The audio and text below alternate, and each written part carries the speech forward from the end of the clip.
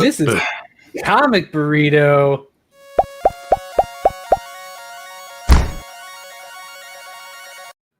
Spoopy. No, not spoopy. It's March.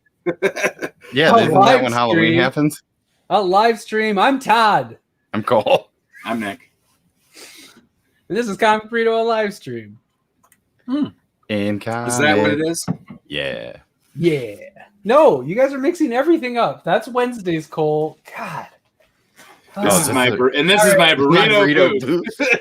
Damn it. That's Mondays. This is Saturday. It's a live stream. All right, you know what? I'm going to end it. We'll just start it back over. We'll go from one. Thank goodness this is recorded. Don't go live yet. I'm not ready. No, this is our practice session. How's everybody doing? Hi, Kane Paul. Hi, Steve. Hi, Poser. Sam. Hello, Trevor. Trevor. What up, Everybody. Manny? Hey. Hey, I saw your post on Reddit, Manny. I liked it. I didn't see it. You updated it. It's an upvote on Reddit. It's not a like. I even sent a hug. Aw. Ooh. That's cute. How everybody doing? I'm okay. How are you doing? Cool. Pretty good. Just cracking into a Vista Bay. Oh, I didn't grab my beer. Shit. I'll have to get it later. We're proud of you still. I'll have to get it later. I'm not. I've had plenty, but I could have a little bit more. Need a burrito. I could also use a burrito. I had one for lunch. Nice. I saw that. It was from Herman's Boy. I don't know Herman's Boy. Is he a good guy? It's a coffee shop in Rockford. Sure. Really? Do They they have sell coffee? Does coffee. the coffee shop in Rockford make a good burrito? Because it doesn't sound like they would. They do pulled. So they have one of those smoker eggs, the green eggs. Yeah, the green eggs. And they smoke pulled pork and just put beans and it has a red sauce on it. It was pretty good.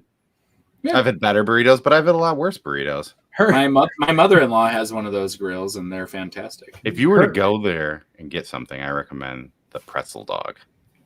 Herman's Son, where I get most of my coffee and most of my burritos.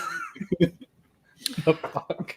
It used to be called the Melting Pot, but once the Melting Pot restaurant moved in here, I think they sued them or told them to change their name. So then they became Herman's Boy. They're like, we're Melting, and then they're like, I guess we're just Herman's Boy then. Yeah. Anyways, so for everybody out there, you wouldn't guess, but this is a comic channel. I mean, I was talking about burritos. We're talking about burrito. In brand. Who wants to talk about how many covers of Noctera I'm buying? I think, are we at the same amount? But I think we have different ones. I'm going on 8 right now. Oh, did you get another one? Yeah. I will have 7 on Wednesday. Oh, see, yeah. And when ours comes in. I will have 8 when ours comes in, and then I'll have 9 when another one comes in. I'll beat you, Nick Khan. I'll beat you. You will. You will. This is the first time I'm buying the blank sketch cover. That's what I did. I haven't bought one in years. Because I was like, which ones do I have left? And they were like, this one. It's okay, I'll take it. Okay. I am ready to spend what my accountant says is an unhealthy amount of money on Noctera covers. I was like messaging Comic Signal, and my wife is like looking over my shoulder, like, what are you doing? And I was like, it's fine. Just say hi to Tom. She's reading and she's like, don't you already have one of those? And it's like, yeah, but not this one. Not like this. See how it's different? Oh, what's different on the inside? A lot of things. Different book. Oops. That's why I think I'm only gonna go crazy on number one. On 1. Me too. But that's why I just take off the covers from each one, since the insides are all the same. Yeah. And then I 3-hole punch them into a binder. Oh no. And it's really nice. And then you can just, is that one of the binders behind you? Can you show us? Yeah. Let me just grab he's like, here's my here's my Action Comics. These are my these are this is Action Comics 1 through 27. Just the covers. Just the covers. He just likes the covers. No, that's my D&D book. No, but I am really excited. It's very strange. I don't do this. You guys know me. I'm not. This isn't my gag. Like to do. No, it's because you got an LCS close to your house now that you can go to, and it's just that doesn't help. It's tempting. Yeah, it's tempting. And also, it's a good book. I like it. Mm-hmm. Anything else you guys have been reading this week? I read Plastic today. It was really good. What? I've read that. It's really good. I read it yesterday. It put me in kind of a weird mood, but yeah. I read that. I would not put it in my golden burrito for feel good comics. I started reading put in a different genre. Comics. So I'm 3 issues in, maybe 4 issues in for Rebirth Detective. Thought we were doing a segue. We can. No, that was a pretty good segue. That was kind of just like I had my finger on the button, I was ready to go, and then you were like, nah.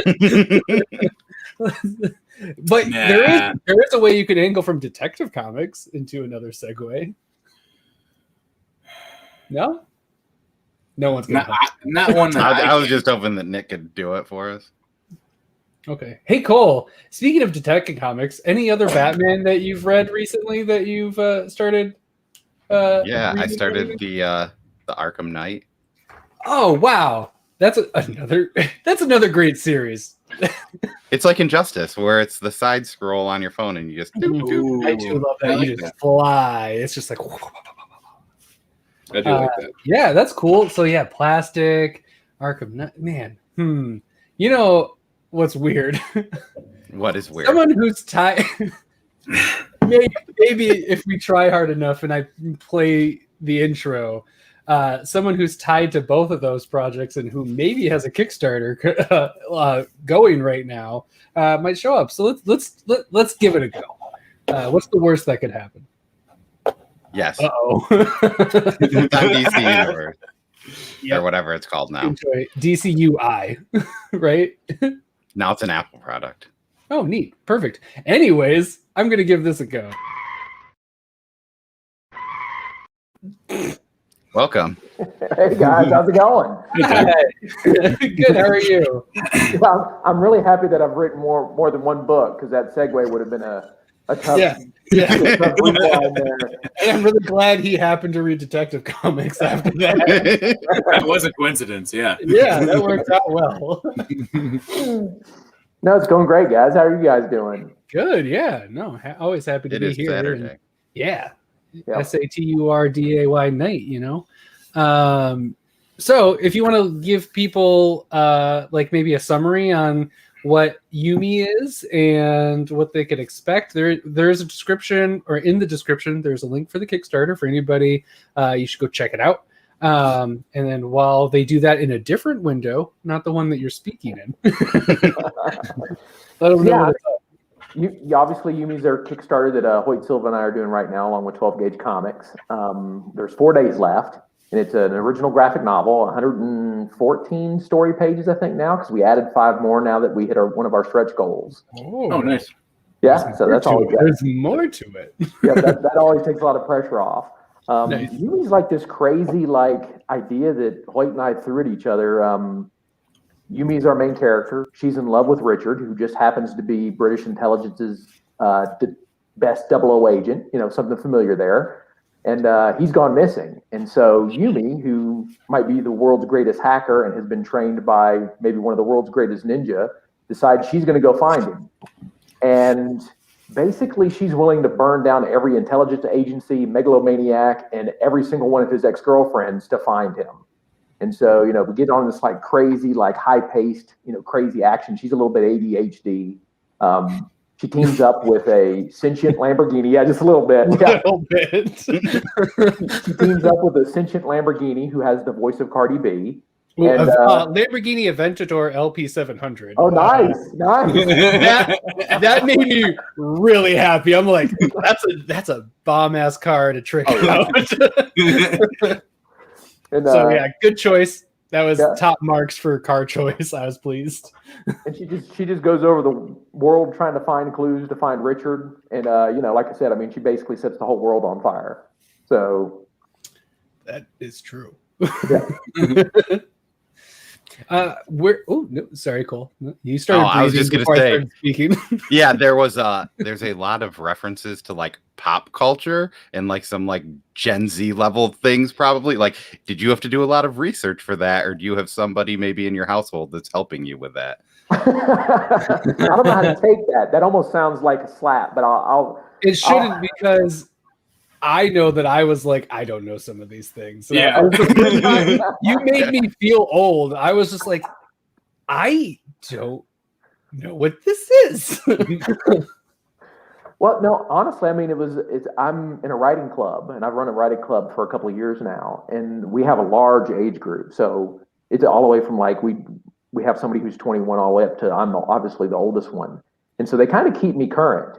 And, so I had that resource with me the whole time. Hoyt is really into like, TikTok, Reddit. He's always into the latest thing. So, that was easy as well. But yeah, a lot of pop culture, because, we wanted to use the foundation of James Bond with a flip on it. But at the same time, we knew like if we had a young female that was current day, we really had to dive into like, hey, if they're ADHD and we wanted them to be kind of fun and sassy, what does that look like? And so, embracing the TikTok, Snapchat kind of culture, obviously with the music, we wanted to try to be as current as we possibly could with that, because we wanted a really cool soundtrack to go along with the comic, which I know is weird to even think about, but we wanted to try to figure out how to put that in there. And the funny part about that was like, I came up with all the songs probably about 5 years ago. So what's funny about that is almost everybody that's in there, except for I think, obviously Taylor Swift and Alicia Keys, they're always current. But like Billie Eilish and Lizzo, nobody had heard of those when I found them. But like then I'm like, as they're getting more and more popular, I'm like, no, like I discovered That's the only reason why I knew who they were, because I was just like, oh yeah, I've heard one or two of them, and I've heard that name a lot. And it's like, oh, okay, it's super current. It's really interesting that you were writing it before. That's great. That's really funny. Like when they were actually unknowns. Like And I mean, I spent days deep diving into indie music, trying to find, like music that would fit and, that people hadn't heard of, and so like, here goes all this wasted time and effort I spent, like, listening to music. I listened to music for like at least 4 weeks straight. I mean, just super deep dive into indie music. And of course it had to be a female artist and the song had to have attitude, Yeah. And so, then when they started getting popular, I'm just like, now everybody's going to think I'm taking stuff off the top 40.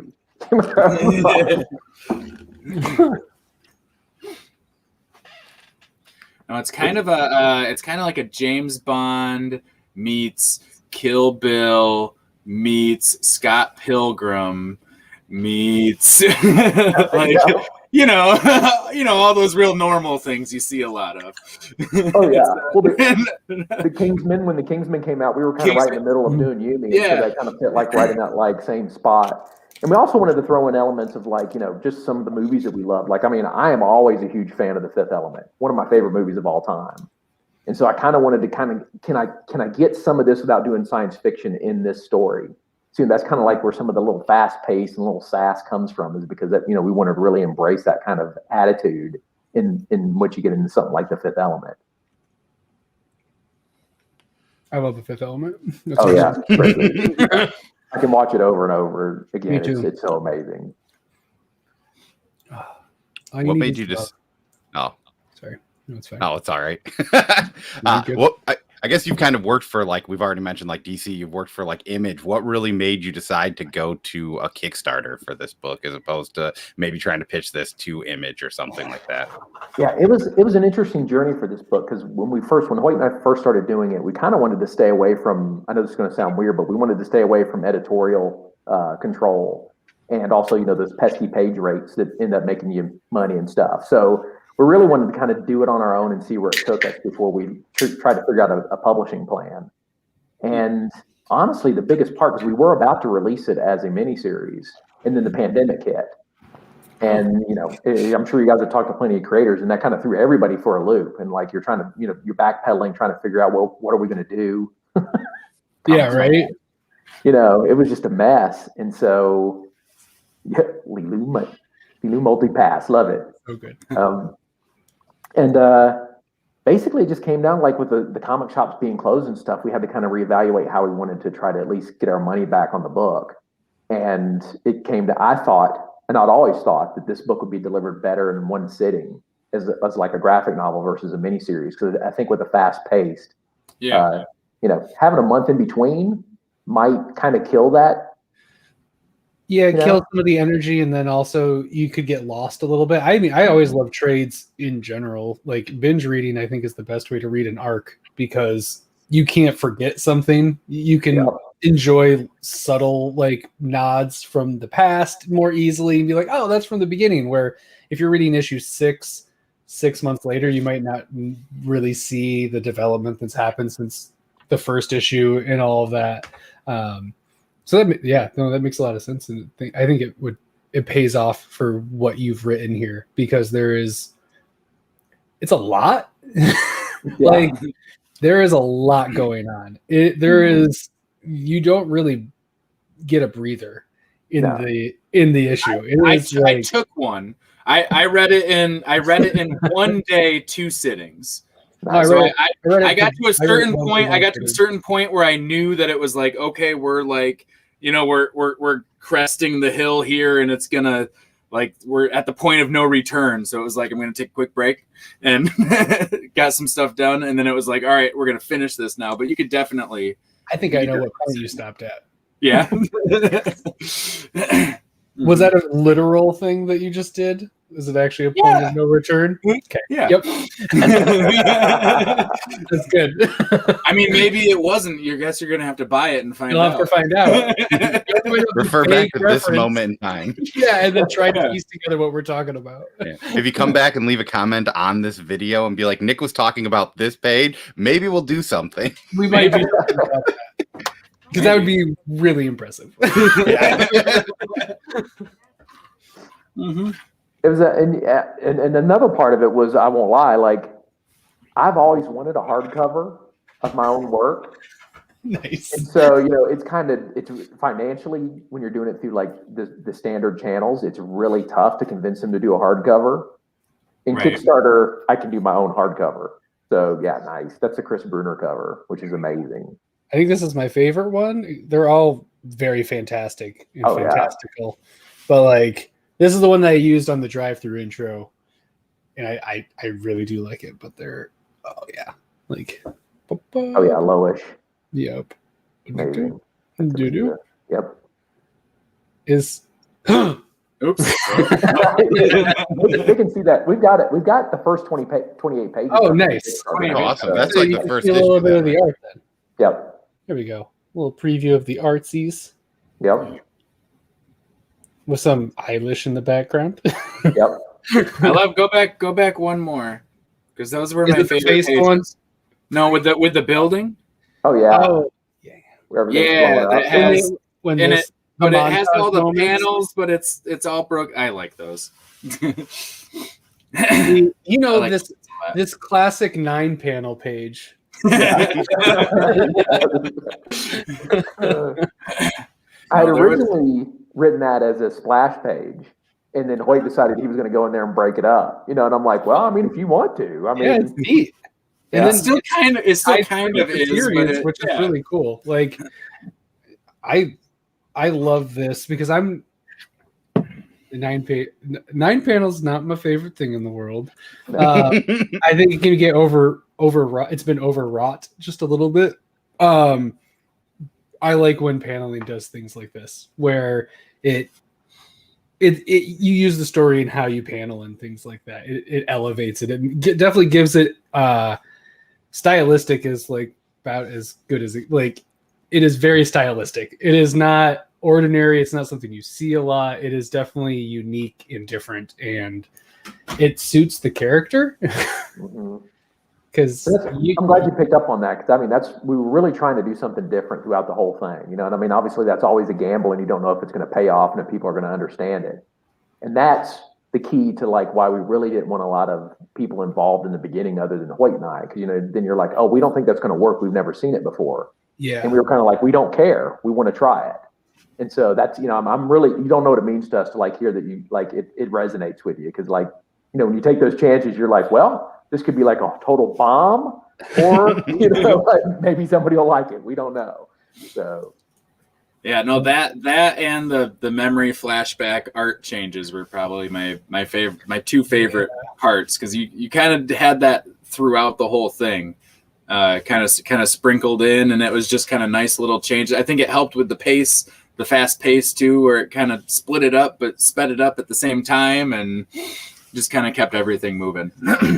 Yeah, that's one of the things I love when I'm reading books and they switch from like one time period to another is that you can actually tell just by flipping through the book. Mm-hmm. When Hoyt and I were coming up with the flashbacks, we're like, let's do something dramatically different so that like if you're just browsing through it, you can find them really. I would say there is some in the first 28 pages, so I will. Yep. Oh yeah. The style changes completely, and it's amazing because it's her flashbacks. Yeah. Like I like the idea. What I've pictured is that's what's going on in her head when she thinks about it. So like, you don't know how happy that is going to make Hoyt. Like, that was his whole. He was like, "This is how all this is happening in Yumi's head." And when she sees herself in flashbacks, she sees it in manga style. Yeah. She's gonna love you, dude. Like it's just like blowing away when you said that. That's my new best friend. There we go. Neat. I'm glad that it'll make him happy, because that's how it came across to me. Is just because she's reminiscing and this is what we see. It's like, oh, this is what happens in her head. That makes sense. That checks out with the rest of the book. Like that's which, speaking of getting your hardcover, and it's dope and it's awesome.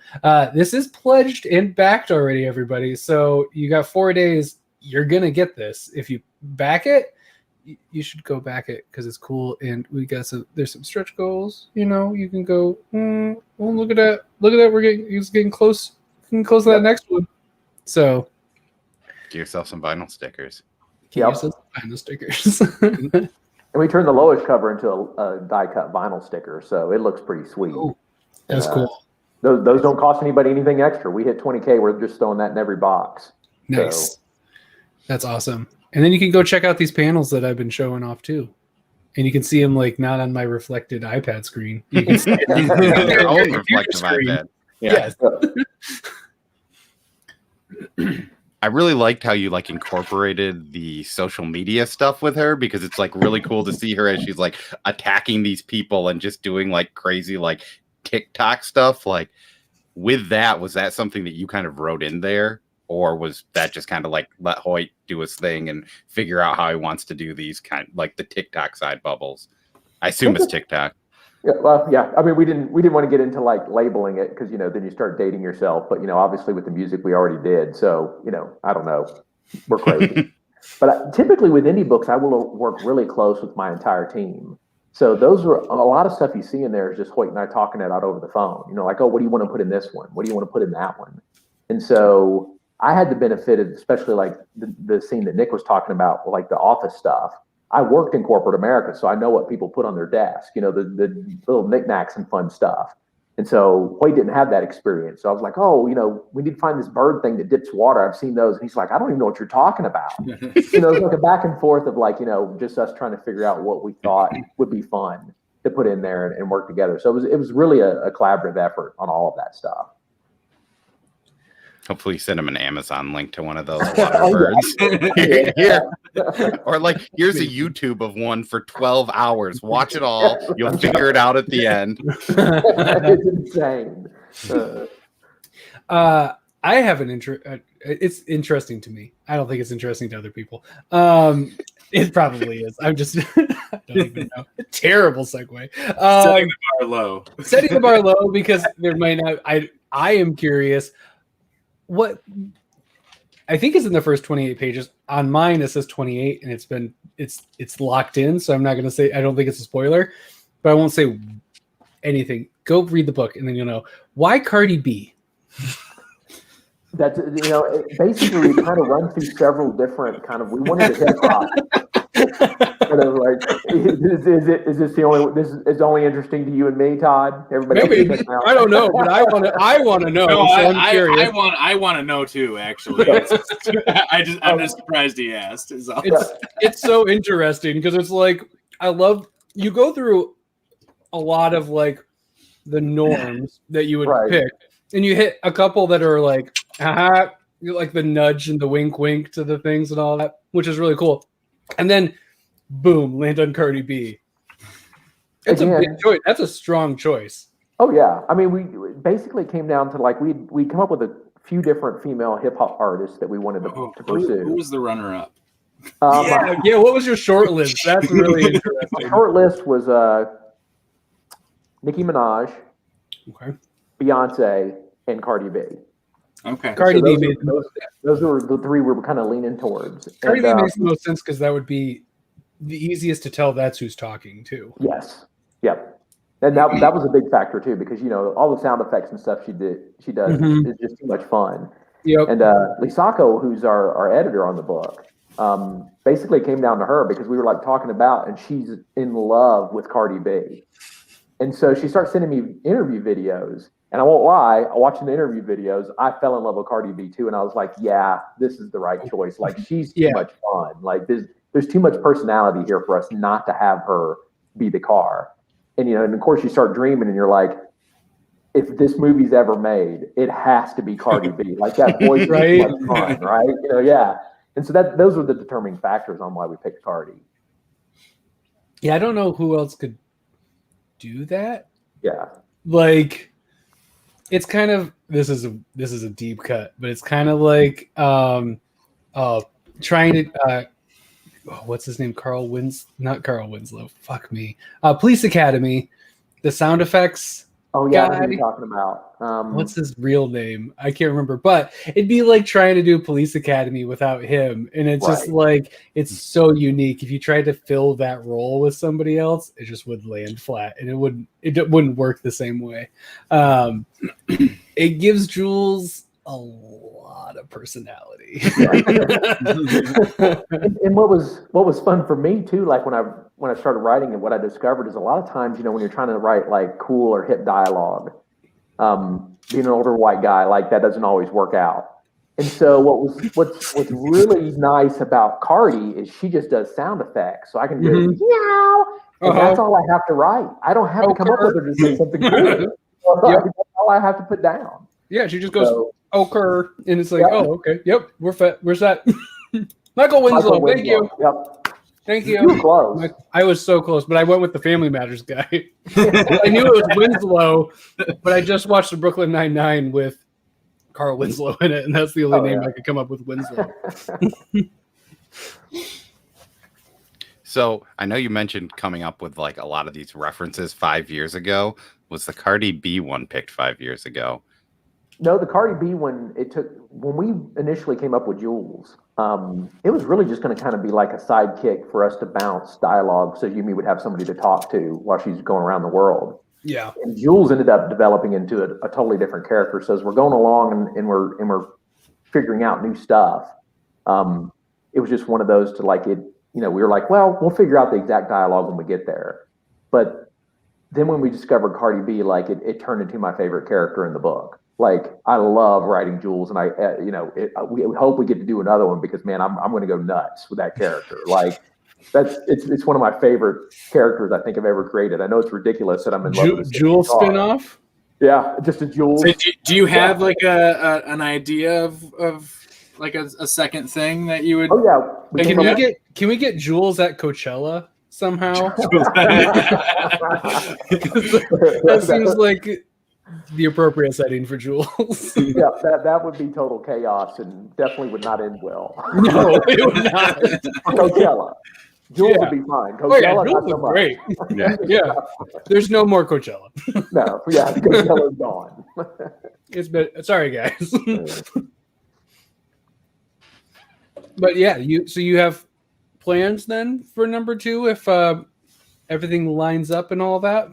Yeah. If everything lines up, we definitely want to do. We've got like 2 or 3 other ones that we've already come up with ideas for, And it just depends on, obviously it's timing and stuff because, Hoyt's already kind of doing some other projects and stuff, and so am I. So just, especially when the pandemic hit, this was supposed to be 2020 for this book. And up. And, so, obviously we'd have to circle back around, and, it all depends on whether the Kickstarter was going to be successful or not. Yeah, that makes sense. Yep. On a good note, it looks like it already is successful considering it has been funded. So it's done deal. Yep. Yeah, you're stuck. Sorry. Yep. I don't mind. Right? That's the right kind of stuck. Yep, that's the right kind of stuck. Because there's that pressure leading up to being funded that is not fun. It's like, oh my God, like what if we just totally embarrass ourselves by trying to do a Kickstarter and nobody wants our book? That's kind of like what we go through every Saturday at like 9:45. Are people going to show up again? It's weird. People keep showing up, but what if they just stop? Because why? Yeah. And we're like, oh, that's why we bring other people on. Yeah. To help us do the heavy lifting. Yep. Yeah. So, everybody go check out Yumi. It's amazing. I don't want to talk too much more about it because also I'm just going to start spoiling things on accident. Well, and there's 28 pages that you can see. If you really need to see it, go read it and all that. Yeah, you can check it out. What other things are you working on that is there anything you can talk about? Other things that you're working on? I can hint at something, especially since Nick read Plastic just recently. Oh, in the same universe, Daniel and I have a new book coming out in June from Image that if you liked Plastic, you'll really like this one as well. It's in the same universe as Plastic? Yes, it's in the same universe as Plastic. Okay. And in June. Awesome. All right. Awesome. I'm into that. Let's go. So there's not like a diamond code or anything yet. No, not yet. Still it's a little further out. Yeah. But we're pretty close to having one then, right? Really yeah, we're close. Let us know so we can let everyone know because we will pass that along. Sure. Oh, dang. That's awesome. Yeah. If I had a diamond code, that's what because I did. Yeah, right. It's out there. Yeah. I was like, oh yeah.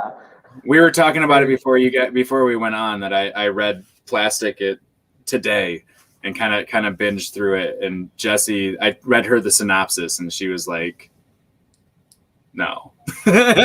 Oh man! And then I was she's like number one, why? And number two, no. And then I read like through the first like 2 issues, really really quickly, and it was like, oh, that's why. And I'm like, this is actually like really great stuff. Like, I love Plastic. It really shouldn't be good at all, and it's really good. Yeah, it's really good. Everybody should go back Yumi. It's awesome. But then also after you go do that, go fucking check out Plastic because like, dude, it is on Hoopla. I gotta say. I know you're on for you. Yumi, but I've been really excited to talk Plastic with you because Plastic is fucking crazy and weird, and I love it because it's weird. Also, when I found out, like, we were having you on, and it was like, oh, he's got this book Yumi, and I start reading, and I'm like, this is the guy who did Plastic. Yep. What? And I love that because those are different books. Oh, yeah. Yumi and Plastic, those are very different books. Yeah, you wouldn't expect that. And it's really cool that you've come up with these two. These are it's kind of weird. They're both very weird. So like you got that, but it's really cool. What brought you to Plastic initially? Like, how does one come up with that concept? Honestly, like it's that one is one of those like sent down from the muses kind of thing. Brian Stelfreeze and Eric Layton and I had decided we were going to drive from Atlanta to Baltimore because we didn't want to pay to ship the booth, because we're cheap. And so, it's a 16-hour drive. And during this trip, which was surreal in its own, like the stories we have from that are like insane. It's like that classic road trip kind of thing. And as we're crossing the state border into Virginia, they don't have "Welcome to Virginia" signs. They have "Buckle up, Virginia." And if you've read Plastic, you know how important that line is. Oh. And honestly, the whole thing kind of all popped in my head all at once. That's fucking weird that all happened. Really that's crazy. What the fuck? I love it. That's awesome. Amazing. How can we write a story about this sign? Yeah. Yeah. Whoa. And what it turned into was a lot different than what everyone expected. Yeah. I mean, we can.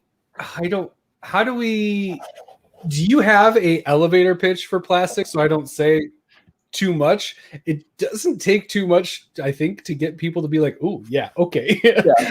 Because if you're gonna like it, I think you'll get it from the synopsis. Yeah, Nick and I joked about this before we started because, like, I only have to give a very little log line, and either people run away and are mad at me, or they go, "I have to buy that book." Yep.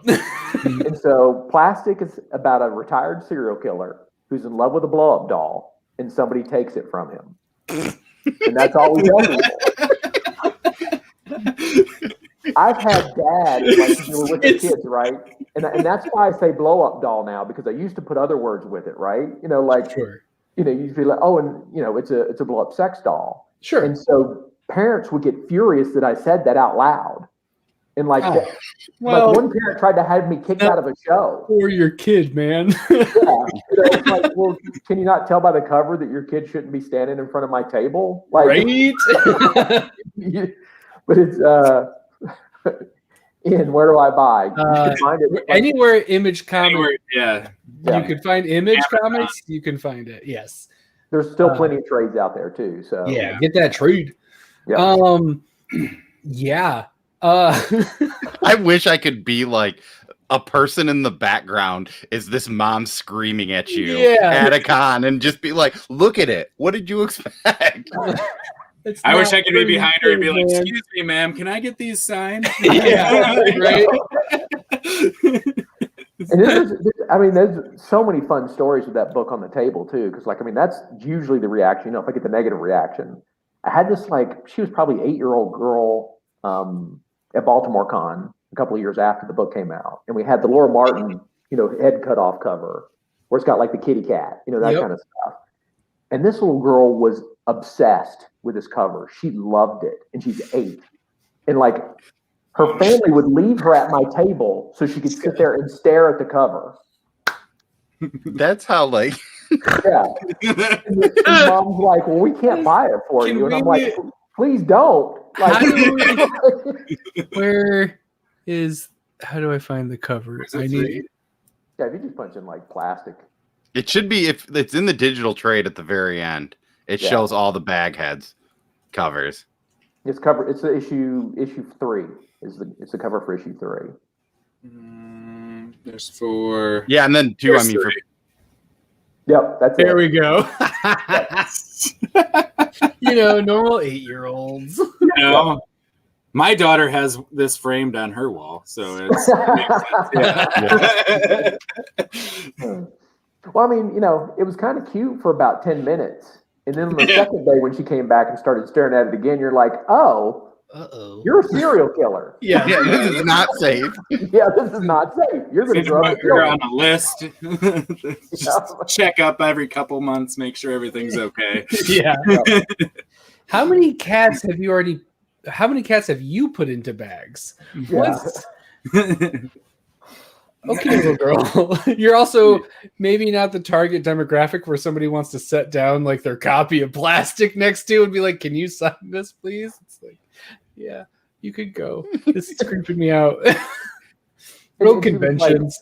Like the perfect, like what you'd expect, like long blonde hair, you know, like holding a lollipop. The stereotypical like white American female girl. Yep. And you're like, this is blonde pigtails, the striped dress, lollipop, just like skips up to you and then stares at decapitated head. That's great. Amazing. Yeah. If you guys haven't, that's the loudest thing. Gave me some like Ice Cream Man vibes too. Every once in a while. Every once in a while. Yeah, those are Andrew Robinson did cover A's and then Daniel did cover B's. And Andrew, of course, Andrew killed it like he always does. Yeah. besides Plastic, are there any other books that you have in your like collection of work that you would recommend to people, or you just want to throw a random pitch out for? I mean, that's always an odd one. I mean, I think it just depends on what you're into, because like Todd pointed out earlier, like Plastic and Yumi are nothing alike, and the other independent book that I did recently was The Hard Place, and it's nothing like these two.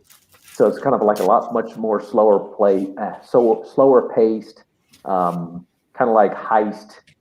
I don't even know how to. That seems very up my alley. I think Cole. Thanks for pitching that. I literally looked over to watch Cole's reaction to that. Anytime I hear heist or crime, I look up and see. Gotta look at Cole.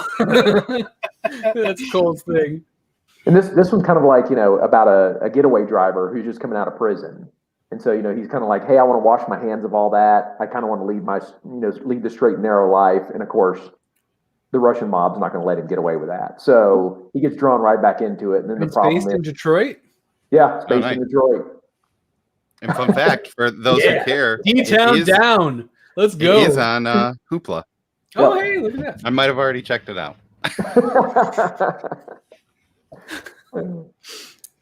Because you just hit all of Cole's keywords for nice. I'm gonna read this comic. Really, heist is all you have to do, but if you put layers that he also likes on top of that, you got Cole. Yeah. It's like if you say, I don't know, let's say you have like this serial killer who is retired, and then like there's a sex doll involved. That's when you got me. You hit all my keywords. It's funny that he mentions Nailbiter, because as I was reading Plastic, I felt like this could be a side story in like the Nailbiter universe. And I'm not sure. I mean, I think they came out around the same time. Oh, they did, yeah. So I'm not sure if anyone else has brought that. I'm sure you've heard that before, but I might have said that at one time back in the day. Yeah, but I read both and loved both. Yeah, they both. I think they actually came out the same year. Like we were really tight on each other. Really close. It's one of those phenomenons where it's like, how's this happening? That's weird. Cool. I'll take it. What else should you have them read? Discard them for life. Amazing. I love it. Gideon Falls is another good one. Oh yeah. Yeah. You get into scarring your children. That'll keep them from leaving the house ever. Right? Yep. Something is killing the children and say it's real. Yep. You can think about this too hard. there's no going out in the woods at midnight with your wife and a bottle of wine if you read Gideon Falls. It's not happening. Not recently, that would be crazy. That would be insane. That'd be crazy to do something like that. Yeah. Yeah. Real Looney Tunes to do that.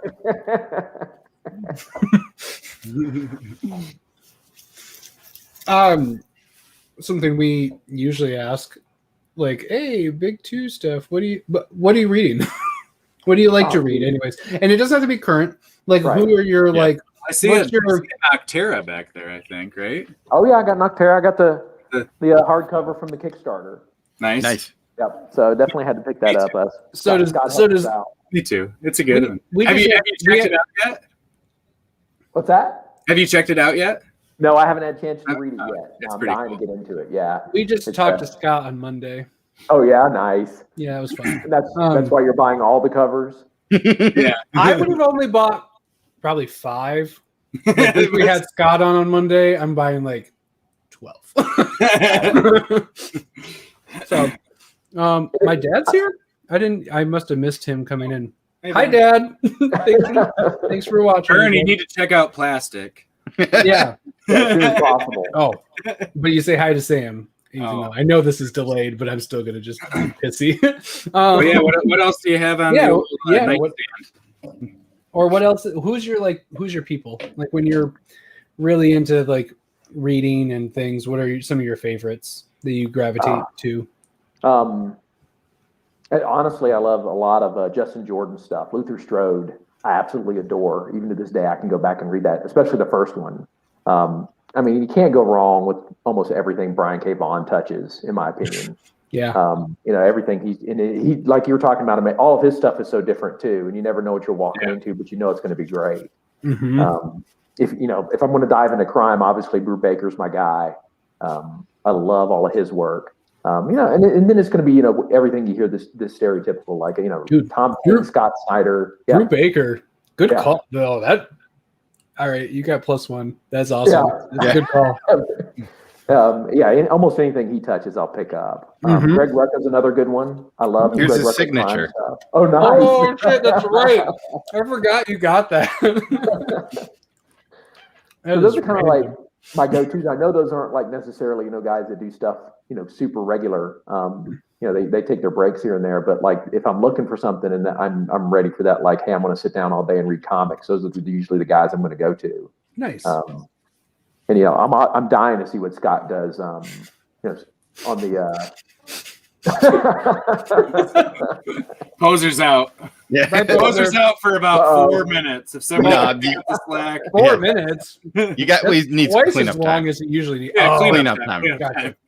3 minutes of cleanup time. Yeah, it's get a drink and stuff, right? Yeah. Right You gotta hydrate afterwards. You gotta have a cigarette. You gotta clean up. You gotta drink some Powerade. Maybe a quick piece of dark chocolate. Yeah. I just had to borrow that. That's why it's filming from here. I mean, I love comics, so I mean, I'll try just about anything when it comes to like trying. I love to go to the store, and I'm a #1 fiend because I want to see, hey, what has this got? Is this something I'll be interested in? Yeah. I'm always looking for the next great book for me to jump into, and so it's all over the place. It really is. It's hard to resist #1. Yeah, somebody mentioned Ice Cream Man earlier, and I adore Ice Cream Man. There's so many good books. There's so many good books. I thought no one could appreciate it more than me. And then Nick monetarily showed me I was wrong. Nick also loves Ice Cream Man, but I don't think I would have done what he did. And he got in late and then went hard on it. You're still looking for, you're missing like a #1, which is fair because they 1B. And I think 2B. Yeah, but that's and fair. 5A and but you went in late. 19B. We're big Ice Cream Man. Are you current with Ice Cream Man right now? Oh, I'm not. No. Okay, I would just be curious because 23 that just came out was half prose. Interesting. Yeah, and it's one of those things I want to talk to writers about because it's full page of text, 1 splash vertical page, full page of text, splash, and it's like a double column like news story type. And it's thing. It's really interesting, and it's one of my favorite issues of Ice Cream Man ever. But it is mostly book, like it is. It's a little novella almost because it's like telling the story through. There's no speech bubbles. There's no. I mean, there are, but the story is not told through normal comic book means while being inside of a comic book. So you should, I would be, whenever you read 23, you should hit us up because I'm very curious. I want to know, I'm so curious what writers and other creators think about it because it's just really different. It's really interesting. Yeah. And as you do it, I mean, it's one of those where you can just pick up issue 23 and read it because of how this book goes. But one thing that, to kind of tie it back to Yumi, that W. Maxwell Prince actually did is he took all of those splash pages and made a reel of it on Instagram. And I didn't realize how, like, if you were to just flip through that book, all of the images are essentially like a flip book of what actually happens because you read so much that you kind of forget what the last thing is. So when you look at it, just go, boop, you just see the story that you kind of miss if I would have never looked at that. Oh, that's amazing. That's where digital's better. Yeah. I don't have it there. Oh my God. I don't have a Hey Doug. Share. So we have this thing that we do where, because we started this in the pandemic, these live streams, where we have to, when it's called at least once a night, prove that we're wearing pants That's while easy we're for on me. stream. I'm good. Hey, look at that. Nick, where's your pants? Pants. Hold on, I got it. There you What are you go. doing? All right. Proud of everyone. There's the pants check. Everybody's doing pants on. We're all, And now I can take my pants off. and then you see us all just. Yeah, there we go. Bill, Thank can we you, get back Sam. to talking about plastic now that our pants Yes. are on? Yes. That's funny. I've never had a pants check before. Usually they're just nobody wants to know. Nobody like, usually you wearing has. pants? No, that's, It started and it caught. We did it, so now it's a thing. Yep. That's pretty much where it is. So thank you for being a part of it with us. Thanks, Nat. If you're watching this on Rewind, thank you, Nat, for the history. Requesting that we show people our pants. Yep. But, Pandemic's been weird for a lot of people. If I get lucky enough for you guys to have me back after all this, now that I know that there's a pants check, I'll be ready. you get lucky enough. There will, Bicycle next time, tight. I'll be ready. Tight bicycle shorts next time. Oh man, I need to make a note so that I will wear bicycle shorts if we end up having you on again. So we get up and I'm just wearing like, oh, sorry guys, I just got back from a long ride, obviously. I've been trying really hard to not have breakaway pants on for any of these and just be like, pants check, shwoom, and then just my pants come off. Here they are. Yep. Got them. And then have like comic burrito underwear on or something. I've talked to Trevor about comic burrito. Comic burrito underwear? Yeah. All right. We'll get on it. It's gotta happen. Yep.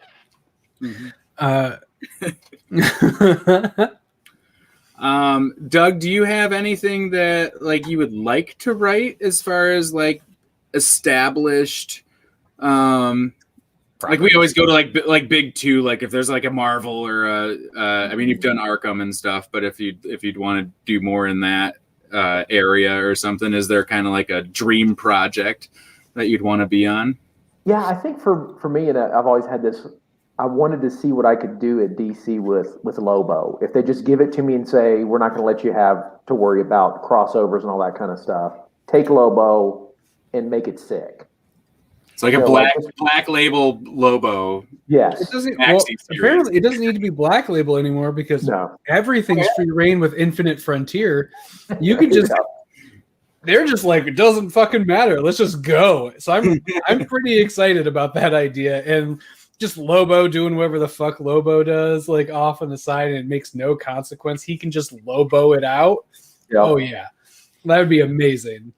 And then the other one, the Marvel thing for me is going to be like a childhood dream more than it is like a reality. Like, I mean, Uncanny X-Men when I was a kid, the Chris Claremont, John Byrne stuff changed my life. So if I could ever get to even write a short story in X-Men, that would be like my dream come true, because that's the comic that changed my life. Like that's the one that really is responsible for me being a writer. Oh, nice. That's amazing. That's awesome. Really cool. So like a short story in an annual or something like that for it. Yeah, just anything something in the universe. Yeah, like anything they gave me on that one, I would immediately say yes. Yeah, just get your fingerprints on it and you're all set. I want you to write a 1-page Wolverine story for an annual. I'd be like, okay, I'm in. You know, let's do it. Sam, I don't believe that Black Label is over. They just don't have to use it as a outside of canon. It's like it'll probably just end up being their mature reading now. Yeah. Instead of like out of canon. It's the new Vertigo. Yeah. Yeah. Mm-hmm. It's the new Vertigo while still saying DC, and it's maybe a gimmick, but I'll buy them. I mean, it works. He's being good. It's maybe a gimmick, but it works. Yeah, I'll take it. Once it gets shitty, maybe I'll care. But I can't remember the last Black Label where I said this is bad. Like they haven't all grabbed me, but I can't remember a Black Label ever being bad. Did you like Superman Year One? I did like Superman Year I did too. So that seems to be. I think it's us too. I think we're the only. I did not like that. There are dozens of us. Dozens. That's when I take my breakaway pants off and there's just jean shorts. And Todd turns blue. Yep. I already blew myself on Whack Comics, which literally makes sense, and it's not sexual. But oh, hi, Dad. Yeah, that makes sense. I mean, I knew Wolverine did. My goodness, my dad is a huge Wolverine fan. That is, I think that's why I rebelled and I'm a Green Lantern fan, because that may be the opposite of Wolverine in terms of superheroes. I'm not sure, but I think it's close. Yeah, that's about as far the other direction you can go. Like that's yeah. It's like feral, like crazed berserker versus like very like in line, having to stick to certain ways, totally independent energy source out of there. I think that's about as far away from Wolverine as you could get. Yeah, his superpower is basically wielding an energy that doesn't hurt anybody. You know, like the exact opposite of Wolverine. Exactly. That's how that happened. Yeah, but that's cool. Do you have outside of, because Nightfall will always be my favorite Batman, because that's what got my bug for comic books going. That was the first real comic books that I read. Outside of your OG X-Men experience, do you have another favorite X-Men story that happened like throughout the years?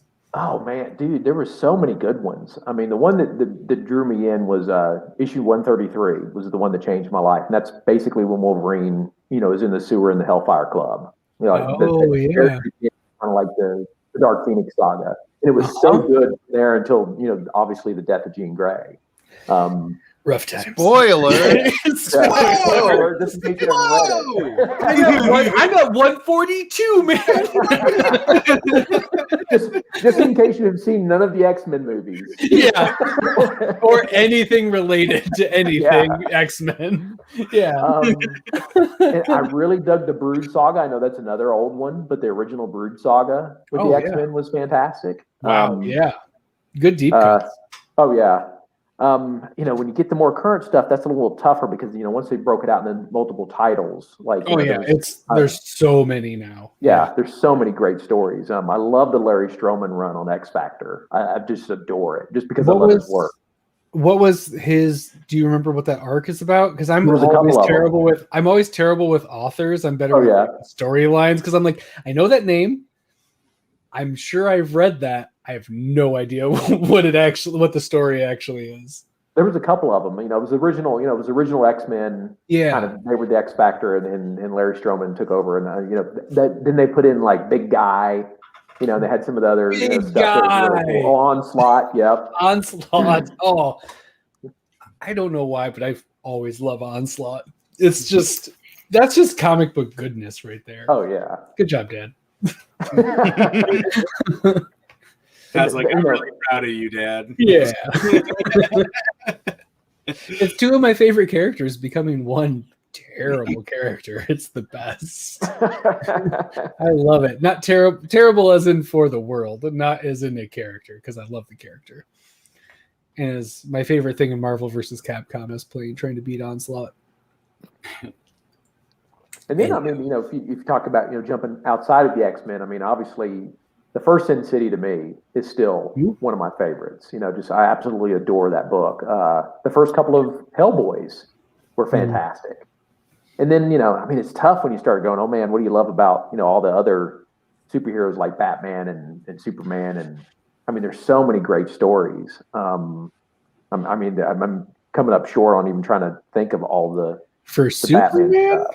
Okay. Superman's a tough one. Yeah, Superman's a tough one because it's year one. All-Star. Yeah. All-Star. Cole and I are in the same. I'm halfway through Kingdom Come, which is very good. Kingdom Come is very good. It's Alex Ross. It's very good. Mark Waid, Alex Ross. Mm-hmm. All-Star, Superman, Kingdom Come, and The Death of Superman. Those are my Superman stories. But Batman, that's when it's like, it's Nightfall because nostalgia, and then it is Court of Owls, if I'm honest. And then there's like a bajillion other stories after that. Hey, Batman Court of Owls, look at that. Ballad of Jokes and Riddles. Mm-hmm. The Long Halloween. Oh yeah, love the Long Halloween. There's even some really good stories like the many deaths of Bruce Wayne that no one ever talks about. But like, hey, this is a cool story where you learn some background about like where Bruce Wayne learned how to do acrobat stuff. Yeah. Which, speaking of the Miller, yeah. Whatever is up in the sky. Hey, speaking of, yeah. Have you read that since you're a TK fan? Who you talking to? Oh, Doug. Yeah. I have not read Up in the Sky. Oh, it is the Walmart Superman. It is because it was like released in Walmart. They re-released it for local comics. It's good. I liked it. I don't think it's like the greatest Superman story ever told. Hey, but it didn't have to be. I don't think. I mean, because it's a book that was. I feel like a lot of people is. I mean, Superman smashes the Klan might be my favorite. Oh yeah, that book was fantastic. That might be one of my. Why? That's like right after All Star. Why do I always forget? Because that is a Superman story. That is like number 2. And then things come after that. It's All Star, and then Superman smashes the Klan, because that is dope. What's always interesting about that one to me is that was like, you're launching a nuclear missile at the Klan, like right. You expect like the Question or Batman, Captain America, Spider-Man, somebody like that to take on the Klan. No, we're sending Superman. You're gone. This is over. What do you guys? You guys just your superpowers just being in a sheet? Yeah, it's not going to turn out well for you. Superman can see through that. Batman Contagion that I think Todd took from me. I don't have that. Uh-oh. I have taken 0 comics from you. I think. 0. 0, I think. I'll get them someday. Someday. You literally said you just have to ask. You don't have to wait for him to die. Yeah. What's the fun in that? That doesn't go with the finger thing. Like, I will wait. The day will come. I've been training his house cat. No, I'm sorry. Never mind. Anyways, I don't know. Batman Contagion. What was that story? I'm not sure. There's too many Batman stories that aren't. Yeah. It was written by Chuck Dixon. Chuck Dixon. Vern came to collect. Thanks. Hilarious. It looks like it goes over like a ton of different books too. Just find out what you have. It goes over like a ton of different books because it's like Batman, Shadow of Bats, Detective, Robin, Catwoman, Azrael, Batman, Shadow of the Bats again. Azrael. I fucking love Azrael. It was issue 15 is around when this happened, so that might tell you. Nightfall being like my nostalgia thing with Big will always make me be like, damn, Azrael, you got it going on. I like you a lot. Like, I'm always up for Azrael. You like Curse of the White Knight then a lot. Yes, I like Curse of the White Knight a ton. I don't think it has anything to do with that. Like, I just think that's a fucking solid book. Like, I just think Curse of the White Knight is amazing. I don't think I need nostalgia to love that book. Theoretically. It is. It's very good. I'm not caught up on Harley, though. Also, Harley was really good. I don't know if you clicked that while I was looking off, but I thought that was a funny callback to the cover. Yes. Plastic number 3 may or may not be my machinations. Trained a house cat. Yes. He's got a what are you going to put on your dad's baggie? What's his Contagion. Contagion. That was the final step. That was too far. That's it. I've never read Court of Owls. Sam, what are you doing watching this when you could be reading Court of Owls for the first time? You could be watching this in the background while reading Court of Owls. Come on, let's not deter people. Court of Owls is much more important than this, at least for a first read. You should. I mean, to be fair, I think a lot of things are more important. It's more important than most things. For sure, this. I like. Oh my! You gotta read. Trevor has just gotten back into comic books, but he's already being judgy towards Sam about you haven't read something. I love it. Is your Arkham run based on the game? Yes. It was a choose your own adventure attached to Arkham Knight, correct? Yeah. Well, yeah, it's Arkham Origins, Yes. Batman Arkham Origins, and it's a choose your own adventure book. And that one was really interesting because we had to have a team of writers To go different branches and all of that. Yeah, we had one person cool. that was in charge of the main branch, and then you would be handed your branch. You know, That's like okay, cool. Oh, that's neat. That's how that worked. Oh yeah, that was really a blast. cool. Because I don't think when Cole was talking about this, I was like, I literally can't remember who wrote those, and it probably makes sense because it was probably.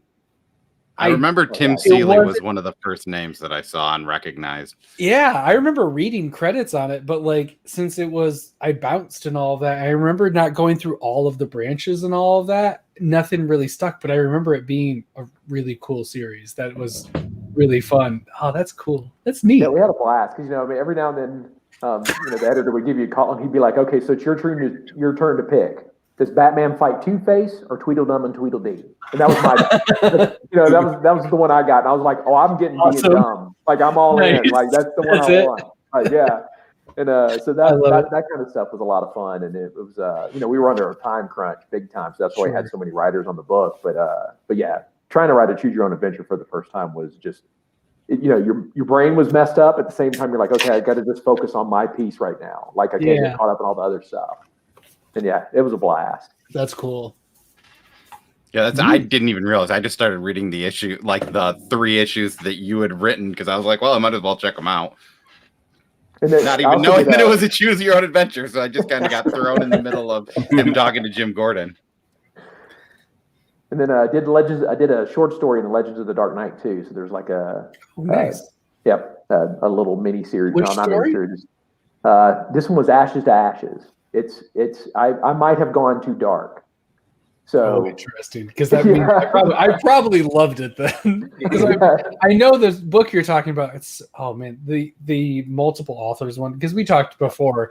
I am so bad before this. I didn't know authors worth shit. It could never stick with me. It was terrible. I'd buy like 3 series and then I'd be like, oh, these names look familiar, and I'd be like, oh, it's all the same person. I probably really like this person's writing style. Todd was basically like, Green Lantern's on the cover, I'm gonna buy this. Well, yeah, no, that's pretty much how he bought comics. Was just, is Green Lantern in this one? Okay, this is the color green in it. I'll take it.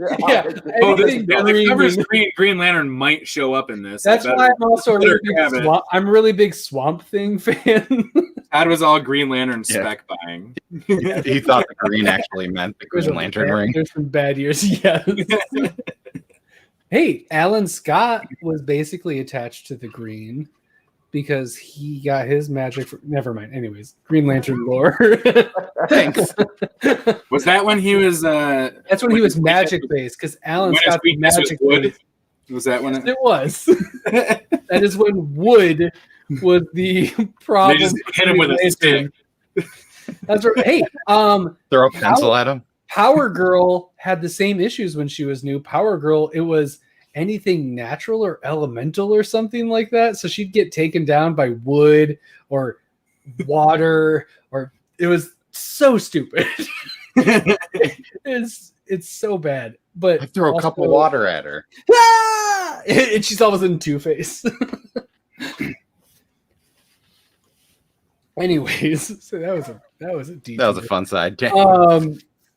Doug, if you need to get going, you're more than welcome to. We're an hour in. We always let people have their out if you need to go. Otherwise, love to have you, and we'll keep talking comics and all of that. But want to make sure if you don't want to just stick around forever. Yeah, I'm game for I set aside the time for you guys tonight. So let's dive into comics and have fun. No, yeah. So whenever you need to go, let us know. We'll replug Yumi, which you should go check out on Kickstarter. You got 4 days to go check it out. 4 days. And do that. And then I think what? The most important question of the night? Yes, we should do that so that we need to do that so we're good. If you do need to go before we're done, we've got the most important question out of the way. Oh, no. We can actually move on, and we'll talk broader comics. But the toughest, hardest hitting, this is as journalistic as we get. Here we go. You have to create the perfect burrito. What are the ingredients you're throwing into it? I love you're talking to the right person because I love a handheld burrito. So first off, it has to be handheld, not this thing where I have to use a fork. I'm out on the fork thing. Yeah. If you have to put sauce on the top of it, I have to use utensils. I'm out. So let's start off there. You can hold a soft burrito. Yeah, your hands are just gonna get messy. Yeah, Oh, you're supposed to use. Oh.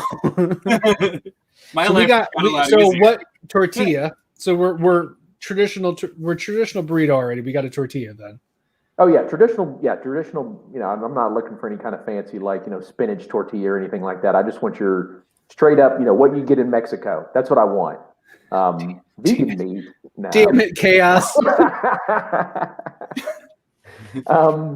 Oh man, the meat. I'm going to go carne asada. I think you have to go carne asada.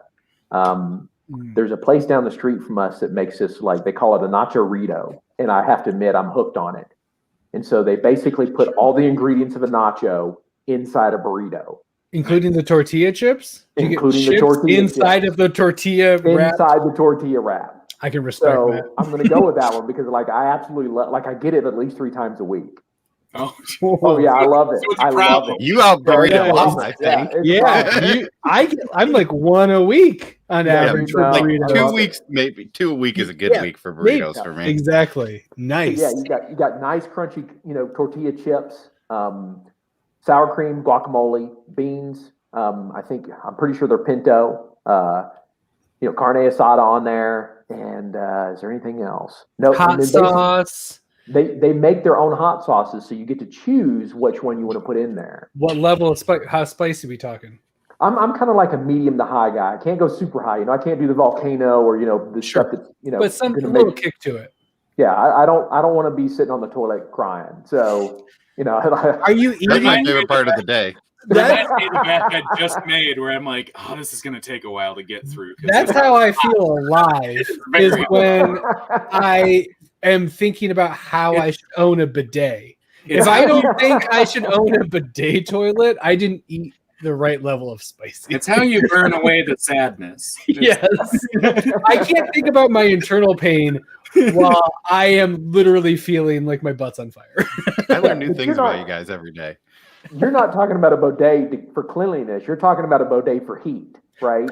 Or just cooling sensation. Yeah, cooling sensation. Okay, yes. I wanted to make sure we were on the same page. Yes. Yeah. No, cleanliness, whatever. Oh, man. Perfect. That sounds amazing. I will probably make that soon because I love Frito. The Frito burrito. Yeah. That used to be at Taco Bell, and since then I've started crumbling tortillas or corn chips. If I have something around, if I am making a burrito, I will crumble that in. And man, Ton owning a bidet doesn't surprise me. That's not even how you spell bidet, Chaos. Get it right. It's BIDET. Bidet. I also own 2 of them. Oh no! What's really nice is you can get them for cheap. And the living room one. Yep, you got you. If you don't have a bidet in your living room, you're not living. You gotta work harder, and you gotta make it. My lazy boy has a bidet. It's the Idiocracy, where it's your toilet and where you're sitting. That's what I own. That's the dream right there. It is the dream. No, but you can get a bidet for like $30, $40, and you just hook it up. You attach it underneath your toilet seat. It hooks into your water line. You're like all set to go. Anyways, that's Todd's bidet corner. Proud of you. Thanks. Comic books. I interestingly fixed a toilet today that was leaking. Ooh. Oh, that's interesting. My leaky toilet ruined my ceiling. Do you feel like a real man? Just not really. No, I just did to screw the bolt that attaches the thing to the top. That's true. That is true, Chaos. It's fun times. Just walking down the hallway and like, you know what? I got 5 minutes. Yeah. What am I gonna do? That's how I read most of my digital comics. That's why I really like digital comics. So I can just sit on the bidet. Just flip through. Yeah. Don't worry about. You got the paper ones. You might, yeah. Yeah, exactly. You might ruin them. Oh, Vern, this is your fault. Amazing. I mean, technically, you've gone too far. Technically, it's my dad's fault that I exist. He loads at least half the burden of my existence.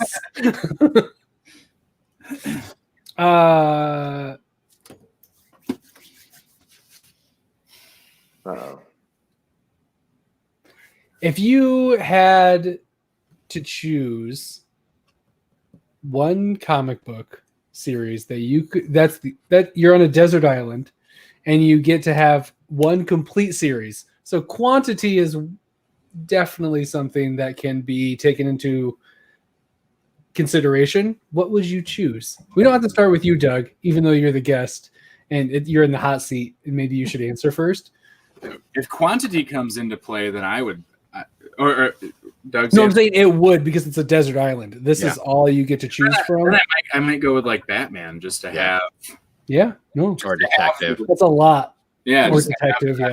That full run. That's fair, because you could also. I have a lot of favorite things in there too, so it's true. The only problem is you're going to get to those like crossovers where it's like Batman and then goes into like Teen Titans, and you're going to be like, no, you don't have that detective stuff. See the epic conclusion in Teen Titans. No, yeah, you get the little footnote, and you're like, no. And there's just no mention in the next one. They're just like, that was weird.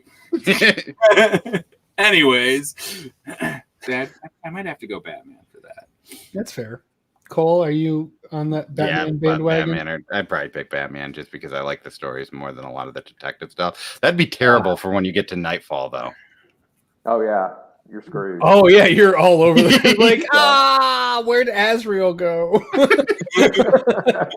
What's going on here? Wait, what? No, his back was just broken. What?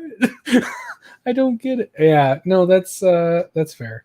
Hi, Travis. Travis, everyone should also back Travis's Kickstarter. Yeah, I think we should bring him on soon because he said he was available, and we should bring him on he can talk comics because he's one of the he's someone. When we told you about the guy that said he reads as many comics as us, it's him. Yeah, it is. That's who we were talking about. That's the guy. I'm still awake for a little while. I'm trucking. I would choose Green Lantern because there's also a lot of Green Lantern. It'd be weird at a certain point because it becomes like it's like Green Lantern, and then it's like the Green Lantern, and then it's Green Lantern. Hal Jordan and the Green Lantern Corps. Yeah, it starts getting weird. I don't know what the desert island rule would give me, how far I could get into. It might end at Rebirth because then the naming structure changes a lot. But that's probably what I would go. Doug, are you saying Batman? Is this a tough one? I mean, I assumed you would say maybe Uncanny. X-Men? Yeah, you could do X-Men too. Yeah. I was thinking Uncanny. Nice. But another good go-to could be Spider-Man. Like, oh yeah, long. Hey, Trevor. Sure. Thanks. I started like 1960s Spider-Man when I got Marvel Unlimited, and I got pretty far, but it started feeling like homework after a while, like some of those old issues. I really should have jumped forward a little bit, but Spider-Man has a lot. Yeah, and they're still pretty. They're kind of corny, but they're still pretty good because it's Spider-Man, so it's still kind of good stuff. Because I worry about Batman being so dark that I might kill myself on the desert island. Yeah, that's true. Like I'm there by myself. That is interesting. That's a good point because that is not lighthearted funsies. Is there a book that teaches you how to survive on a desert island? Because I picked that one. I mean, The Walking Dead, maybe. Otherwise, I need to pick a much shorter book because I'm not going to be around long enough to even read all of Batman. So, Spy Island. Yeah, yeah. That's all I'm going to read it 2.5 times, and I'm done for anyway. And you're either floating out to sea or you're dying. I died because I drank too much salt water. You're just like, it dehydrated me more. I wish I could have a pink orgasm right now. Yes. That is a drink from the book, by I the was way. saying, that is an inside joke for Spy Island. Spy Island fans. Yeah. I am going to, because it is 11:23. It's getting a little bit later. I'm going. Do I need to play that? No, fuck you. I will take it off of here if you try to stop. It's Saturday. It's not Wednesday. It's not Monday. Jesus Christ, guys. Wait, what day is it today? It's Saturday. Oh, sorry. Is it? I need to load something up. And then Todd, it looks like your dad's going with Gwynnum versus Carnage as his Desert Island choice. terrible choice. That's ongoing. 3 issues, yeah. Yeah. Man, if that ends up in 12 years being like still going, that's cool. Right now, terrible choice. You're like done in like 10 minutes. Yeah. Like, now what? Oh, dang. I picked Hedra. What the fuck is wrong with me? A single issue, no words. I think that would lead you to insanity. Oh yeah, you're way going quicker crazy. than anything. Have you read Hedra, Doug? No, I haven't read that yet. It won our single issue Golden Burrito of last year, and it is fantastic and it's amazing. We adore it, but it is a story that is one oversized and glorious, but it's also there's no words and it's all illustration done by Jesse Lonergan. We'll write that one down because that looks cool. It's incredible, but it'd be the worst Desert Island book. The panel work in it's sweet too because they just like so go all over the place and it kind of weaves and bobs. Yeah, weaves and bobs. It's a fun book to go through, and then you kind of finish, and you're like, all right, and you go back to the first page and start kind of going back through it again, and it really kind of forces you to pay attention. It's one that I'm going to have my kids start reading because they'll read comics, and it's like I'll hand them a comic, and then like 4 minutes later, they're like, "That was good," and it's like, "Did you even like?" Like, so it's one that since it doesn't have the dialogue to tell you what's going on, you kind of have to pay attention to it a little bit more. So but I only have the one copy. But if you're on the desert island, man, I'm like, really, oh yeah, you only have one copy of that. You should have picked up a second copy. I know I had a second one in my hand, and then somebody was like, "Oh, I don't even have one." So who could that have been? Who would have deprived you of your second issue? Probably the same guy that grabbed Berserker off the shelf when he knew I wanted it. You didn't put it in your list. I would have gotten you the other one before the other guy bought all of them. That's okay. I could have been that dude. I don't need to add a Berserker to my. There's B covers there. I don't. No. Keanu is very handsome. In comic form and out of comic form. Fair. And that's for sure going to be a movie. Oh yeah, like 100%. They have an A cover coming for me, so I'm not worried. That's why I'm not worried about it. That's nice. No, we were at the comic shop and there was just a Hedra sitting on the shelf, and Nick was like, "Is that just a Hedra for anybody?" Because it was just sitting like it was like off to the side, like on a shelf or something, and it was like, "Is that like hell?" And they were like, "Oh, I don't even know where that came from." He's like, "No, that's not for anybody. That's just sitting there." And Nick was like, "Oh, I'll probably take that." Coming in from a window. And I only have a digital. I only had a digital version at that point, and I was just like, "Oh, that's really cool. You're getting your second one. I don't even have one." And then Nick was very nice and let me have it, but now I will forever torment him that he only has one copy of it. Well, he didn't know that it was actually for his kids. You took his kid's copy. Yeah. Little did I know. He ordered little would I have cared. I wouldn't have done that one either. I'd have been like, "This is my backup copy. I have to keep this. This is my reader copy. This is nice for me to read." Yes. Do you need 3? Ideally, you need 3 Hedra copies. Yes. Yeah. At least 2 second printings, and then the second printing they can read. The second, third. So it's 4 copies. Yeah.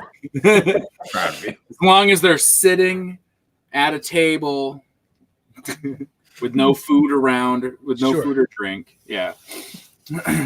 Comics reading comics for my children is a lot of fun. Is it? No, I do make them sit down, and they don't get to eat No, or that's anything. smart. I lent out my Red Lanterns 1 through 3 to what I thought was a very responsible 13-year-old. Uh-oh. He put them in his backpack Oh. and took them to school, and apparently other kids read them. So they're well loved. They are very well loved, and he's very lucky that I am someone who just wants to own them. I do not actually care about the condition and all of that, but I thought of like people I know who would probably have sobbed at their condition. They're in rough shape. There are bends and breaks and spine things, and it obviously was like well loved, which honestly makes me happy because I'm just when I read them, I'm just like, this is fantastic. I love that so many people did, but it was verging on that point where I'm like, oh, it almost hurts me a little bit, and it takes a lot for me to get hurt because I just want comics. I don't really fucking care what condition they're in. Right. Comics are comics, but yeah. Unless they're digital. I say that's why digital's best. You can't fuck up a digital. Yeah. I could throw my iPad on the floor. Yeah, just ruin a hard drive. Yeah, but I still have a backup. Someone should be. I'm just stalling for time. Oh my god! Holy shit! That was crazy. As I say, I'm stalling for time. So speaking of people who have great taste, speaking of people who have great taste in shirts and Kickstarters and comic book things, except for some of the Marvel things they like. Friend of the show, love of my comic life. Travis Gibb, y'all. I need to update that with a breakdown because that's not the comic that we're shipping right now.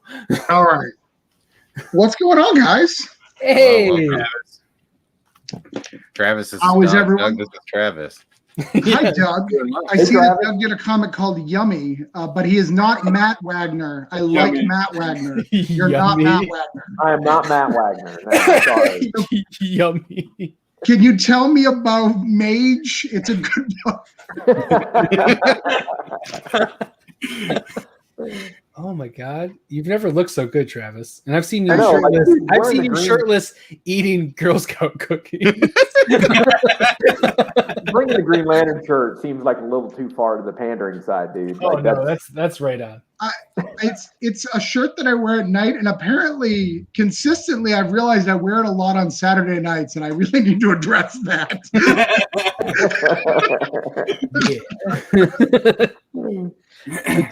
I don't know why I wear it on Saturday. In fact, I was wearing a Magneto shirt all day.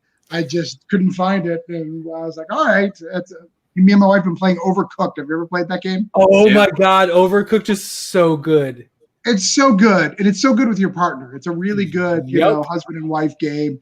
So we played it for a little bit. We went out to comic stores, had a good date. Things have been great. It's been a good night. So what are we talking about tonight? We've been talking about a little bit of a Yumi Kickstarter, which you should go and hit up our description. You can check out that. But Kickstarters in general. I thought it was Yummy. It's not Yummy? No, it's not Yummy. I mean, it is yummy. It's very yummy. It is very, if you're going to say something's candy coated, yeah, Yumi would be very good to say yummy because there is a lot of candy coating on it. It's very sweet while being exceptionally bloody and erratic. Well, I have to back it because I'm a super backer. I think that's the rule. If it comes across you, you have to back it, right? That's I think it's super bottom is how the term goes. I mean, I think I'm at 385 Kickstarters or something. Wow, that's a lot of Kickstarters. That is. Hey, you're like, maybe you should call it like a super backer or something. I'm trying to pause so I can get the link so I can go to this. What's going on? All right. I guess I could have just sent the link in chat because I have the link up, but no, we're going to make you work for this. I have found the Yummy Kickstarter. I'm excited. Yummy Kickstarter. A yummy. I mean, tell me it's not yummy. She's licking the blade. It's clearly yummy. No, there is literally candy and like candy hearts and things. Yeah. There's some yummy aspects. Travis, you're gonna love Yummy. You go ahead and You can call it whatever it is as long as you back it. As you I'm back fine. it. There we as long as go. you super back it, you can call it whatever you want. Right. Any of the hardcover levels and above, whatever Oh, yeah. title, it doesn't matter. Those are super yummy, right? Yeah, those are super yummy. Well, it's one of the stretch goals. If he hits 25, then they change the name to Yummy. Yeah. Yeah. And everybody gets like a candy hearts box along with the Kickstarter. Right. Yeah, the stretch goal. So we'll throw. So yeah, we're talking Yummy, Yumi, Yumi, what the hell's a Yumi? Yumi. Oh, it's a different Kickstarter that Doug. It's another one that you need to back. You make sure you get both. You got to get Yummy and you got to get Yumi. They're spelled the same, and it looks like it's the same link, but you should definitely back both. You actually have to create a new Kickstarter though Yes. for this one because this is for non-super backers. It's got an umlaut over the I instead of just the dot. Well, I mean, I'm surprised I haven't come across this. Like, here's the crazy thing about Kickstarter. To be honest, I kickstart every day. Though I'm kidding, I actually read the ride, so I do know who you are. I'm joking around, but I actually haven't. This is the first time I've come across this Kickstarter, and literally I'm in the Kickstarter community, and you have 4 days left to go. So you've been probably on for 30 days. It's crazy how many things are on Kickstarter and how many things are talked about, because I have not seen it until right now. And I even have something live, so I'm very active about what else is on. It's so crazy. It's probably because you're in the graphic novels category. That's probably why I didn't see it. Yeah, it's, when you start talking algorithms and how all that stuff works, it all baffles me. Yeah. Because I'm the same as you. It's like I'll have friends and they're like, "Hey, I only have 1 day left on my Kickstarter." I'm like, "When did you start a Kickstarter?" Like I'm on there every day. What the hell? It's messed up. So, but yes, we have backed the Yummy. It is now done. It is good times. Well, thank you. Yay! So you can call it Yummy now, Yeah. officially. Now we can listen to that Justin Bieber song.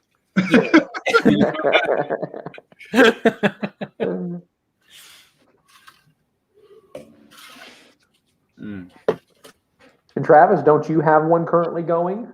Oh, I do. God was easily trying to get you to segue, but it took. I did it like 4 or 5 times. I don't like to be that guy, I do have one. It's called Broke Down in 4 Dead Bodies. It's the last 4 of my miniseries. I have done this wonderful comic for a long time. I have a comic box over here. It's a crime noir. If you like guns, you like violence, you like F words, you're gonna love it. Lots of good stuff, like a Quentin Tarantino movie. So we've got that. This is the 4th issue. We funded them all. I just launched yesterday. We got issue 3 here, and you can get all 4 there. It's a great little thing. I'm super excited. So, but yes, if you go to Broke Down Comics, you can see that. It's a really cool comic. I think it's good, anyways. That's the most important part. These guys like it. I would say I can attest to it. I've read 1, 2, 3, and I think most of 4, except I'm missing just maybe another page or 2 now, because I heard there's a little bit extra to it. But out of 32 pages, I can tell you it's worth it. And anything extra on top of that is awesome. Also, now we can officially introduce Travis as for Broke Down and 4 Bodies number 4. Fancy. You didn't pick the grid cover. I'm shocked. I mean, I picked literally the first one I found, so I could do this real quick.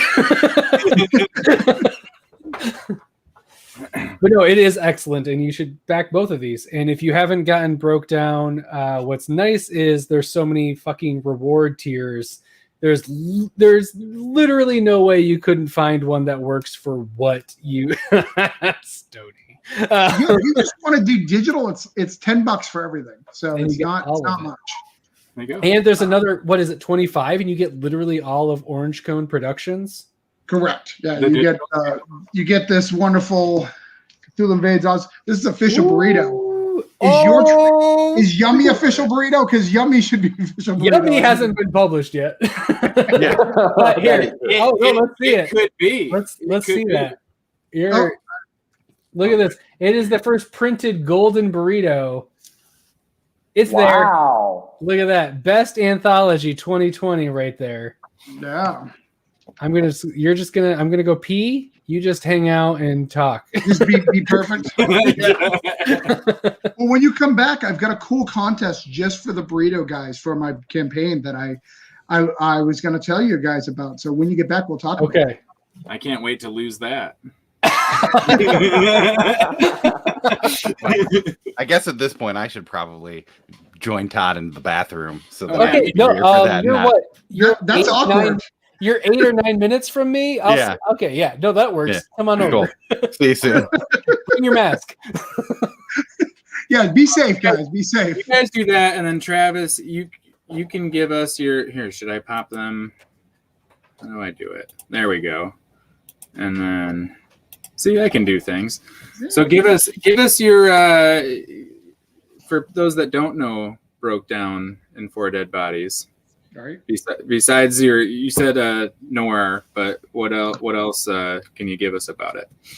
So the main premise is 2 guys break down on the side of the road. They're named Randy and Denver, and everyone's out to get them, from cops to a biker gang, from a Mexican gang. Everyone's out to kill them, bikers, a whole thing, and they're broke down on the side of the road. They've got a mystery case, and like I said, things just get crazier and crazier. From dead bodies continue to stack up, and we're just trying to survive as everyone's out to kill them. It's a fun, little exciting adventure. You know, we've been working on it for a long time. We funded the past 3 on Kickstarter, which was really cool. So we're coming back one more time to finish it off. And they're big books too. It's 119 pages if you got all 4. You know, last issue's 40 pages. The first one was 30 pages, and we did 25 and 26. In the middle there. So it's a big book. You know, you're getting a lot of bang for your buck. And I don't charge shipping, which is really cool. A lot of people charge shipping. I don't charge shipping for anybody in the U.S. So I try to make it as cheap and affordable to anybody who's interested in purchasing. Yeah. Well, and you have the digital options. There's not.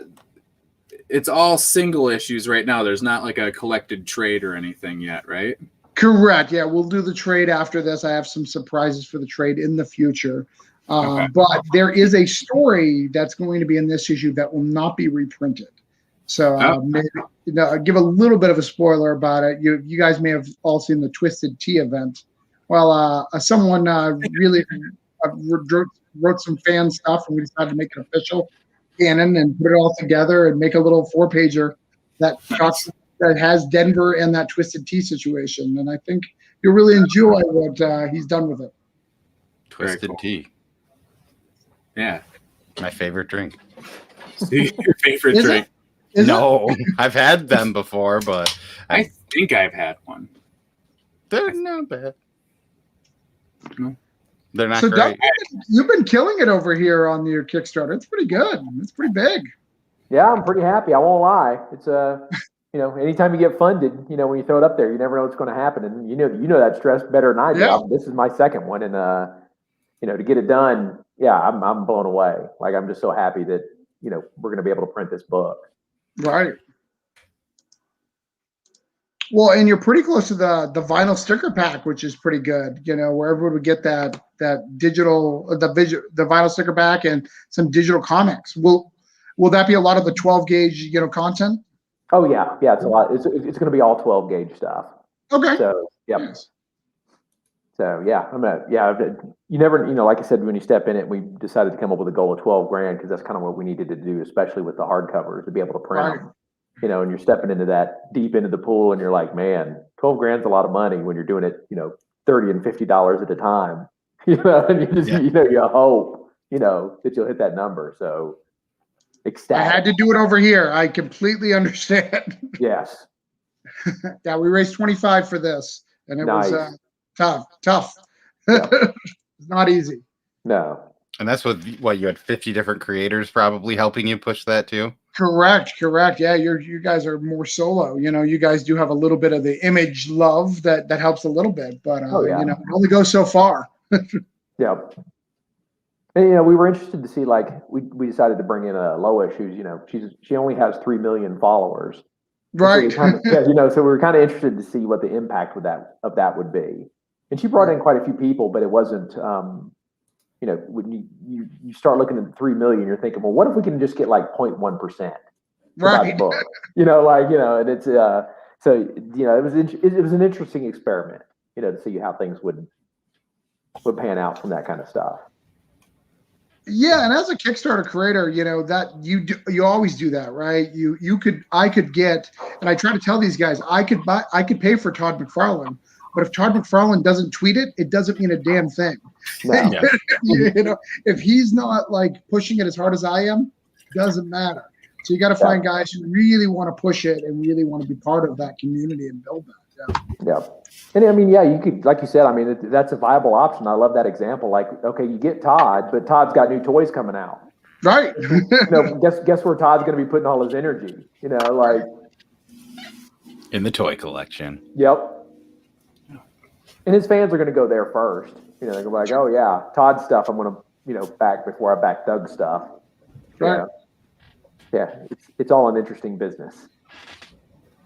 Yeah, that is pretty. I mean, as somebody who's never actually were on a Kickstarter, it's funny to hear people who have talked to each other about them. Yeah, it's an interesting animal because I've done that. I've had bigger creators do covers and stuff for me, and sometimes it does great. But I've noticed if they don't push it, it doesn't matter. It doesn't matter who I got or how much I paid. None of that stuff matters, even if it's really relevant, to my stuff. I'm a crime writer, primarily. Most of your stuff is crime. David LePan would be great. He's very affordable too. You can get him. But he's not a great internet guy. He doesn't post. He doesn't tweet very often. So even though I could get him and he's in my affordable range, very much the same audience that I'm looking for. But again, if it doesn't resonate or he's not talking about it, what does it matter? Yeah. Dropping knowledge to those guys trying to reach as many people, and then trying to find people that'll tell people, and gotta hustle. Did you show off what I sent you? Talking to me? Yeah. Oh no. The golden burrito on there. No, he's talking about the back of the book. Yeah. Now I've started making these. Oh, and I got one of those. It's fantastic. I have a big version, but I send 1/4 size to people who win my rag and stuff. And Travis was the first. Doing a rag tonight? Oh yeah, we're for fucking sure doing a rag tonight. I gotta for those uninitiated. Rag at least. Yeah, for those uninitiated, which is probably just Doug. Todd's rag is Todd's random ass giveaway. Oh, gotcha. As he cleaned his collection, he was like, "This is stuff I no longer need in my collection. This is random ass. I will send it to you." To be fair, there's 2 short boxes that I was going to get rid of, and I whittled it down to a tight 25 that I think are actually worth giving away. The rest, hey, after the first 25, sorry everybody, it's going to get worse. Yeah, so stick around in the early dates and then leave when we get too big. Yeah, once I start saying, 1 through 3, that's when you need to be like, this you is started talking about your rag, and we just had like 2 more viewers show up. So that's what happens. Yeah, the rag alert. But Travis was the last person to get a rag sent to them. So, and it was terrific. It was terrific. It was like a couple terrifics. It was a couple terrific comics. Wait, what did you win? Batman.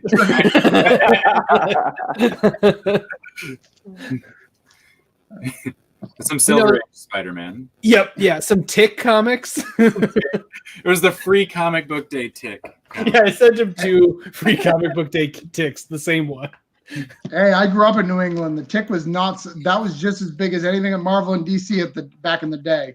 Oh man, I love that place to grow up. Have you watched the So I watched a couple on a plane once, and I never finished it. I need to. I have HBO. I don't know why I haven't finished it.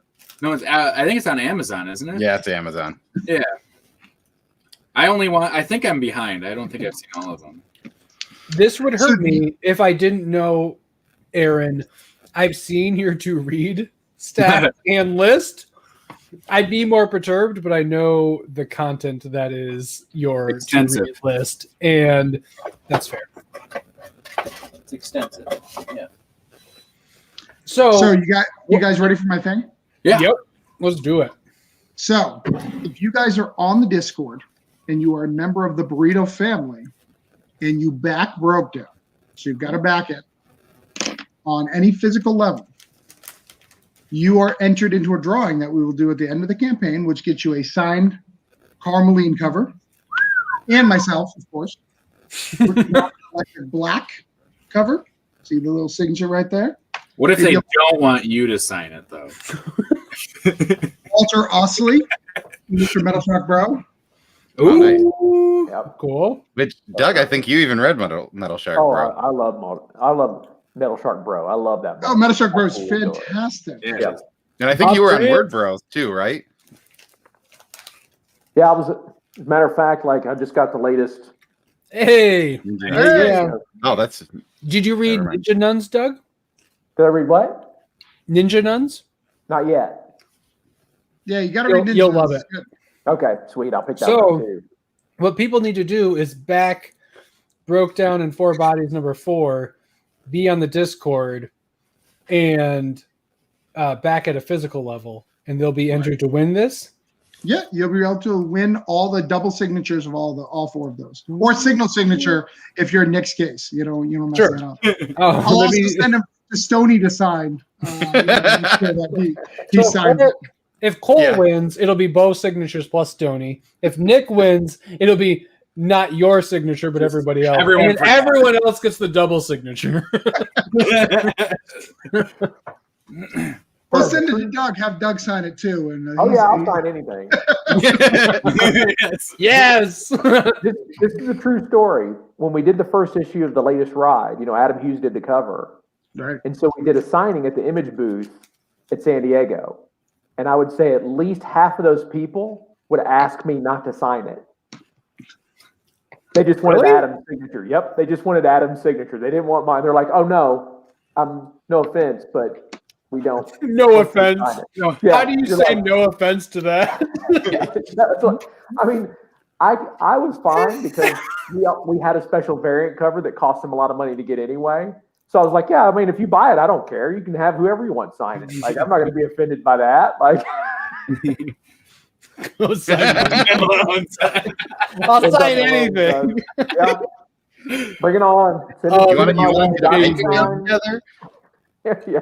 Oh, that seems so weird to me, though. If I have a book and I get a chance to have it signed by anybody that worked on it or was involved in any way, that Doug and I are going halvesies on a timeshare in Nevada. That sounds nice. Can I stop by with you guys? Yeah, sure. sometime? Why not? No, not any of the nice places like Reno. It's like in Sparks. No. Yeah. It is not nice. It is 2 hours from everything. No water, no grass, no Nope. vegetation. Yeah. Nope. Dirt. It's like, did I show up on Borderlands? What the fuck happened here? God damn it. Amazing. So oh my God, I've been debating about which I will be getting some physical backing. I just keep going back and forth about which one I'm going to choose because me too. you got to back it. You got to back it. Kickstarter pricing is so difficult for me because it's like I'm like, well, for $5 more I can get this, Yep. and then it's like, and then I talk myself into it. And it's like, but now I'm for only just $10. And before I know it, I'm like, now I'm paying $500 to get drawn into the comic. And, it's just Travis and I are getting beers.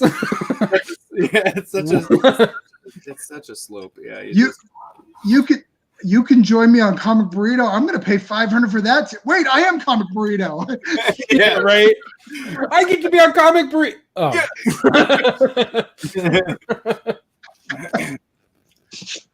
Amazing. So, for my rag, I've been asking the guest. Now we have 2 guests. So Travis and Doug, I would like you guys to come up with a subjective question, or a question that has a subjective answer that I will arbitrarily decide what is best for chat to answer, and I will then give out my rag to said subjective answer that I think is most correct. So it is. I put it on both of you. What said question will be. 2 questions then to answer? But like it could be like things like who's the best Joker or something like that, or what's your favorite movie that has a Spice Girl in it. Spice World, Spice World, and it's all of them. I mean, I wanted it to make it seem like it didn't have to be comic related. It doesn't have to be comic related. A comic slant is a good idea, but if you guys each either want to collaboratively decide on a question or have people have a 2-parter where you each answer a question, I have to decide between the 2. Even better. What's my shirt size? It's a large. Now that's Poser just trying to get me to take off my shirt for you again. You know what he's trying to do. Come on, Poser. You've seen it before. This is my new favorite shirt, so I'm just going to go like that. That's a large. It's my favorite. Sam King complimented it a while back in the beginning, and I just thank you. It's amazing. I love it. But not Stephen King, right? Just again. Yes, not Stephen. Him and I. It's not. So we only talk. You guys get a lot of the others, right? Like Doug Wagner is not Matt Wagner. You get a different King. Travis Gibb is not the guy in the Bee Gees. Very damn, you know, the Bee Gees. Yeah. What a Travis Gibb talk show, talking it up.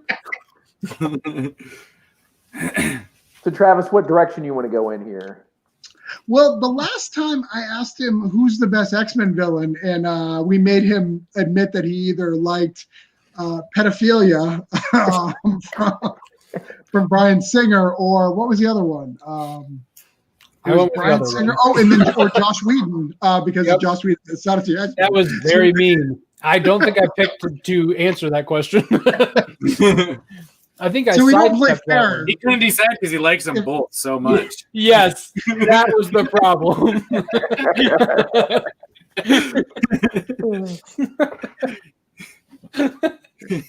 We like to, since he calls it the rag, we like to give it the proper respect that it deserves. Yeah, you know, live up to its namesake. Well, what do we got here? Yeah, you know, mine is. Oh my God! Well, all the shots are fired tonight. My goodness, that is not true. But she did wrap her head in a burrito blanket when we gave her a golden burrito award. Yes, so she did. Cool. I love Chelsea. Amazing. I love Chelsea Kane's. She didn't put it on her book, but she wrapped herself in a burrito, so it was pretty good. Yeah. I'm sure she would have. If it wasn't all printed and done and final. I think she would have been like, "Oh, I really want to," but Dark Horse said no. Yeah. For some reason, on this more expensive trade than it is for buying the individual comics, we're not putting your logo on it. Oh, I don't care either. It's a baller move. They know how good it is. They're like, we can charge even more for this. Because they're probably going to do something dope in it that will make it worth it. Yeah, it's going to be cool. And even if they don't, I'll still buy it. I'm saying. Yeah, I will. They'll be like, we actually just added advertisements to this. That's all we did. Oh, if it was their kind of like the fake advertisements? Then I would definitely get it. Yeah. Anyways, so the rag. Right. You're still doing that? So we've got 2 Kickstarters, and it looks like Mr. Yummy's Kickstarter, Yumi. Mr. Yummy. That's what's weird. I actually called him Mr. Yummy. Different reasons.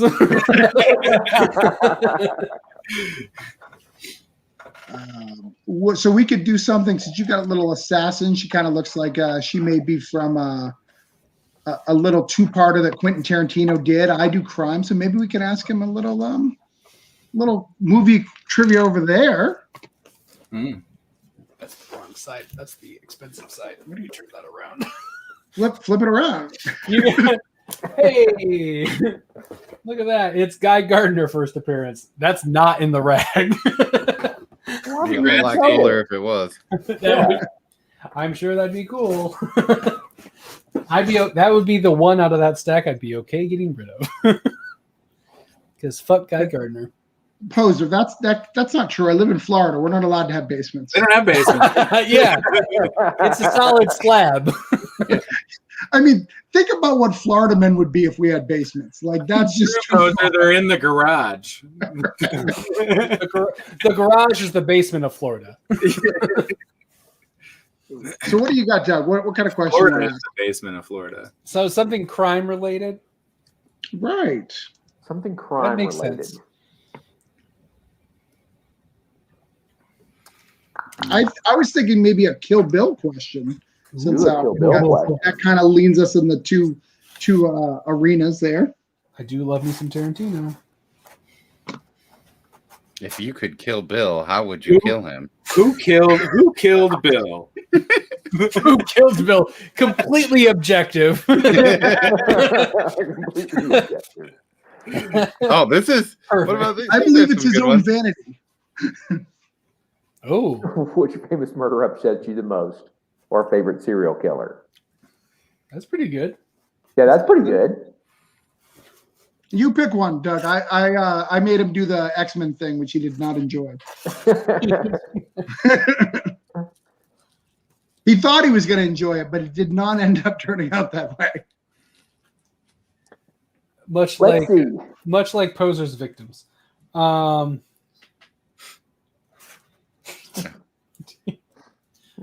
Hopefully they're safe. It's a 1 through 23 today. Weirdly enough, it was 1 through 24 last time. What are the chances? What is the? I'm trying to think of what they called the gang that Bill ran with. 7 Assassins? What is it called? Which one of those, excluding the main character, of course, which one of those is the best assassin? Ooh. So you got Lucy Liu. Uh-huh. Who else was in there? Vanessa Williams. Yep. The Deadly Viper Assassin Squad. Yes. Nice. Viper Assassin Squad. Yeah. So you've got, let's see who we got. Oh, and famous murderer. Not just. Oh, interesting. There's a lot of things. Oh, people are already answering the serial killer. That was not established, guys, yet. It's on the guests. They are still workshopping this. In 3 to 4 hours, we're going to have the answer to what the question will be. Whenever Nick says he wants to go to bed, we'll get it quick. I said midnight, but I feel a second wind coming on. So as does every time Nick goes, I don't know about tonight, and then he's on for 4 hours. I sent you a message. Well, because I sent you a message because I literally woke up and was like, "Oh no, I might not." I was already asleep. Yeah, I don't know if it was 5 minutes or if it was 50 minutes. I'm not sure, but there were minutes involved.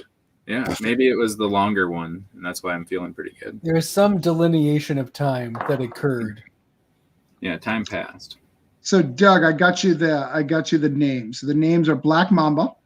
You got that's Vanessa Williams, which is no, that Black Mamba is Uma Thurman.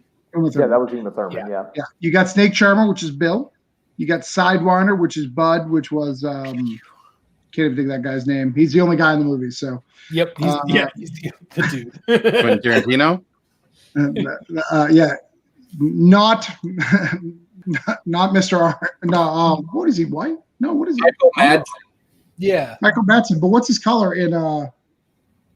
Just says Bud. Yeah, but what's Reservoir Dogs? In Reservoir Dogs. Yeah, what is his color? Pink. Fuck.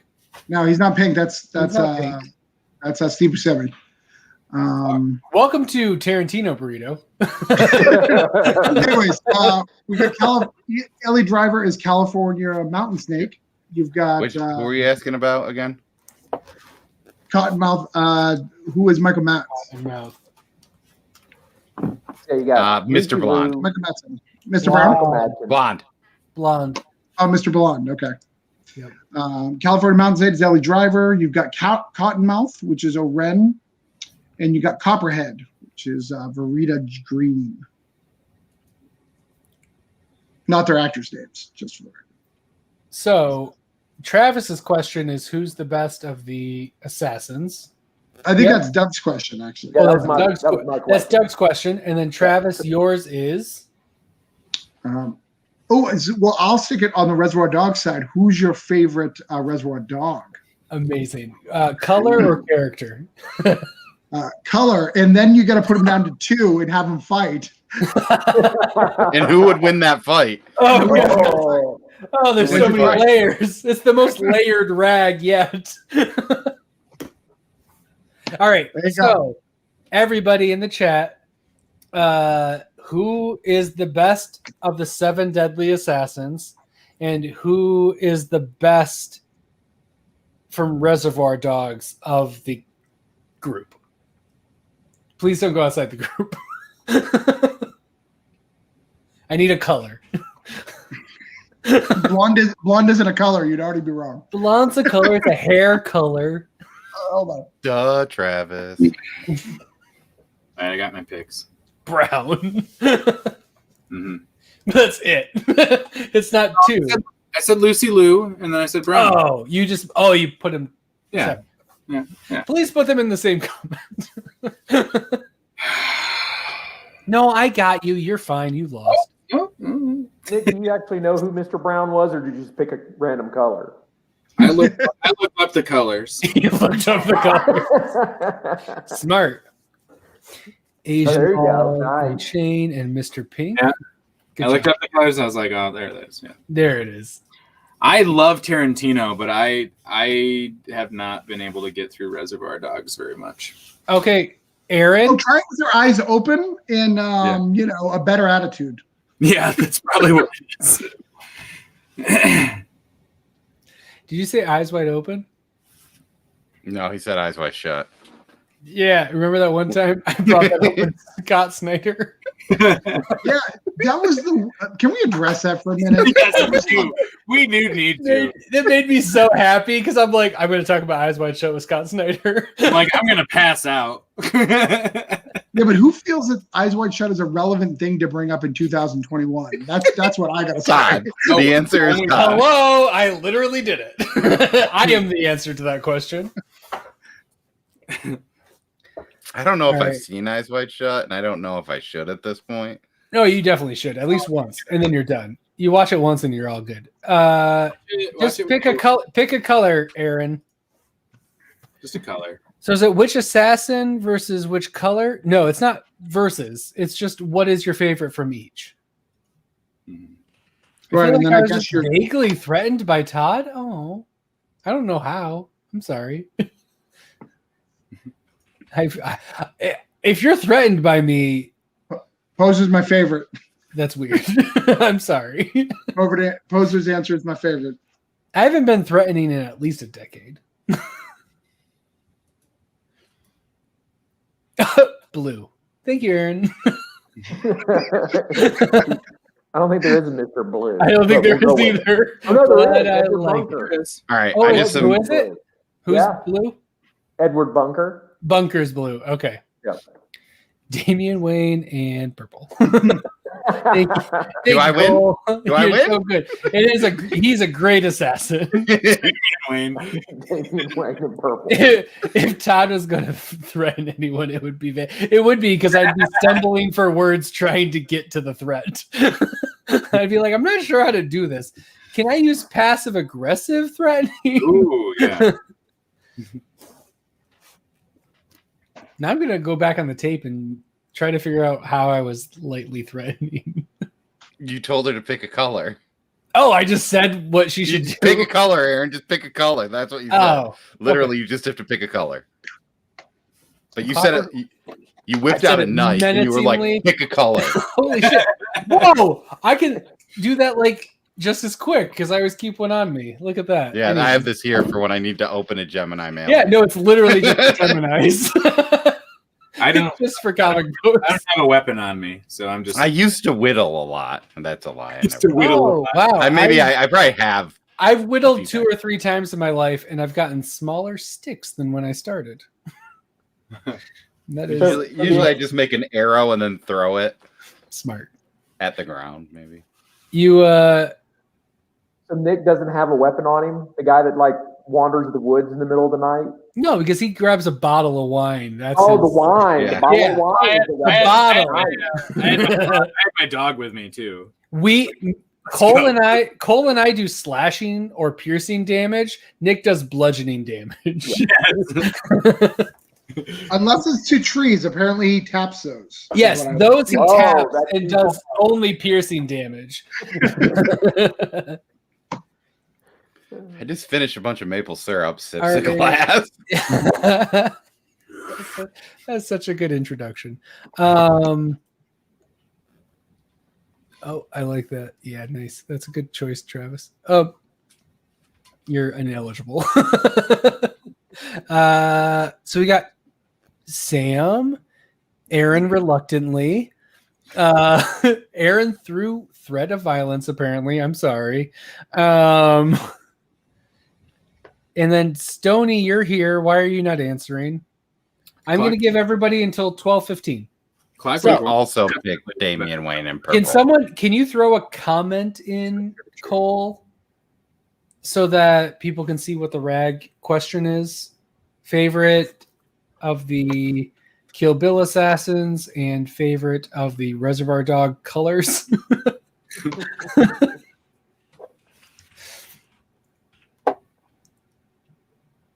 Yeah, we're basically in Canada.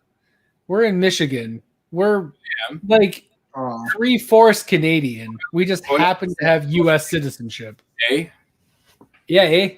Oh, yeah. No, I was just going down to my mom called. I was just going down to the Tim Hortons and getting myself some maple syrup donuts. And then, I just hit a moose guy, and then he was just across from the cheese store. And it was a big problem, eh? Yeah. Tim Hortons. It's the Dunkin' Donuts of the North. Yeah, but I heard that you got rid of Dunkin' Donuts. Do you have a Tim Hortons? Yeah, we definitely do. We have a Tim Hortons, and the Dunkin' Donuts got pushed out when the Tim Hortons moved in. The Tim Hortons is closer to my house than my comic book shop.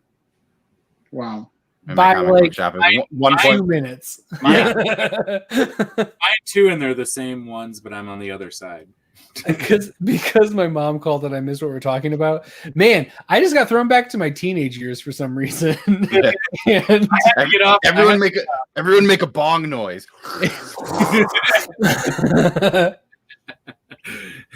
Here, Stoney.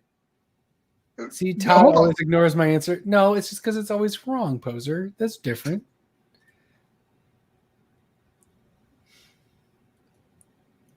You know, I literally yelled at my Dunkin' Donuts this week.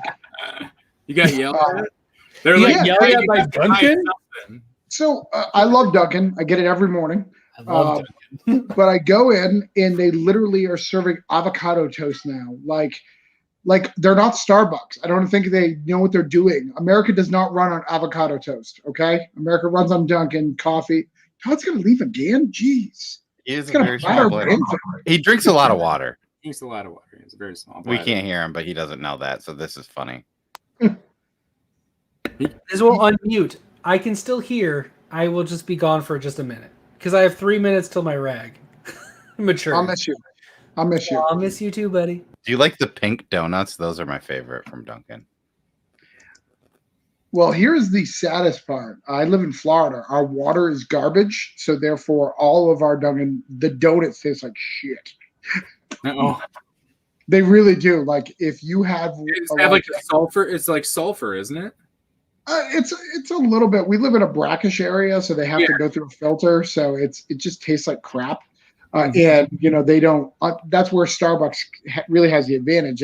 They bring their own water, so it all tastes the same. Dunkin' don't give an F. What do you got in the sink? That's what we're using. Let's go. Yeah. And you can't really taste it that much on the coffee. I mean, you can if you drink it like every day, like I do. But most people can't tell us the difference. But you can definitely in the donuts. That's very interesting and something The I would more not know. you know. Yeah, there used to be one down the road from our house, and now it's a taco place. Now I know the next time we go to Florida and we're at a Dunkin' Donuts and my wife grabs a donut, I'll slap it out of her hand. Say, Yes. No. You can't eat donuts in Florida. It's the law. Everybody knows that. These taste like shit. What you said you got kicked out? No, I didn't get kicked out. I go so often that they know my name. Literally, they buy my comics. So they're like, what's your new comic? I sold a whole bunch of Cthulhu Invades Oz. But I was like, look, I am from New England. We got to address this shit. This is unacceptable. If this was on a marquee in New England, they would smack it out of your mouth. Yeah. They want only coffee-flavored coffee in Boston. I'm telling you. Right. Well, what does avocado toast have to do with coffee-flavored coffee? Dunkin' shouldn't be serving avocado toast. That's what I'm saying. How is it hard to understand, Cole? It's not. I just wish we had a Dunkin' around here so I could get some avocado toast from there. We don't have one anymore? Like it was 28th Street, wasn't it? Well, there used to be one where that taco place is on Plainfield across from Cheers. I know where you guys live. I'm gonna look it up. Los Taco. Yeah. That used to be a Dunkin' because the thing at my work was if you were late, you had to bring donuts.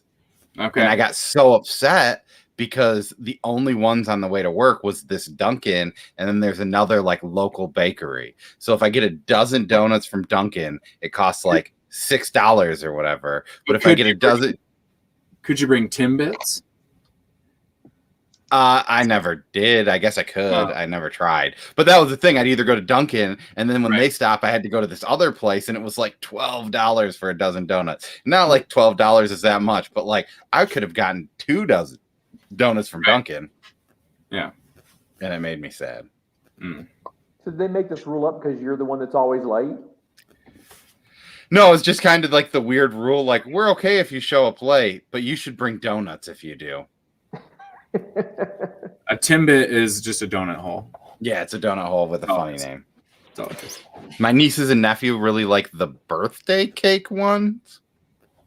Or cake batter, maybe. I don't know the name, but there's some sort of a cakey one. They're all good. Where did Todd go? I don't know. Today. Yeah, we talked about bidet. We were talking about plastic. He just needed. He's just sitting there right now. Just those guys don't know what they're missing. I remember I went to one of. I remember you guys used to talk about comics instead of burgers.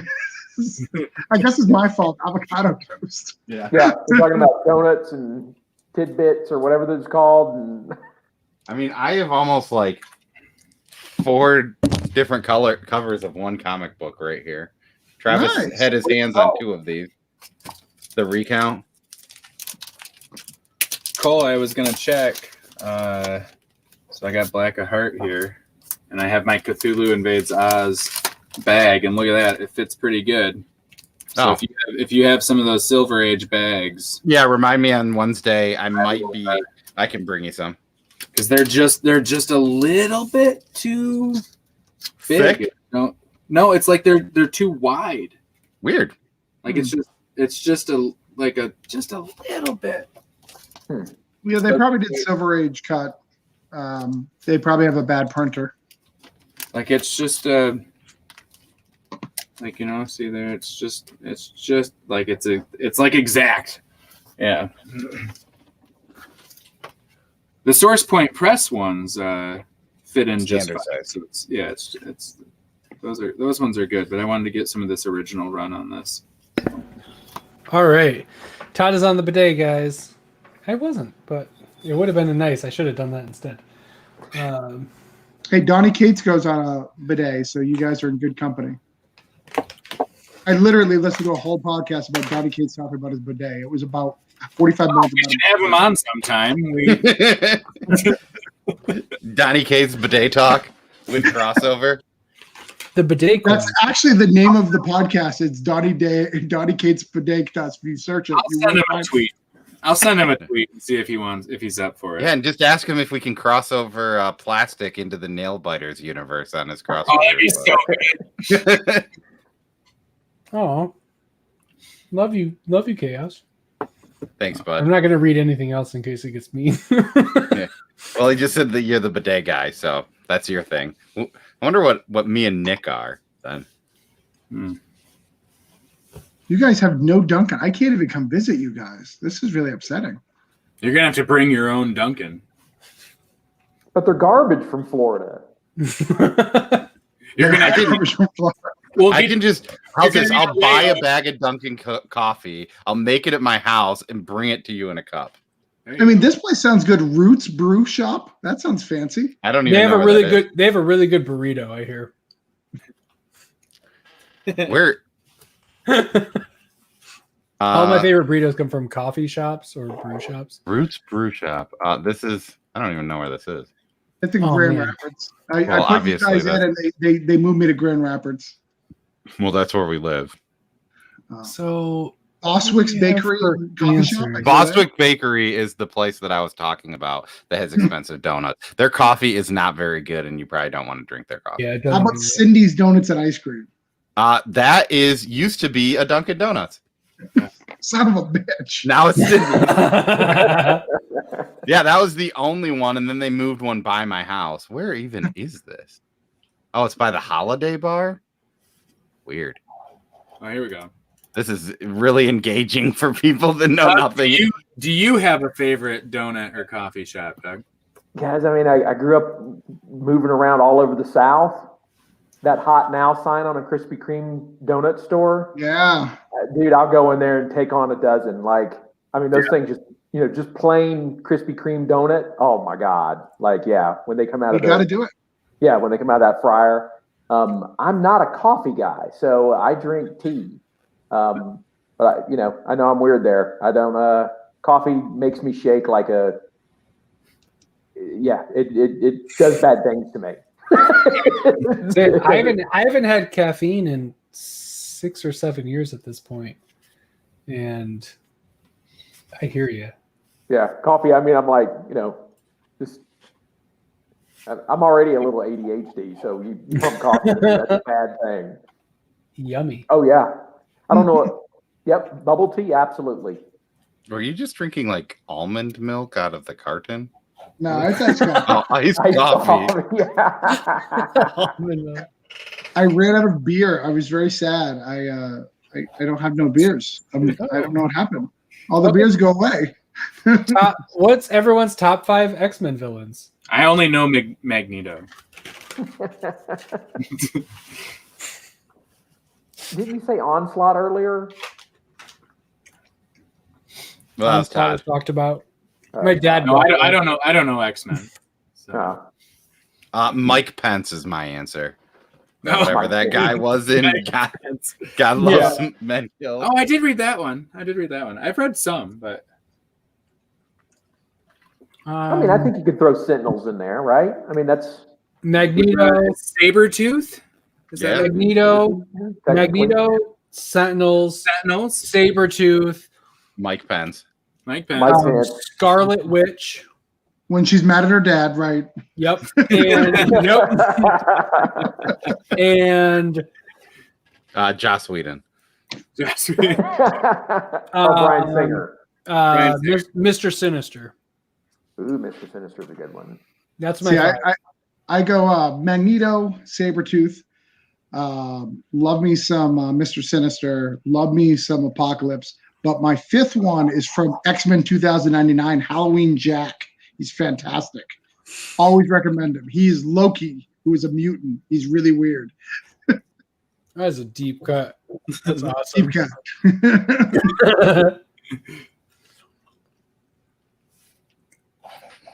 There you go. Your own self-loathing. Also, Do you think that X-Men are just gonna get rid of the Brood now that they have aliens? Just let's have the real thing. Yeah. Sony. Top 5. Sony. Oh, there it is. That's the first one. See, Sony knows what's up. Look at that.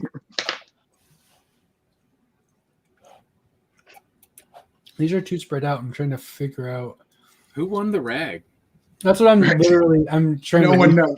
Because I didn't write them down like a fucking idiot, so I'm going through the comments.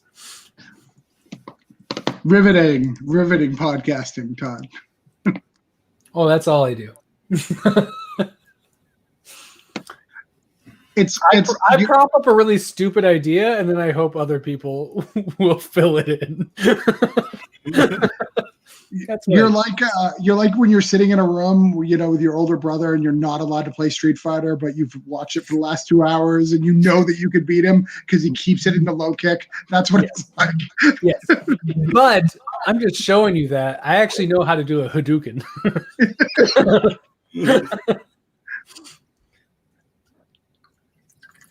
I pictured you more as an M. Bison kind of guy. Oh, that's interesting because my Ihaka is my bro, and then Zangief is my alt.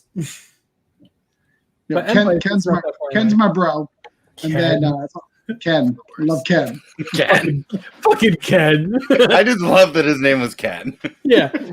Oh, I'm basically Ryu, but my name's worse, and I'm way more generic. I'm an American Ryu. That's what it is. Yep.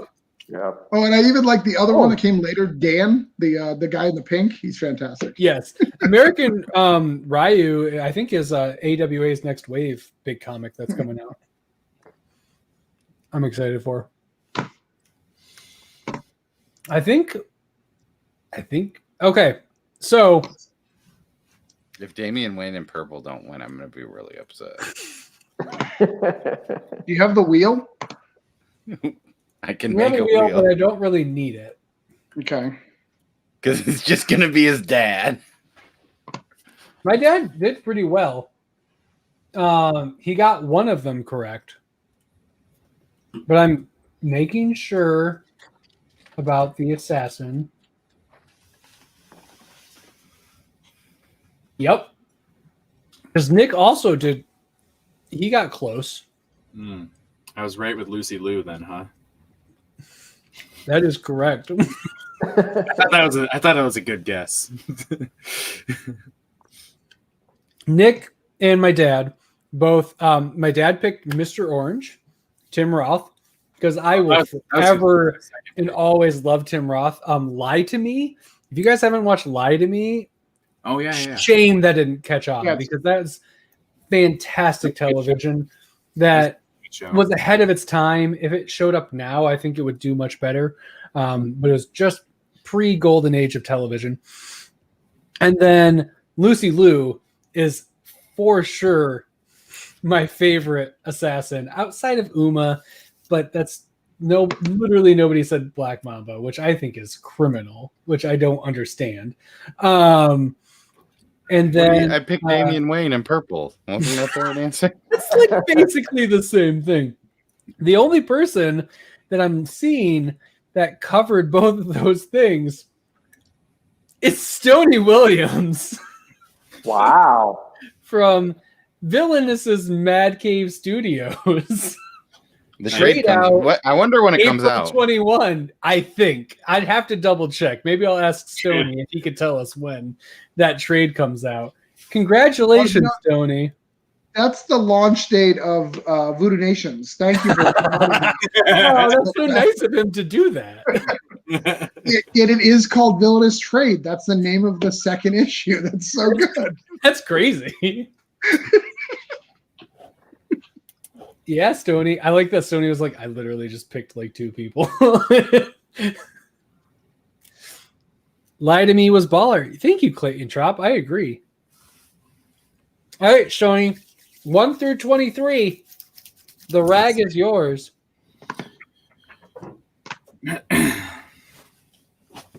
It's one less than last week somehow. Pick a I don't know number. how that 1 keeps through working something. out. 1 through 23, Stoney. What's fun is I love both of those films so much that I was okay with everyone's answer. Like even mine? Yeah, sure. That was fun. Yes. I brought fun to the mix.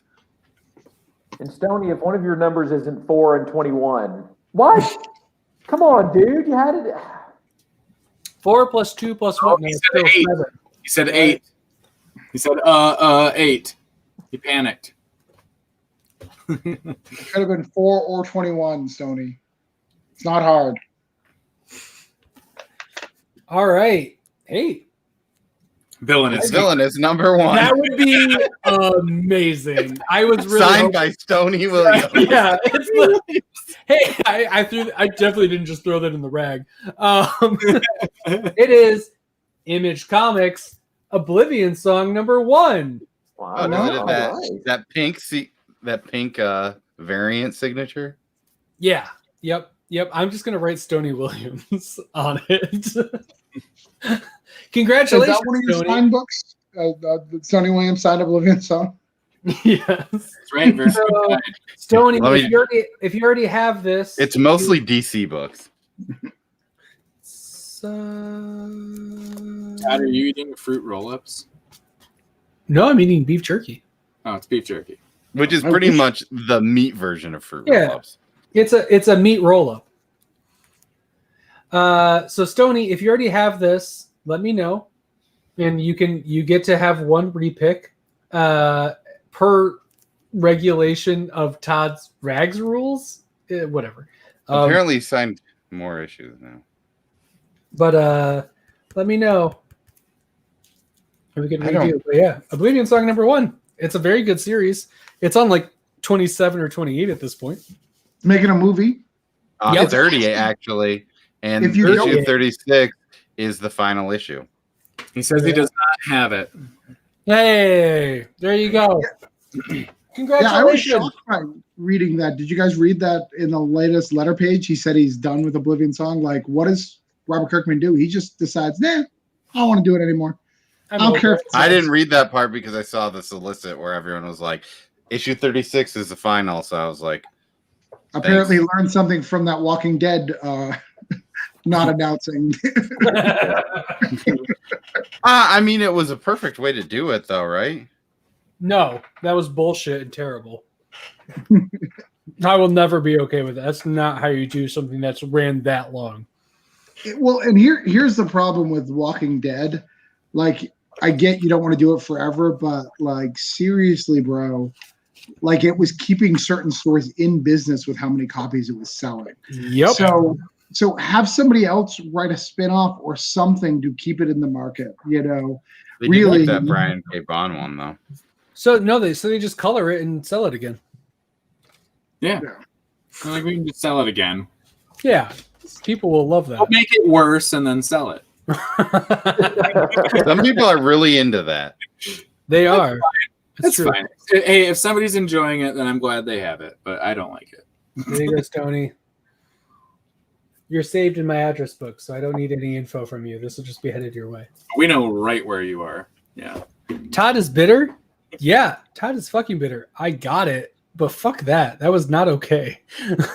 That is a shitty way to treat people who have been with you for so fucking long. That's not how you do it. But on the flip side, when COVID hit, he knew that I could give you guys an issue way sooner than he wants, and made comic stores relevant again for a little bit. So it goes both ways, right? When Negan Lives, or whatever the name of that was. Negan Lives is the trade, right? Negan Lives. Yep, Negan Lives is the one shot. Yeah. I never pulled Walking Dead, so I don't care. But I have the compendiums, and it was a great series to come upon while it was finished. Yeah. When does the Villainous Trade come out? I don't know, but Voodoo Nation's Villainous Trade, which is the name of it, it comes out 4/21. It's called Villainous Trade, yeah. This is Aaron also vaguely threatening. Don't cross your readers. That's how I feel like I threaten. Like, Thank you. I guess. Are we not going to talk about this comment though? Oh. I don't even know what I'm reading here. But what are your thoughts of cars that talk like Cardi B? Because if you're into that, there's one. Yeah. You should find that sexy. Check out Yummy. Yeah. You should back Yummy. I also love sexy robots, but they're mostly Transformers. Which version?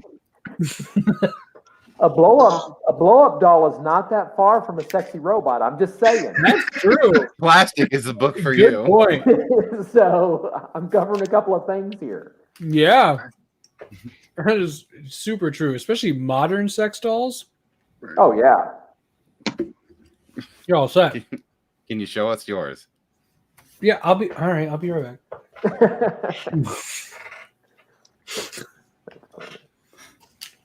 Todd just pulls a cord and it just.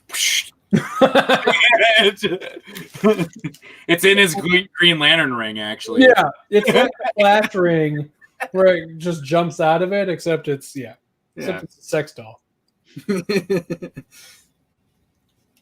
Which is maybe better. It's maybe better. It's maybe better. Thanks, Poser. Poser knows what's up. You like Cardi B sex cars.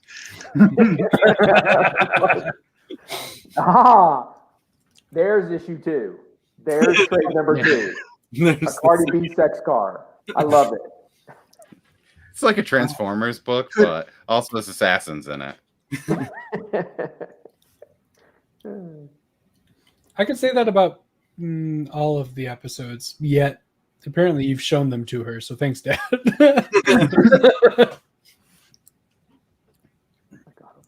I think you should call your sequel Villainous Trade 421. I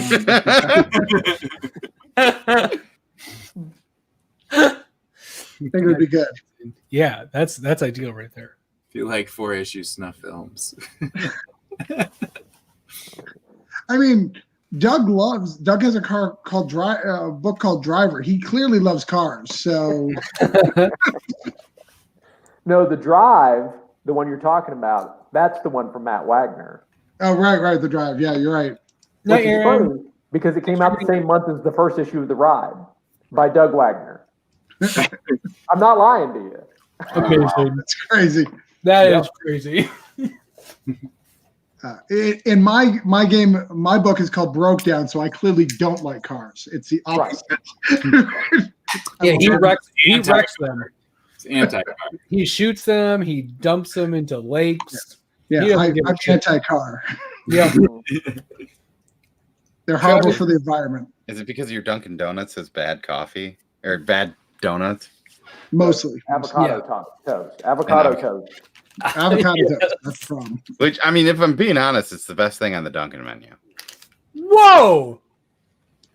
We don't even have a Dunkin'. I don't know Well, that. I'm we just did. trolling Travis. And the croissant sandwich is what I will forever miss with the Dunkin' going away. I don't think I've ever had it. Oh, it was so good. I've always wanted to start a weekend, and so the nearest Cheesecake Factory is Orlando, which is an hour and a half, and put it on Uber Eats and just see if anybody's willing to drive it out.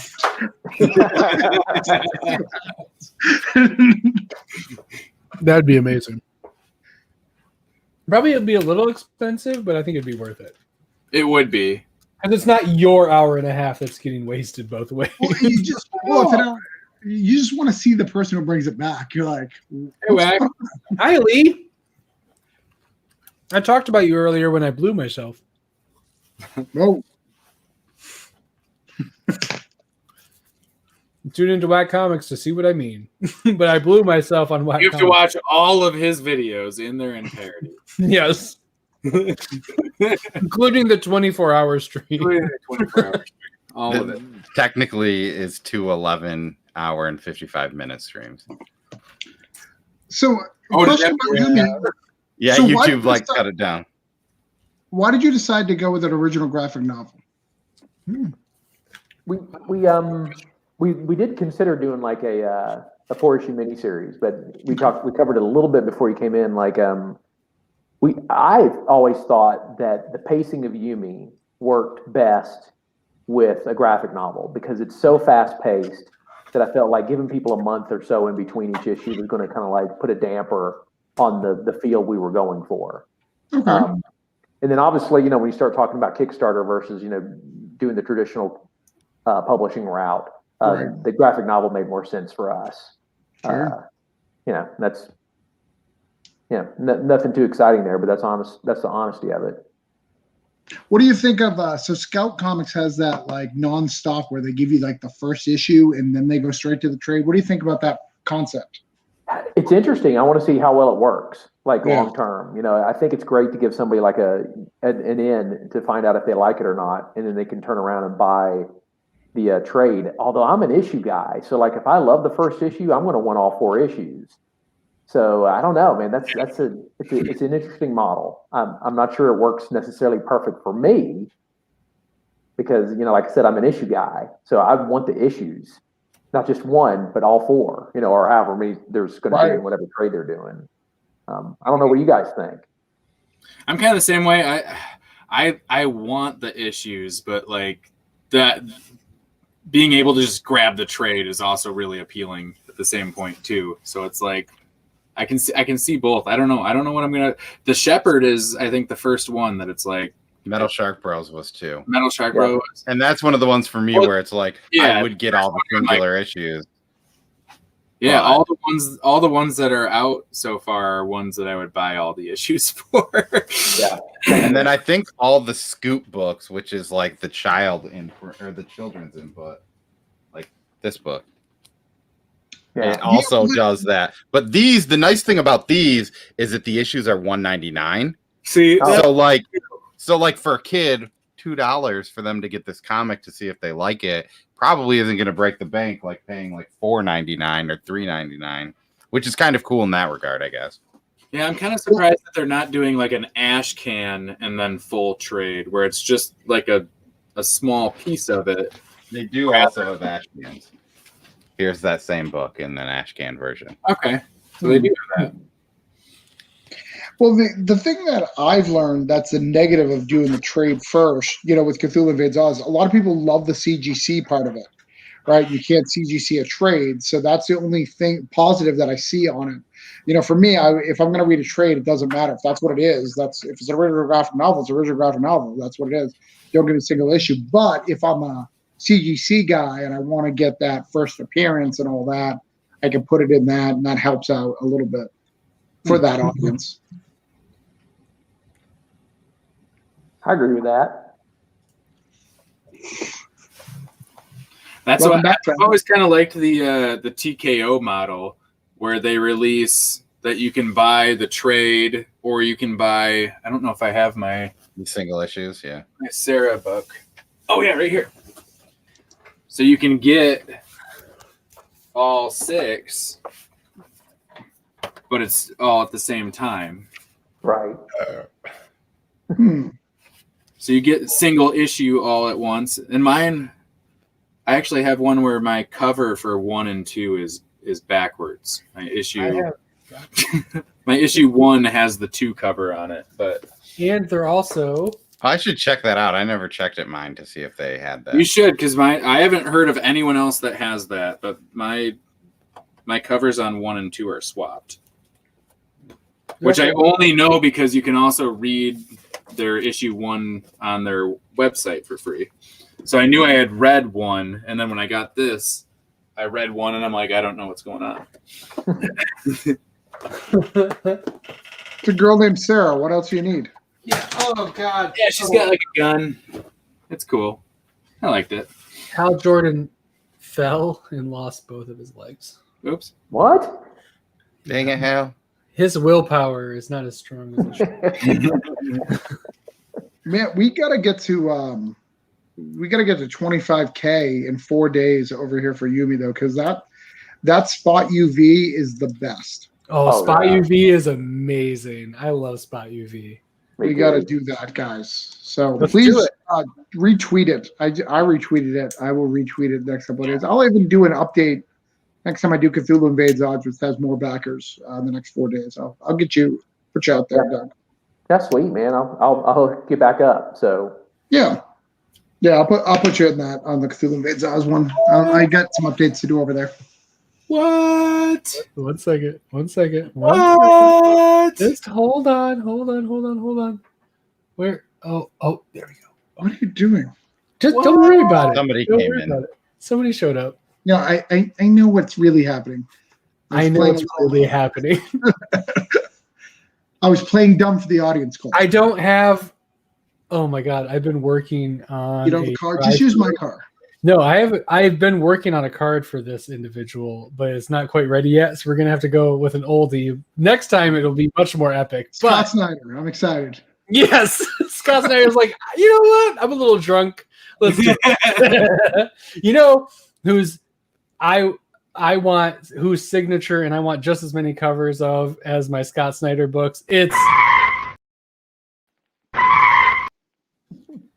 the author of Villainous, Stoney Williams, of great fame of winning Todd's Rag. That's really what he's most well known for. You don't really know him. You don't really remember him from that. But legendary winner.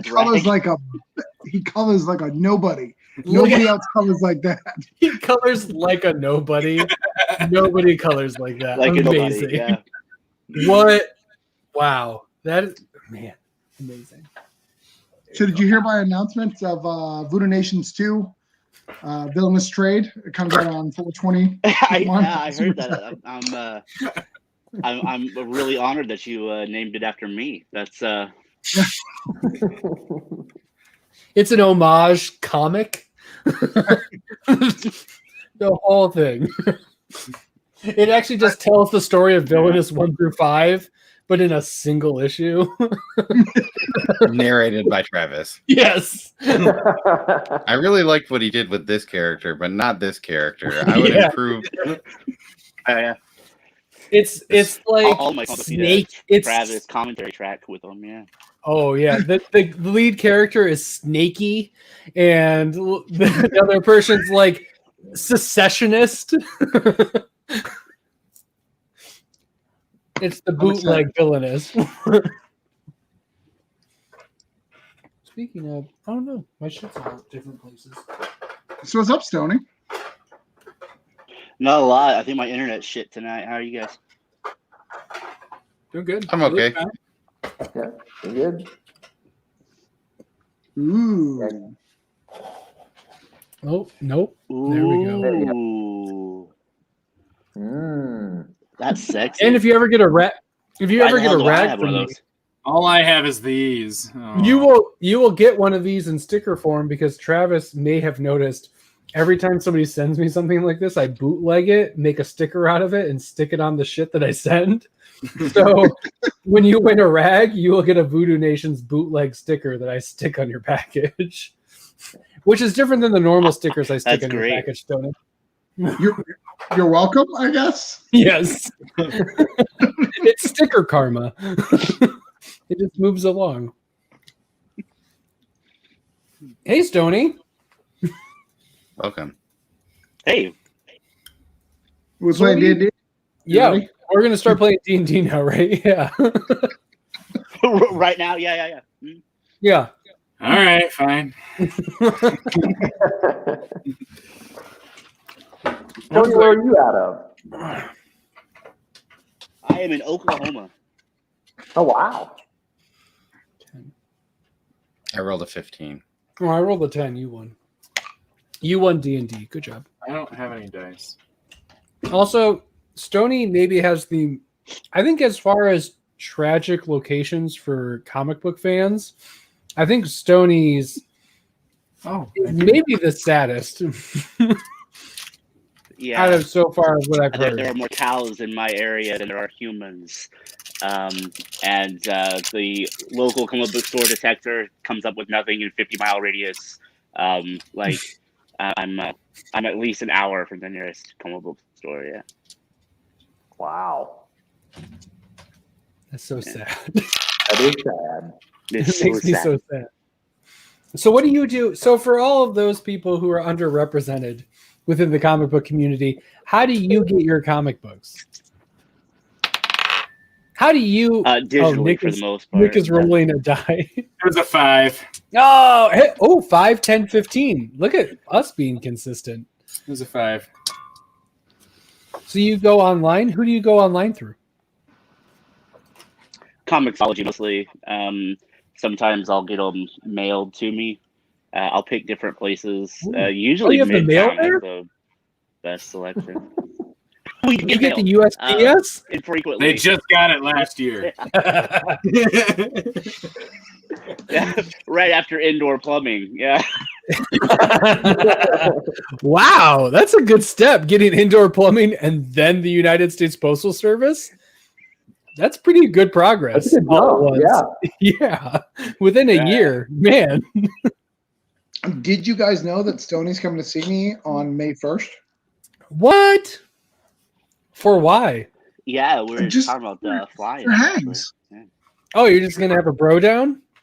Yeah, we're just broing down. So I can finally get my broke down in 4 bodies signed by Stoney and my villainous signed by Travis Gibb finally. Yes.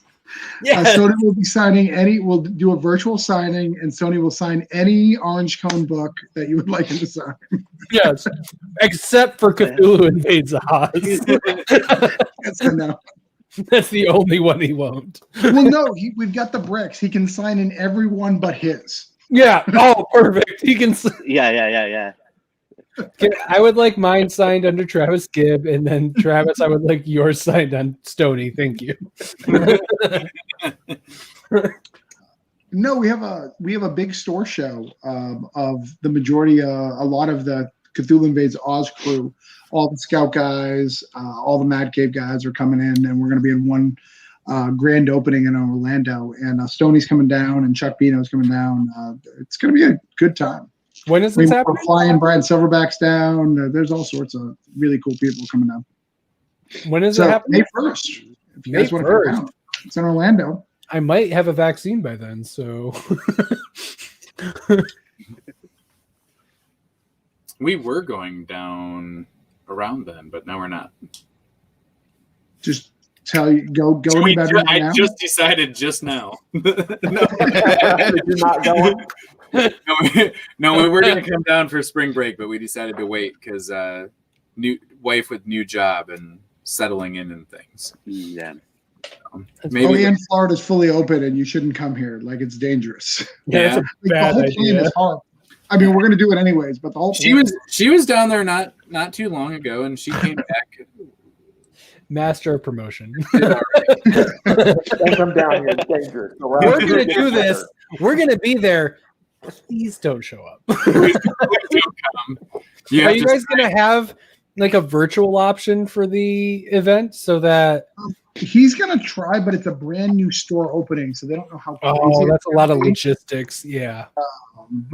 Yeah, I mean, I think that's one of the talks, right? Definitely was one of the talks. Because if I could get like issue 4 of Villainous signed by all of you people that are there, I would be very pleased. But only issue 4, right? Yeah, just issue 4. Obviously. Because everyone's favorite issue. Mad Cave loves to make their 3rd issue really sad, but Stoney really knows how to make an issue 4 really sad. It's advanced writing. He took advanced writing 101. Yeah. Advanced writing 101.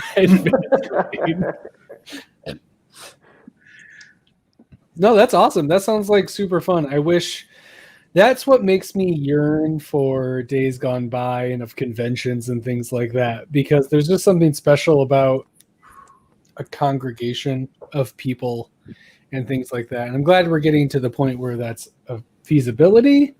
I miss that so much because it's nice because it's the first time I ever was like, oh, like other people like what I like. That's so cool. Like it was just like me and like the comic book owner kind of seemed standoffish about me pulling this, but like he still bought it for me so that I could buy it from him. That was cool. And then I show up and like, look at all these people who actually like it. That's neat. And yeah, no, so that's really cool. Especially the fact that Mad Cave and Scout and all that, when we're on here, it seems like there's a plentiful amount of people who really enjoy it. But in actuality, it's hard to talk about the recount with random people on the street. It's not something that's like out there. So it's always just really cool to get to have those experiences and let the authors know that you like fucking care. Oh, bye, Stoney. Love you. Yeah, I can't wait for shows to come back, man. I miss those. That's like my 6, 7, 8 times a year traveling, and getting out of the house for a nice weekend to hang with people, like you said, hanging out with our people. Right. And man, I can't wait for it to come back. Yeah. Yeah, I mean, we have some good smaller cons here in Florida that we can go to, but it's just not the same, when because really the smaller cons, we're just talking about how great MegaCon's going to be. So what's the point?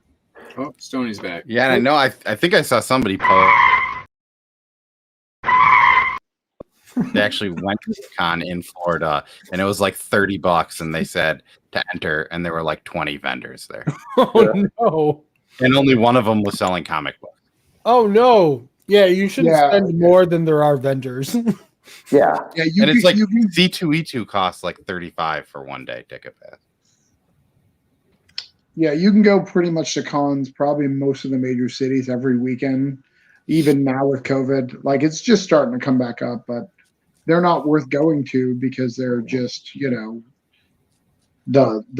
weakest of it. But Florida has a good con group of like stores that go to multiple. You can build relationships. So that's nice. I mean, there's Scout and Mad Cave down there. Is there somebody else too? Scout and Mad Cave are here, but Mad Cave really isn't here. Even though they're in Miami, like if you go to conventions here, you won't see a Mad Cave booth. You'll see, but you will see an Aftershock because he comes down from Georgia. Oh, cool. All right. Yeah, you will see an Aftershock, but I've never seen a Mad Cave booth. Doug, you're from around here, right? Really? Yeah, I was born in Fort Pierce. Okay. Yeah, just down the street from you. So he actually knows your address. He was literally. I sent it to him. He's like, look out your window right now. I take it at Dunkin', but you don't get coffee, and you want to go to Krispy Kreme, so it's just going to waste your time. I'm sorry. Well, from what I heard, Dunkin' Donuts has crap donuts anyway in Florida, so I'm not eating any of those damn things. They have the best avocado. He was going to go tomorrow. Yeah. He was going to go tomorrow. I'll put my seal of approval on it. Best avocado toast out of every coffee shop I've ever been to.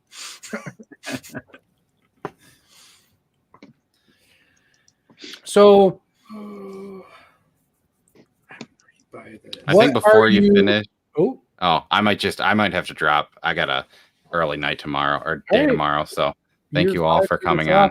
That's cool. All right. Bye. Bye, guys. Love you, Cole. Thank you all for coming on. Bye. I'm in a similar boat as Cole. It's about 11, so I got to get out of here. So. Oh yeah, because you're the other side. All right. Yeah. Well, okay, everybody. Thank Doug for being here, and then also go check out in the description. There's a Kickstarter link for Yumi. Or Yummy. If you back it, it's Yummy. Back it, you can call it Yummy. Yeah, but you got to back it, then it's Yummy. It's really yummy if you back it. Yes. Thank you so much, Doug. Thank you for being here. Thank you for being awesome. I hope you'll join us again sometime. Have yourself good. Awesome. Have yourself a good night. Yeah, you guys too, guys. Thanks so much. It's nice meeting you, everybody. So I'll get that update up tomorrow for Yumi on the Cthulhu Invades Oz. Sweet. Yeah, sounds good, man. I'll talk to you soon. All right, bye.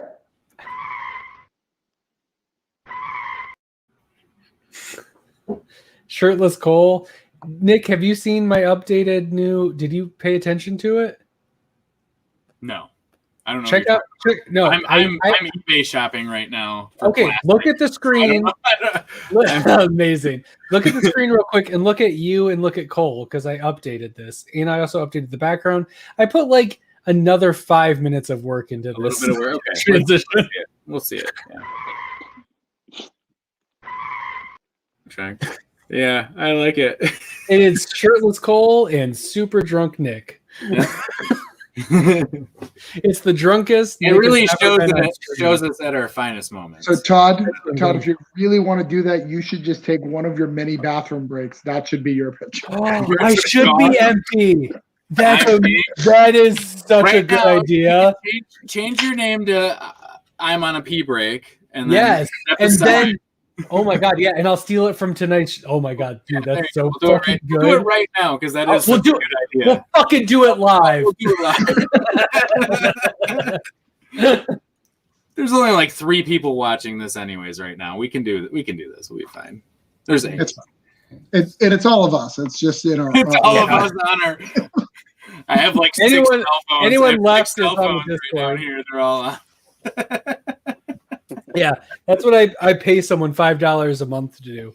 Is just turn it on all their devices. Camera falls and there's just a whole bunch of iPhones on the wall right here. You're like that weird. You know how you see like this is what fake reviews look like, and they show like, Chinese factories with people doing reviews of different products. That's you, but with Comic Burrito. It's like it's the Dark Knight. It's like thanks for backing this Kickstarter. Give Comic Burrito a 5-star review, and we'll give you $5 off. Yeah, yeah, exactly. We'll give you $5 off the burrito shop. All right, I'm gonna step off for a second, and then yes. Oh my God, Travis, thank you, because the best I found was this me empty and not there is fucking perfect. Poser, I want to be on the show. We need a Thursday night show. Let me know when. He's got to fix his chair. Oh, you gave it a spin. Like, how does that help? You're taking a screenshot. Spinning chairs don't. So you have more options. Oh, look at Villainous is back there. Stoney, your internet sucks. Oh, look at that. I know. It's so bad right now. I'm trying to fix it. I should have left for 5 minutes. I don't know. Oh, you're good. What's going on? Stoney's internet is black. Stoney saw his own book in the background. So bad. He said it's so bad. That is incorrect. Both of you have awesome books going right now. Excellent. Which there you go. Fucking hell. Look at this. Oh, can't show that. That was late in the book. Yeah, Poser, we'll make it happen.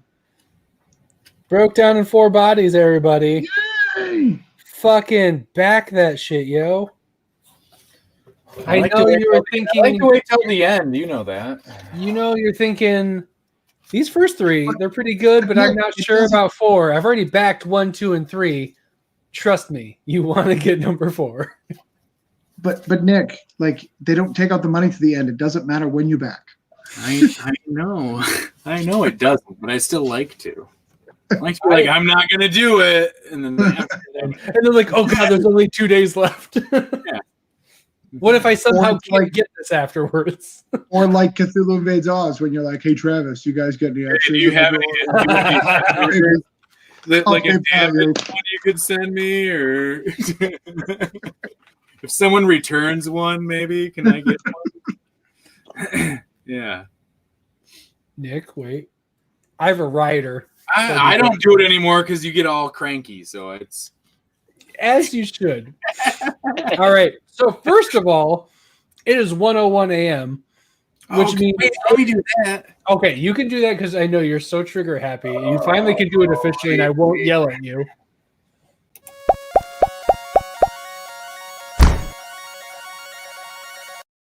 It's Comic Burrito Late Night. Oh! I'm Todd. And I'm Nick. He's Stoney. He's Stoney. And I'm Stoney. Yeah, there he is. And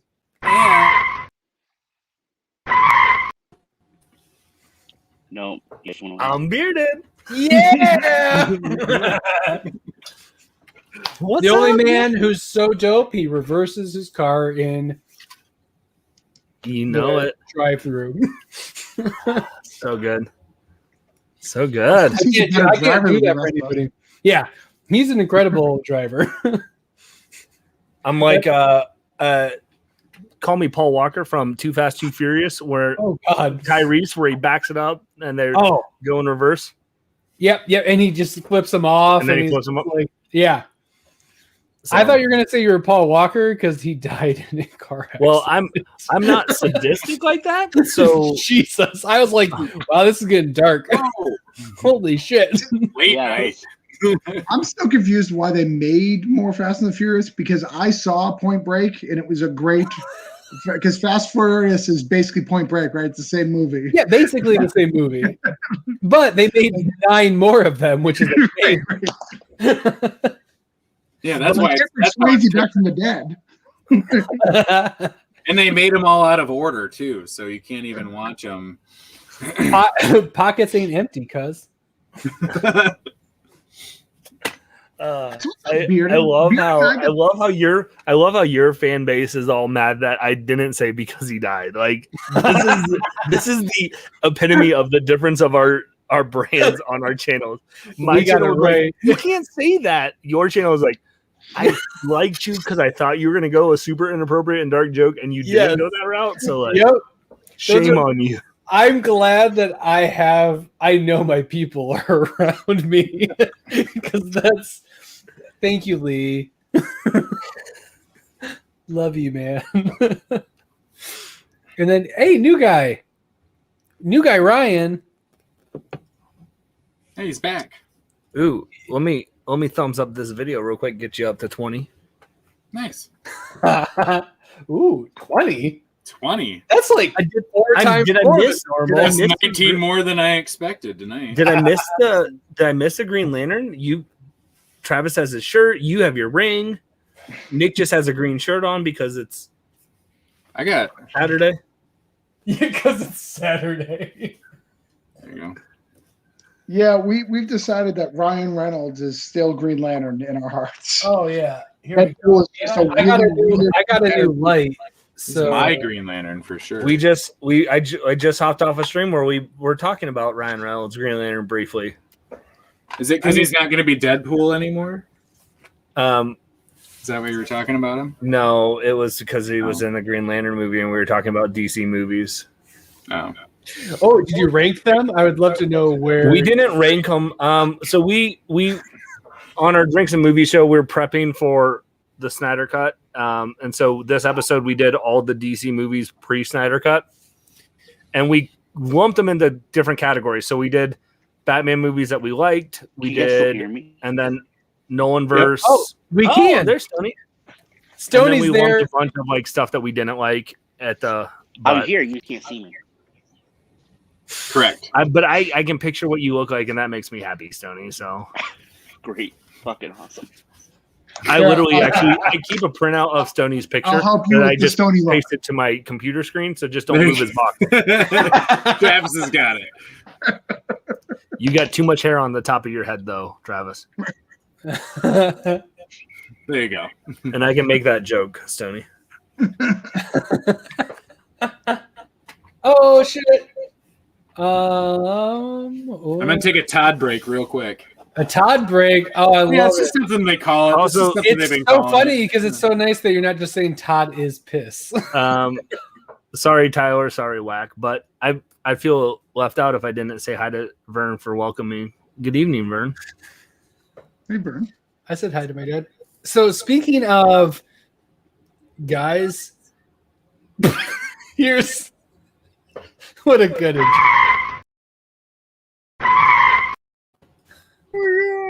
Fucking killing the segue. Amazing. What's up, Ryan? What's going on? Man. Ryan, if you want to win this chat over real quick, make an inappropriate joke about a celebrity who died, and people will love you apparently because I dropped the ball on that one. So yep, you did. Oh, I'm in party mode on accident. Here we go, everybody. It's late night. A Michael Jackson joke is in there somewhere. Somewhere, yep. What's up, Steven? Oh, hey, Steven. I remember when we were having a good conversation on the Discord, and then you just shut it down. Oh, shit. Ouch. Too soon.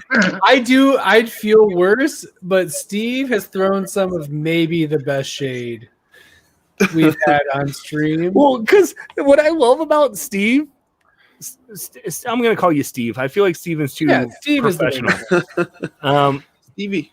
Like, Steve will drop like the hardest shade on somebody ever in the entire yes. And then he will instantly be like, I feel bad. I'm sorry. Are you okay? Like, are you emotionally okay? Like, I feel like I wrecked you. Like, I came at you pretty hard. And we're like, it's like, dude, you're fine.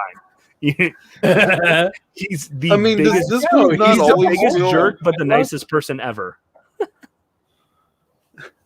Does this group not always feel like It's Always Sunny? I mean, right? You come on the episode and look at the chat; they just light you up. Like you have no chance. Also, welcome back to the show, Stony. I definitely. I mean, the internet service matches the comic book service out there, apparently. Yep. I like Stevie. I think he's great. I enjoy chatting with him. I like Stevie too. I just like. I love Stevie. He likes to bust chops, so it's fun to bust chops. I was really sad that Cole figured out what I do on Discord sometimes when I don't have time to chat. Like if I haven't taught in a day, I'll just throw something out there and then I'll disappear. And then Cole was like, "Oh, don't worry, Travis doesn't come back." And I was like, "Damn it, he figured it out." Nerds. He figured it out. I actually got to talk to these people. I can't just like. Oh, gross. Well, I always forget about Discord, and then I'll see like, oh, someone tagged me, and it's Cole tags me in a post. Just like, hey, he does it as a way of like, hey, Bearded, remember you have your friends in this chat that you don't talk to unless I tag you. Yeah, look over here. Yeah. I love how Stony still is just frozen like that. It's a dope. Like a lot of people freeze, I feel like in dumb positions. Stony looks like he's deep in contemplation, and it's awesome. Oh no, my belief is actually I definitely didn't just make an overlay that literally just is something I can control and turn off and turn on. Oh, did you? No, that would be crazy and a really stupid waste of time and effort. I mean, you are on a show with Nick and Cole, so I imagine. Oh shit! I'm so glad I just turned. I mean, I didn't turn off the overlay. Look at now. That's not What's me. What's going on with Stony over here? Well, his name's Stony. I think you can figure it out, man. That's why Travis and I best friends. I was about to say, you do know maybe Stony's a little Stony. Amazing. But his joke was better. That's why he's the writer. Yeah, exactly. He brings it together. By the way, y'all go buy Dead Bot broke down in 4 dead bodies. So Nick says he's too good to back a Kickstarter that's not the Snyder Cut already funded. No, he's too good because Batman writer. You've already sent him the previews. He doesn't back. He's like, why would I pay $15? I already got the book. That's on you, Travis. Oh no, Stony! Now this doesn't work as well now. Did Stony turn into Bearded? What's going on? Yeah, I don't know what's happening. That doesn't work as well as it once did. Well, Bearded, you guys are both in the chat. Did you hear about my cool contest? What's up, two brothers? I'm assuming I put a contest up. Oh my God, two brothers showed up. I wasn't in the chat. I wasn't in the chat tonight because I was on my other show. He says, "Hey Ryan, I love it." It's so good. Oh, I fucking hate and love you so much. So here's what we're gonna do. Hey Ryan. Hey Todd, Travis and I are trying to have a conversation, please. Right. Will you go pee here,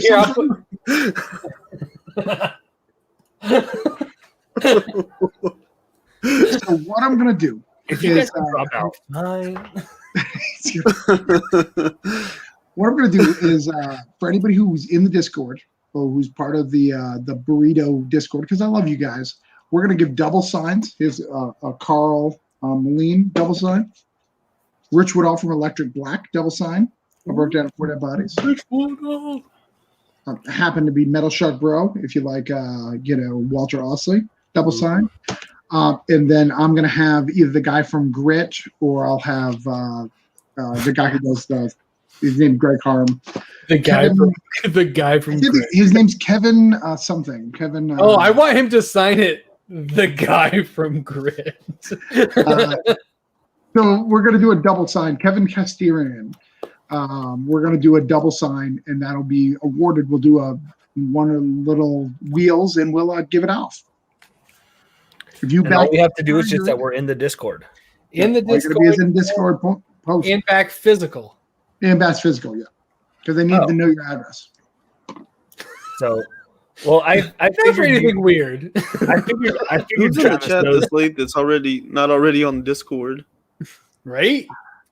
But he said it earlier too. Yeah. Oh my god. Oh no, I don't have. Shit. Fuck me. All right. Oh, you got me.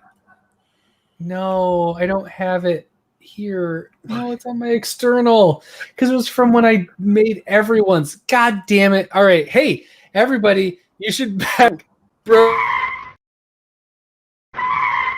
And then you should also welcome Shattered Glass newer guy.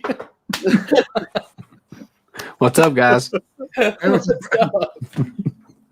Had to throw on my glasses. Oh, that's amazing. And he's got the best hat that you could have. Look at that. Oh, look at that. I still fucking need that pin, goddammit. I spent like 4 hours on your 24-hour stream. I need that pin. I'm out of pins, but I can get some more. Oh, what it's cool. Todd, you'd just be happy that you made it on the stream. I tried to get on the stream and Tyler passed out. Is that how I should feel? I should just feel blessed to be on the stream? I tried to invite you and you didn't come. I did. Who didn't come? Bearded didn't show up when he was asked? I'm timeout. I do like that we usually just devolve into YouTube drama, like we sort it out here. I actually don't remember. I remember asking Bearded on, and then I definitely fell asleep. So he asked me to be on. He asked me to be on at like 4:00 on Sunday afternoon. I said, "Hey, Sundays are my time with my family and my wife. When she goes to bed at like 8:00 or 9:00, like I'll hop on. You guys still have 3 hours. I'll be there." By the time I hopped on, Tyler had passed out. I was trying to join, and it kept saying the panel is full. Yeah. Well, people were still joining, so that was Lee not letting me in. So there's your YouTube drama. You can have people not let you in. I don't know. You can. I don't StreamYard. In StreamYard, it's a maximum of 10 people in a stream. So I was trying to get in the StreamYard. Tyler was passed out. So the person who invited me, it's kind of like I felt like Jim Carrey when I got invited to the club in The Mask, and my friend went into the club without me, and I'm standing there, and now I'm on the side of the road, and car drives by, and water splashes up on me, and I get soaking wet, and then my friends the next day like, why weren't you at the club? We were all there. You know what's really fun? We must have people in the background. What's really nice is I think that in that metaphor, the burrito is the water getting splattered on you, because it's like we're not in the club, but we're the ones that are making it just a little worse that you're not inside. So I don't know a lot about what that drama was, but I can tell you that I'm on Bearded's side. What book was that, Tyler? Were you showing a comic book on this comic book channel? It was ENIAC. Fuck you.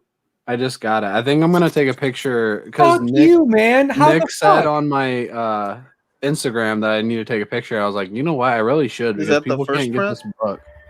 Yeah, it's the first. Yeah, because second print's not even fucking out yet. What the fuck? No, second print's out too. They sent some to some people. Yeah, see, there it is. Screw you. Fuck you, Bearded. What the fuck?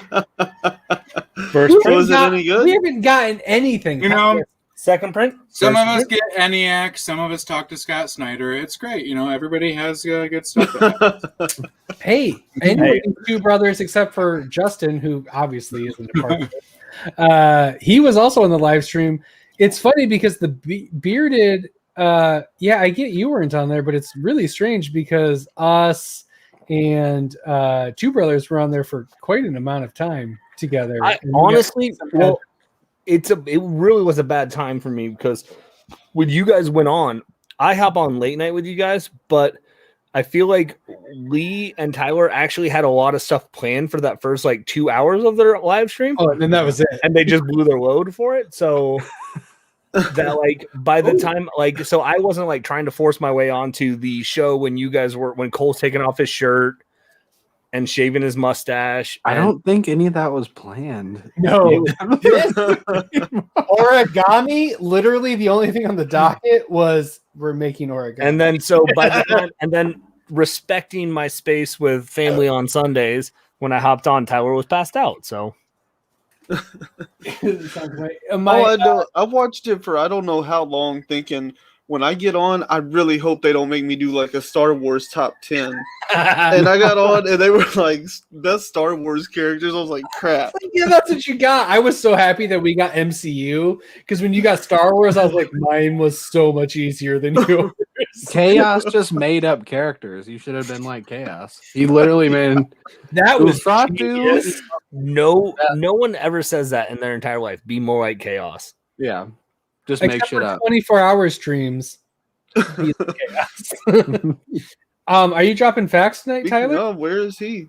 Oh, shit. I saw you have a notebook. Oh, I do. I saw your notebook full of them in the 24. You have like 3 months of facts to drop. Yeah, I do. You actually, when you invited me on, I was making our first ever, what's it called? A short? Yes, a short. Because it's the way to go. Everyone's making them. Whack Comics is behind already, but we have shorts coming. We started doing repair segment. It's Burrito Boosts on Monday. We went from our normal 3.5 to 6.5 hour videos to a nice cool 10 to 15 minutes. It felt weird. Right? It's so weird. When I uploaded, I'm like, this isn't right. This isn't live or hours long. It's so weird to do things that the YouTube algorithms will find you at. That's a horrible plan. Exactly. It's like people might actually watch this. What the fuck? This is a terrible idea. They didn't, did they? No, they didn't. Okay, I just want to. But they might. But they might. Maybe someday. Yes. After one of us passes, in memoriam, Burrito Boost. Right, when your aunt has to go through stuff to find footage for the funeral. Yeah. Yes. It'll be Burrito Boost. It'll be you on the fucking toilet. I mean, what? So we got facts from Tyler. So we're gonna do. You got 3 facts for us, right, Tyler? I guess. All right. So we got 3 facts from Tyler. Three facts. 3 facts.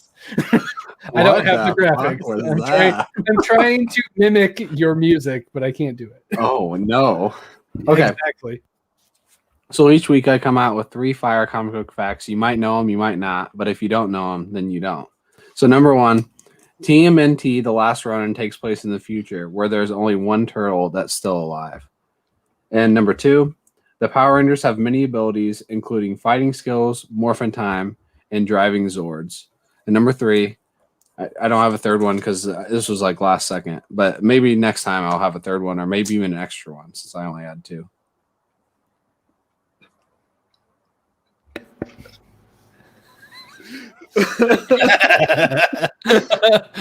And my favorite part, because Tyler, this is the one time on the stream Tyler doesn't control when things happen or don't, and he has to hope that Lee actually does his job. Hey, oh shit, what the fuck? That is not people from. I'm removing people from stream instead of holy shit. Oh my god! What is happening right now? You know Todd's drunk when he lets Nick be in box number 1. Right? Things are wrong because contractually my writer says. Anyways, so 3 facts. 3 facts. Oh my god, that is awful. I need a lot more. We need to get that third fact. Yeah, we'll get it. He might give it to us. Yeah, I said next week. Or This is a riveting podcast. And maybe someone else could give us a third fact. maybe someone, yeah, in the comments, please give us the best third fact. And coming from fuck me, where are all of these? I've never seen that hat. It says burrito big. Yeah, I got a tiny burrito. you got it. What's weird is I'm just overcompensating.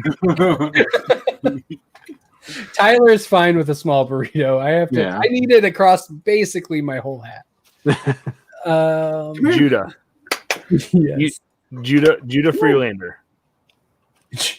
Yes. Someone made that joke on Wednesday. I make that joke a lot.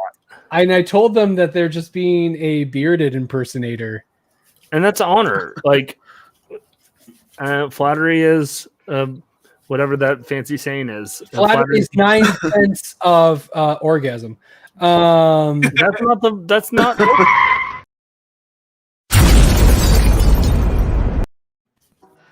It's fucking Lee. Hang on, I'm multiple celebrities that have overdosed on painkillers and alcohol. Oh, neat. Are you 27?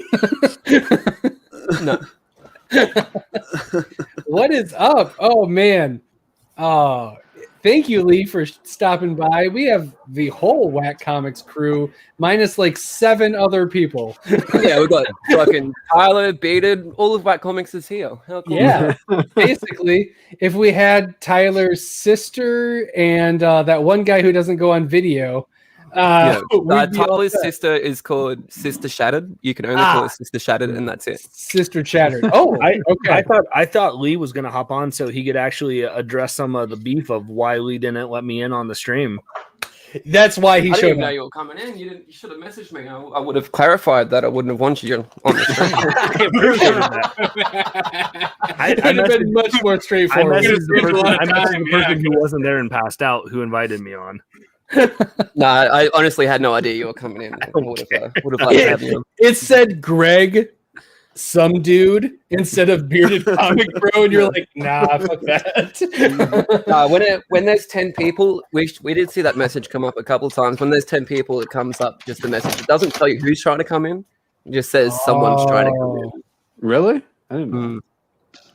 Interesting. That's why I was happy with my first 12 hours, because the second 12 hours was much more.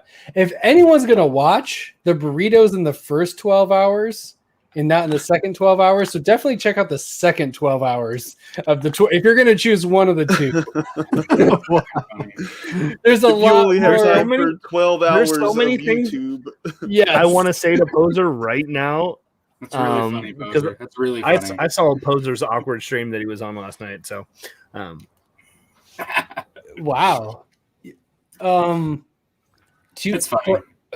Do we get to? All right, everybody. Apparently, this was created for cancel culture. We all collectively get to cancel something. I get that's not what he was saying, but fuck him. We all get to cancel one thing collectively. We obviously are all in agreement that canceling Posers off the table because we all would agree on that. Exactly. It's too simple and it's too obvious. Like we're all gonna be like, we cancel Poser. Okay. Yeah. I just wanted to make sure that was so outside of Poser. What are we canceling, guys? Bad Idea Comics. I mean, Cole's not. I mean, I'm fucking pissed at them. We're definitely canceling them, and if you have them, you should not send them to us. Time out. We'll burn them. I thought your guys' shop was supposed to be getting them. Did they not? Second wave. Second wave. But we haven't gotten the second wave yet. So they're not the second wave. What are the second wave books? Second print. No, second print. Like it's not first print. The black letters. Yeah. For all the books? I think so. So you're never going to get a first print? where you are. Every book we're getting a second I print. have no idea, and they have no idea. It's 3 years fucking later, stupid. and we're still getting second prints. Yeah. Well, it's not a second print. It's just not a first print. Yeah. They print one eBay is pretty universal. comic, set it aside, and then second print everything else. So then they were told that maybe they'll still get first prints. So who knows? Yeah, we don't know, but they allegedly are all in on Bad Idea, which is what Bad Idea really loved to put out there when they signed up. Bad Idea was like, they're all in on Bad Idea, and then they were like, oh yeah, fuck you, you only get second prints. Yeah, I'm really close to just being like, never mind. No, it's Stupid. Are they just trying to limit how many copies are in the run? They are. How many people read it in general? I think. I don't they're think not there's letting like people any get stores it. in Australia that's getting it. I've been hitting up stores in Australia and like none of them. So it's really they're all more like like the this. Google beta program. Yes. So It's like everybody has access, but it don't really count. Right? You already have issues in Australia getting comics, right? And they're just like, yeah, they're just like, fuck yeah, no. they've got too many regulations and too many rules and making it hard. You know, I don't quite understand. This is I randomly showed up at my comic book store to buy 3 more titles of Noctera. God. and when I did, I had somebody else who was there who was like talking about Bad Idea, and they were like, hey, you don't have the Bad Idea stuff. Oh my God, Leela, you're such a pretty lady. She was on earlier. Yeah. Oh my God. Hi, Leela. She should be asleep, but apparently her bedroom door is open. Well, there you go. So And what version of Noctera? What version of Nocturna was better, the script or the actual book? I actually enjoyed reading the Kickstarter better than reading issue 1. If Lee's gonna just roll his and smoke, I'm gonna have vape because might as well. Which I hope so. I paid a lot more for the Kickstarter as well. Right? So no, it's worse. But it was cool. When we were talking about Bad Idea, he was like, hey, are you getting that? He was like an innocent, like, he's one of the innocents who's not a part of it. He just signed up for it. He doesn't know the drama. He didn't know anything. And he was just like, oh, so they're doing things differently. That's kind of cool. And I'm like, it's fine if you take on like Marvel and DC or Image and you like poke their eye or something. What they're doing right now is fucking over the people who will actually like bankroll them into being able to be something. It feels like they're taking on the consumer when there's bigger issues. I get that the consumer issue is a problem. People buying multiple copies of the same book. That's fucking crazy. Who buys 8 copies of the kind of goddamn book? Fucking morons. Like fucking idiots. And then again, I'm on Team Bearded Comics. I just want to say that for the record. As you guys continue to talk shit, I am on Team Bearded Comics. Whatever he says, you're just unequivocally on his Travis, side. I wish you wouldn't have said that because I'm gonna throw out might be a hot take here. I don't. You like Keith Van Skyrim? I don't know. Like, I don't know why Big Idea. Like everyone's up in arms with their model. I get it. I got a first print. I don't get. I'm not planning on selling it. Easy to say when you get a first print. Yeah, that's exactly what I was going to say. The guy that got one really likes it. Sure, yeah. No, but honestly, like you got 2. Who cares? Well, I got that's the second, the not print. I went in the next day. But you have 2. Here's mine. I have 0. Okay, I get it. But eventually, as they start to allow, who cares if people in Australia never get anything? I mean, I don't live there. I get it. Yeah, fuck you all. I don't buy stuff with dollary dues. Do they need to spread it out more? Yes. But if they put the not first printing in every store, people would still be upset because they couldn't get the first printing. And then what do you care about? Do you care about the spec or do you care about actually reading the story? I want to read it. Reading the I fucking fucking book. want to read it. It's Matt, I get it. He So led that's what I'm with saying Matt is- Kent. I want the Matt Kent book. I get it. Right. And that's what I'm read saying is everything they Matt need Kent. to figure out how to get more of their copies of the not second printing in stores. I get that aspect. No, you know what they fucking need to do? Let me fucking read it on my goddamn exactly. iPad. Read it online. It's fucking stupid, man. But, I mean, they're limiting people from buying it. I and will reading give them $4 just to read this book. I don't give a shit Fucking about yeah. holding it. But It's the internet. Let me put it on this. Fuck you. But Yeah, they- that's here's the where the deal, revolt Todd. against Here's the digital deal. They're is going to twisted. change their strategy. They're going to change their strategy and allow that eventually because guess what? The marketing aspect of it is what they're doing. We literally every single YouTube comic review show has talked about Bad Idea this weekend, this week leading up to it, one way or the other. Skeft's video hit 1,000 views the first day it dropped. The most views that he's gotten on a video the first 24 hours. They're placing it in the way to market. They're gonna change it because it's not a sustainable market. Like There's a lot of people talking about Bad Idea, but there's not a lot of people talking about the comics from Bad Idea. Like, Yep. Yeah, I they're heard not. one thing about that's what I Nope. said to Lee It doesn't matter earlier. to them I have because no it's idea if still it's putting good. money in their I have pocket. no idea. That's it exactly. I mean, You're yeah, talking I about mean- Bad Idea. No one's talking about ENIAC. Someone please tell me about Even you, ENIAC. you didn't even say if it was a good book. Is it So a good I- book? We're I talking just about bought the it fucking today. company. I was gonna read I- it tonight. I was going to drop a video on Wednesday after reading it to actually do a review. I got lazy. So it's really good. No, I will tell It's you. like an ash can. It's not even So like a full. I talked about it on my comic review show I'm on Fridays that none of you guys tune in and watch. So screw you, Nick, about not telling me I reviewed the book. So you I don't. I mean, he Your took videos for months. No, honestly, it was a big setup issue. Which I feel like they could do because it's a 4-issue series. They literally screw chaos. They literally set up the whole issue, which I think is smart for them because everyone who bought issue 1 is committed to the four issues because that's how my shop was. Of they're making you sign up for the 4 to get all 4. That now I think what they can do with issues 2, 3, and 4 are going to be a lot more buck wild because they don't have to explain stuff that they've already explained in issue 1. So it was a slower burn for me on ENIAC, but the art by Doug Braithwaite is fantastic. Okay. That's the first review I've heard of that comic. That's the Yeah. first review Me I've heard too. of any Bad I had Idea to- comic. Yeah, and I Yep. had to ask. Yeah. Because no and one we had to gives a ask shit about for the it. comic. Yep. And it really didn't tell me anything about the comic. I'm just saying, like it's. That's good. I don't want to know. I still don't know what it's about. Or Hey, what is this? No. A sci-fi It's book? fine. Does he have AIDS? What happens? What's Both. You know, it's that classic sci-fi AIDS genre. yeah. I saw that on Star Trek TNG one time. It's really catching on.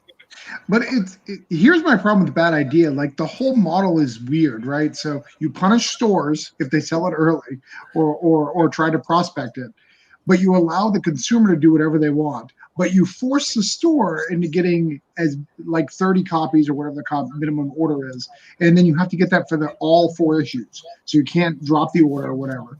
Yeah, so well, you you literally already are paid just for like, it, "Hey, though." store, if you want to carry our book, we are going to punish you and make sure you can't make any extra money on it. I just don't think if I'm gonna pay for an entire series, then I'm just gonna buy a trade. Like They're not dropping making any the trade. trade. They're not doing a trade. That is, yep, that's not Yeah, a thing. fucking- like I would just So like I'm they saying what I hate would money. want to Why do. again? right. I don't. You know what they do make? They make scanning machines. Yeah, I'm gonna take a picture and send. I'm gonna make like a group so everyone can read it. Thank you. You go to Yeah, bad Kinko's idea. tomorrow- you go to Kinko's tomorrow, and I got a photo printer. Let's fucking do it. Humble brag. and then we'll make some. I'm We'll doing print it, this. and then we'll make some origami. I'm literally a freelance photographer. I weirdly enough have a photo printer. I will spend $17 in goddamn ink to get ENIAC printed, and if anyone wants to give me 1725, I will print them out. Do you guys want me to read it to you right now on the late? No. Yeah, actually, yes. Yes, because I have no. Bad idea will cancel you. They'll come and kill you in your sleep. Yeah, that's what I'm doing on this channel. You know that one comic book shop that sold one for $4.95 instead of $3.99. They got got kicked out of the service. Honestly, I'm going to be really curious to see what happens because 2 shops in Columbus are supposed to be carrying Bad Ideas. The one where I set up a pull list just so I could get these books, they had no first print on the shelves, but they had all the not first prints up there. And the other shop had nothing out at all. I think a lot of these shops are going to sit on them for 30 days. Yep. And they're going to sell them anyways. So I think a lot of the shop owners are saying, screw you to Bad Idea and saying, we're going to do what we want and we're going to make that money. Because I guarantee you, I can walk into these shops and I will see randomly a first printing that hasn't been up there. And I will see a first printing on the back wall every single day, because as soon as one comes down, they're going to put another one up. Someone sold it back to us. There it is. So, okay. So the big thing about Bad Idea is it's supposed to be better for the consumer. You only get one. They're all out there. You can't price more out because you're a comic book shop. You can't spec it. That's the whole point, right? It's supposed to be for the consumer. That's the whole idea. Of course, exactly. Of course, you can spec it because if I go to fucking, if I go to necessarily it was for the consumer. Exactly. More or less said, we're gonna make a bunch of dumb fucking rules. Yep. And what has happened is I go to eBay right now and it costs $140 to get an untouched ENIAC right now. It went down. Yeah, it went fucking down at 140. This is literally performance art. This is the whack comics of comic book publishers. It's like a whack hack, man. This is crazy.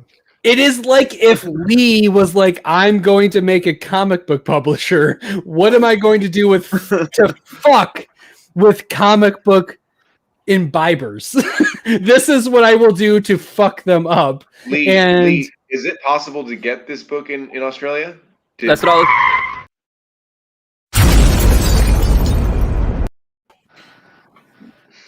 was just saying. I've hit up just about every store, and they're all like, "Nah." Only dingoes can sell it in Australia. It's another weird rule that. I think one of the dingoes in the comic book. I think one of the things holding a lot of stores back from getting it is because you can't up the price of the they can't sell an issue for $3.95, and they make money. They'll lose money.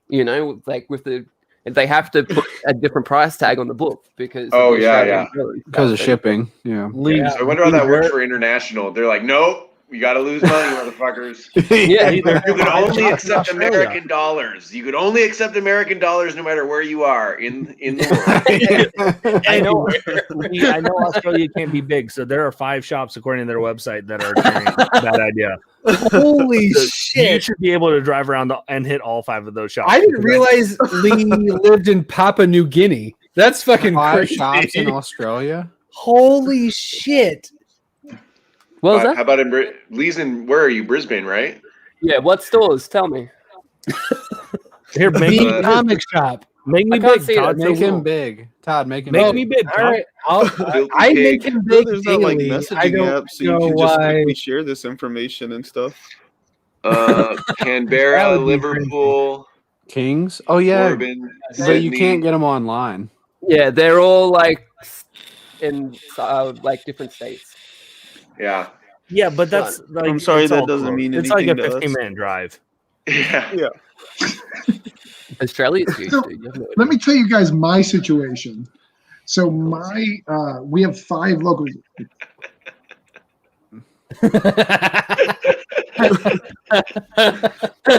I was gonna talk for him. I know, but he stopped. I was ready to let it go. Make me big again, Travis. Go ahead. Go,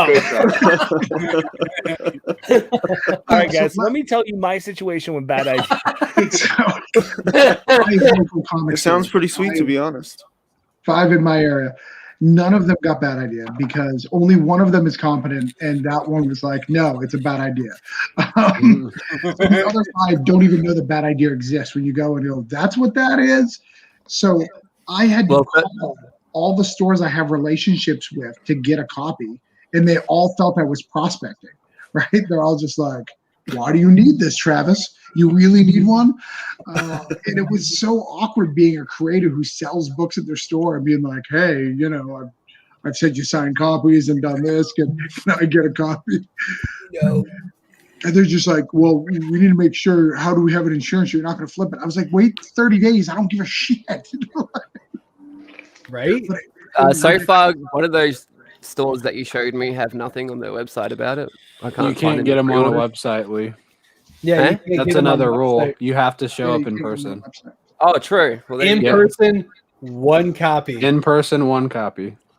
Which is great. I have a wife and a child, so it's perfect because there's no way I could possibly break this system. Yeah, you can get 3. I heard you could sell it on online shows as long as you sell it for price.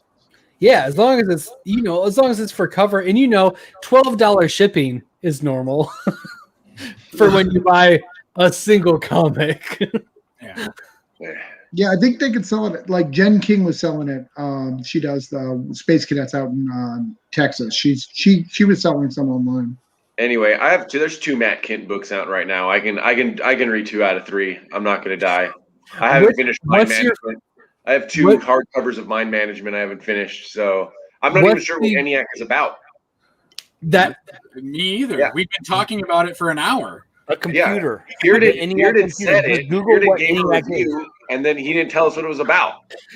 No, you talked about everything besides the actual premise and setup of the story. I'm sorry. I talked about it in my previous videos that you didn't watch, so. I watched them. You probably did. I clicked off because I didn't want to know. Channel pin? I'll have to go and subscribe to it. Oh, because you have a channel? Holy shit! I hate you all. Bearded. If you want to know how Green Arrow makes chili or how Superman shaves his beard, check out Bearded's channel.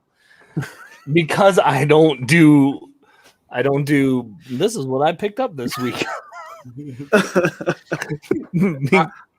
And that's why Beard is not a part of the community. He doesn't just have a scrolling feed of what he's reading from this week. Do what I want to do.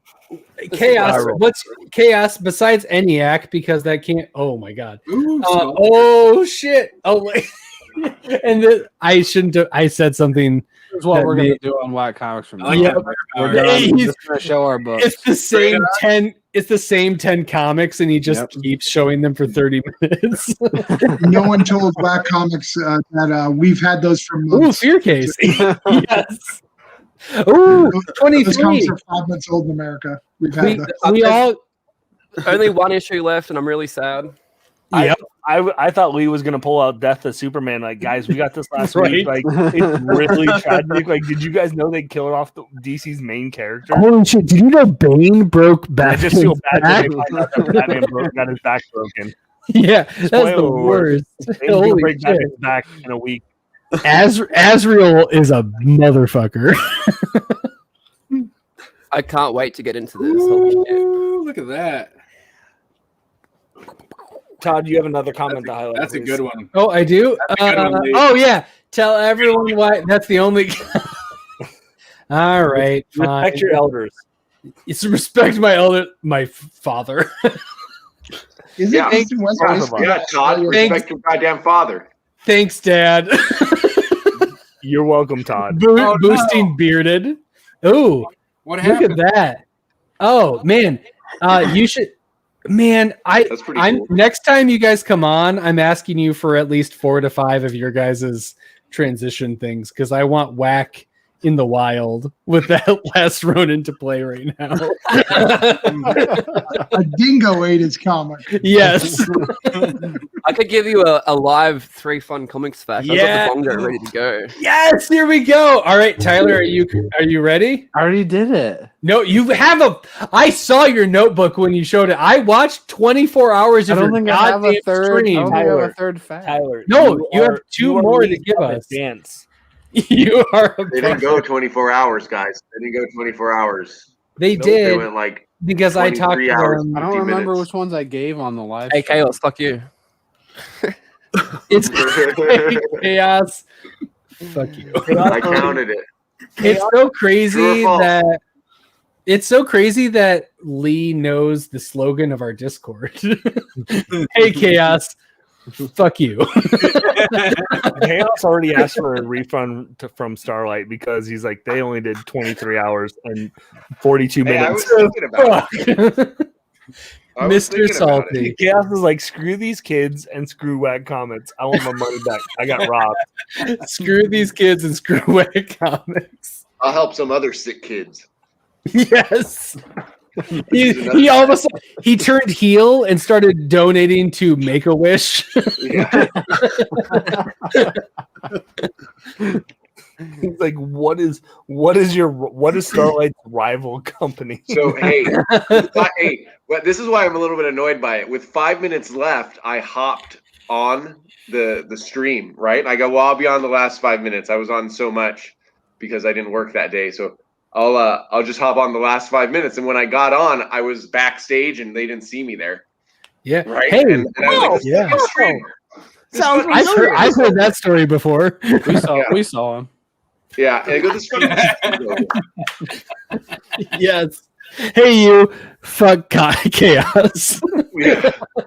Well, the stream was over. I got off. So if they saw me, it was like in 7 seconds. But Oh, you got off at the end of the stream? That I was sounds getting off the familiar. whole thing. It's called Whack Comics. You gotta whack it if you're gonna be on it. Hey, Do you have a bidet to go visit? I'm really soon. I actually really need to soon. Chaos doesn't appreciate me not using my bidet. That makes sense. Appreciate me. All right. My wife is my wife in the fucking chat. Oh, I said using my bidet, but yeah. All right. We got the bongos. We've got Tyler. I don't And remember we're ready for. Yeah, we need some facts because then I'm gonna go to bed. Three facts. I need 3 facts before bed. You ready for 3 fun comic facts? There it is. Hello, everyone. I'm giving more facts, I guess. Number 1. Although comics are printed on paper, some are printed digitally, which requires less paper. Number 2, some comics are longer than others, requiring more pages to complete the issue. And number 3, I don't have a third one this week, but maybe next week I'll have a third one. Maybe even an extra one. He says this week again. So committed to a bit. It's been like 20 minutes. Some comics are printed on paper, others are printed digitally. Three facts. He's not wrong. 3 fun facts. Except for ENIAC. ENIAC is not counting bad idea. That's the third fact. Third fact no one heard. This applies to everything but ENIAC. No, the third fact is page 1 of ENIAC says, "Don't tell Comic Burrito what ENIAC is about because it's going to be bad." Yeah, we don't get to know. It's the first page. It's like, if you have this, you're not allowed to talk about it. Don't It's tell like me. it's like Fight Club. You don't get to tell Burrito about ENIAC. This is when anyone. This is when if someone in the chat can tell me a third fact that is primo, I may have another Todd's rag for them. So I was going to do a really funny one, but the last thing I want is one of these things.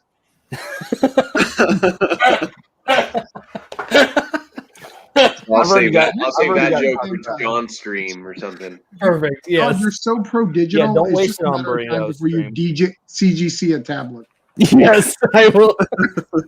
Oh, the next thing on my slab list is Stoney's first pants check, pajama pants. I will figure out how to slab those. After that, I will slab as soon as I update this to a new version. I will slab the fuck out of this and then give it away. Oh man, I need to slab this now. I will slab the fuck out of this. It sounds like a weird comic fan porn fantasy. I'll slab it so hard you won't even feel it. I want to slab you. I'm gonna slap you so hard. Nick, are you going to bed? I am. Are you? Oh fuck! All right, I'm gonna go to bed. I don't have I don't have a drive-through for you. I love you, Nick. Better. Everybody have a good night. I'll send you some pics, Nick. Good night, Nick. You. Oh my god! Hashtag Tyler sucks.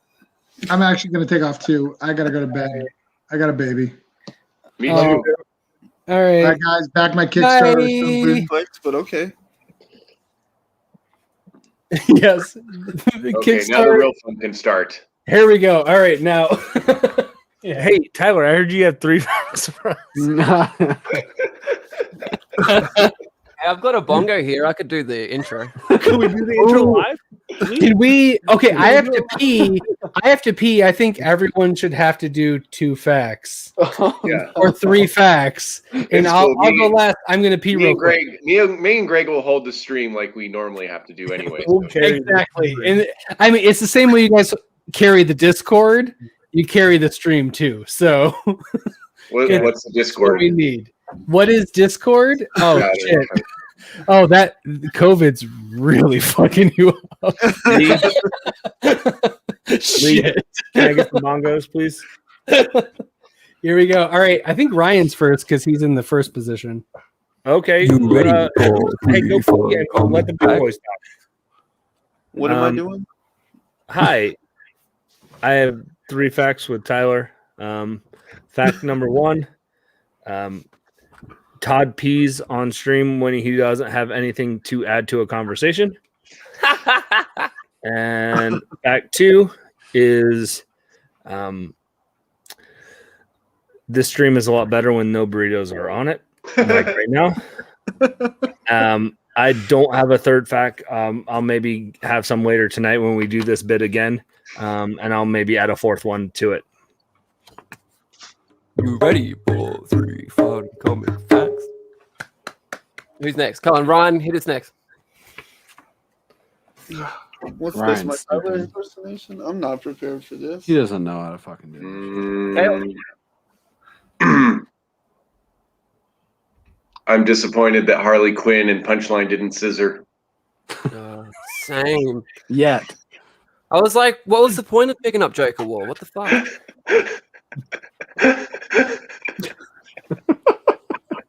You ruined the bit. You can't laugh. Oh, I wasn't doing any facts. I was just giving you information. No, it was an opinion. That wasn't a fact. This is just things that. Hey, that was just general information.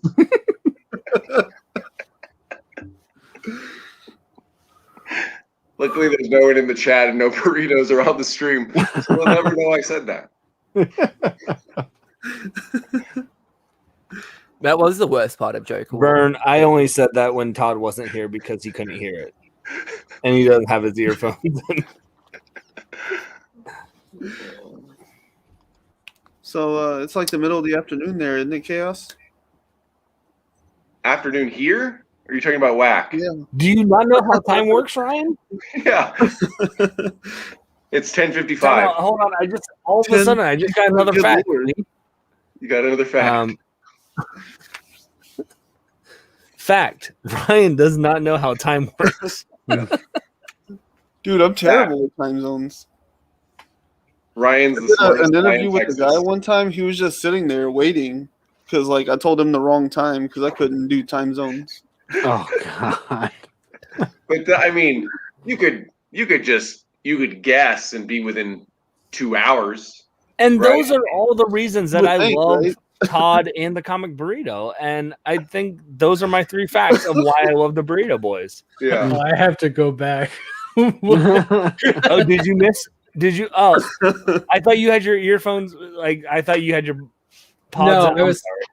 No, on. I missed that. I have to go, it was nothing but good things. You can ask your dad. Yeah.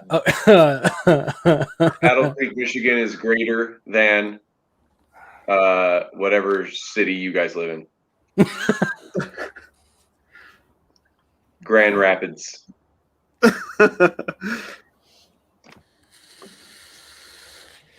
How's the beer taste, Chaos? No taste, just drinking because I'm alcoholic. So this is the stream where we get you to eat like weird shit on stream because you can't taste anything, right? I mean, it can only get so weird. Do it for charity. No, I can taste spicy food and I can taste salt. Those are the things I can taste right now. Yeah. Basically all I subsist off. That's all I ever taste. Tyler was too scared to pass on my message, the full message. But I was saying before that you're because that tweet that got screenshotted and put into the Gemini script, I was saying that you were an influencer with influenza. Oh yeah, I did say that to him. He told me you said that. Yeah, except you're spreading fake news. So Chaos, we want to welcome you on to the Burrito stream, and something we always do when we have a panel member on our stream who can't taste anything. We want to know, what is your perfect COVID burrito? It's just peppers. and then let's talk about local restaurants for 22 minutes. Yes, let's talk more about Grand Rapids. There used to be a Dunkin' Donuts there. Is it still there? I don't know if it's still there. I don't know. Why not avocado toast? That's what was happening while you were ranking your movies, Bearded. I was popping in between fights, and they're like, Dunkin' Donuts shouldn't be serving avocado toast. Hey, it's all the comic news you fucking need. Hey, it's as much news as newsworthy as ENIAC. I know just as much about Dunkin' Donuts inner workings as I do about ENIAC. I think when I go to Florida, I'm going to a Dunkin' Donuts. I think you know more about Dunkin' Donuts than you're leading on. I probably do. And you guys are ruining. Lee is actually going to make avocado toast, but instead of toast, he's going to use ENIAC #1 with a layer of avocado on top of it. Oh, I don't know. Sprinkled with some chili flakes. Okay. What's ENIAC #1 in a toast? Tyler has ENIAC. Lee, if you got your hands on ENIAC, would you treat it well, or would you do some white comics shit? I haven't got ENIAC, but I could do this for you, Greg. I'll do what you suggested, but I'll use this instead. I'm fine with that. Yeah? Right, I'll use that. It's coming for you. It's coming for you. Is that worth something? Is that a first appearance of someone? No, I don't think so. I think it's the first appearance of Spider-Gwen? Miles Morales. No. Who's next? Greg did his, apparently, that I have to go back and watch, about how he talks about how the 2 facts are burritos aren't needed for the burrito stream. You should go back and watch our facts. Okay. You guys already did them? Do I need to do 2 facts then? Yeah, we've all done our facts. Oh, you guys all did your facts? Yes. Do your facts. We carry the show, is what we're saying. Oh, I know. I literally said that 3 hours. 3 hours ago. Someone went to the library. Yeah, they did. 3 hours ago, I said the only reason why this live stream works is because we started leaning on people. Yeah, I have that whole series. Okay, so is it good? 3 facts. What are your 3 facts? My first fact. Hold on, wait for Lee, please. Lee, respect the process, Todd. What the fuck? Holy fuck, Todd. Come on. He's got bongos. He's playing them on your goddamn stream. You can't fucking wait for him to bang them a couple times. Judah Friedlander, calm down. Tell us about parallax or some bullshit. You didn't even get the fucking joke that they're supposed to be irrelevant facts. You're probably just going to tell us facts about fucking Green Lantern. Oh, that's a good idea. Those would be irrelevant. Lee, before you were so rudely interrupted, please with your intro. Those are not mutually exclusive. Yes. Please appropriate our Native Americans' culture.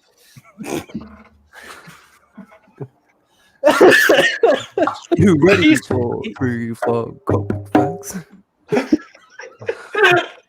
He's from Nevada, so it's fine. Guys, I'm dying. I have a deadly disease. All right, so you guys are interested in 3 facts. One is, did you know that there are a lot of publishers that make comic books, and they all use paper? Some use digital. My second fact is that there is a lot of YouTube comic streams about comics, and most of them talk about comic books.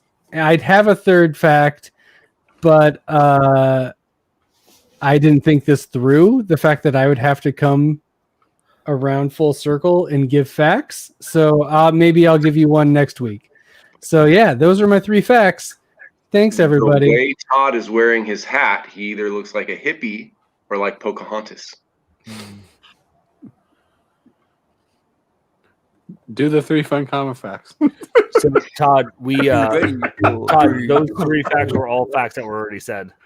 Yeah, I feel like all 3 facts. All 3 facts were already said. 3 out of my 2 facts were already said. Yep. Well, shit. So you got to go again.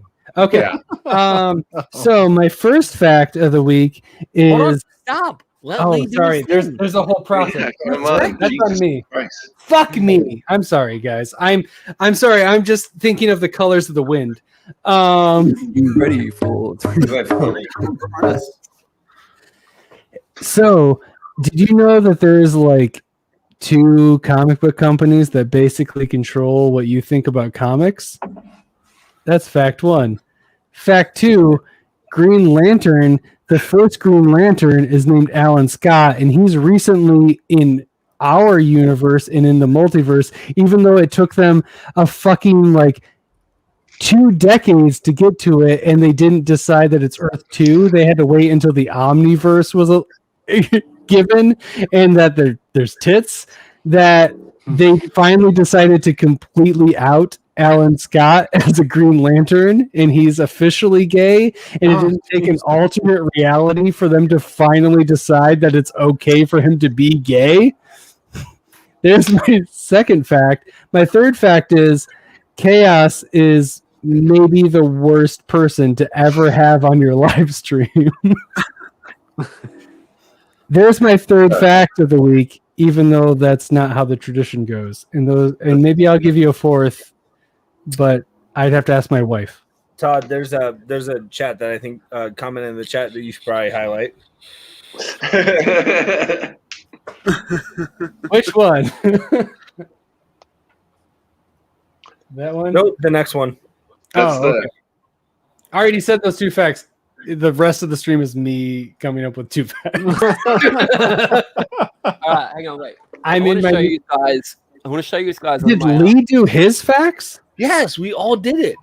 What were Lee's facts? I want to know Lee's facts because I've heard Tyler do facts. So Lee did that whole Alan Scott one that you did. Lee did that one. He did not. He did. You can check it on the rewind. He also did the first one that you did, the first stream about the paper thing, because he was making fun of Tyler like you did. So yeah. Again, we've all done. You are utilizing the ones we've already done. Oh, I have to do another 3 facts. They've already been done. Okay, all right. Yes, Lee, if you will, please. I'm not talking you for this. Fuck me, dead. Phil left out everyone's 3 fun comic facts. Is that Joe DiMaggio? So my first fact of the week is the fact that, did you know that there's comics that are related to real life events? There's biographical comics out there. My second fact of the week is about Adam and Eve. some comics have nudity in them, and sometimes you will ask people on your stream without really thinking hard about it, and they will just show comics that have nudity in them.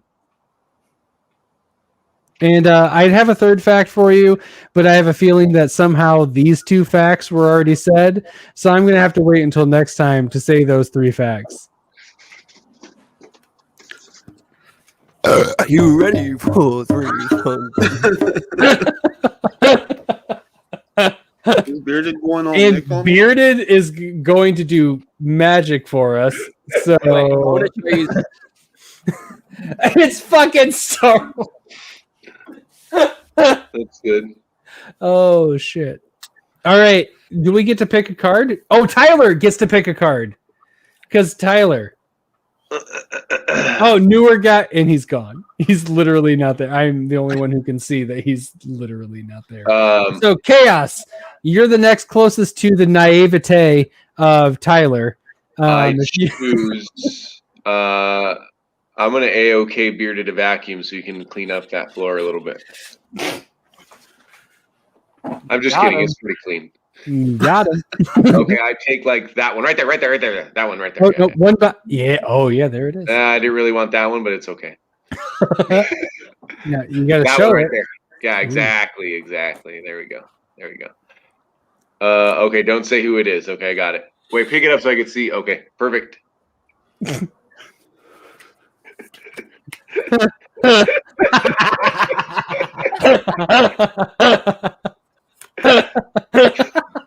Where could it have went?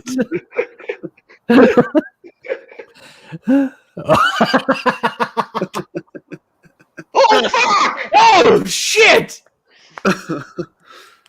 He's a witch. That was almost as good as the content on your channel. Oh my god. He's a witch. Get him. He's a regular Scarlet. Yeah. I want to show you guys something. Images you should not masturbate to. I sleep with this book beside my bed. Yep. Just want to show you a couple of pages. Just a couple, just to get you warmed up. Just a couple.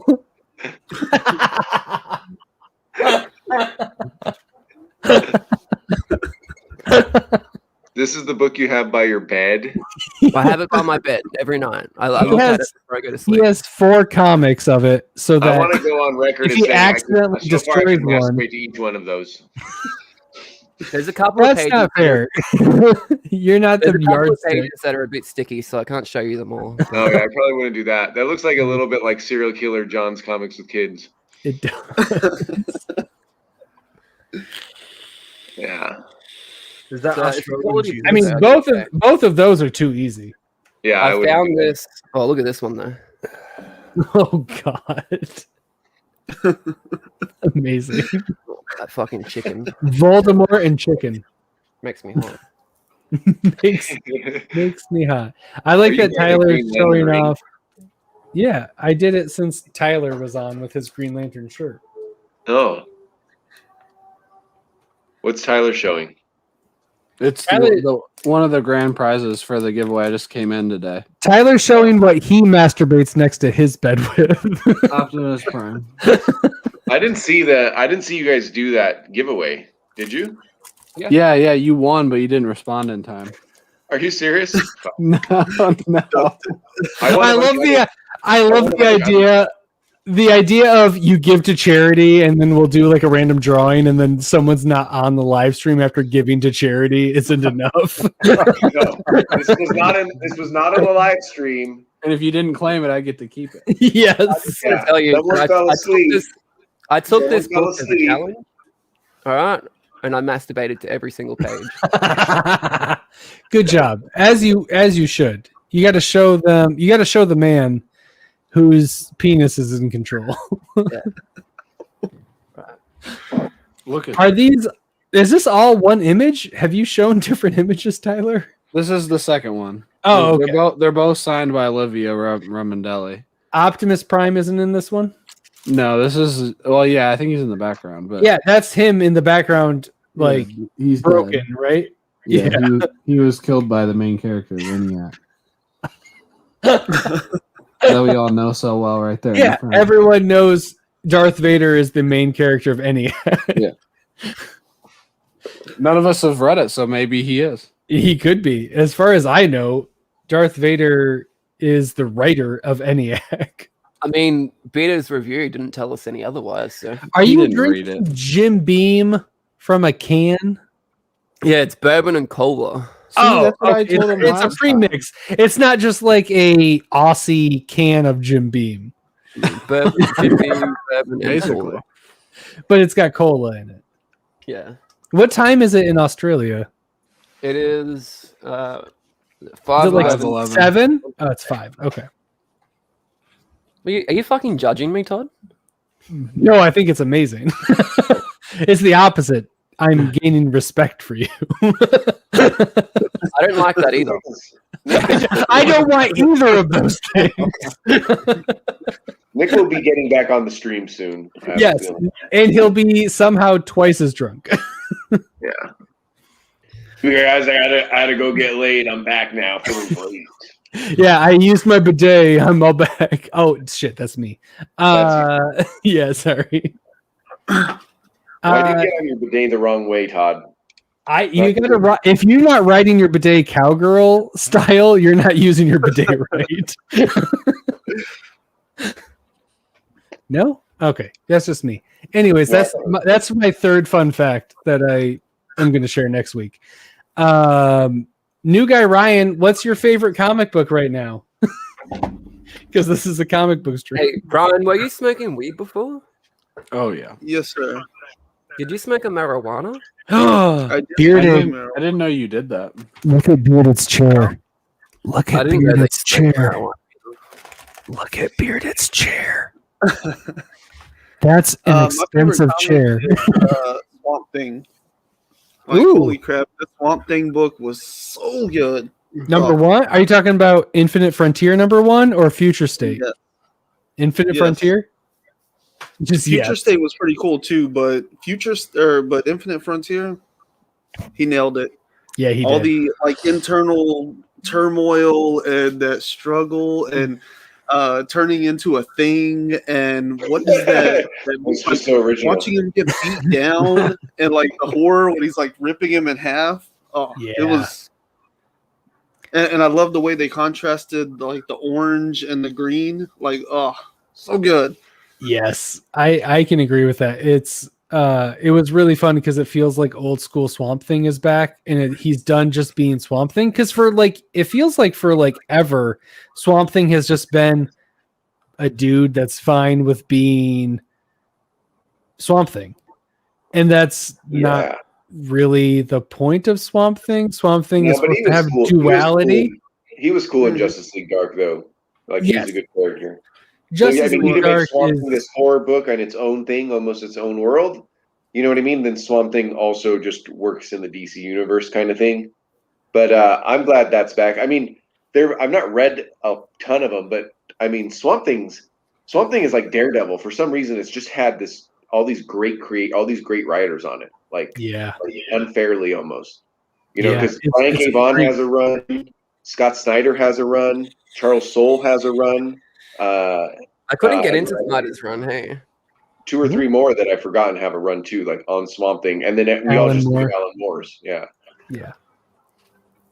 No, it is really cool because I feel like it's one of those characters where they don't care enough about it, so that's why we get all these amazing writers getting to have a little bit of freedom. When you get Batman, they're like, "Oh, we have plans for Batman. You got to watch yourself." But when they're Swamp Thing, they're like, I don't fucking care. Just make sure that you write something. It's all give DC some credit. They did put Tom King on Batman, which I liked, but that was an experimental writer that you wouldn't normally. There it is.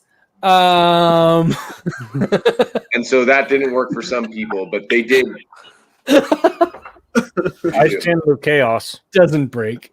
I know you stand with chaos and Cole. No. This is not that Tom King is great or Tom King's Batman is great. It was more a comment on, you said, hey, no one cares about Swamp Thing, so they can give it to these writers to do whatever they want. I mean, they did do that with Batman, actually, is what I'm saying. Like, whether it worked or not, like, Tom King isn't like, Tom King doing like 13 pages of like people talking to each other back and forth, isn't like what you would think Batman should be necessarily. That's all I'm saying is that they did try to experiment. They did. They gave it a shot. Talking about Swamp Thing specifically because that's the same writer. That he's literally recycling my joke from Wednesday when I said the writer for Infinite Frontier was better than the one from Future State, but we can just let him have his joke. Tom King comic book. I was like, what? Oh, look at that Tom King signature. That is nice. Fuck, that's Did so you read Suicide Tom Squad? King. Yeah. Is that really Tom Taylor that signed it? Because he would totally do that. No, it was really Tom King. It was definitely Tom King. Well, I mean, I still don't get it because they always pretend they're each other. That's from. I don't know who actually signed Tom Taylor there. I believe that either one of them would, is what I'm saying. What I'm not sure of is if Lee did it. Lee did it. Lee did it. It was a whack hack. Yeah, because I mean, Tom Taylor lives in Australia, so it wouldn't be crazy that Lee. Yeah, he has all these weird pictures with him and. Yeah, I've met Tom Taylor a bunch of times. I was saying to Tyler once that I literally see Tom Taylor more than my family most times. That's good. But that's because that makes sense. That's not because Lee murdered them and then turned them into comic books. That would be crazy. and then murders them again on YouTube. Yes, and then ripped them to shreds. My favorite whack hack was. That's good. Do I have that? Oh my god! You read it? Okay. Yep. Yeah. I have 1 through 3 physical, digital, and I'm gonna get the trade because I fucking adore that book. I haven't read it yet. Oh, you haven't read it? Oh, it'll take you no time to read. It'll take like a half hour for the whole trio. It's a quick read. It's really awesome. It's one of those books. Slow if you're Todd. Yeah. I needed an hour. You got the trade? Well, I read the first 2 issues, but then I bought the trade. Yeah, you're pulling out everything I just bought. That's what she said. What did you think about issue 1 to 2 from that? If that's the only thing that you've read, because issue 1 they changed the tone from 2 to 5 on Devil's Highway. Oh, I didn't notice that between 1 and 2, but I still liked it enough. I know that I liked it enough that I was like, oh, I'm gonna get the whole trade. I meant to buy just the one, but somehow I got the second one. Did you read this yet, Greg? You bought this, right? Did you read it? Was that good? So? Wait, what is it? This one's Steambound. This is from Steambound, yeah. Have you read it? Is it good? No. These just came in. Oh, I want to check that one out. It had my interest. Yeah. We're doing 2 read piles. I've got Forever Maps. Nice. From Scout to read. I just got a shit ton of Scout. Tyler, why'd you just send me a message saying that you're on Burrito? I can see that you're right here, dude. What the fuck? Yeah, I'm on Burrito. The Mall from Scout. I didn't get that. I should have. I've got Parallel. I was looking for that forever. Oh, do you need it? Yeah, it's a local guy from art. I have there's a stack at my comic book shop. I'll get you one. Oh, dude, thank you. I was looking for that forever because 2 bros talked to him. Yeah, no, it's Source Point Press. Yeah, it's local for us, so I have a shit ton of them. We have this guy coming on in a few weeks. I probably won't watch that, but I would love. No, that's fair. I would. I mean, good call. Tyler, there are also better ways to spend your Saturday. They interviewed Scott Snyder and they're friends with him. So if you need any Snyder books, Todd will ship them to you. Yeah, for sure. Yep. Yeah. But how did you guys get Scott Snyder? Was it really hard? Did you message him and stuff? Nick got his Kickstarter. Noctura. Whoa! It's he got his Kickstarter ruined. And he complained to Scott Snyder. Yeah, he ruined his kicks. No, it is fucking crazy. Nick got the Kickstarter and then he's been talking to him via Twitter on the Comic Burrito Twitter as Twitter does. I don't fucking know. And then they just got a back and forth, and he just randomly threw out like, "Hey, you should come on and talk about Noctera." And then they talked for 3 months. And then Scott was like, "Oh, it was like 5 p.m. that day where he was just like, "Oh, I could do like 9:30 today if that works for you guys." And we were like, "Yep. We will make that work." Clear schedule. Yep, which is why we all were like 9:30 on a Monday. Sure, let's fucking go. Scott Snyder is available right now, so we went. Yeah, and we started up. It took a little bit longer because Scott had whatever he has going on. I'm not going to question him. He shows up at 9:48. He thinks we're live right away. We talked to him for 2 minutes. And we're like, "Oh, we're not live." And he's like, "Oh, we thought we were live." We start it, and he said we'd only be able to go to 10, and he went until like almost 11, which was amazing. We didn't expect it, but it was just like we threw it out there. He threw it out there. We just got lucky, and it worked out, and we were willing to work around the schedule. Like, that's it. It's not a great story, but it's how it actually happened. I mean, you asked how it happened. It's not. So it was cool for me. It was really cool for me because I got off because since I was home, I didn't want to just like be checking. Me too. I didn't want to just be checking the Discord and like social media and stuff. So I just got off of it all for those first couple of days, and then like in the evening I got on. I was like, "Oh shit, Scott Snyder." Yeah. Like I was like, "Oh wow." I've only been gone 6 hours and they've grown so much. You look and we have like 3,000 subscribers somehow. Holy shit, I've been holding these guys back. Maybe I should just leave forever. Yeah, you leave for another 2 hours and we have Jim Lee on. Yeah, Alan Moore is like, I would like to. I can't do accents. I would say, are you going to do Alan Moore? That'd be amazing. What's really funny is I'm coming back to me comics. I was doing a live video on Instagram or something, and Cole was tuning in. Yes, he told. And in the middle of the conversation, he's like, "Hey, we got Scott Snyder coming on. Interview with Scott Snyder at 9:30." Just randomly, no context. I'm like, "Okay, no sure." Context. I literally blow it off of like, "Okay, sure, whatever." Like, cool, Cole. I'm gonna keep showing off this mystery box that I got sent. Thanks, bud. Like, okay, whatever.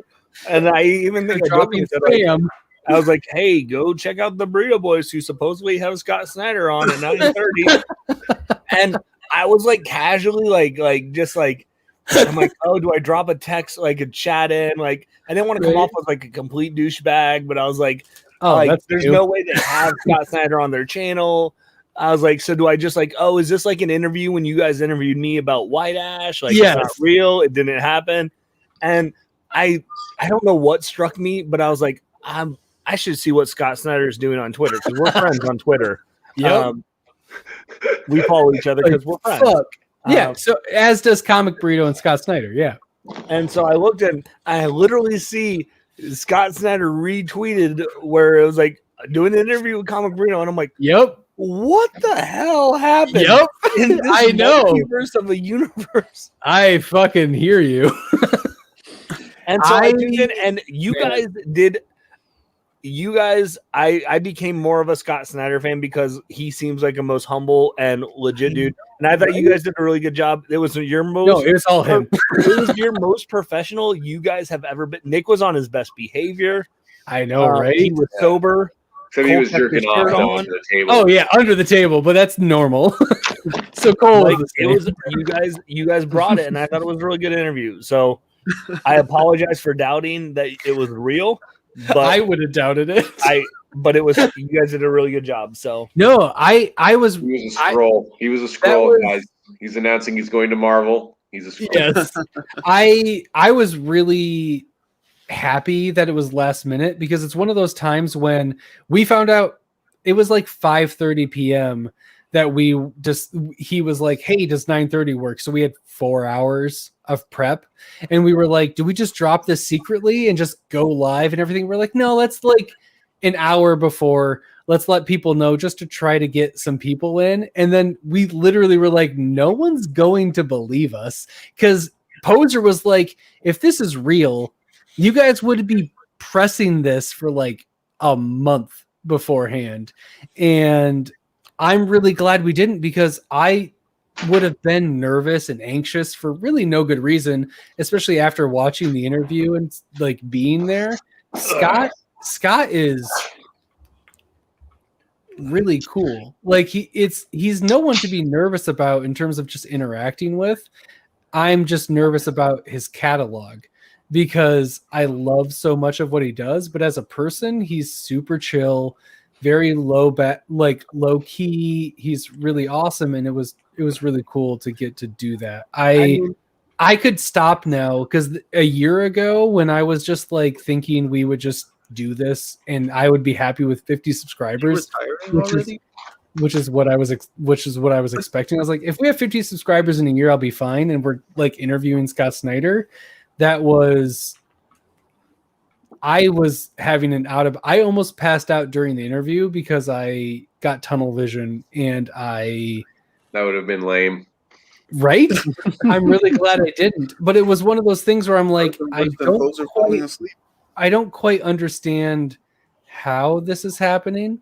But I was really happy that it did, and it was really cool. And in Poser's defense, like, I didn't believe you guys because you're like, oh, it's dropping in an hour. Yeah. You guys had like Rodney Barnes scheduled for 3 months, and that's all I heard for literally. Hey guys, Rodney Barnes, Philadelphia. Have you heard of it? We got him on. Yep. You got him on. So I was like, yep, we would have been pressing it. Well, yeah. And I also know Nick and his love affair with Scott Snyder. I was like, this would be. Dad. Thanks, Dad. He sent it to me first, Vern. Dad's not on Twitter. Yeah, I watched the whole thing. Because normally I can't watch it, but I was like, oh shit. So I literally left work early to make sure I could watch. Oh, did you know that they put those? You go watch them in. They record them. Nope. You go watch. I wanted to watch it live or on the rewind. They don't change it in post. It's different. I usually watch. It just. I will say at the end, because I gave him an hour, and then after an hour, I was like, I'm going to switch this over to Burrito time, and I made sure if people specifically talked about Scott, I gave people like, hey, made sure that Scott saw it, because I was like, I really care about my people and all of that. So I took care of the people that directly talked, and then I gave him a pants check, and we gave him the perfect burrito question.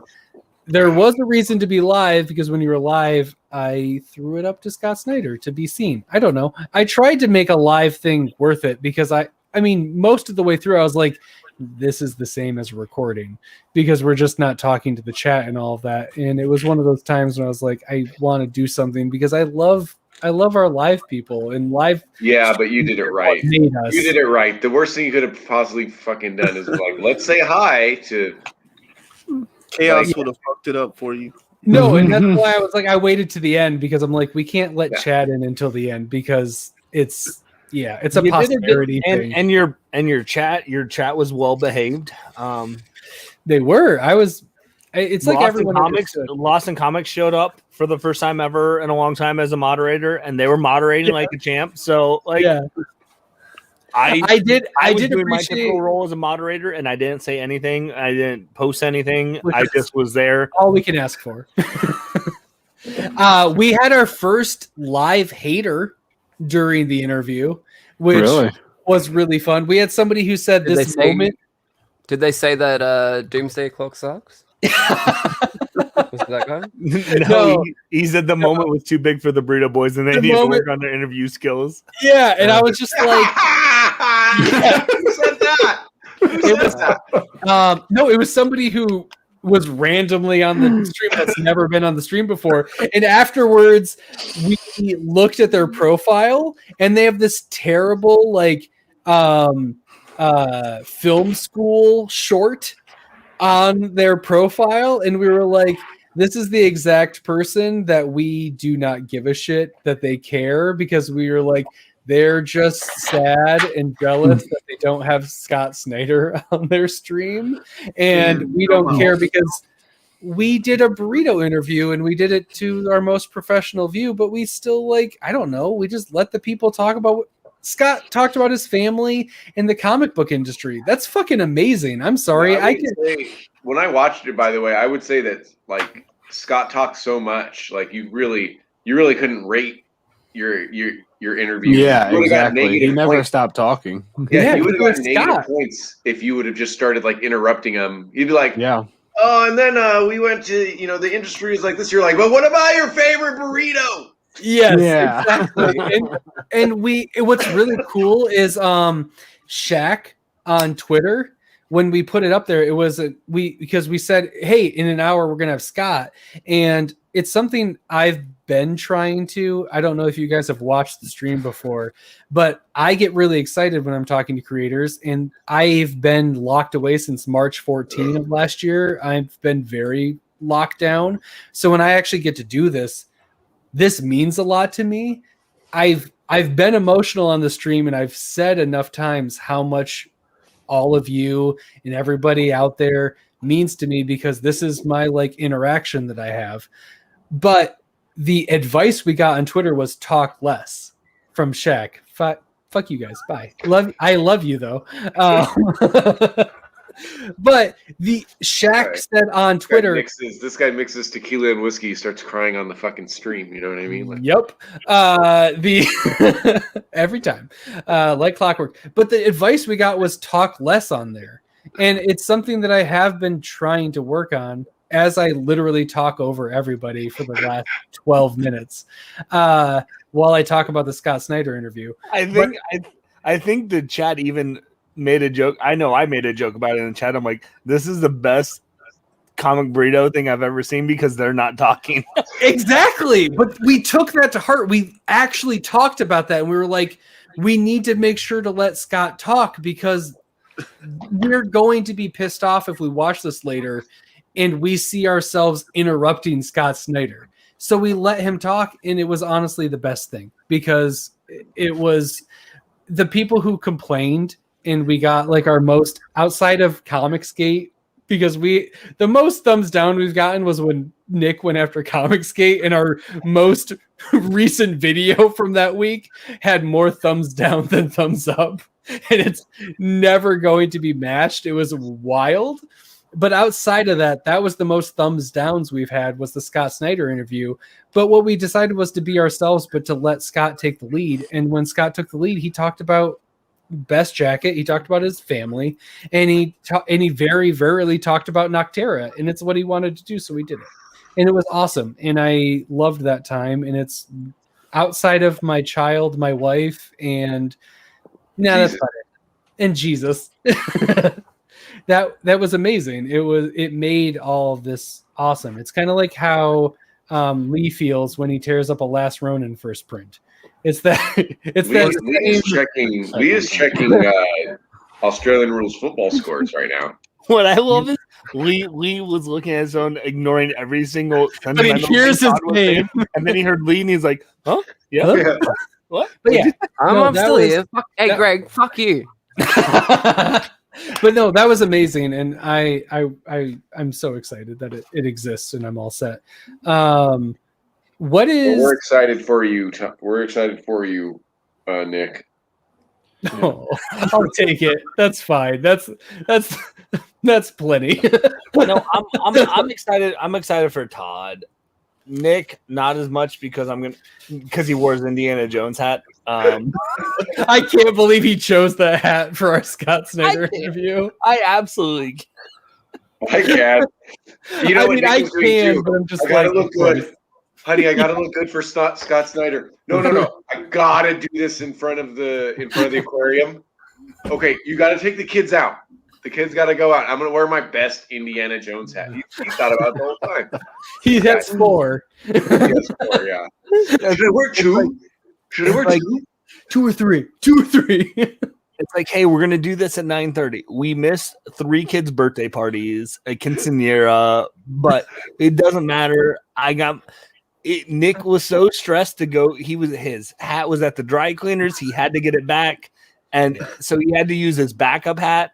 And he powered through the interview with his backup Indiana Jones hat on, and I was impressed because you could tell the first couple minutes he's like that he wasn't wearing his main Indiana Jones hat, and it threw him off a little bit. He caught his composure, he found his basis, and he's like, no, I'm channeling Harrison Ford right now, and this is it. This is and that's when my favorite part of the interview happened, when I was trying to ask Scott my first question after like things got rolling, and he just decided to show his Scott Snyder box and derail everything. I was like, that's my first question to Scott Snyder, and you were like, here's all the Scott Snyder stuff I own. I'm like, all right, fuck you. Fuck you, Indy. Then I was just glad he's like, hey, I cut off your skin, Scott Snyder, and I want to wear it like Silence of the Lambs. Like he kept that obsession under control. Yes. And I respect Nick for that too. And I say all this with 100% knowledge for the 4 people that are still watching that I assume 6. That I assume 6, and there's 6 of us here. That it's all of us watching it on our side screen. Yes, someone's gonna share this with Nick. I know Nick's not here, but I'm saying this to his face because I know it's gonna get back to him. I will gif it for him. Yeah, like so I don't want people like, oh, Beard is talking about Nick behind his back. I know he'll find out about this. Yeah, sure. Also, your facts were very nice about him. Your two facts about 3 Burrito Boys earlier. Those were more about Todd. Those were really nice. Oh yeah. I can't wait to go back and cry. You better have your tequila ready. Always. So yeah, I'm really excited as this conversation started. I'm really excited about Forever Maps. Scout Comics. What is it? It is a young man named John is given a map. He follows it, and when he arrives, he finds a similar map. And then decades later, he learns that as long as he follows them, he doesn't seem to get older. And it's not until nearly a century later that he realizes when he stops, time begins to catch up to him. Forever Maps from Scout Comics. And hey, Jason the Bird. Hey, did you? Oh, so we just pumped up about Scott Snyder. The art, if you guys don't know, Todd's really excited to read this book, and if you want to read this book, you can get it at Scout Comics. Type in Burrito for 10% off. That's fucking true. It's in our description. If you put in Burrito all caps, you'll get 10% off checking out Forever Maps. But if you're actually going to check out, if you haven't checked out Scout Comics, you should check out Burrito Boost from last week. This week, a little teaser. Who are you telling, Todd? There's 6 people in the fucking chat. I'm telling you guys. I'm literally telling you guys. But Electric Black is my favorite Scout Comics. I also love how Cole is so mad at me because ever since I've been put on the Scout Comic preview list, they haven't sent something out for like 4 weeks. And Cole's like, you broke it. You broke the Scout preview. And I know he's probably shared that sentiment with you guys. And I appreciate that because... No, he has. It's definitely your fault. You cursed it. I know. And it's fantastic. It's great. My local comic book store doesn't get any Scouts comics, and I've been asking them to try and fix that, but they haven't. Whack, I'm going to give you an email because it's only there's 7 of us now. That's one more. Someone here who's not here.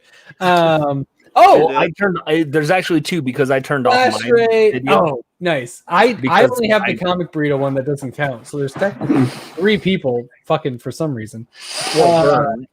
And my dad loves me, and Vern, and I love Vern. Like, thank God you're on here. My dad would have quit a long time ago. The Comic Burrito one does count. What do you? No, it doesn't. We've done this experiment. I will give you the email for Scout because you should be you should be getting Scout previews. You can't. Oh, I don't get Scout previews. Give me the email. Yeah, me Scout. too. I'll review every single one of them. Yeah, no, you honestly, everyone on this channel should be. Everyone here who's here, who literally I can point to anyone here, and they will have more subscribers than we do. They should be getting Scout previews. What? You got more subscribers than us, don't you? No, we're like right here, but you guys are like right above us. Really? Yeah. I thought you guys had more than us. You guys are all. We keep leapfrogging. We leapfrogged you, and then your 24-hour just leapfrogged us. It keeps going like No. Lee, tell them how many we gained from our 24 hours. 6. We gained 4 subscribers from going live for 24 hours. Hey, that is a pretty good ratio. I'm just saying you do keep going back and forth. You put in 24 hours. Every 6 hours, they didn't go 24 hours. They went 23 hours. If they only would have went the full 24. Hey, the first stream we went past 12 hours, but it cut it off. So I know we were still live, but it didn't record. It didn't record past that 11:55. This is when I will throw in, because we're all throwing shit into we really did 24-hour stream. I was part of the first 12 hours, and then I never got an invite for the second 12 hours. Oh, really? Yeah, really. Hey, I was on it and it ended. Everyone left, and I was like, wondering okay. where you went, Todd. I was wondering why you didn't get back. I never got an invite for the second 12 hours. That is so fucking funny. And it was amazing because I was like, I feel free. I guess and I went and spent time with my family, and I saw other people, and I was like, oh, I don't need to be a part of this. And then I jumped back in and I was like, I'm going to be a part of this. And I was like, there's 12 people on the stream. All right, never mind. Yeah. I donated. Also, I wasn't devastated that I didn't get put on, so that's okay. Because no, it was amazing. I got to read the logo. What did you guys call it? It was amazing. Logo or no go? Logo or no go. I saw that segment and I was like, I need to be part. I don't agree, but I really liked. I'm always second place. It's getting annoying. Todd, we're keen to actually make that into a bit of a game show. We're gonna probably do it like fortnightly or something. Perfect, because I was like, the next iteration, I need to be a part of that because I loved it. I watched that and I was like, I'm really into it. And then the next time I popped in, you were doing a 1 through 30, and I really pissed off Rob because I was like, I already have this comic, so I'm gonna put 77, and I picked way longer numbers, and Rob talked about it for a minute. He's like, someone's putting in 77 and 62, and I was just like, fucker. Is that because he voted against Lost in Comics because they had a Joker box in there? Yes. Hey, so Todd, is this a safe space? It better be, because I've unloaded. Well, let me ask you this: would it come off as would it hurt Lee's and Tyler when they talk about that they got 4 subscribers in their 24-hour live stream when I was watching their live stream, and I realized that for some reason I wasn't subscribed, so I subscribed to them. Well, that doesn't count. That doesn't count. They don't count anything bearded. No. So I was one of the 4. I don't know how, but I'm literally watching the live stream and I'm like, and they're like, click the like button, subscribe, and donate to Starlight. And I'm like, why does it say subscribe here? I was like, I should do this before I hop on the stream. That's what happened during Comic Posers debate when you were like, I lost a subscriber while being on this debate, and I looked at your channel. I was like, oh shit, I'm not actually personally subscribed to Bearded, and I rectified that. And I was like, subscribe, and YouTube it all evened out. Weird from that aspect because I know I was there at 54 subscribers. Yep, me too. I don't watch Chaos's stuff enough. I'm assuming I'm unsubscribed. Oh wait, does Chaos put out content now? No. It's mostly Cam stuff. It's OnlyFans. That makes sense. You've really migrated. It's pretty weird. I mean, that's what happens when it's $150 per month, man. It's too much. Also, I feel like Ryan, you've been on the stream a lot and you haven't said much. So I just wanted to take this time to say, hey, I appreciate you. I like you because I know you thought I didn't for a long time, but I do. So. You can't love Ryan. That everyone thinks that you don't like them. You must put up at it. Really why does he think he didn't? Ryan, you didn't think Bearded liked you? No, Bearded kept calling him the C word. I said I didn't know how he felt about me. Never did I assume he didn't like me. I just also assumed he didn't like me. We think a lot of people don't like us, so it's fair. But they don't.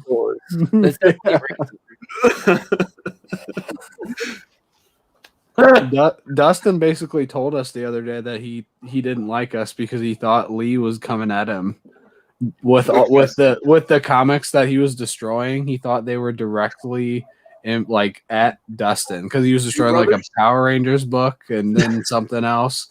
But it was just like Burke's really pissed. Yeah, Two Brothers Dustin. I mean, the first time I ever heard of Whack Comics, like Lee came out of nowhere. I think we were on Steve's live stream, and he like popped up in the chat or something, and somehow we got this video of him like making, I guess, like chocolate milk on a comic. And he like wasn't on camera or anything, didn't say anything. It's just like making chocolate on a comic, and I was like, what is going on?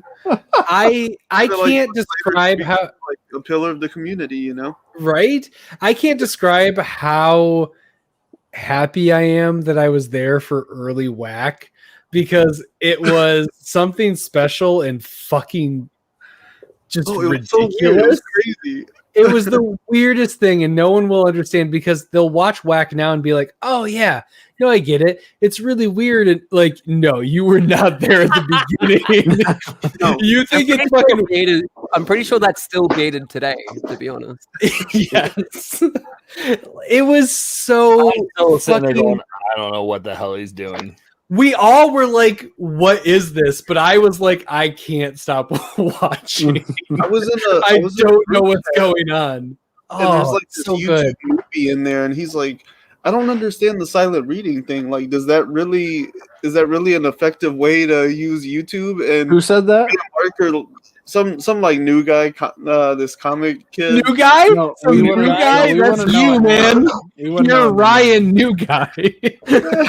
It was Chaos's second account because he was really mad at Whack Comics for his idea because Chaos used to do this like months ago, just sit out in the front of his garage and read to like pigeons music and not acknowledge the chat at all.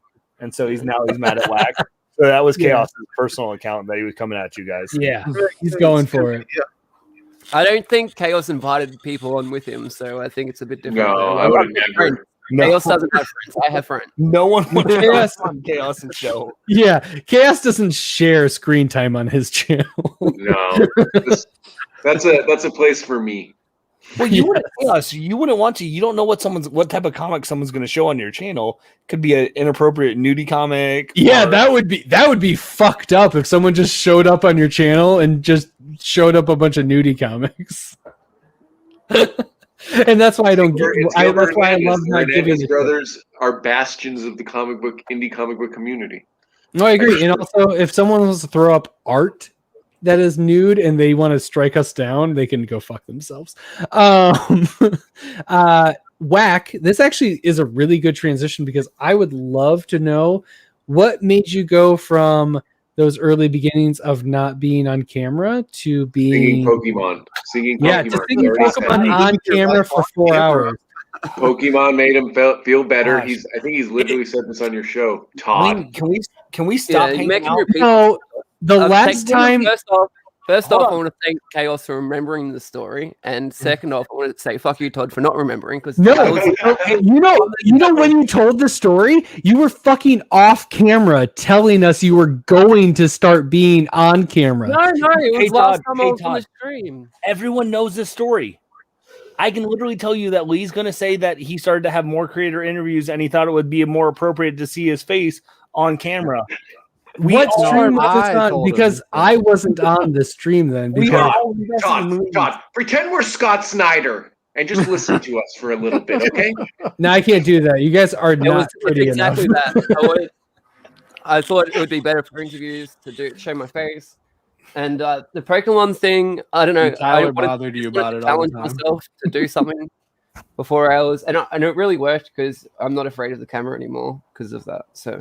That's awesome. I find it weird, though, Lee, that you were afraid of the camera because you would do such weird shit to comic books. Like you weren't the typical like afraid to be on camera person. You know, that spends a lot of so time. Handsome. Yeah, well, I mean, Lee was doing like creative and weird things. Normally, the guy that doesn't want to be on camera is like the guy that just shows, you know, his like books at the flea market or something, right? And then eventually they show up on camera. But Lee was doing crazy stuff, and then also didn't want to be on camera, which I thought was Yeah. Which I loved. I mean, the first time you were on here, it was just with like we're just looking at comic books on the screen, and you were here, and it's one of those things where I'm sorry that I somehow when we're up this late, I'm fucking crazy drunk. So I'm not surprised if you actually did talk about this on this stream. But Well, I have chaos, remember, so fucking. No, that's I great. remember too. Once late night hits, it's the Bearded in Chaos channel, and I'm not responsible for anything that happens. That sounds like a good combination, right? You know how you put like it's Onslaught when it's Magneto and Professor X together. It's when late night happens, we put our Onslaught together. We make Bearded and Chaos have to combine. I still record a few videos not showing my face, and I think the videos that I record where I don't show my face, I'm the most comfortable, and for some reason I think they are my favorite videos that I've done. Like the two videos that come to mind where I haven't showed my face, and since I've showed my face, is the hand sanitizer one when I was sanitizing my hands, and sanitizing a comic book. Those were my two favorite ones because my face wasn't in it, and I don't know. I just think I don't know. I think it works better for me not having to. I don't know. Maybe they are just as good. Maybe I just can watch it because it hasn't got my face. So Lee, I don't know if you've ever like thought about this, like to kind of just an idea, like to help like get over this kind of fear of showing your face on screen. But if you at some point schedule like just make yourself be on a stream for 24 hours where you show your face. Like, I think that's going to allow you to just feel more comfortable. Immersion therapy. I'll never take advice from you ever again. They're going to have 22-hour streams now. Yep. Or 26 hours. 23 hours. Only if we can invite you and never bring you on. That's, he's in the back. He's in the background the whole time. You know what? I hope every single time you guys do a 24-hour live stream that's true. That it just is a running gag now of Beard is in the background because Tyler invited him again. Yeah, it's tradition now. It's the same way. I don't think you guys would. Oh man, that's the best Chaos has ever looked. I now, because of Whack and being on it, I now have a Whack shirt that I have to wear because I decided to use the same comic and wear the same thing and make sure my hair is the same way. So I woke up, I went to bed, changed out of my clothes, and by change out of my clothes, I got into underwear and fell asleep. And then I woke up, put the same clothes on, and then grabbed the same comic book, and then went back onto the stream. So I'm stuck. Every time I go to Whack Comics, I have to wear the same thing and destroy the same comic book. I love that we've got some people like you that are just like keen to come on and destroy comics, and then we've got people like Bearded that we didn't even ask to destroy a comic, and he's like, "I'm not destroying a comic." I'm like, didn't even. I know. We never asked him to. He's like, "I'm not destroying a comic." We didn't ask you to. We just say you could be on. You could just write something, or do a top 10. Fuck you guys. I mean, we could. I'm sure all of your comics are so expensive you could never destroy one. One of them. Dude, are you kidding me? I own every single Super Pro that's ever invented, and those are worth nothing. I can't do it. It's weird. And you had Nick on who did a 10-cent preview that they we told him he was stupid the whole time. He was, and that's what I did. This is Grifter number 3 again. The first one was dyed blue. I still want to know more about the person that you said YouTube's not used for silent reading. We got more. I think we've gotten more compliments on our silent reading time than any video we've made in like the last month. Dude, that thing's it's been super weird. We've got people hitting us up to come join us. Yeah, our next one, we're gonna have creators on because they've hit us up to come on to silently read.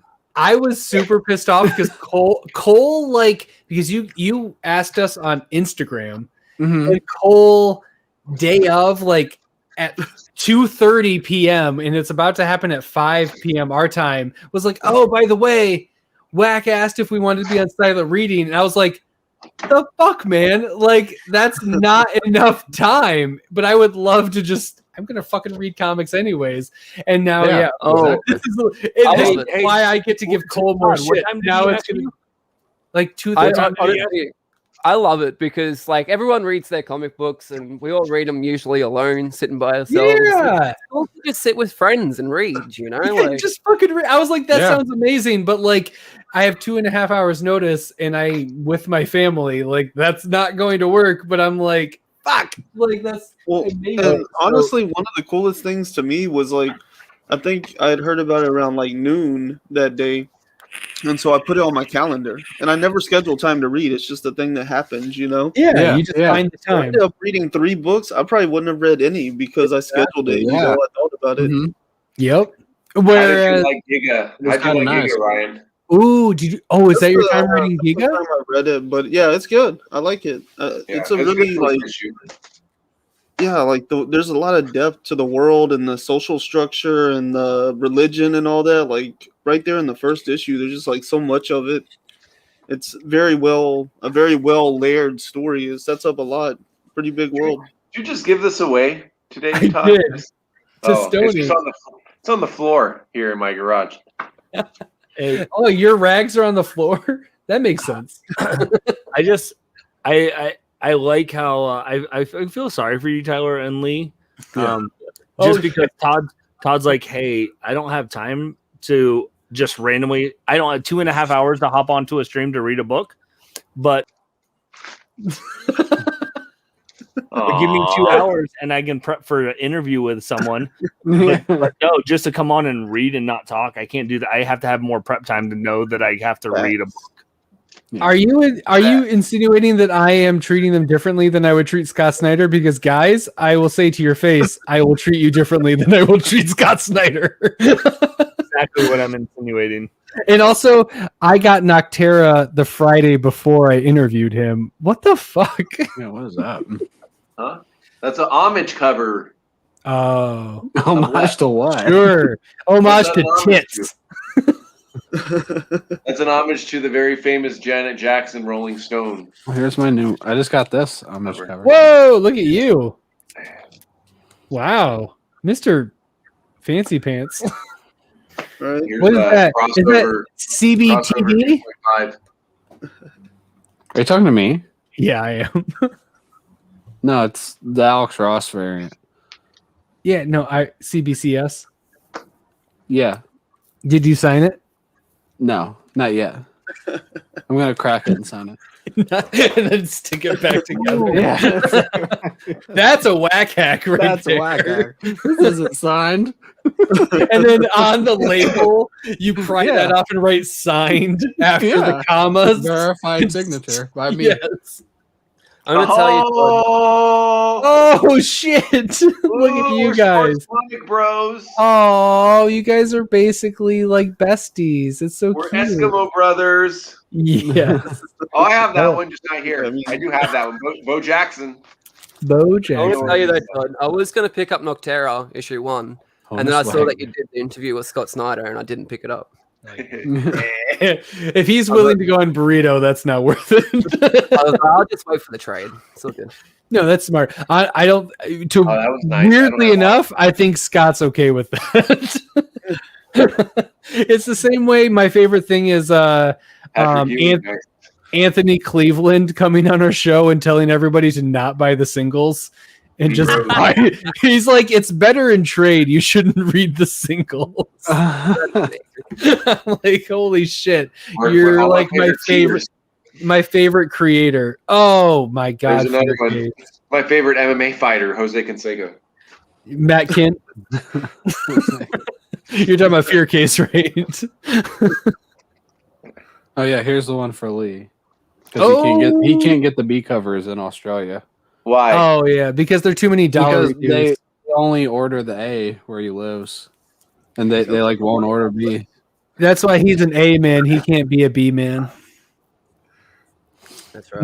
No butts for Lee. And the last one, Chaos, just for you. Jackie Joyner Kersey. Amazing. Tony the Holy Tiger, though. shit. Look at you. That is a pile of nostalgia, not a lot of value. It's a lot of sports comics. It is a lot of sports comics. Value. The guy that reads his comics on his iPad. Yep. When I say value, shit on your comics, Greg. when I say value, I do not mean monetary. I mean time and effort. Vern wants to see him again, Greg.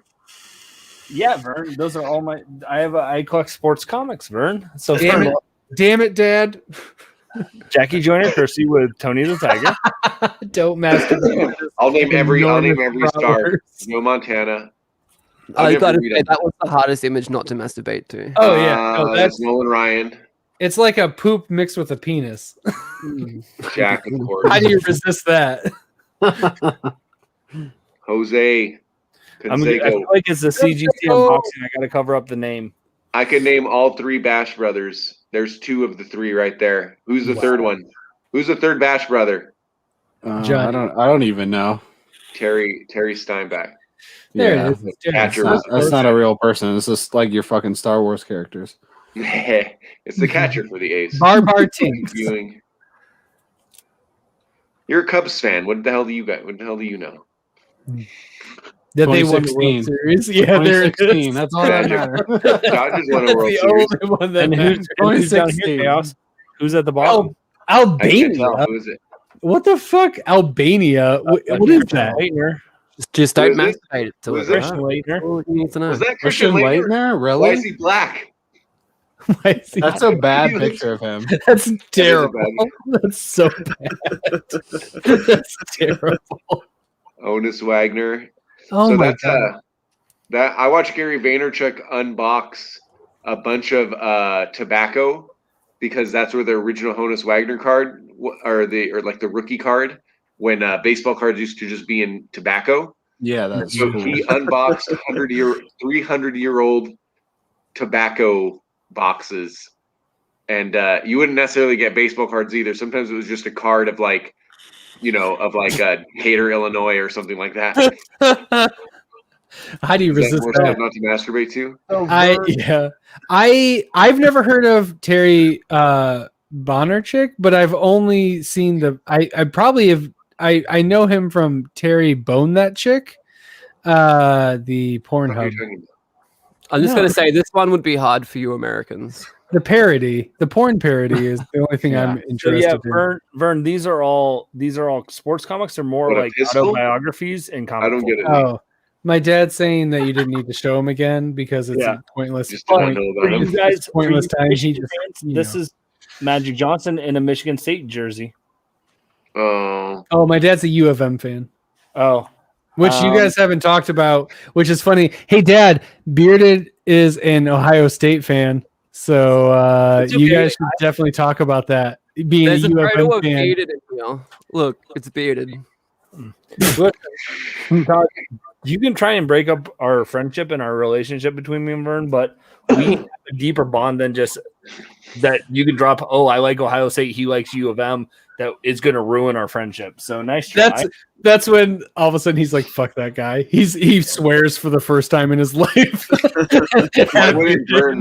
Why wouldn't Vern not like his armpit? I don't know. That's a good point. Cool, Bearded.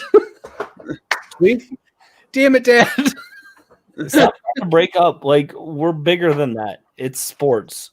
We're bigger than that. Our love is bigger than sports. You guys are basically the Notebook. I was gonna go Brokeback Mountain, but whatever. I was going more romantic. Brokeback Mountain is just if you replace. I found that romantic. I think I'm going to cancel you. Oh, we never did cancel what. Oh, we never decided to cancel something. That's really a bad idea. Comics. We took out Poser out of the equation. Oh, yeah. We're like, I don't know what to cancel. We talked about now. it for like an hour. Oh, I saw that in the I was watching the fights and I saw people talking about canceling in the comments. Like I had the stream on pause. I was like, what are they? As one should. What the hell are they talking about?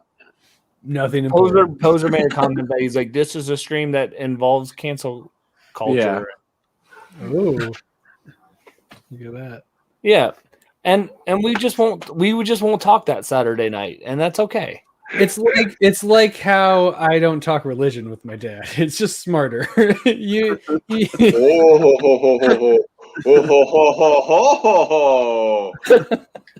Hi, Dad. I was showing a biblical book. Love you, Dad. This is called the Garden of Flesh. Yeah. That was Adam and Eve. Yeah, which is why it's fine. Whatever. You flashed fucking MMA pay-per-views that are happening in real time on our goddamn channel, asshole. You could have gotten in trouble for that. Yes, we could have. Yeah, that would get you a strike. I have no stakes besides hundreds of hours of dedication. That's. I mean, it was like 3 seconds. Out of like 5 hours. Can you imagine if you got a white people and black people fighting. Honestly, I would have been super happy because then we could have just like I would have just posted that strike at Chaos all the time, so he'd have a trophy to boast about. If I got a copy, it would be nice if Chaos had a trophy he could boast about.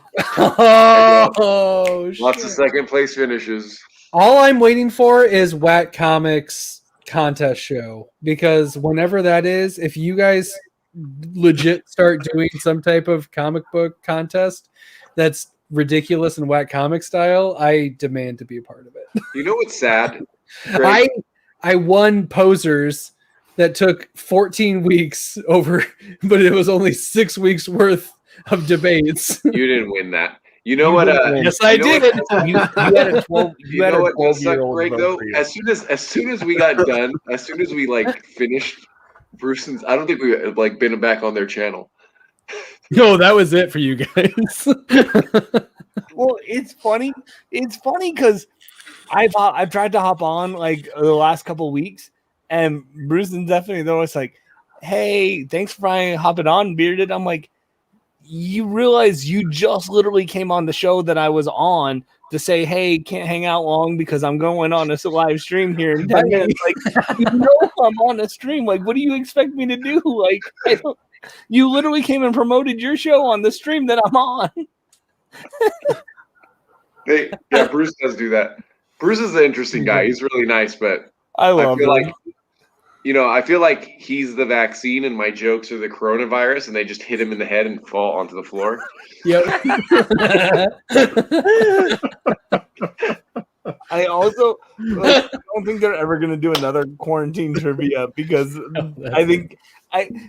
it was like, they're like, man, we got all these like big channels. We got the boy who had 7 has 1,500. We got Bueller who has like 10,000 people. And Chaos and I knocked out all the big channels the first 2 rounds. And then the guy with like 80 subscribers and Chaos in the finals. They're like, how do we promote this? This says that's no good for our show.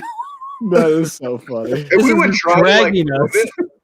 But here's the other thing though too. Like, we had the better personalities to promote it, but they didn't do shit with it.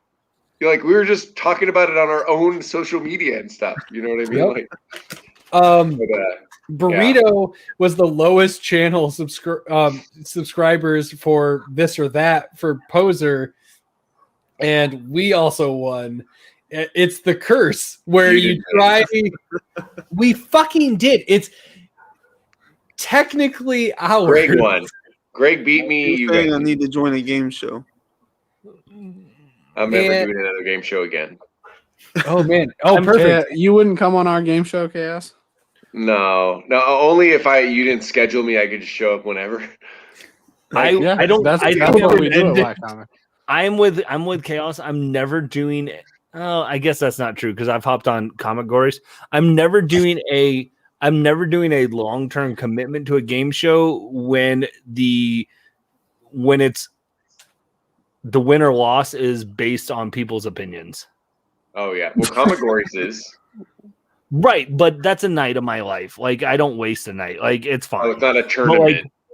Yeah, like I'm not gonna. I literally prepped for a freaking debate where I'm like, I'm going to go into this debate to prep for. I'm doing research. Didn't you? And you lost on Pizza Dog. No, right? I won Pizza Dog. I won on Pizza Dog. No, he lost on Spider-Man. I lost on Spider. What's a more relatable character? And when I'm hopping on the stream, after I tell Poser it's a horrible idea to have a 12-year-old as a judge, the 12-year-old goes, "Hey, oh, what are we talking about? Oh, what's a more relatable character, Spider-Man or Captain America? Well, I like Spider-Man, so this guy's gonna have a hard time." Yep. Well, hey, this is the other piece that we never tell though, is that everyone on IG was telling him, no, it's weird to have a random 11-year-old. Yeah, everyone on IG, everyone. And then we get on the stream, and there he is. Well, I almost didn't show up to the stream because I was doing an interview with someone before, so I couldn't I wasn't checking my phone and messaging. And I looked, and he's like, "Hey guys, I'm just gonna have this kid on that we all said don't have this kid on." And I hop on. I'm like, I almost didn't show up because I'm like, this is weird. And Poser said in IG, he goes, "Yeah, okay, I'll just blow him off or tell him he could be on next time." Like he said that in the stream. That was the last message Poser had. And then he's on. And then he was on. When I went on, he was on. What kid was on? Lost Comics kid. A random kid who was in his chat one of the debates. And then Poser said, "Hey, you want to hop on and be a judge?" You guys need Oscar, Chris, something like that. It's the Lost Comic Kid, I believe, is what his name is. But it always makes me think of Lost in Comic. Given name? Yes, his Christian name is Lost Comic Kids. Huh. No, I think what are you guys, because you alluded to it earlier, are you doing logo or no-go as are you going to start doing a regular? We didn't allude to it. We flat out said, yes, we're fucking doing it. Fucking hell, it's a goddamn segue. I'm trying to open you up to market what you're doing for for my father. The same stream, they announced they were going to do it. Yes, and to the only person who's watching, my dad. I think we have an idea. Who already watches your shit. Make sure you come over for Lego or No-Go. It'll probably be in 2 weeks, all right? Yeah. I thought you were about to say, and Todd will never be on. He will be there. Greg won't, okay? Hey, Lee, I don't know if you've talked about this before, but can you just let us know, how did you decide to go from being off camera to showing your face? Yeah. There we go. I thought, there it is. Honestly, I'll tell you the real reason. I've told a couple of stories before, but they're all fake. They're all false. I thought. Oh, if the story changed each time, I'd be so happy. I can do it too. Oh. Wait, what did you say? No, I'm just fucking with you. I didn't hear. By the way, Lee, this is the article. A long time ago, I told you Australians hunted domestic cats, and you're like, I've never fucking heard that. Yeah. This is the article. So I don't know if it's true. I'm just saying I read a goddamn article. That you guys have my dad's aware now. Well, you really hold on to stuff, don't you, Chaos? Huh? You really hold on to stuff, don't you? Where's the article? Are you reading it to me? Yeah, I thought you were going to read it, and then you posted it on the chat. I thought you were about to read it. Oh, Ryan's still No, I'm not reading it. I thought you were going to read it too. What the Yeah, fuck? this is the article, and then you just sit there silently. I didn't even realize. I thought Ryan left the stream 2 hours ago. I didn't know. Technically, I did, man. Yeah. It's only because you're so self-absorbed. He's super high. Ryan smoked a bowl and he just left the stratosphere. Ryan used to be fuzzier. I did. I like Deadly serious about killing millions of cats. Fuck off. I'm telling you. I like how Lee thinks saying that I'm self-absorbed is going to be a. Hey, I'll literally have YouTube channels that Tyler are Boss us that are talking about opinions that we think matter. We're also. Hey, Bearded, it was just a joke, man. I love you. I love you too. Bullshit. I hate you all. I mean, I love you. Wow, Tyler, you're it's like the same thing. I have cried talking about how much I love everyone, so I will just say, oh my hold God. on. I have to type something in the chat real quick. Sorry. Everyone's leaving. Everyone's camera turns off. So Chaos, so far I can confirm that I have no idea what this article is all about. every time Lee's camera turns off, it's him masturbating to that comic. All right, well, I'm gonna jump out of here for real. Oh, no! Love you, My battery's about to Ryan. die. You're This the is best. About to read from the 2:15, Quran. Lord. Oh man, in English. In English. Well, I have a thanks video for- coming out tomorrow though. Check it out. Yes, hit What up that channel? video. What the fuck What's are your you doing? channel? New guy Ryan. What's your channel? New guy, Ryan. That's the whole channel name. I don't know. NEW. Yes. It'll be the NEWGUIRIEN. New guy Ryan. New X. Yeah, New new guy X. Ryan. Well, Right there. Fucking go check him out. New guy Don't Ryan. go to Probably newer guy though. new guy Ryan. You wouldn't guess it from the fact that he got stoned and then didn't talk for 2 hours. But, but this guy. 2 hours. You're This guy knows his shit. He knows what's up. He gives great interviews. He gives great insight into comics. He's amazing at reviewing. I check out all of his work. I don't tell him this because he doesn't give a shit, but you should go give a shit about his stuff because he's awesome. So thank you for being here. And thank you for being so active in the Discord because you're a fucking rock star. I started We Live, Ryan, because of you and Legion, and it's amazing. See, there you go. And exactly, that's the power of new guy Ryan. You read Two something issues that in, he's it's excited amazing. about, and he'll get you fucking hooked on something because his excitement when he really cares about something Excelsior. is infectious, just like Stanley. Yeah, the Miranda brothers There you already they replied to All me right. earlier. They're awesome. Bye, Ryan. Bye. All right.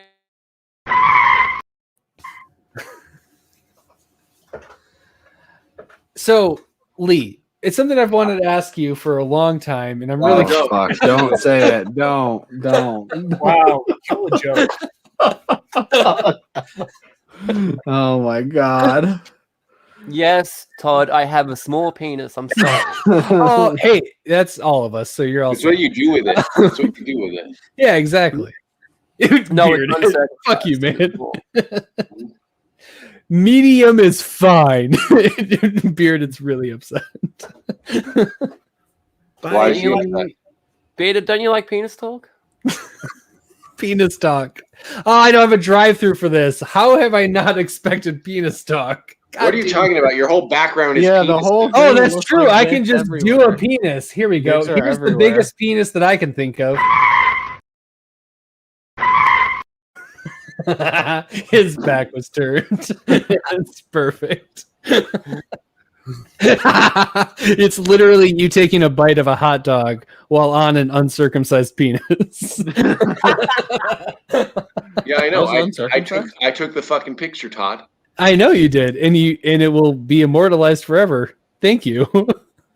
Too bad you don't have the Tyler Sucks thing pop up with the comic book in my mouth. Oh, fuck. I know. Dude, I understand my drive-thrus are not up to date. It pisses me off because I'm like, here. that's perfect. Here you go. If someone sent me the fucking sticker, apparently sticking around for like 6 hours out of a stream isn't enough I can to get send a you. goddamn I sticker. didn't have extra, but I do now. If you want, one. Must read. Snow White. I'll even send you a Bye. Watt Comics keychain if you want it. Dude, I will fucking put that on my keychain. Hey, did I spent win that? 6 hours Did I win that or saying just how some I kids? want that bullshit. Did I win that, Hell Tyler? yeah. No, you What? won Invincible.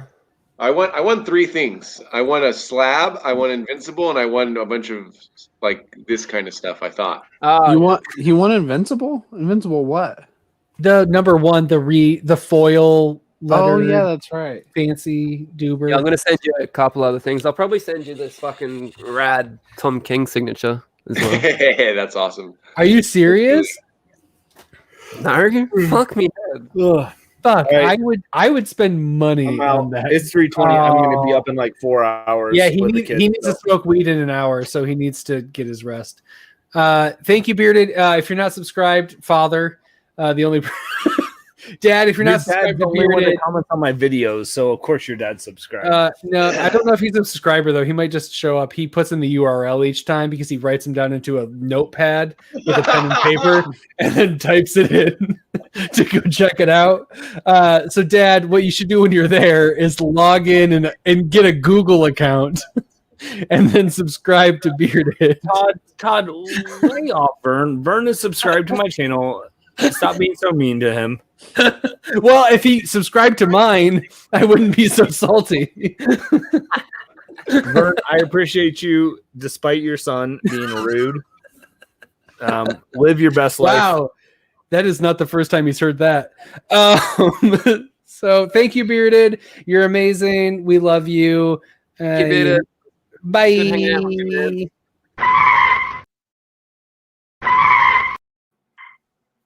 Oh, God damn it. I give him like 5 seconds. He can't fucking. Why don't you just click him out yourself? And I could, but I got other clicking to do. So I don't fucking know what to do. I don't know how you guys did this for 24 hours. I do it for I do it for 8 hours every week.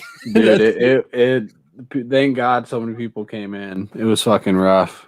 Fucking A. Yeah, no, like when I feel what's interesting is I felt like the second 12 hours, maybe it's because the time zones worked out and all of a sudden people were like normally awake and all of that. But I feel like the second 12 hours for you guys, while probably being harder for you physically, seemed to be really good because that's why I also didn't feel like I was going to be like, hey, you didn't like give me an invite, but also like you had so many people ready to come on in people, that. To be honest, I thought we did, but no, it's fine. I was fine because it was crazy. I spent 4 hours or 3 hours on this stream and then spent like 3-4 hours on your stream. Woke up, spent another hour on your stream. Yeah, so when like it didn't happen, when it didn't happen, I was like, this is a good thing. And then you guys were like full up, so I'm like, I don't feel bad about it. Like you've got like a whole string of people, but it was really cool because I was just like, every time I logged on, I kept checking in on the stream just to be like, if for some reason it's Tyler and Lee on their own, I'll be like, hey, you guys want like some backup? We had a lot of people like there the whole time, which was so awesome. I was just so happy because I'm like, they're taken care of because 24 hours. Oh yeah, that's a fucking long ass time. And I can't believe you didn't Uber Eats McDonald's. That's I think the only thing I'm disappointed about. For me? Yeah. No, Maggie ended up ordering me pizza. I know you ended up getting food, but for so long, that was a long time in between. I really want food to getting food. yeah, that was the only thing I ate, but it was good. That was really nice of your sister, by the way. It was. Yeah, she's awesome. Your sister's a really cool lady. Yeah, we're probably going to. You have to call her Sister Shannon.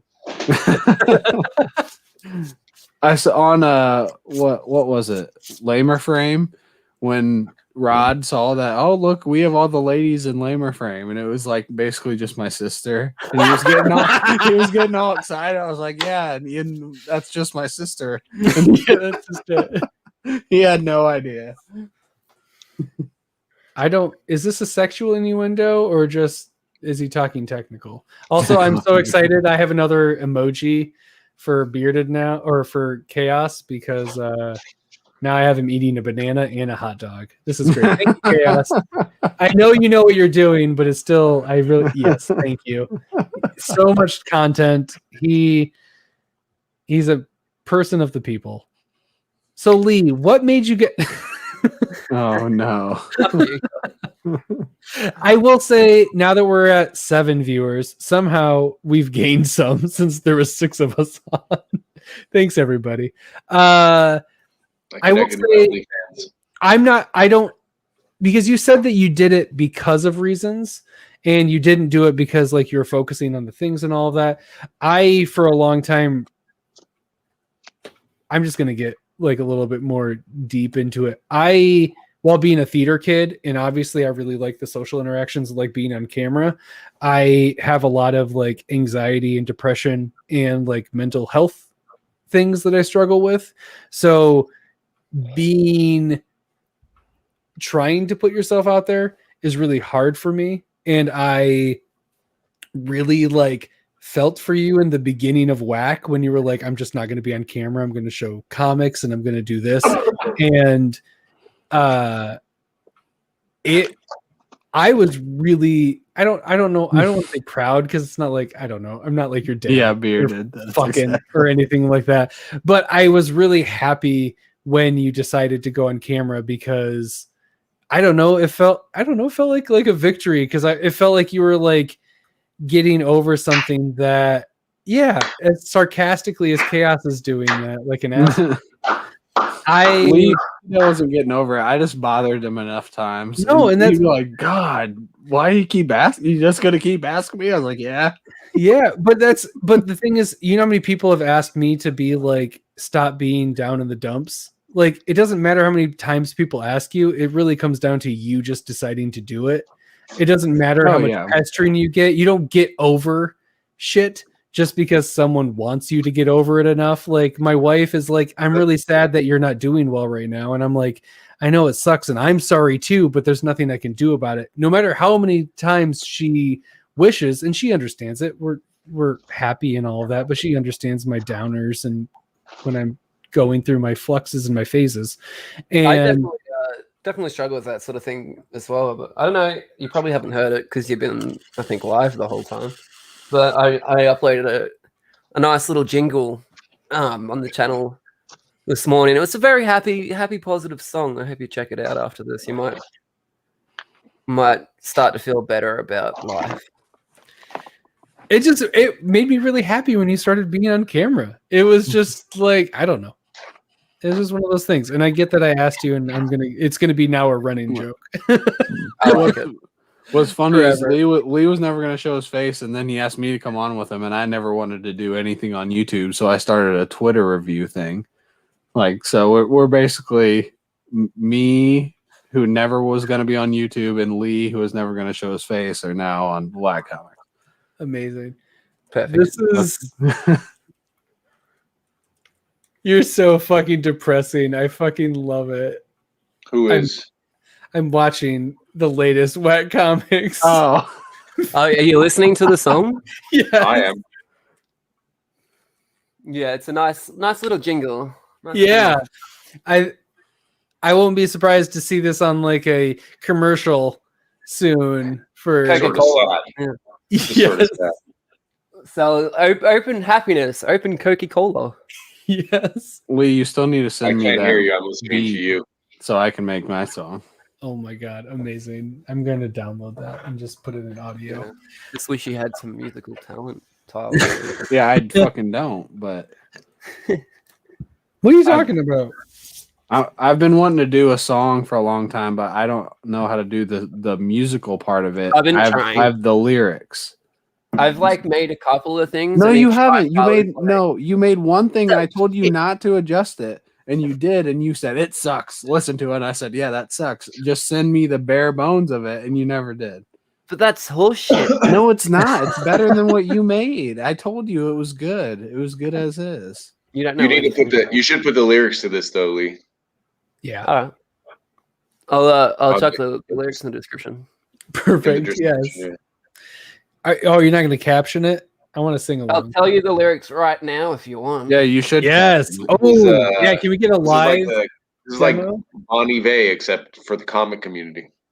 All right, here we go. Emotional, Todd. This is not new. I'll read it like a poem. You should sing it. No. It says, comics are a good escape from life when I'm not feeling great. Panels, balloons, or bubbles. Now I forget all my troubles. I hate myself. Beating myself up more than Spidey and Green Goblin. Oh shit, go Spidey, you can stop them. For 22 pages at a time, I ain't got no problems. I hate this world. Is there another? A multiverse that we can discover. I'm reading your thoughts, we're reading each other's. For 22 pages at a time, I don't have to bother. I hate it all, by now it should be obvious. Except for when I'm reading my comic books. Now you know why I'm a hobbyist. It's keeping me alive 22 pages at a time. Yeah, you need to put the lyrics down there. Fuck, man. Hey? What'd you say? I said, Who? fuck, man.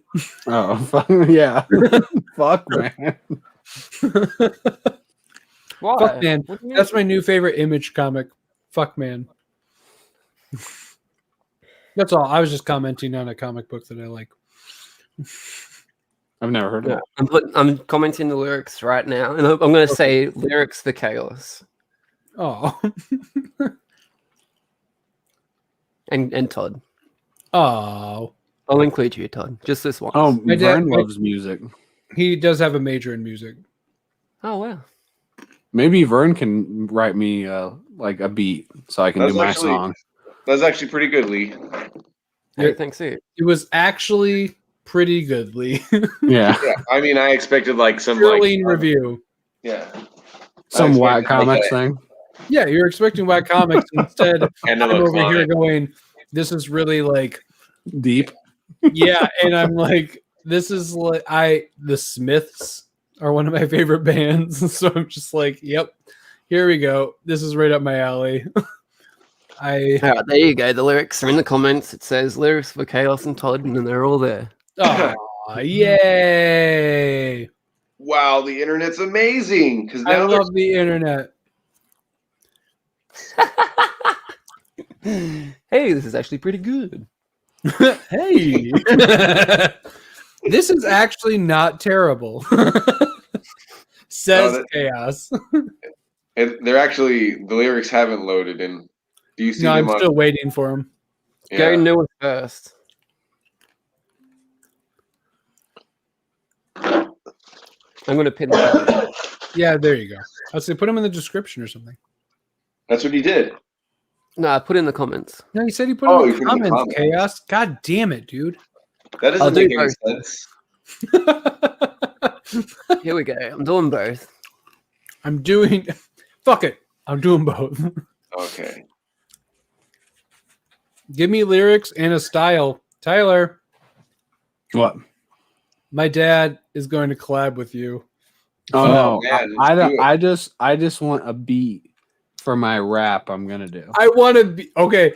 So, But it has to be in That's not in a right. certain time. It has to be in a certain time so I can do it correctly. Wait, you need it And- not in 4/4. You want like some weird offbeat time. 7/8. No, not necessarily. It just needs to be at a certain speed. Well, wants can you do it to the We Will Rock You beat? I don't know. No, I don't think so. That's pretty bad. We will fuck you up. Fuck you up. So the song. That's why. Oh, nope. That's my own video. Those aren't comments. Those are my. That's why I love the beginning of A Knight's Tale, and it will be one of my favorite movies of all time. Never seen it. Oh, lyrics for Chaos and Todd is in the description. Oh. I have no idea what's in this, so I'm just gonna open it. Make Ooh. it full screen. Who's Make it it full from? screen. Solo layout. It's just porn. It's a comic. I can't believe it. It's a comic book. It's him. It's hate mail that he's just opening on stream. You look confused. What is it? I am confused. It's his paternity test. It's a problem.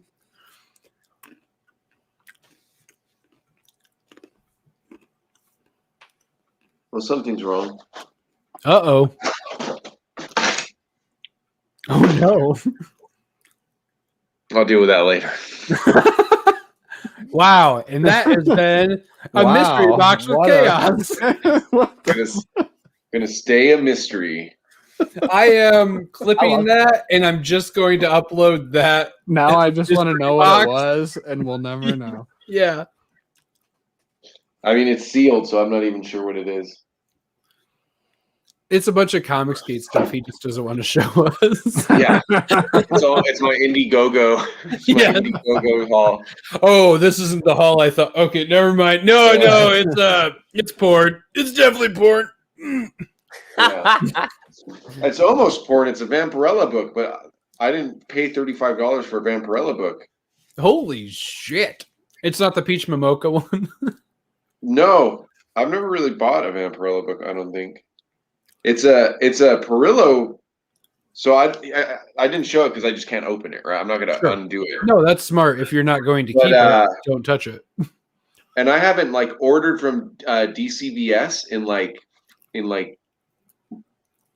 pre-pandemic, so I don't know why this came the other day. This was pre-ordered from a year and a half ago. So that's what I think. That's what I think that they fucking do.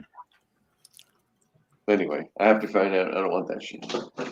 Fun. So it's not that crazy of a mystery. It was more like, oh, I'm not going to open this because that's weird. I'm not going to pay. Still, I'm going to do everything in my power to clip this, make it our top video. Fucking Scott Snyder interview. You know how to make it a top video. Mystery Make box. it a what the short? Make it a short. Make it a short short enough. Boom. Yeah. You won the draw. Who Should the I hell do is a rag? I don't know. We all of a sudden spiked more people, and I feel like I should do a rag for something that is really just to see who's actually watching. Yeah. Yeah. Do it. Oh, it just says 7. We already know who's gonna win. We got down to 3. The same person who wins all your giveaways is gonna win. Right? So might as well do it. It's gonna be Vern. It's my dad. I literally have a stack of comics for my dad because he keeps winning shit. Does he live close? Can you at least be like, "Oh, just come pick him up, fuck you"? No, yeah, it's he lives in like 45 minutes away from me, maybe less. Have you than seen that. your dad since March? Where does he live? I have seen my dad twice since March. Vern, where do you live? And it's you been have through a glass door. We haven't interacted because I'm high risk. So I was going to ask, or you have some? You didn't have to say what it is, but you have some kind of high risk. I have no fucking clue. I have no fucking clue where I got the fucking coronavirus from. I have no. I idea. have asthma. That's it. As I As vape. you're smoking? Yeah, as I vape. And I have a history of pneumonia. I've had pneumonia 6 times. I thought you were going to say that you have AIDS. Okay. I don't anymore. This is the unboxing. Make me big. Oh shit! Is that Pokemon Right here. cards? Make me big. I have this unopened pack of Desert Storm cards from Pro Set. Oh my god! From the fuck? Hold on, from probably 1992. If that's around the time Desert Storm was. 91. I'm screen recording. 91 is when it was. I figure the cards came out the next year. Sure. Yeah. Or conspiracies. Let's It was see. from 90, actually. Conspiracies, or maybe they printed the cards because they knew they were going to go to war. Yep. Okay. What is that? Military asset. A warbird. Oh, a C-141B, obviously. Where do you get this pack? I Was buy that dumb penis? shit when I'm drunk in the middle of the night. Oh, it's a person holding a hand up. Oh, he's drawing something. What is that? Wow. That's collecting. This card is just collect report information. And it's It's a guy writing on a board. What a trading card. My god. America, the national anthem. Oh my god. The generic baseball team, the It national says anthem. government. It says government at the If it top. was only someone taking It just fucking says government. It basically looks like the Indians, but without the racist logo. Yes. They're like, even in 91, they were like, that's a little bit much. Look, they just don't even have the balls to put actual soldiers. This is radio operator. It's a guy. Personnel. Yeah. Personnel radio operator. Personnel, a No, radio. fuck. Desert Storm. These Oh are the my worst god. cards I've seen. What the fuck is this? Amazing. Look at this. The city of Balls. Kuwait. If the last one isn't mass grave, I'm going to be really disappointed. Look at these fucking Kuwaitis trying to one up Seattle. Yeah. What the fuck? What is that? Like a needle point? See, these I would have thought might have been cool when I was a kid. Yes. Yeah. Like a dope ass plane with a weird plate. Oh, it's Yeah, the that's microwave. That's not a That's dope ass the- plane. That's a dope That's a ass mic- cable. No, that's a microwave plate that they put on top of a plane. A military asset, so there's a tank. Yep. Hey, that makes sense. Yeah, over the national anthem. For some reason, it just says Palestinians. Oh, it says Palestinians? Like oh my God, it does. Holy shit. There's no people on it because they don't actually exist. Because we believe in one state. There's no two-state solution. The Palestinians, yep, they're ghosts. Ghosts. Holy shit. Okay, I got two more. Oh my God. No two-state solution in these card decks. Hey, I got two more. This one makes no fucking sense. For the desert, maybe I'm missing something. Okay, maybe I don't get it. I thought that all of Desert Storm was just in Iraq and Kuwait over that border dispute. But in this Desert Storm card list, there is a map of Senegal. Oh my God. Why is Senegal highlighted? I have no idea. Were they a part of Desert Storm? Is that a big deal? Who knows, man? They are now. Camera wasn't doing what it's doing. That was the original target, and they were like, fuck it. Senegal and Gambia announced plans to use a common currency in military. Peanuts are the principal crop. That was a non sequitur. What? Peanuts are the principal crop. Senegal is a member of the United Nations and has supplied light infantry. Oh, they supplied light infantry. Oh, they were part of the war. They sent 7 dudes with some peanuts to feed the troops. And they were part of the war. It's been a few years since I've been in geography, but I think there are more islands than this in the Philippines. The Philippines have thousands of islands. Yeah. Like, they put like 6. Most 12. There's more islands in Hawaii compared to what this is depicting. The Philippines. That the classic unboxing was way better than it should have been. Oh my God. So good. And this has been 12 cards. 12 cards. What series of cards were they? I want to collect them all. Desert Storm. You know, just like that, it's the sequel to the Vietnam War pack and the prequel to the 9/11 and then War on Drugs. So I'm not going to open these here. Yes, you need to. Done it, but I also have Youngblood. I also have Youngblood cards. You have Youngblood cards? Unopened Youngblood cards. Holy shit! That's fucking rad. You need to do a whole thing on just the Youngblood cards, man. Yeah, Boris Vallejo. Those are actually cool. Those are actually cool, though. That'd be some cool. That's pretty fucking rad. My dad says you should pass them out for Halloween. I want just a copy of Palestinians. That's easily my favorite, with no Palestinians in sight. I like Senegal. Like Senegal is good too. Hey, we need a 400 card set, man, and you know they got peanuts. We actually only have 4 different tanks, bro. Here's one in olive. Here's one in tan. These are open though. Okay, I want to see what's in them then. Yeah, these are cool. So known as Sid Justice in the WWF. Vicious. Yeah. I'll do these real quick because wrestling's stupid. Oh shit! Damn, that's Ron Simmons. That is Ron Simmons. I forgot his name. Oh, rest in peace, Flying Brian. Flying Brian. Most of these people are dead. Yeah, it's WCW. They all died from overdose or Flying Brian. Oh my God, 2 Flying Brian. That guy's double dead. This was one of my favorite. Steiner brothers. Yeah, that was one of my favorite tag teams. Scott Steiner, yo. I didn't know Ricky Morton. Ricky Morton. Oh, he's still dude. Ricky Morton is still wrestling. This is Sting's early phase. And he just got signed to AEW. He's still wrestling too. Yeah. Sting, I'm not surprised. I don't know who that is. I don't remember him. Dutch Mantel. I know that last name, but not as Dutch. So it might not be the same person. Fabulous Freebirds. Oh, the Freebirds. Yeah. El Gigante. Gigante. We love this guy because he was Argentinian. He's also hell yeah. Yep, but, as all the big guys are basically, except the Big Show just signed to AEW as a commentator. Good for him. I know, right? Wow. trading pack time with Chaos. The Chaos trading pack corner is maybe my favorite segment. Ironically, I was on Jim Mitt's Facebook because of a trading card thing, and I did not plan this at all. Did you and everyone's comment like, on what the fuck does this guy mean? For anybody who's still out there, let me know. And I'm going to include Chaos, Whack, and Tyler in this because you know what? Whatever. Either tell me your favorite WCW wrestler or your favorite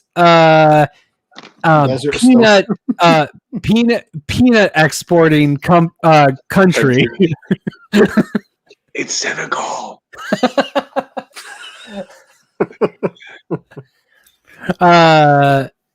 Or you could just, you know what, pro wrestler or peanut fact.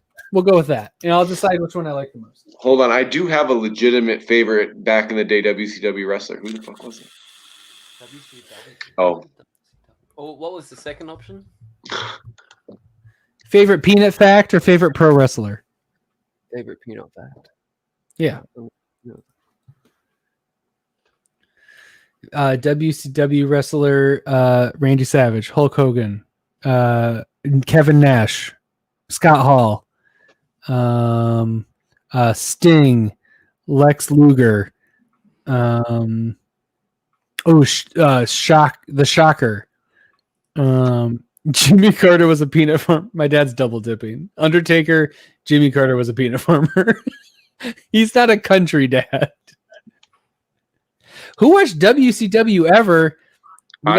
We got a Gen Zer in here because if you were in our age group, wrestling was actually cool. Like it was actually people wore wrestling shirts, and oh my god, you said Jimmy Carter's a peanut farmer too. I was typing it, and as I pressed enter, he'd done it. Amazing. Is Jimmy Carter still alive?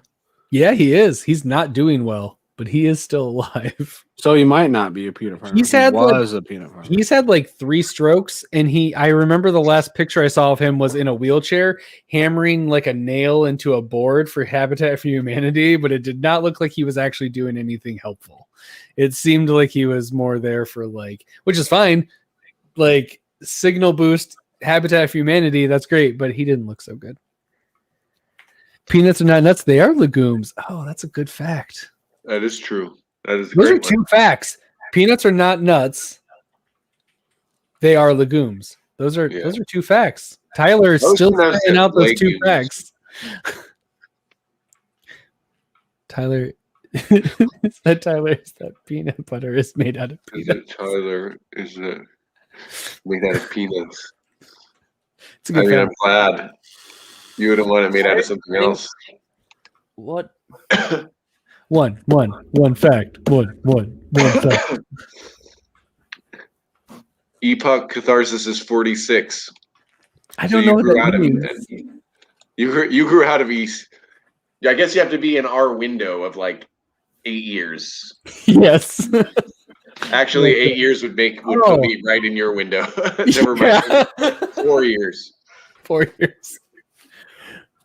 If you're 46, you would have been there for the wrestling craze when Too Sweet was a whole thing, and the NWO and Wolfpack. The Monday Night Wars were big because I would record one. I would actually record one and watch the other. Yeah. You were watching WCW live, weren't you? Though. No. I would choose. I would go back and whatever one was more interesting. So I didn't have pick one. You know what I mean?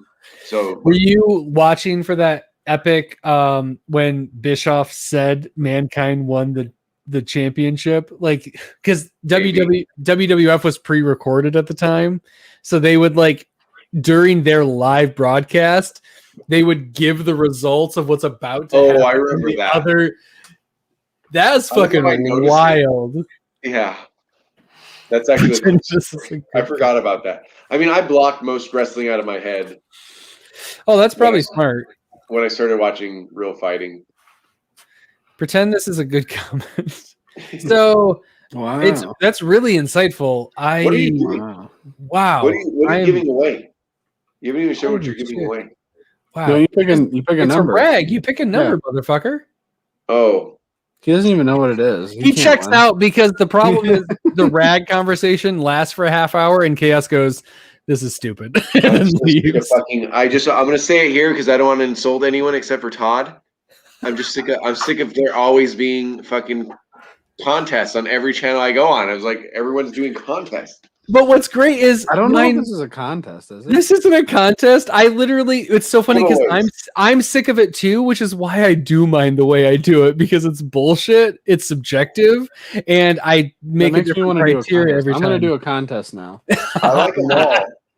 I like them all because I get it, right? But and the winner gets a Tyler Suck sticker. Ooh, a keychain. You're doing one too? What's yours about? I don't know, but I'm doing one now. I'll do mine. Wait. We should call our contest Chaos in Contest. Amazing. What made you pick the name Chaos in Comics? Oh, yeah. Genius. I don't know, alliteration. I do a non-consistent podcast too called Chaotic Sports. Oh, so that's why. And then I just kept Chaos, but also it's alliteration. Listen, I was also on here. Alliteration makes me so happy. Yeah, this channel was used to be called Not Part of Your Scene. It was more about music, but then I got involved in the comic community, and when you name yourself something, people just fucking call you that. You know what I mean? And some people have. Oh yeah, you're Chaos. People are called really silly shit. Whack is funny, right? Because of the theme of your channel, right? But sometimes people are called Second Street, or you know what I mean? So I was like, well, I'm gonna pick a cool thing. Sometimes people are called Bearded Comic Bro. Yeah. Greg made a mistake for sure on that one. I always stuck with it. Wow, he's so stuck with it. He named his wife Bearded, Mrs. Bearded. Made me spit my fucking drink. Spit take. when he did that, I told him somewhere in private. I was like, that's sort of fucked up. She goes, no, she chose it. She doesn't want to use her name, and so she's okay with it. Oh shit! Gorilla Todd Comics. First of all, Todd. What's up? We're all sub to you. We're all sub to you. Todd. We're all sub to you, but man. Yeah. Maybe not Whack. Go check out Gorilla Todd if you're not already sub to him. My dad might not be. Hey, Dad, Gorilla Todd Comics is rad. I'm sharing it. Gorilla, I'm sharing it on Twitter right now, man. Todd literally lives right down the street from me. I could probably walk to his his neighborhood right now. Yeah, because when you guys were doing the poser debate, you guys talked about your comic book thing for 5 minutes. What shops do you go to? I like how you criticize us for our local things and then you talk about local comic book shops while you're in a stream on someone else's to be fair, stream. I did that 6 months ago, and I've only criticized you today. Yeah. You know who else used to be from here is the girl that Sammy that's on. I don't know if you guys ever watch Hero and the Kids Friday stream. Mm-hmm. No, not on Friday, but I do. Oh, you do watch it? Yeah, mm-hmm. It's pretty long. It is long. I'm never live. She used to be from here. She just left. Chaos Contest, WCW. I'm an LWO guy. Running an auction on my chair. Oh, nice. Hey, cool. Gorilla Todd is he's on an auction and he's commenting on this. He's pulling a Justin Birch. Justin Birch is always on Two Brothers, and we'll just be like, Justin Birch running, and then runs away. Yeah. It's my favorite thing. I guess I can't ask him. Comics up for sale at the moment. $10 for the lot. Looks pretty good. So, because of contest, I'm going to go with Peanuts Are Not Nuts. They are legumes. That is what I'm going with. No one chose a. I did. You went with a peanut fact and all that with Jimmy Carter. No, I didn't. Look above that. I chose my favorite WCW wrestler. Oh, where is it? Above the peanut one.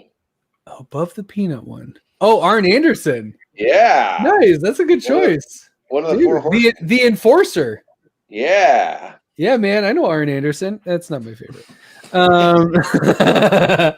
Ric Flair would have been a much better choice. No, that was too obvious. Woo! Sorry, love. Should I type on the Gorilla Todd chat that I'm live on Burrito Comics channel right now? Yeah. Yes. Yep. Do it. Perfect. Everyone come over here. We're doing a giveaway. We're not auctioning shit. We're just We're talking giving it about away for random, free. irrelevant stuff and looking at Desert Storm cards. Yep. That's as enticing as it could get. I'm so gonna buy a random card set now. Oh, I'm so excited. I want to get like a box of this now. I do it all the time. I just wanted to let you know. I've never I'm on do the Comic Burritos channel right now, but no one come over. Stay here and buy comics. That's what I said. Amazing. I got you back. Gorilla Todd. What the fuck is You that? said you're gonna join the drawing circle stream. This is the metal cover from Scout. I want to. I don't know what you're talking about, Todd, but I want to join whatever it is. Drawing circle stream. Yeah, what is that? I can definitely draw the boobs. Perfect circle. There we go. That's the metal cover from Scout that came out. It's actually metal. It's a metal cover, yeah.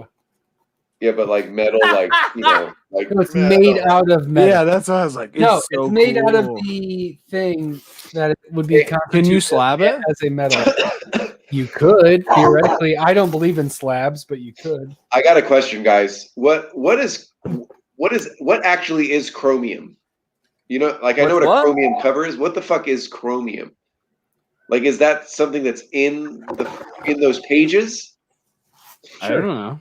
I don't know either. I think it's just a word they use that makes it sound cool.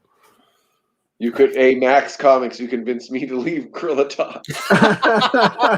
I've been watching Max. No. Max is always on there. Hi, Max Comics. Stay there. You're going to get bored so quick.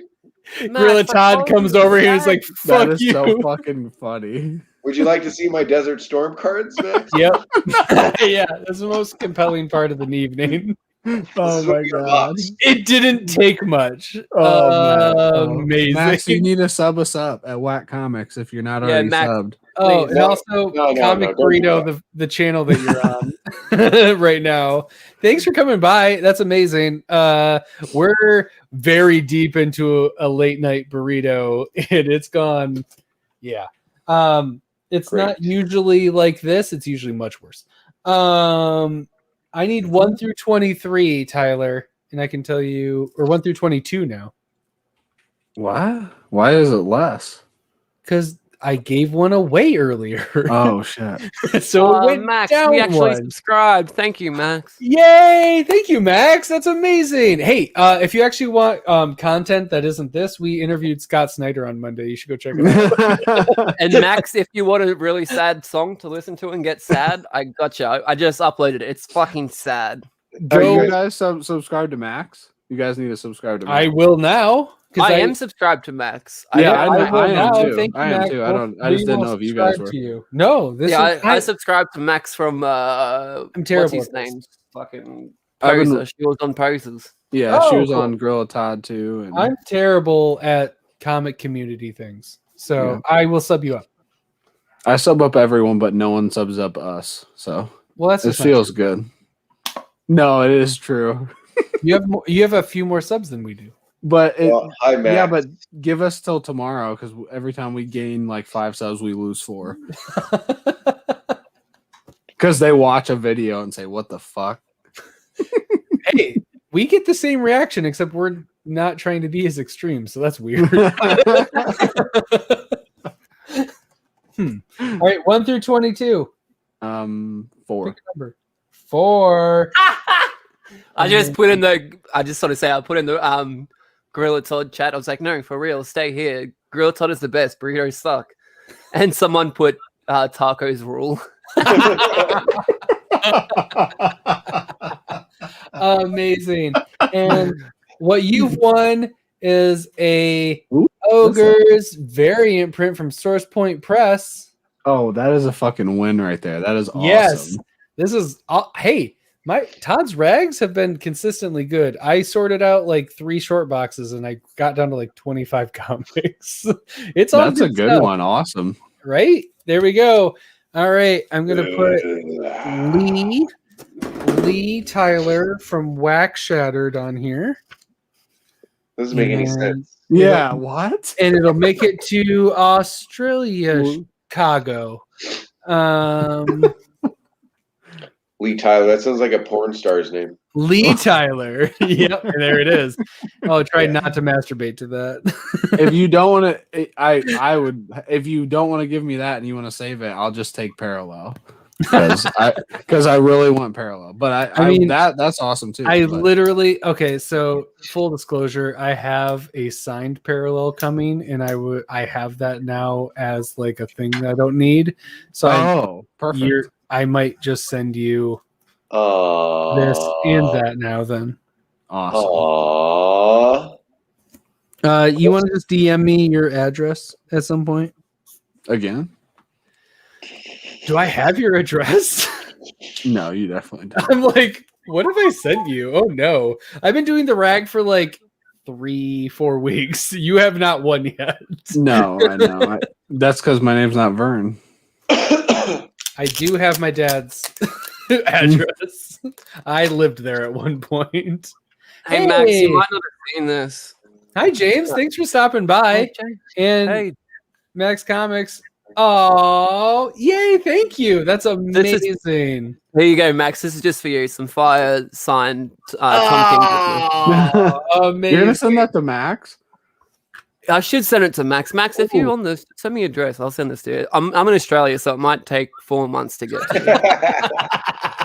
you. Have you read Ogre at all, Tyler? No, I haven't. Okay, this is Ogre number 1 of 3. So I had to look because I couldn't remember what variant this is. This is 1 of 3. So this is that's perfect. Where to start? Exactly. Yeah. It's almost like I was thinking about the ones that I put in here, but I didn't. So that was a happy accident.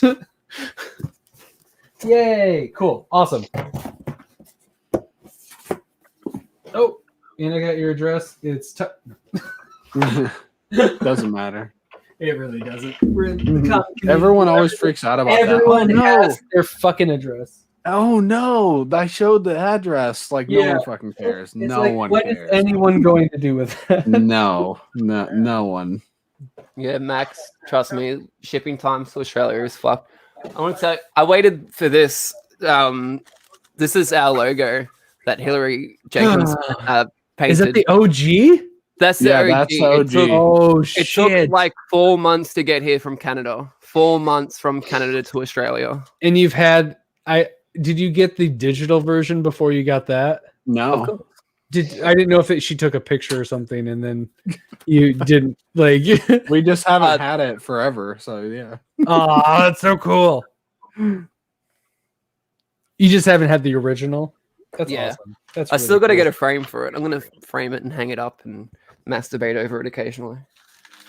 Oh my god, Dad! You live like a half hour away. Fucking just drive by, and I will throw them in your window. I will not ship to you. You are my father. I guess if you have creepy people, it's a good idea to not share your address, Max. But that's a fair. No point. one's being creepy with me, so it's okay. So we are pawns being moved around by Max. Fuck, LOL. Yeah, sorry. We just met Max, but yes, that is. I've known Max for a while now. Hey, X-Collect. Some of us pay attention to the community. That's the fucking comment that's on the wow, people are actually coming over here. Yeah. That's crazy. Everybody. Max, go get the rest of the people out of Todd's stream. Max, bring him into this Todd stream. Yeah, I'm Todd as well. Auctioning books. Here's a scout book. Yeah, we can start an auction. Here. Yeah, let's do it. You know what? Fuck Gorilla Todd. Here you go. You get enough people in here. Let's auction this baby off. Oh shit! Everybody would fucking flip out. Oh my god! I will auction this off right now. I bet we get enough people in here. How many people do we need? I don't know. You can. How many people would be good enough? Let's say we're at 9. Let's say if we get 20 people in here, I would do that. All right, advertise it. If 20 people get in here, auction this off. Whole Twitter things. Twitter. She said if you don't have a ton of people, just start the bid higher. No, I don't think we should do that. I think we should get a ton of people and start the bid low. That's true. Let's get a ton of people and start low. Yep. Go comment, Lee, on Gorilla Todd say we're trying to auction off an ENIAC first print. That'd be messed up if someone's in the middle of selling a book. Yeah. I think I watch Todd like every single day, so I think he can't be too mad at me. Like for like 4 hours a day. He'll just serious? go. Yeah, well, because That's he goes live at midnight his time, which is 3 a.m. and no one else is live. Midnight his time. Oh no! It's midnight. He lives over here. His time. Yeah, it's 9 o'clock. So it's I did. Tell him to come on. Tyler, tell him to come on camera. I want to say hi. For the second time ever, I got onto the Comic Burrito Twitter and retweeted what I just tweeted. I never do that. That is Nick's thing. So I'm doing what I can. Yeah, Nick is good. You should talk shit. You should talk shit about Comicsgate. I just retweeted it too. Oh shit! Here we go. We need Would 20 you people. retweet? What's gonna happen? Tyler, don't worry. You never retweet anything. Shut the fuck up. No, I don't. There's 8 people here. All right. Well, we got to give a little bit of time for things to happen. Yeah, I'll be in the chat. I'm gonna go lay down. I should be resting and shit. Instead, I'm on this coughing like. Are you gonna be bidding? I might be. if I win that for $14, that'd be. I would still be up. Okay. Look at Tyler. They can come onto the stream. Come on. I don't think they want to come on. Come visit us before Tyler does something dumb. No. It's messed up to steal. Well, actually, do whatever you want. I'm out. Yeah, chaos being the voice of reason. Oh no, he's sick. He needs to go rest. I'm the least drunk. Yes. Oh shit. Chaos, mail in bid ballot. Mail in. Yeah, you got to mail it in. But it's got to go to Australia. It's going to take a while. In 4 months, we'll know who won this auction. Oh, shit. Hey, everybody. What if people just start bidding? Right? Guys, we got to get 20, we gotta get 20 people in here first. If we get enough people, the bidding starts now. So you can start that bidding now, but it just won't be live until we actually hit 20 people. Yeah. So it doesn't count. But if we hit 20, so if it gets up to like $20, it would immediately start counting once it hits 20. While everyone's here, because it's our only claim to fame, we had Scott Snyder on Monday, so we're not just a device to get ENIAC #1. James, oh shit! There it James, is. This is currently yours for 20 as long as we hit 20 people. Yep, as long as we hit 20 people going live. Keep sharing it around and then we'll start counting down. Well, we got $27 now. Oh shit!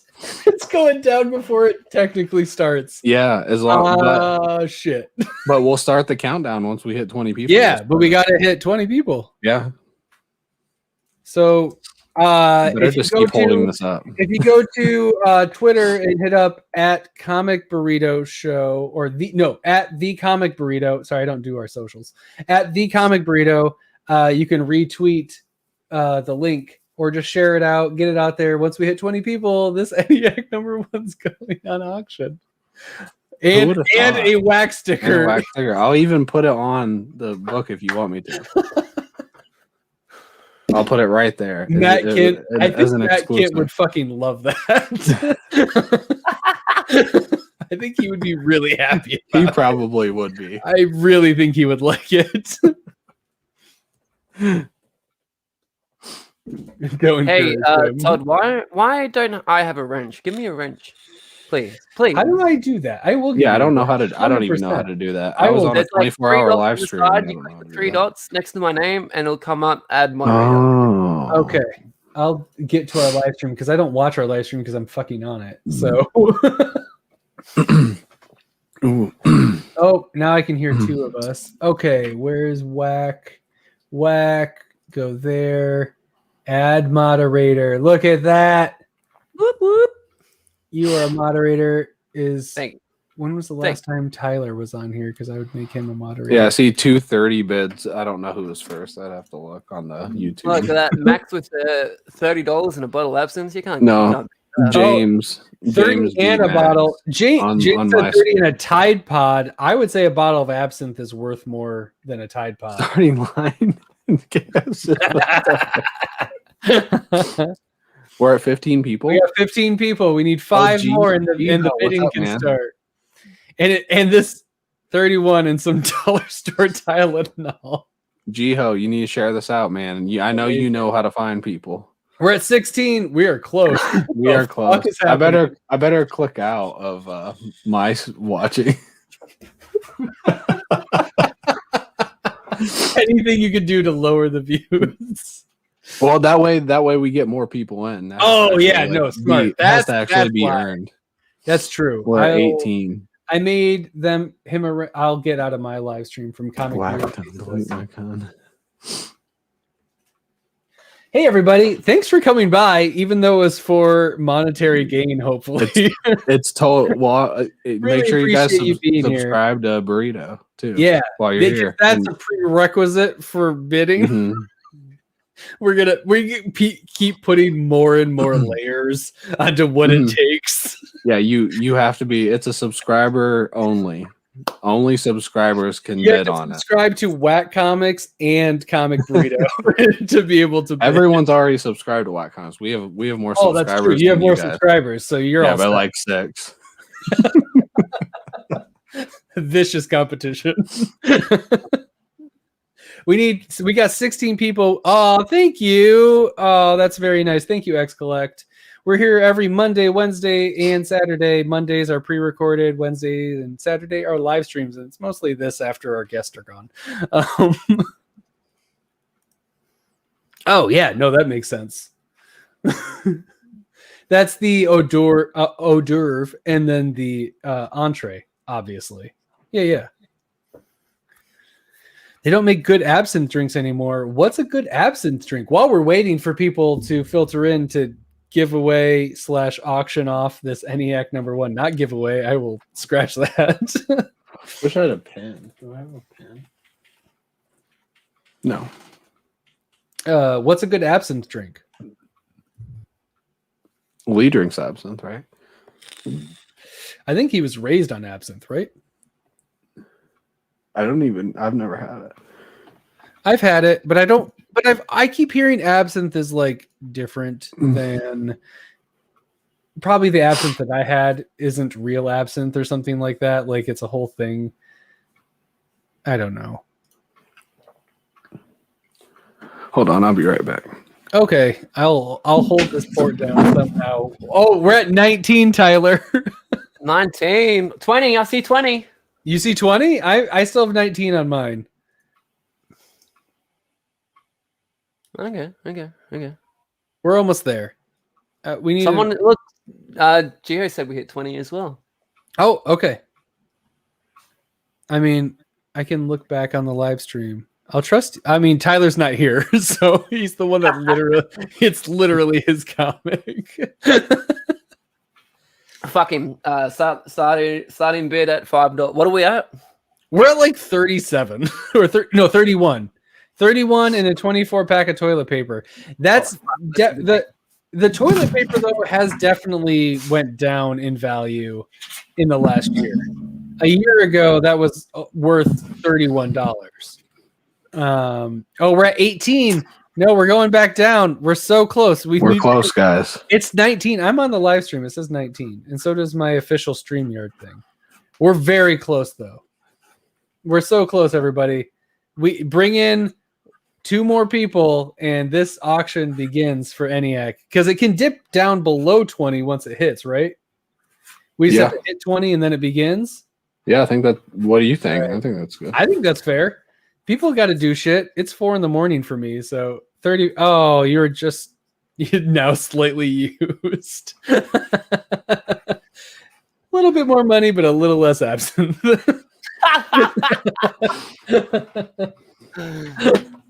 But we are at 35 now. I think James outbid himself. I think he was winning before this. Currently going for yes, it is. It is. Yep.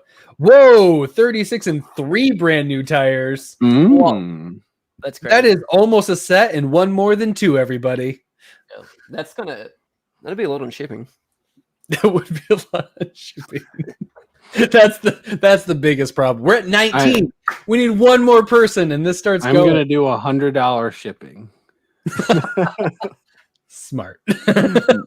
No, I'm not. Whatever the shipping is, just usually like $5, unless you live out of the country. All right, Geo takes it. Legally Bond VHS? Are you fucking kidding me?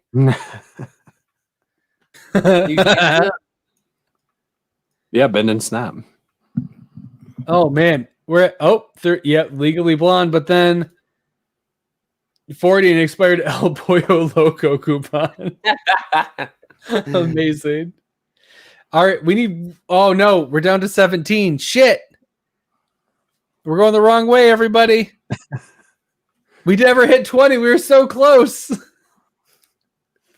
Maybe I should share it out. I didn't even share it out. That's okay. I should maybe tell the Burrito Boys, but they're definitely asleep. And they're going to be like, you did what? When? For how long? It's like 8 in the morning. We're still like 20 people. All we need is 20 people. Chaos is still here. He's raging. Oh, Max, and we're you won a duck today? How'd you win a duck? That's so cool. Are you kidding me? Oh shit. The auction numbers got too high. It's literally going for 130. We're at 19. We literally need one more person. The auction can start. One more person. Share it out. Open up a phone. Yeah, well, it's gonna happen. I didn't anticipate it happening, but it's gonna. Yep. And that's fine because I don't really want this anyway. Amazing. I'm definitely gonna bid. Are you? Yeah.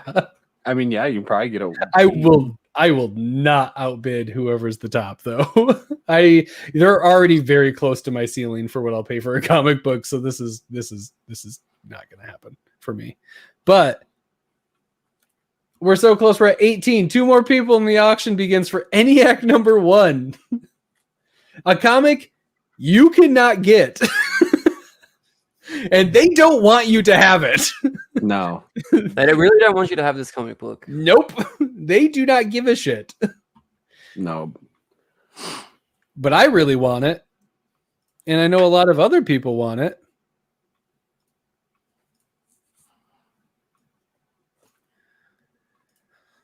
And I'm trying to make something quicker than I've made in a We're at $46 before it has started. Before the auction, it's the pre-auction. Before the auction has started, we're at $46. My goodness gracious! Who would have thought? Lee crazy. told people not to come in here, and now people are in here. And then I said I'd throw this up. Yeah, 6 hours and 15 minutes in. I almost stopped doing this too. I was starting to get tired, and that went away. Todd was going to end the stream, and now here we are. Yep, because it is 4:20 in the morning. Yes, it is. And we started at 10. We need one more person. Sam King is back. Whoa! King. Holy shit, Sam King! $47.99 and a bottle of spicy sauce. We're at 51 now. 51 pence. I don't know. What's pence to dollars? I think it's even. All right. While we've got that auction going, I might put up a claim now. Okay. If anyone wants to claim now, we got a. We'll put this up as a claim now for $30 plus shipping. Who's it? Who wrote that?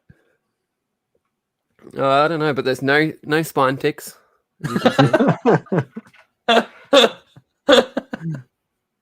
Perfect corners. Couple of sticky pages, but they can be washed out. Oh, Chaos just bought it. Chaos bin. Oh, you want it? You want it, Chaos? Send me your information on Instagram or Twitter. I'm at Whack Comics. We just hit 20 people according to X Collect. Oh, it's on. Yep, we're at 20. 20. All right, okay. 1 second. I've got something for this. I got a drive-through just for this. That was the quickest drive-through I've made. The auction begins, and I think we'll just put it at like 3 minutes or something, and then whoever's bid can just stay in. I think that's fair. All right. Basically, we're at we already got 57. I appreciate, but Joe has said 57 in some Heinz packets. I don't know if that's we doesn't got matter. 60. James at 60 and a dirty ShamWow. Throw in some OxyClean. 69. 69. Nice.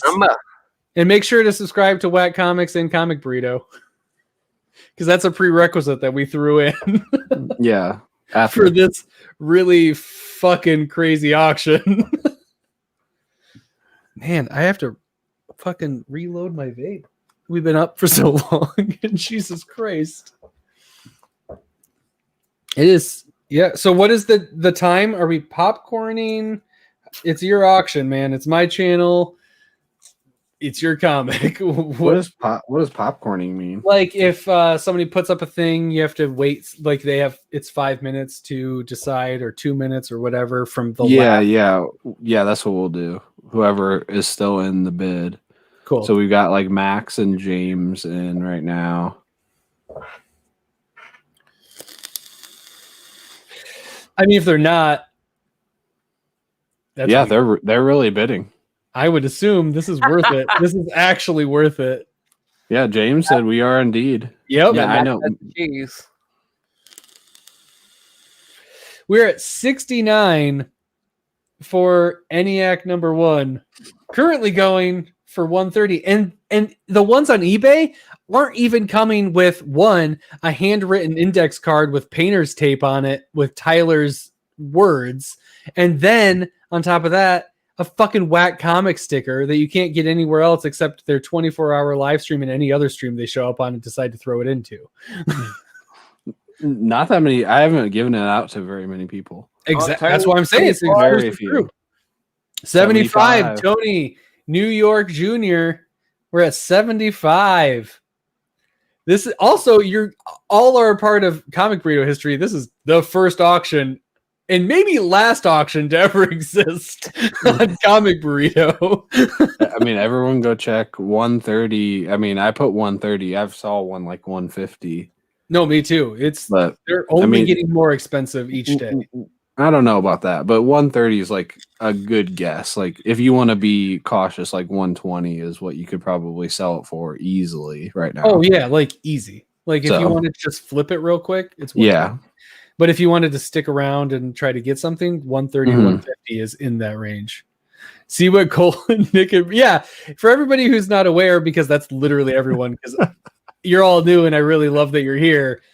This is not the usual crew. There's usually 2 other guys with me. No, this is the new crew though. This is the better, new and improved. Yep. We're just gonna have Whack Burrito Shattered Comics from now on. It's just gonna be this. Yeah, if you didn't know, me and Whack are Whack Comics. So we're usually on Whack Comics. If you're new here, Todd is usually on Comic Burrito with 2 other guys who don't usually stick around because they don't know what they're doing. Nope, they don't know that an ENIAC number 1's going to get auctioned 4 hours after they leave. Fucking idiots. Jiho just swung in. Going with the $1 more and some gas money. That's at least a cent. All right, so the time is up, but we've got Jiho, we've got James, Max, and someone else in too. So I mean, guys if somebody wants to swoop in and Tony, can, right? Oh yeah, that's what I mean. Those people that we're at 77. 77. So And some extra block. I guess technically all those people are in, and anyone else that wants to jump in. And as soon as you want to fold, just say that you're folding, and we'll know you're out. You're folding. But yeah, how long is the clock now from each time? I don't think we have a clock, right? This is just kind of like the people that are in have to fold. Isn't that what people usually do? We still want to give like a 5-minute clock for the last bid, right? So that if they don't fold, it's still a time. Yeah, that's fine. Fold. All right. So I'm going to start. We're at 77. It's at 80. I'm going to start. Oh, shit. All right. I'm going to reset. We're at 5 from 80. Okay, I like the folds from people who were never in it to begin with. This is the first print, by the way. The black is the not first print. So ENIAC has a first print and a not first print, and they're gonna keep printing the not first print, but they're not gonna print this. This is the one and only. They're gonna keep printing the not first print. Is maybe my favorite press release statement. Well, because they're not going to call it a second print or a third print. It's just going to be the continuation, the continued print, and then this will also never. Condition. Do you want to show the condition? Correct. Yeah, sure. It's perfect. Chaos is wildly correct. Like I said, this will be maybe. You want to make me big? Yeah. Yep. There we go. It looks in excellent condition.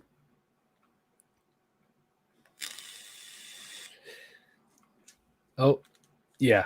So you want to put that up a little bit? the bag's all bent. The bag's making it look terrible. I better just take it out. Yeah, there we go. I need to get that corner. There you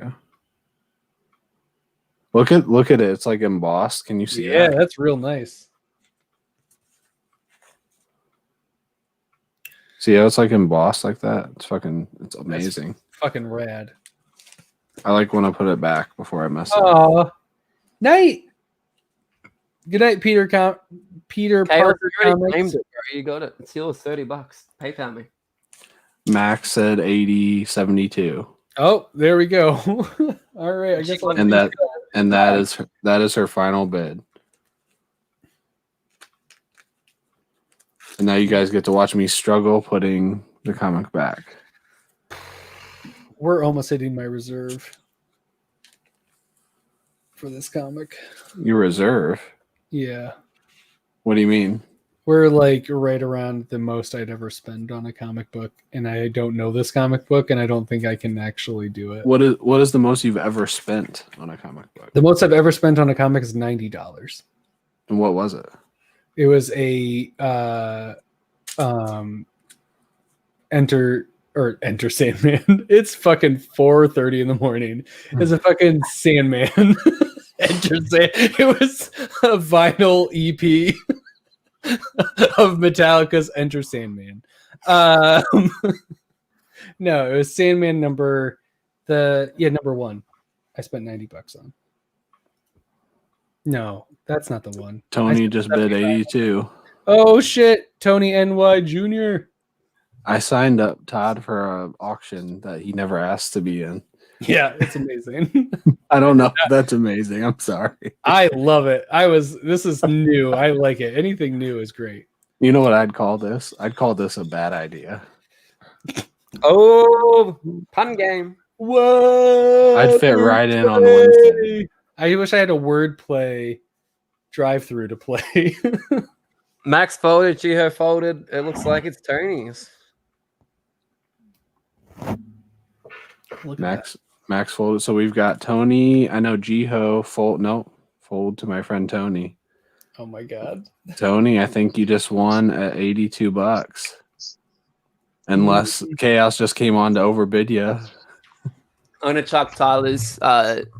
What do you want? What would you prefer me to chuck, your Instagram or your Twitter in there? My Twitter is definitely where I do all my work. If I bid on this, am I a bad person? No. No, Lee's trying to get to 120 at least. I feel like if you won it, then you're. Oh, Nick just bid 84. Todd just bid 84. I thought Nick just woke up and immediately. That would be fucking hilarious if I type as Comic Burrito and then Nick just swung in and woke up. Yeah. And said, oh shit! Oh shit!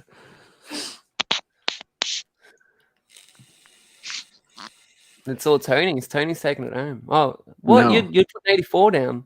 Yep. Tony, fucking Tony, mate. Tony, I'm and this sorry. is going to Starlight. No, I'm just kidding. Oh Oh, Jesus! Tony's back at 85. Oof. He's not fucking with you, Todd.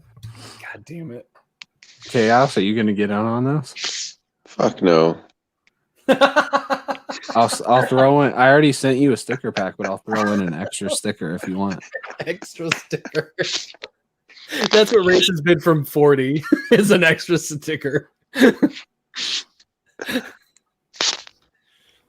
Oh. If you buy this, you'll be making money. Oh, Tony, 85. I hope Tony gets it. Oh, you don't do Twitter, Max? Well, that's where I review all my comics. That's where I so perfect.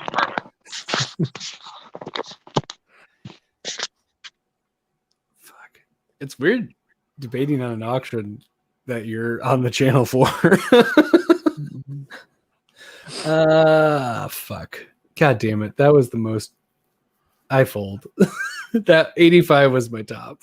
85 was your top. So Yeah. Tony, I think that's I it. fold. We're at a minute. There's technically some time. I don't think anyone else is in. So I guess you have a minute. Whoever wants to bid, we're at $85 for a book going for over 130 and could go up. Damn it, Lee. Tony I have to give people some time. No, you still got to get. There's still a couple. Yeah, we'll give them a minute. We've got 35 seconds. I don't think we did a 5. I know we said 5-minute timer. But I don't know if we really did. No, we can That's- just we can. The best part of this is that this is not an auction channel. All these people come in on it. Yeah, Yep. it's great. I'll give you a bit of a bongo solo. Here we go. This is what most auctions do, I think. Yes, I would love for this to be our channel. That's the Anytime we 30-second go timer. after, I'm going to. All right, you have 10 seconds. Anybody else? 10 seconds, and it's going for 85. Lee, that's what's been missing from every auction. Yeah. Every auction channel Yep. that I've ever seen. There's just be a guy playing the bongos in the fucking background the whole goddamn time. All right, speak now or It gives forever it a hold tribal your feel. piece. We're at 85. I really want to bid 90, but I'm not because my wife will be upset. Yeah, I'll be upset. I'll throw in an right. extra sticker for you, though, Todd. Fuck you, man. Think about All this, right. Todd. You might never read this unless you bid. Right? That literally might be That's it. actually a fact, sadly. That's your third fact. We got So, the third Tony- fact, and it took this Tony long. won it, huh? Tony won Tony, it. you won. Congratulations, Tony. Tony, you can message me on Twitter or Instagram. Do it on Instagram. No one Mail- does auctions on Twitter. Mail. No one does auctions on here either. That is a good point. Thanks, Hey, you everybody. could, Oh hit my me up. God. Kate Paul's back. He was here at the very beginning, 6 hours and 30 minutes later. Hey, make sure to subscribe to Whack Comics for more fire auctions. And definitely Comic Burrito and Whack Comics are your place for auctions. It's like for 3 channels that have never done an auction Yeah, all converging at once. for no reason. Tony, That's too funny. my IG is Shattered Glass Comic Reviews. That's what I meant to hit. You want to put that up, Lee? My IG, so he can message me. Hey, all because Gorilla Todd needed 29 more. So we just go. Yep. Yeah, you're right. If Todd didn't come in here, this would have never happened. He'll never Yeah. come back again. We would have gone to sleep. And now Next you, time- and now, I'll warn him next time he shows up, I'm putting the Sandman comic up for auction. It's the only time we'll auction is when Gorilla Todd comes through. hey, and you didn't notice. I knew the comic that you spent the most money on. I put it in the chat. Oh, before what did you said it. comment on? Well, when you were trying to remember what it was, or no one had asked you what it was. I knew. because I don't forget this shit. What did you say? I just said Night, Sandman Vern. number 1. Nice. Oh, my dad's going to bed? Damn, my dad really because of all this, make sure everyone goes subs Gorilla Todd too. Yes, if you aren't sub to Gorilla Todd, please sub them. Sub them, whatever. It's this channel is an entity. Go sub up him, Gorilla Todd. And then please sub up Whack Comics. And if you are really fucking bored and you have nothing to do, you can sub us up too. We did interview Scott Snyder on Monday, so you should go check that out and sub us up. Thanks, Todd. I'm going to say that for a year from now. Oh yeah, and also if you're really fucking bored and you have nothing to do, and that's what I thought he was going to say. Then you can go to Chaos. I know, right? It was a good segue, but I still. You got to subvert expectations. You can also hit up Chaos and Comics. He does really good short rating reviews. It's the only time I'll be nice to him because it's 4:30 in the morning. I very much enjoy Chaos. It's 1:30 in your time zone. But yeah, thanks everybody for coming by for the ENIAC auction. Bye, man. People dropped out real quick. Did they really? It dropped significantly. What are we at? What is it right now? We're at 12. Thanks everybody. No, it's still a lot for 4:30. That's pretty good for 6. Think about it. We are a fourth of the way into a 24-hour stream. Let's just go 24 hours. Why the fuck not? Just over a quarter. We're already basically done. Yeah, basically. This is at this point. Me and Lee said we are almost done. That was the hardest part. Now we're good. Thanks for coming by, James. Subscribe to Whack Comics. Yes, subscribe to Whack, and then no, don't subscribe to anyone. Just who gives a shit? Thanks for coming. Yeah, no, seriously, thanks for coming. Yeah. I'm trying to sell people who aren't me because that's my channel. I don't give a shit about our subscribers, but other people, you should go subscribe to them. And I don't promote you because you don't care either. You're like me. It's like whatever. You can show up if you want. We care. Unsub everybody. Let's just start over. Please unsub. Yeah. Start over. Unsub Gem Mint. Unsub Gem Mint. Unsub Bueller. Let's just all start at 0. And see how it goes. Let's go from here. Yep. 2 brothers. Fuck you guys.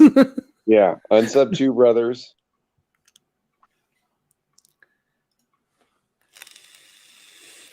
I'll see you on the other side. Yeah. MPMs. Yes. Thank you. Thank you, Tyler. That was very special. That was fun. I'm definitely, I think I'm going to cut out the Chaos trading cards and I'm going to cut out the auction and I will put those up on their own. I never do that because I don't fucking care. Max, you can unsub too, bros. I'll unsub them with you. Don't worry. They put out too many videos.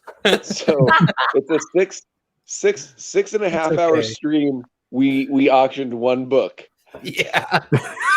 Every 6.5 hours we auction 1 book.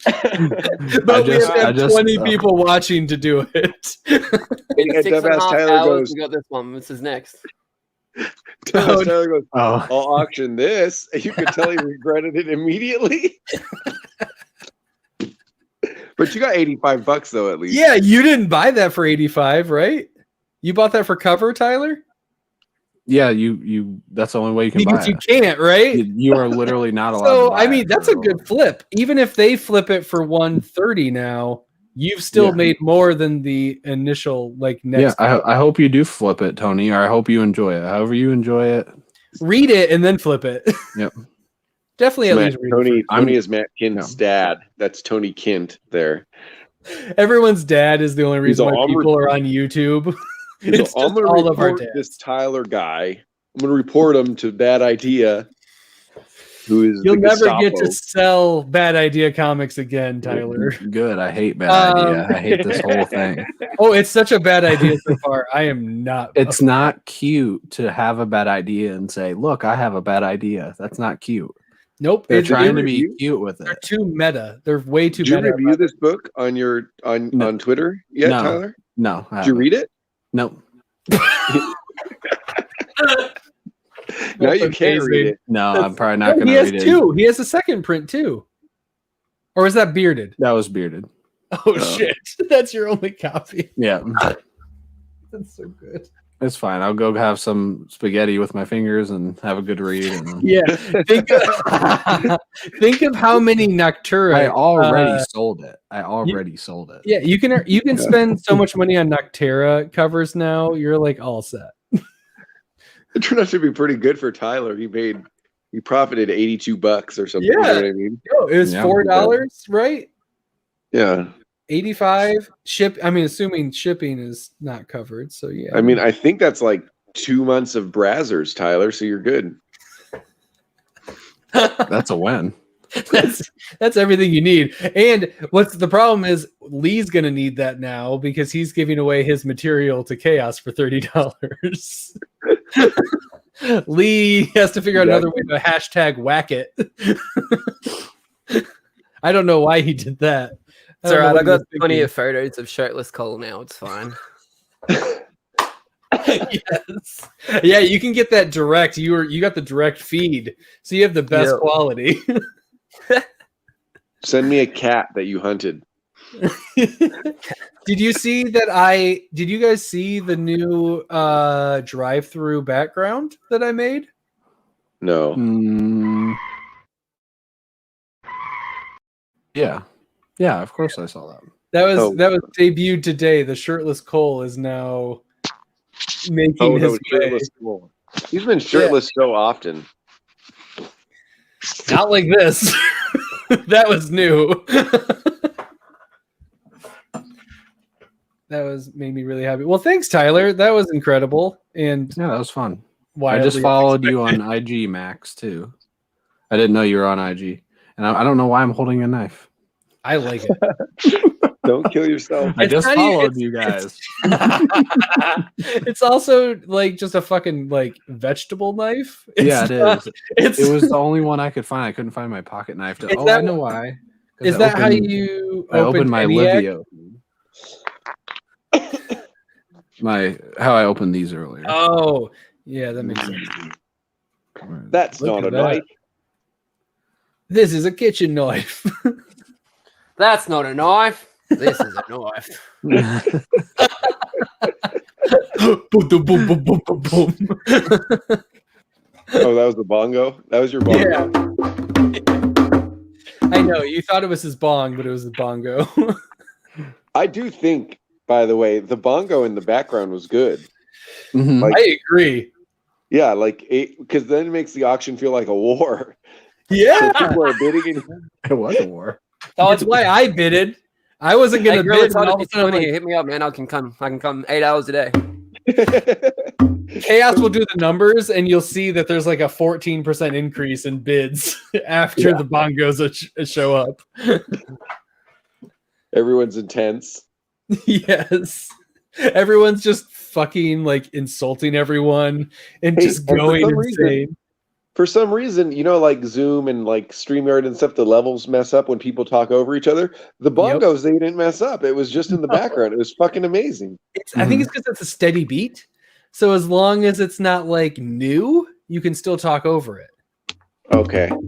So so as long as it's not something that's new, you can just keep talking and have that in the background and everything's the best. Hey, keep playing that, Lee. I'm going to go bone my wife.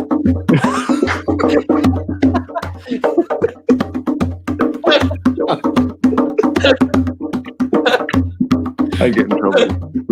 Yep. I have so many segments I need to cut out. Should we auction this off now? Into other ones. Oh my god! This is signed by Alex Ross. Don't do it. No, don't do it, Tyler. You can't do it, man. You've already done too much. You just let me auction off the hottest book around right now. I know, but I didn't think you'd actually be serious. And then I also I was like, let's call it 15 people. I was like, no, let's make it 20. So it's like almost impossible that 20 people. I didn't think that was impossible. I thought that was a good number. Like 20 people. I mean, to be fair, we barely made it. So I was right.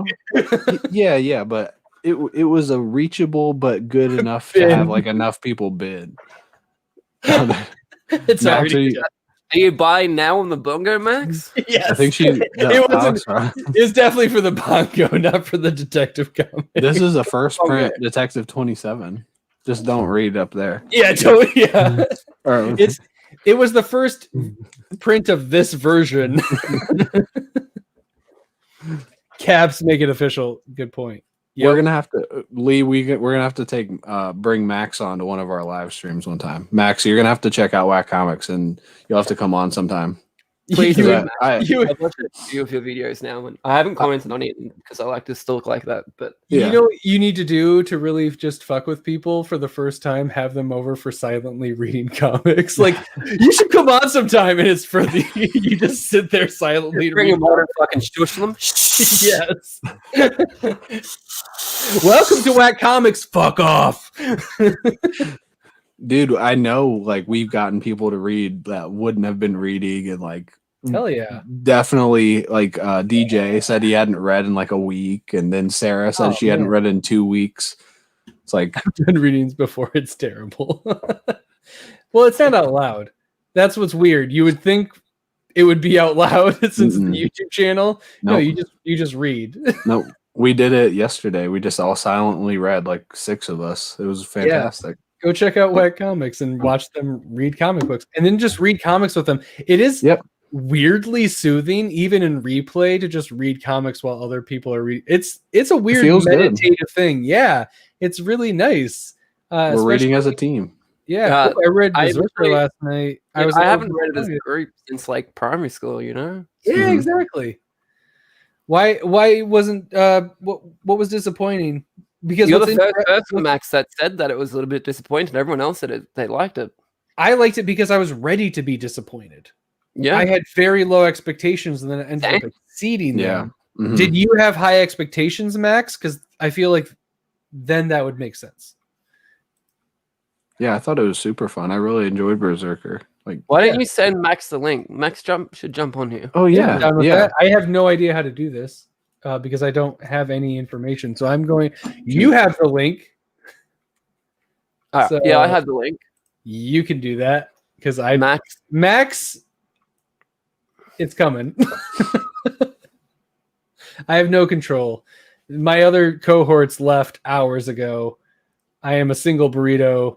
Do I have the link? I sent it in Twitter to both of you. So no. I got it. I got you, Max.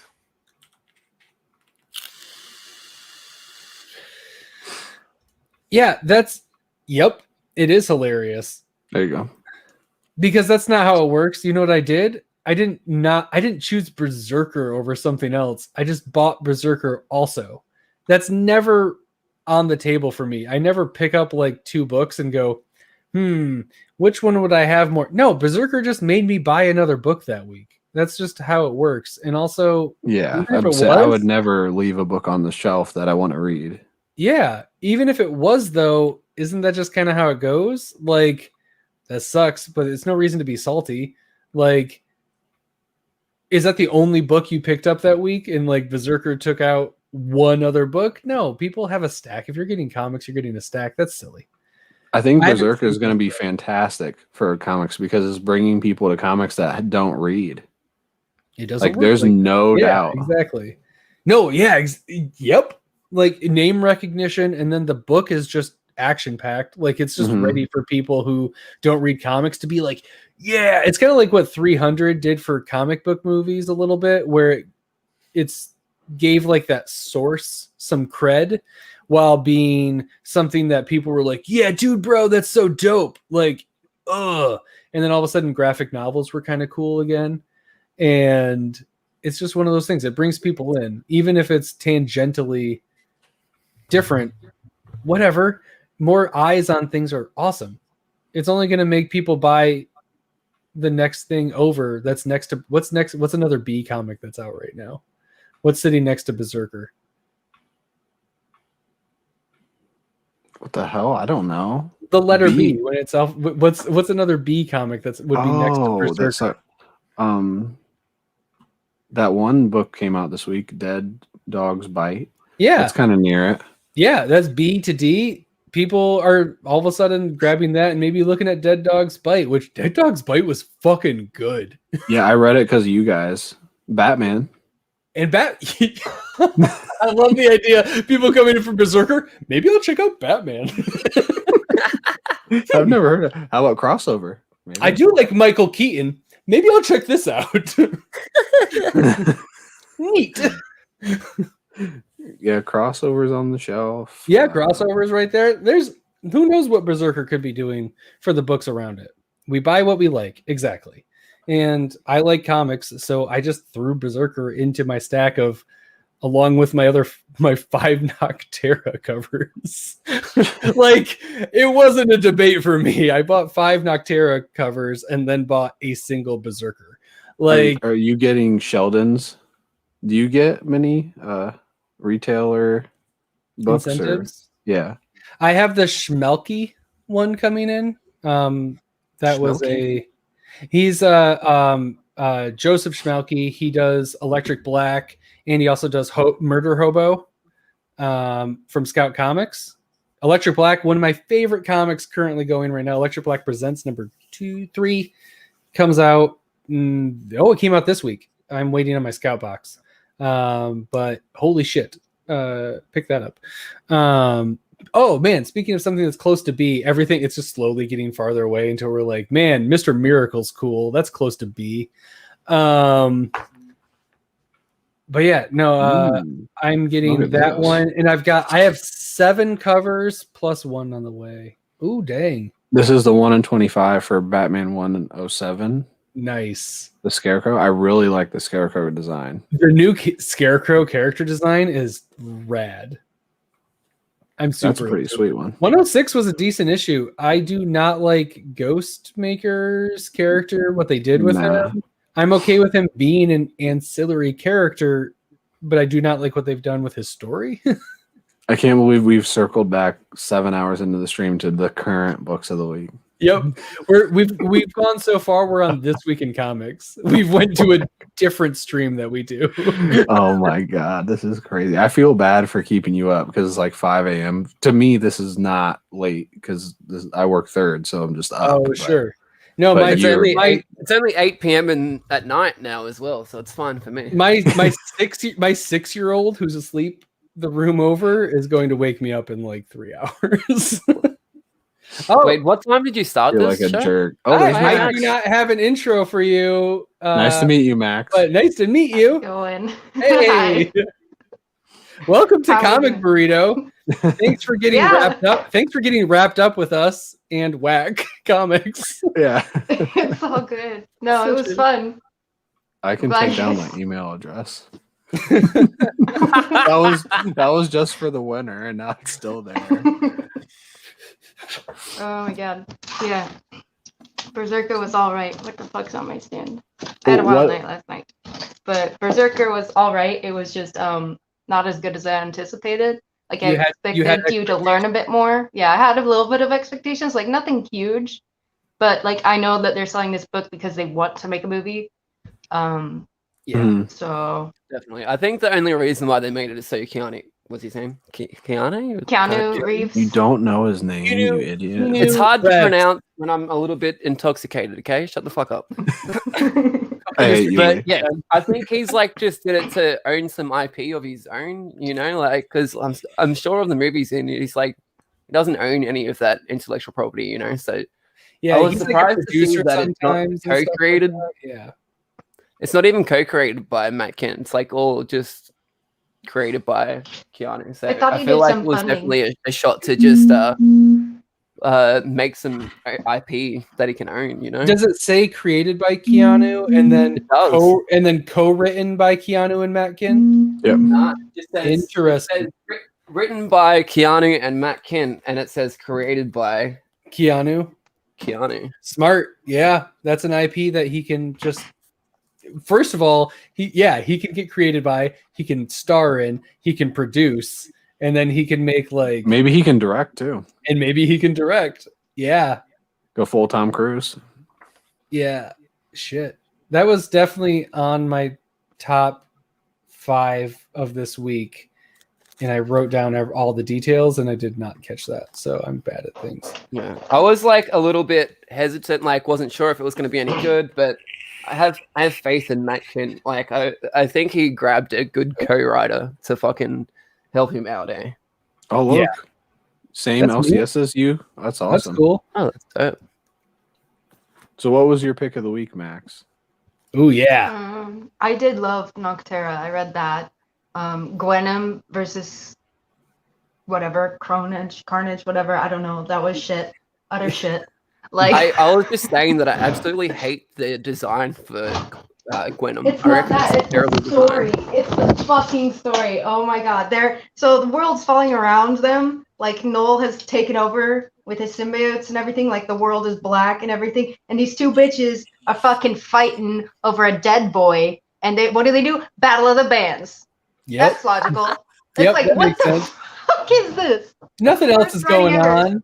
Whatever. It's just all the lines they say to each other are so fucking redundant and like cliche. It's like this. I was telling my friends last night. I was like, it's like the writer has seen Sex and the City and is like, yeah, I know what women are like, and they're just like, what have you done?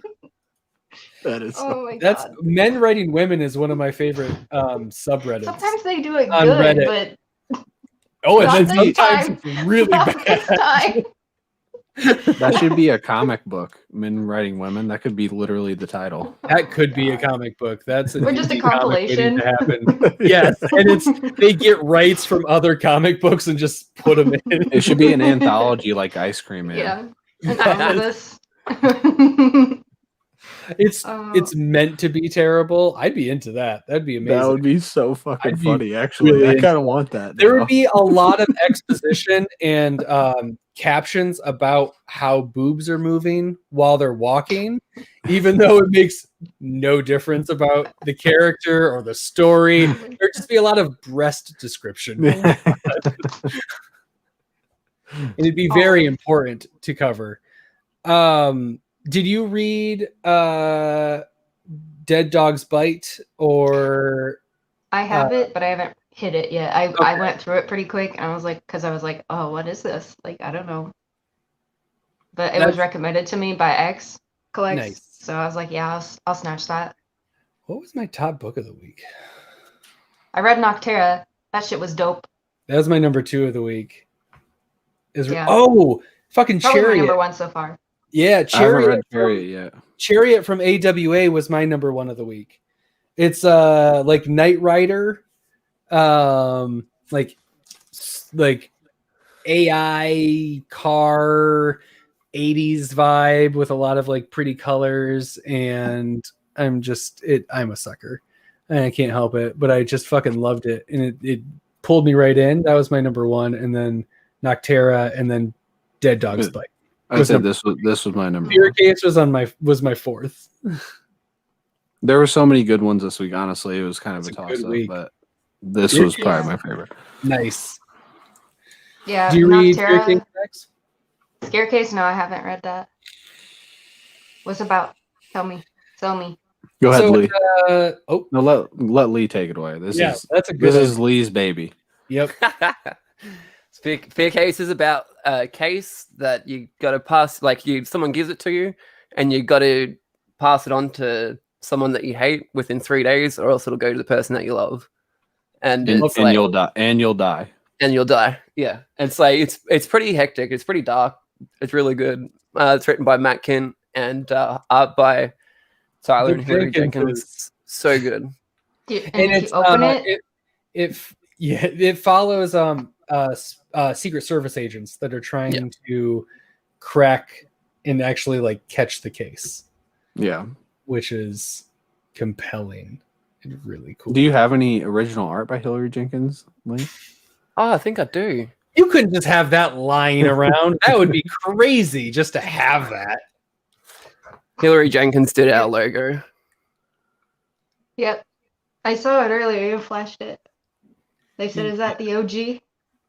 Yeah, that's the original. I just like we just like to show it all the time because as you should. We love Hillary. It's the same reason why I keep telling people, hey, Monday we interviewed Scott Snyder.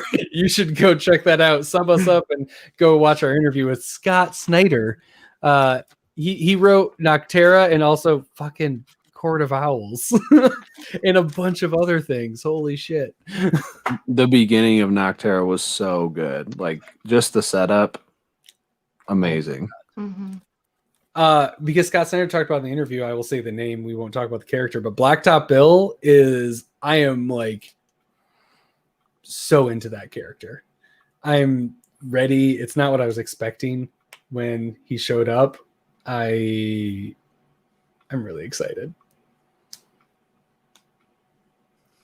We didn't read it, so yeah, that's why I was like, this is the most I'm going to say because I don't want to be spoilery.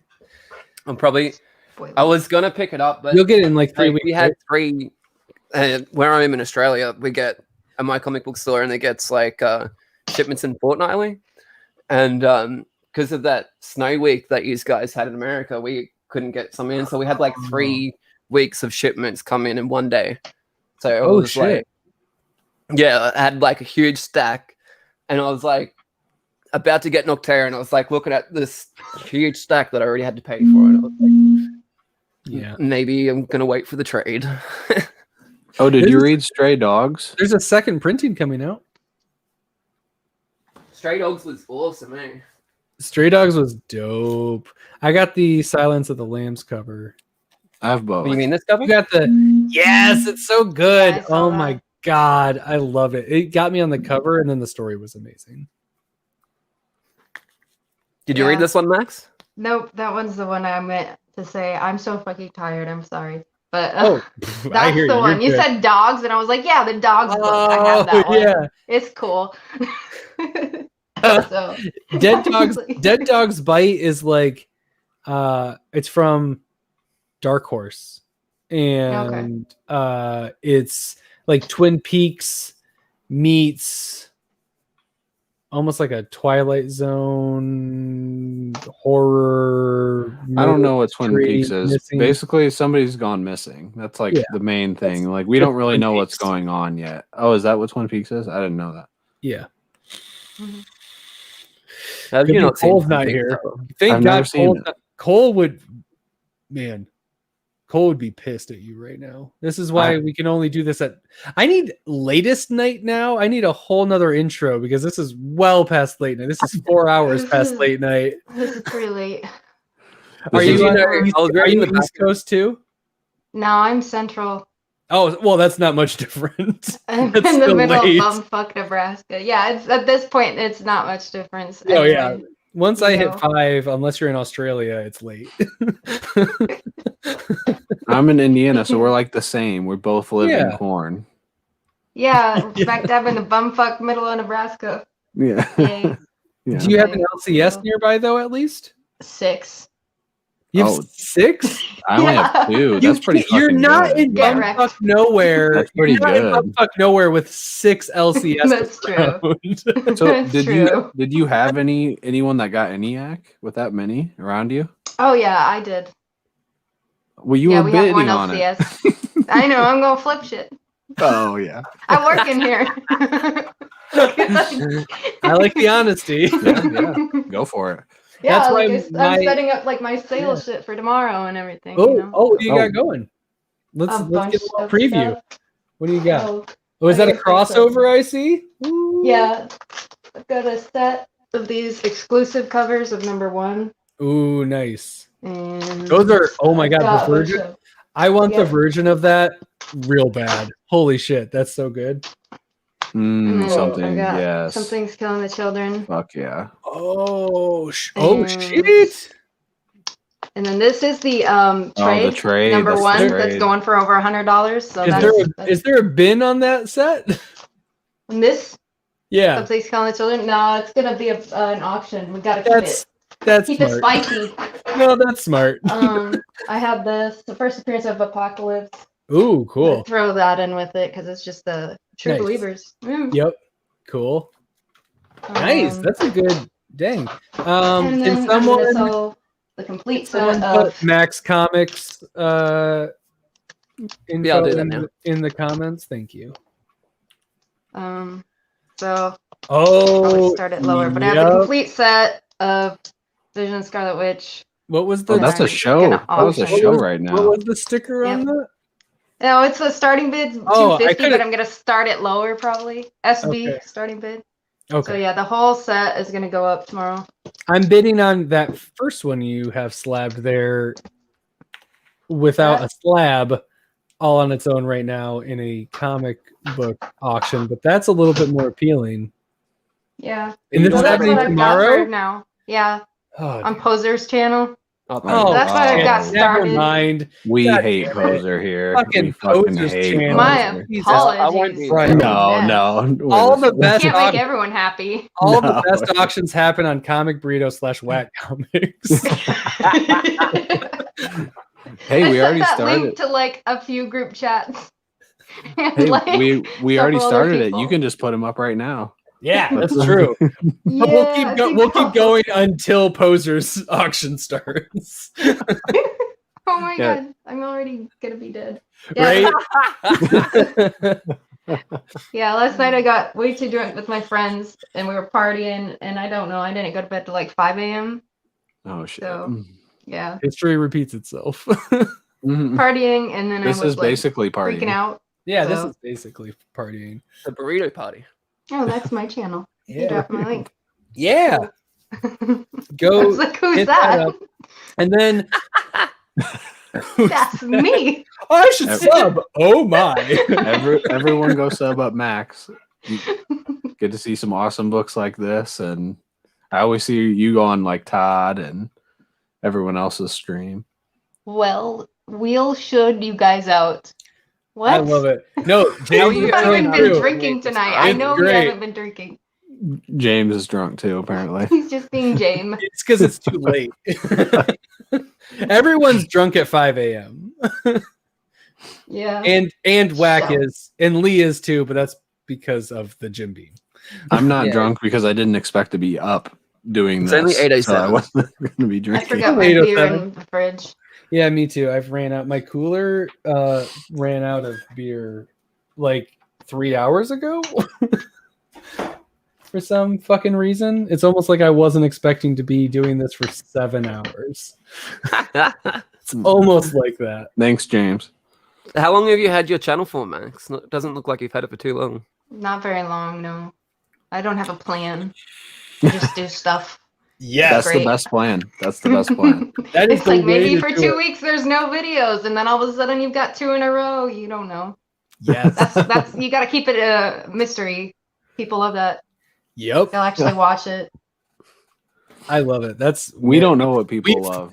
Yeah, we we- just do whatever we want, and we call it Yeah. there. That's kind of the point, isn't it? We fell Yeah. like face forward into what we're doing right now, and for some reason people keep showing up. I don't really understand, but hey, it's fun, so we'll keep doing it. Wait till you tell Cole and Nick about this night. They They're are not no- going to fucking believe this. No, they're gonna wake up and be like, the stream was like 7+ hours long. The fuck? And they'll be like, oh yeah, Tyler auctioned off ENIAC #1. They'll be like, the fuck? Oh, and Chaos showed off a bunch of Desert Storm playing cards, and they'll be like, oh yeah, okay, that makes sense. That fits the bill. Yeah, that would make sense. Fucking chaos, God. Yeah, this I hope he's asleep. Oh, he better be, dude. He's been very vocal about it. He has COVID right now. Yeah. He needs to fucking rest. I can't believe he showed. I just sent it out there because he was like, "Yeah, if you do late night, I'll be in there too." I'm like, "Okay, sure." Mister needs to sleep because he has a deadly virus. Nah. Oh, he does have COVID then. Okay. Yeah, he does. He does. That stuff sucks. I had it way back a year ago. Oh shit. Yeah, right about this time a year ago. Well, that's good. That you're good. Yeah, no, I felt like I was gonna die. I was pretty sure of it. Like at first, I was like, "This is kind of fun. I don't have to do anything. I get paid to stay at home." And then I was like, "Oh no, my insides," and it was very painful. Oh God, I'm mortal. I forgot. Shit.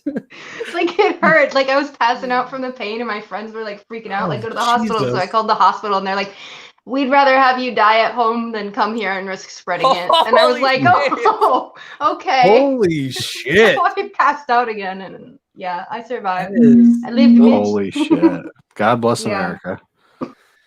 fucking wild. Like See, they said Lee. it nicer than that, but See what you're missing out on, Lee, here in America. I always tell Tyler that I feel lucky because I have free healthcare, and he's like, "Well, I have free shipping." So yeah, oof. I get comics, new comic book days first for me. yeah. We get to read As comics he's like and on a we get free ventilator reading ENIAC #1. Yeah. I really Just- hope nothing bad happens to him because we're talking shit. Oh no, Chaos would love it. If anything, No. he would want the jokes to continue even after he's Yeah. gone. That would be he would. Be Now we're planning a funeral. Oh, he would love it. He'd be so happy. Oh no. He would And just he'd be like, "You fuck." you guys should show up in person and have a super spreader event on my behalf. He's I'll bring my bongo.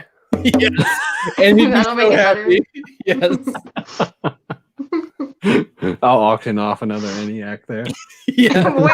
Where did you You get do- another one? The eulogy is an I'll have ENIAC to find #1 one. auction.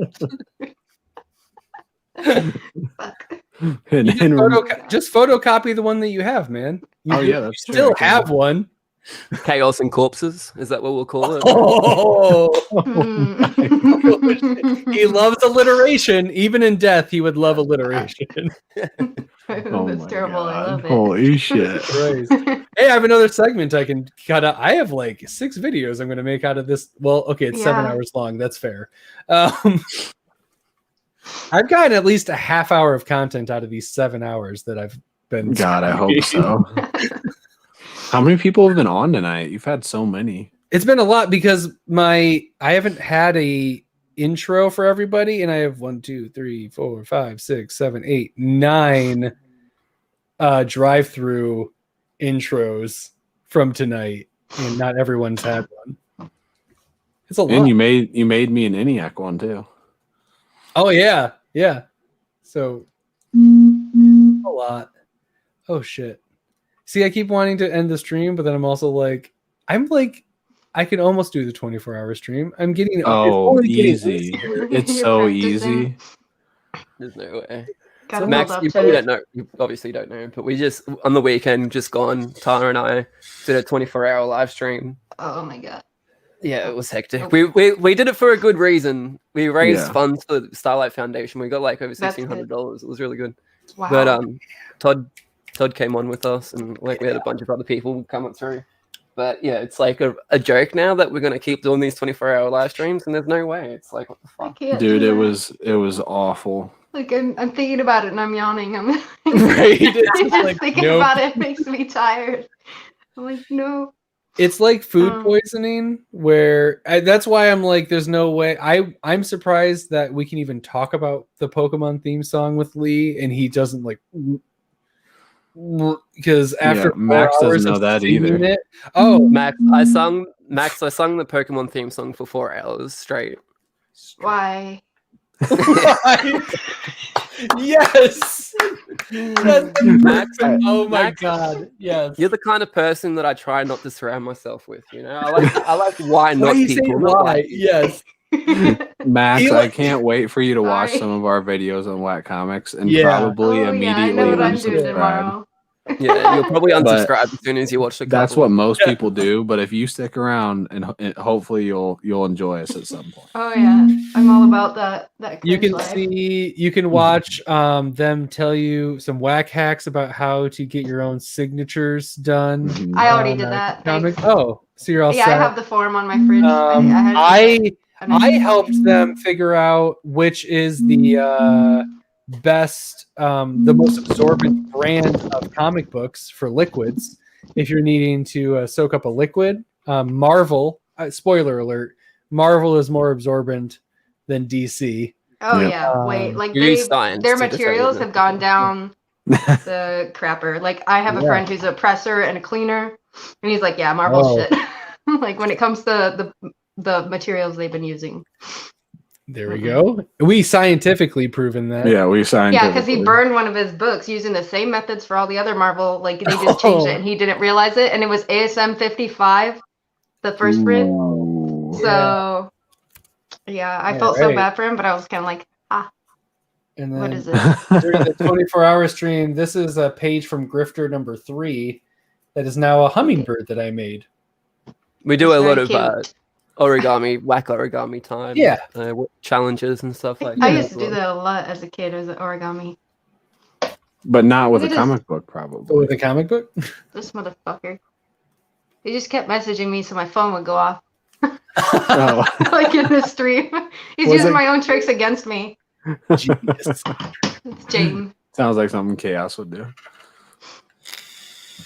Make our phones just buzz over and over again. Mhm. That That's does. him. I also, not this last Wednesday, but the Wednesday before, Black, Radiant Black. That one. Mhm. That one was pretty Radiant okay. Like Yeah, I it was really like great. that. Beginning a little cliche, but I feel like they can definitely have a lot of room to grow with that and just Yeah, You I know, don't I hope they mind. do I don't something mind different with cliche. Cliche is good if you Yeah. can make it work. No, Like, it's look work at look it at right. Invincible. Well. Yep. that's true. Yeah, no, it was done very well, and it's a very pretty book. The art is very well done. It's a very clean book, Yeah. and then the Oh, story hell is just it's a cliched premise, but it's just done very well, and it's I'm in for more. Yeah. I'm maybe it could go downhill. Like it might become trite and overwrought or something, but it seems like they have a good footing on what they're trying to do. So Yeah. far, I mean, it's fucking one. What are you gonna do? The art is pretty great. Yeah. And plus they give you that cliffhanger at the end, so I like that. I was like, okay. The maybe you red do. one You got looks so this. cool. Yeah. He looks so badass. Way more badass. Like I'm like, oh, you got like a cooler twin Mhm. out there, man. Yep. I was a Red Ranger guy though. I was always team Mhm. Red Ranger, so I just, I was ready for that. Well, I mean, Green Ranger doesn't really count He doesn't fucking count. What do you mean he doesn't count? because Green Ranger's the best one, obviously, outside of the white. Yeah, he's got that knife flute that he can Yeah. play with his helmet on. Ooh, and He doesn't need to have mitts. Yes. Like, that's some black magic right there. Like, I don't know what you're doing. Keep it up. What you don't see when he puts the knife up there is a little tiny hole opens up in his Yeah. helmet so he can blow into his knife. You're blowing your knife again. Yeah, you know. So weird. How one does to get Megazords. Yeah. That He had the Dinozord. Or what was it? Dragon Zord. Dragon The Zord. dragon sword. You have the plush. I liked the yellow one. She's neat.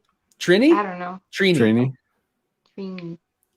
With the she had the the saber-tooth tiger. Mastodon? Yeah. She had the saber-tooth tiger. Same thing. Mm-hmm. Mastodon, Dude. saber-tooth tiger. Like, I was so little. I liked Power Rangers. Like, I accidentally made a joke the other day. Like, I was like, yeah, I used to like Teenage Mutant Ninja Turtles, and then I turned 7, and everyone freaked out. And I was like, no, I mean, like, then I got into Power Rangers. So, I don't know. They were like, wow, you just insulted a room full of grown men who love comics. Like, I was like, yeah, that's my bad. What are you gonna do? I was always more of a Power Rangers person. Yeah, me too. Yeah. I wasn't really into turtles, but I feel was like always more of a Turtles fan. I'm like, I would rather Shut up, watch boy. some like people run around in some fake turtle suits than people bash up on 3-liter milk cartons hanging from a tree. You know? it's Nice. morphin time. It is. It's like I like the to time. say it's morphine time. It's morphine time. Push it out to different. It comes with like the. Oh, you have the different. It all little- like comes out. And oh, here, I got this. I've had it since I was like The best Ranger ever, right there. Oh shit, That one is pretty dope. that's really I think cool. I have that book. Or no, I've got that. I've got that Burke. I got the last Burke variant. Oh, did you? Yeah, I was the last one to get one, so it's in the. I'm getting it Monday. I'm very excited. Did you But get it signed on the cover though? Yeah, he actually said he would do it twice for me because you suck. Because hashtag Tyler sucks. It's on the sticker. Right And there. literally all over every comment of Whack Comics. Oh, you got the ENIAC gold pen. Dang, it was Paul. for the first customer. Wow. Wow. Lucky. Mr. Fancy Pants. I don't even have Wednesdays off. I hope that changes. Oh man, yeah. Like I never used to. I think this Wednesday I do have off, and then I'm leaving that place. Oh yeah. Yeah, fuck them. They won't give me my Wednesdays. I need my comics. That's all that matters. Wednesday's off to read. You work at a comic shop. You won't give me Wednesdays off. This is bullshit. I'm trying to read these. Bullshit. No, I work at a retirement home, but they don't have many comics. Oh, they don't? Weird. I don't understand. What the hell is wrong with this place? Oh my gosh. Yeah. So, like, I need to read a lot. Like, my stack is getting way thicker. Oh, so you read comics.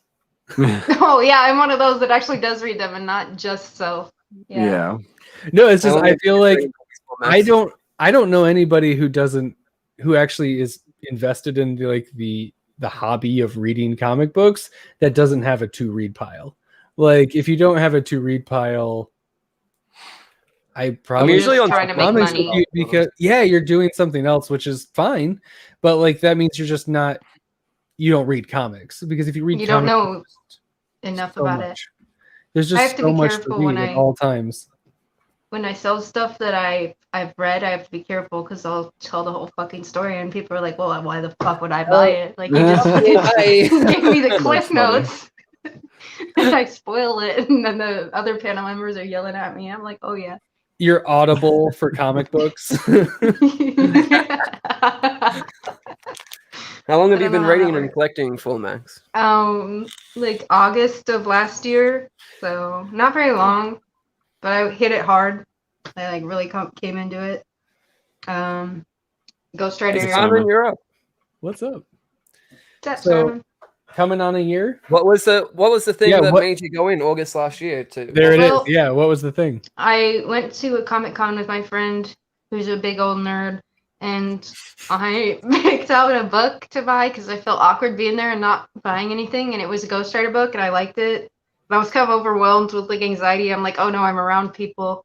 So like I liked this cover because it's all black. It was just plain all black. So I hand the guy $5, and he's like, my friend was like, oh, what'd you buy? I was like, Ghost Rider. I'm gonna go sit outside now. And then I came back in, and he's like, here you go, and he handed me a Ghost Rider book that he got for me. And I was like, oh no, what have you done? Now I'm a collector. If I just stayed at one, I'd be fine. But nope, that's how it all started. Awesome. So, neat. yeah. Ghost Rider I don't know if I've heard anybody say Ghost Rider was my center. That's my cool. spicy That's boy. neat. Yes. Oh yeah. That's one of the surprised skull. Those are all Ghost shit. number 15. Wow. Number Holy 15. shit. That's my wall. Nice. It's like damn. kind of, yep. That is a lot of 15. They're the glow in the dark. The first ever glow in the dark cover It's was very Ghost cool. Rider number 15. So yep. I have 3 Green Lantern Volume 3 number 50s that are the glow in the dark Green Lantern one. One's next to my door because I'll turn off all these lights and try to leave, and it ends up being how I get myself back to the door, especially when I'm drunk, because I'll forget where the door is, and I'll look for the glow in the dark Hal Jordan, and he'll guide me to the door. No one likes Green Lantern though, so no, fuck Green Lantern. That'd be a really stupid. You need to get some Ghost Riders. That'd be a really stupid person. As he's wearing a Green Lantern ring. Yeah, that'd be really fucking stupid to be into. Simple Simon, it's Cosmic Ghost Rider. I told you this, I believe. Cosmic. Oh, there goes the cat. That's best Ghost Rider is Cosmic Ghost Rider. That's fair. Oh yeah, you have Frank Castle, aka the Punisher, dies. He's too angry to stay dead, so he gets the Spirit of Vengeance, and he becomes a Ghost Rider. And then he gets the power Cosmic, so he becomes a Cosmic Ghost Rider. I mean, how do you know, like he's the only person that Thanos can't kill. That run on Thanos was so good. Do you know that fucking now I don't need to Tyler read dropped it after the first issue? I don't need to read it. I have the Thanos 13 first appearance Cosmic Ghost Rider. Nice. First, second, third print. Yeah. Damn, I got the hardcover. The going hard. That's I crazy. have that too. Yeah. Yep. So you dove deep quick then. Real quick. Wow. Nice. I'm surprised there was conventions on last year in August. Oh, that was the first one they did of the year, and it was like, yeah, you had to have a mask and everything. Yeah, It's Nebraska. They don't care as much. Yeah, unfortunately, it's true. That's a very red state. Well, that's their color. Get off of. I guess. Oh, who's that? Get off.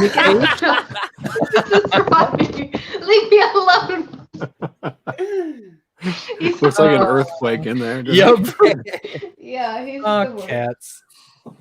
I'll be in the middle of an auction and I'll literally just have to yeet Yes. the cat. Just over the shoulder. Indestructible. He's indestructible. He like scratched me today. It's really bad. You got to have He deserved it. Get a soundboard where you can do the sail. I think the sail when the cat flies out. Just have it so when you yeet your cat, you can hit sail while you throw it. That would be awesome. Stop. I just threw you down. It's an idiot. All right. When I do that with my 6-year-old on stream, people don't find it as charming. It's weird. No. God, Jesus! I'm trying to auction ENIAC #1. Get the fuck out of here! Don't you understand that this one book auction is so important? This is history. Yeah. You don't. Well, you are making history, aren't you? Yeah, we just did. This is my first book I've auctioned off too. But by the way, Max, I do love that you came over from Gorilla Todd's chat from me telling people not to come over. That was great. It was like, you got me. You sold me. That is so funny. Poor Gorilla Todd's gonna hate us now. He can't. I paid him. I gave the man his money. Okay. I gave the man his money. You can't be mad at me. No, I don't mean you. Hey, us for getting you to come. Yeah, go for it. He could do that. I don't care. Yeah. The only reason why I did, to be fair, he came on in this live chat. Mm-hmm. That is true. Without actually listening or doing anything, he just asked for subscribers, which I love. I highly recommend doing that. Don't actually go to the stream or interact. Just ask for subscribers and then leave. I love it. I hate it when people do that shit. Oh, I think it's hilarious. I never ask. Oh, us either. I will promote everybody else, and then I'll just say, because I like people being around. I like just people being on. I don't care if you subscribe. I enjoy just people being here to like. Yeah. So hear that, everyone unsubscribe if you're here. Yeah, that's great. But please come back for the live streams. I don't care about subscriber number. Hit the bell, but unsubscribe. Does that work? I don't know, but give it a go. I don't think so. Yeah, I don't write know. it down in your planner. Wednesdays 9, Saturdays 10. Write that in your planner. Throw it on my whiteboard. Exactly. But then unsubscribe. Yeah. You don't need to be here.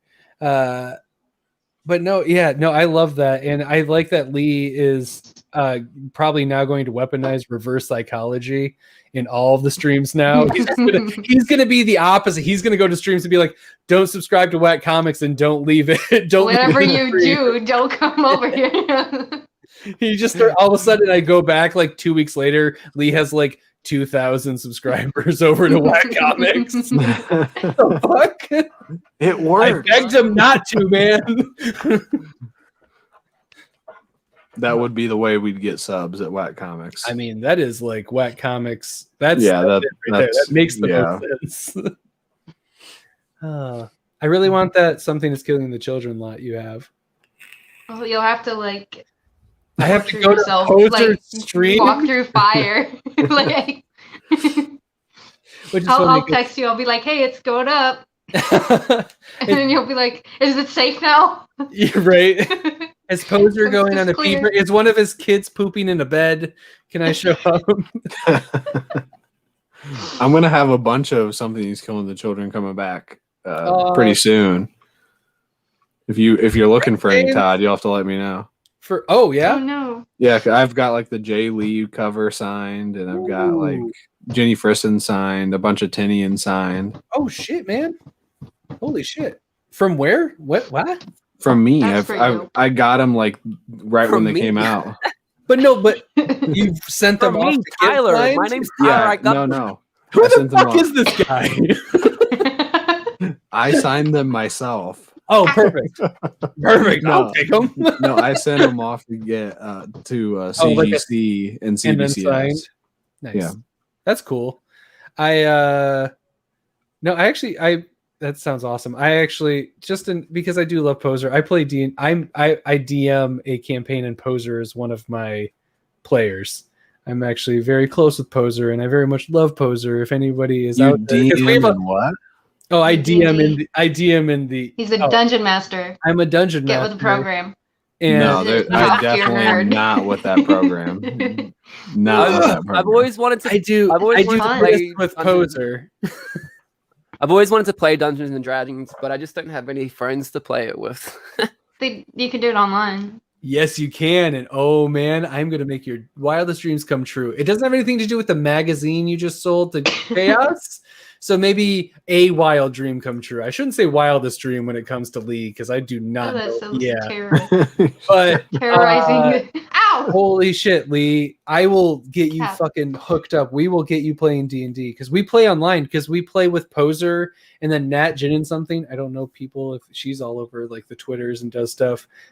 Did you miss when Nat came on the 24-hour stream and did some singing?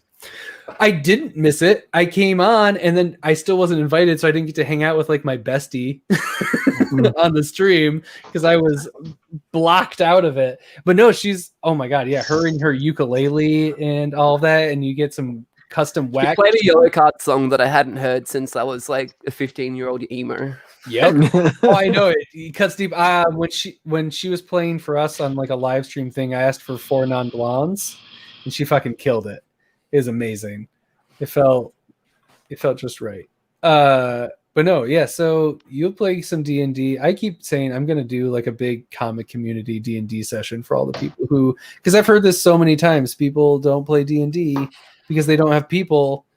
I will fucking make that happen because that's a travesty. It's maybe the best way to tell a story. I think the second problem is scheduling too. That is literally the hardest part about D&D with adults. Mm-hmm. No, in high school you could do that shit every day. Like, yeah, it's fun. Yeah, we're going over to James' house and we're going over to Brian's house tonight for it. Okay, see you soon. You got the Mountain Dew? Yep, I got the Cheetos. You get the Mountain Dew. Let's go. Let's do it. You got the pizza?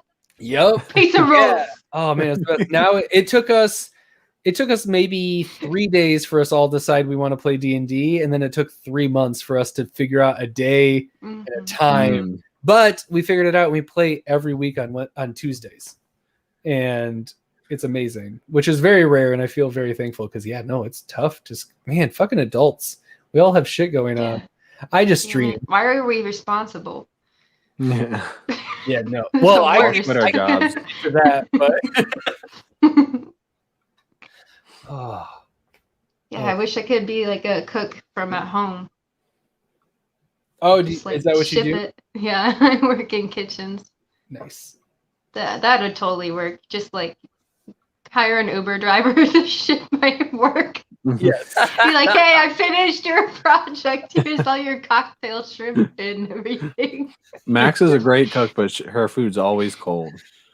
Yeah, what the hell? You can tell it would taste really good if it wasn't cold all the time. If it wasn't Ubered here. Yeah. Oh man. Shit. I should probably get going. I have to call somebody. I think it might be time to wrap this burrito. I am 7.5 hours into what normally is a 2 to 3 hour live stream. This cat is biting my toes. But no, we'll say goodnight to you, Max. Thank you so much for being here. Thanks, guys. That was real fun. I might stop in tomorrow to pause our stream and just see how that's going. I guess I can let you know before it goes up. Thank you. I am Todd and Reed on Twitter. I don't do Twitter. Oh, how are you gonna let me know then? Instagram. I can't even type Twitter.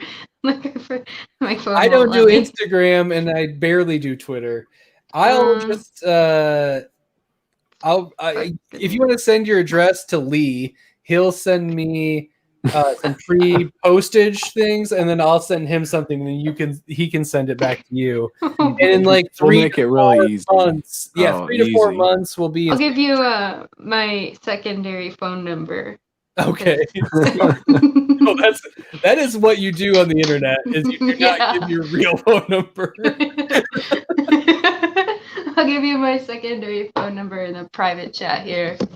Those are 2 smart calls. That's smart.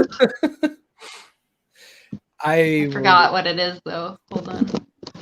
Hey, fucking give it a shot. Maybe you'll get Pizza Hut in Nebraska, or maybe you'll get Max. It ends up I call it and I get Max's food Ubered to me from Nebraska. I think that's it. Awesome. We'll figure it out. All right. I won't put that on Twitter. Please don't. But yeah, thanks for joining us. Have yourself a good night. Good luck with the auction tomorrow. And sorry you're up late for 2 nights. It's all good. But thanks for being here. Good morning. Yes, Bye. good morning. Bye. See ya. See ya. And the 3 amigos are back. Well, we only have 16 and a half more hours. Think about that, Todd. Think about all you've done, and imagine having 16 and like that. It was. I know this. It was off. Oh man, it was. I know. I've done. I did Extra Life for a couple years, where it was gaming for 24 hours straight, and then I've done like lock-ins at places and stuff like that. But also, those were all like, I was teenager to early 20s, and that's very different. I've noticed as a 31-year-old. This is too late for me, and I think I could stay awake, but by the time like 2 in the afternoon swung around, I'd be like, nah. Nope. I'm out of here. Fuck this. It's hard to believe that $900. That's cool. I can't believe we did it, man. Like thinking back, I can't believe we did it. Like that. Look, sitting here looking at the computer screen with these lights on and like staying engaged in conversations, kill me. And you started like we did. Like it would be like we started at 10 p.m. I didn't wake up and go. Mm-hmm. Yeah, like, I didn't either. That was you were awake, and it worked out for Lee, right? No, it didn't work out for either of us. It didn't work. I thought you got to sleep beforehand, Lee. Neither of us. It was. You guys have that much of a time difference, and one of you didn't get an advantage. That's no. Well, I work third, so our days actually line up perfect. When he goes to sleep, I go to sleep. Like it actually is like perfect. So we basically sleep together. So cute. Oh my goodness. We basically sleep together. Aw. So it's more of like a long distance relationship. You keep things spicy. Yeah. Make sure you're in the same rhythm even though you're far apart. Yeah. That's nice. We usually leave StreamYard open and sleep. So you can hear each other breathing while you're sleeping. If you wake up. If I wake up in the middle of the night, like had a bit of a fright, you know, like have a fright. Are you there? Yeah. I'll say he's just holding the computer. Yeah. And I'll be like, I noticed when you were sleeping, your hips weren't in line with your spine. And I'll try to I'll realign his hips for him. Oh, that's nice. Yeah. I'm always worried about his hips. Yeah. As one is. Yeah. Weirdly enough, I'm constantly thinking about Lee's hips too. Huh. Yep. Weird. Oh, look, there's Girl Todd. Todd. I can hear you guys. Hi, Girl Todd. Invite him on. Let's go another couple hours. Yeah, we're gonna keep going. We're gonna keep going until we get 1,500 subs. What a stupid idea. Terrible idea. Holy shit. At least I thank God we did it for a good cause, because if we just did it to be asshats, it would have been completely stupid. Yeah. Yep. I'm really happy we like squandered it into something good, because man, I mean, you guys raised $1,600. Yeah, we're at 1640. I was like, I didn't want to undercut it, but I was like, I'm pretty sure it's 1,600. Okay, yeah, 16 something. Yeah, that's worth 24 hours of staying awake. It made it worth it for sure. Hilarious. Oh no. Todd said he's down. Damn it. No. We're going on 8 hours on here. I'll send you the link, Todd. No, we have to wrap this up. It's 5:40. I have a 6-year-old. I'm gonna be so dead tomorrow. Tell your 6-year-old to take care of himself. Throw her off the stream like a cat. No, I get it. You want lunch, but I am busy. I got stuff to do. Yeah. I'm trying to get to 1,500 subscribers. That is so funny. I'm trying to monetize this channel. Todd, how many subscribers have you gained from all this? From this? Oh, that's from today. I have no idea. Let's find out. Oh wow, my counter's still going. There's still an hour and 10 minutes from when you last got the last bid. Todd asked where on Instagram. I do not do Instagram. I don't do any of our social. Lee, where did you send it to him? I haven't. Did you want me to, Todd? Yeah. Oh my God. Yeah. Sure. All right. I can't guarantee you how long we'll be here, but you should stop by. I can guarantee you at least Simon, jump hours. on too. I sent it to Simon. He wasn't sure, but Simon, jump on as well. Yeah, at least 2 more hours. No more than that. Oh my God. I'm starting to feel sick. Go get a glass of water. We're good. Go get 2 Todds. Yeah, that's what he said. 2 Todds. 2 Todds. Well, I don't call Todd. I call him Gorilla Todd. So yeah, GT. Yeah, GT. GT. What was I gonna do on my fucking phone? Oh, subscribers. God damn. Uh-oh. Uh-oh. Todd's lost it. Yep. The brains leaving the station and here to pick up the slack. Oh, the madness comes creeping in. What's up, Gorilla Todd, man? I'm so happy to get to talk to you. I see you all the time. You're always on late. Definitely. Oh, wait, I got him. I'd say I hear. Yep. I'm a newbie. I was like, I may be going crazier. No, you're hearing voices. Oh no. But Shatter, right? Yeah, Shattered. Good to see you, man. Good to be on a stream with you. Yeah, man. We kind of crossed on the debate teams, other Todd. Yes, we did. We never crossed paths. No. But we gained 4 subscribers in this time. Nice. In 7 hours and 40 minutes, we've matched the 24-hour stream of 24 hours, yeah. You know what I think you got to do to get subscribers? Like, you tell us, Todd. You're way out. Yeah. You let us. You have more than me. I only have you. You're going for 1,500. I don't even have 1,000. Oh no, we're not. Todd, we're at 4. What are we at? I'm at 462. Yeah, we're at 460, man. Okay. Oh, I told you we keep going like this. We're like barely. Yeah, we're ahead. nowhere near you. Okay. It would be crazy. Wait, we got 469. Ooh. All right, Todd. Be what's the secret? Subscribe to you. Yes, I'm subscribed. Before you get the secret, I just want to say it's not really a secret. Fucking insane for 1,500 subscribers, and anyone who thinks that they could do that, hey. No, you're not going to gain like by going live for 24 hours. You're going to get a steady stream of people that know you. Yeah, getting new subscribers is you have to get exposed to new groups. Because I think people exist in little pockets on YouTube. Yeah. And the thing is, you have to pierce those other pockets. Yeah, that's a good point. I feel like I'm always in pockets, but I tell my wife that all the time, and she just says, "No, I need to go to bed." I think wife pockets are different than YouTube pockets. Oh, that's where I'm really going wrong. Not that different. I'm a science teacher by day, so I'm all about classification and organization. We tried to extend our pocket. If you check out our interview from Monday, we interviewed Scott Snyder. I'm gonna kill you, Todd. I will plug that till the end of time because that makes me a really year from happy. now. Hey, a year ago. So like I get subs in a couple of ways. One, I like network like an MF on Instagram. I heard you say you don't Instagram. No, I don't. My Instagram.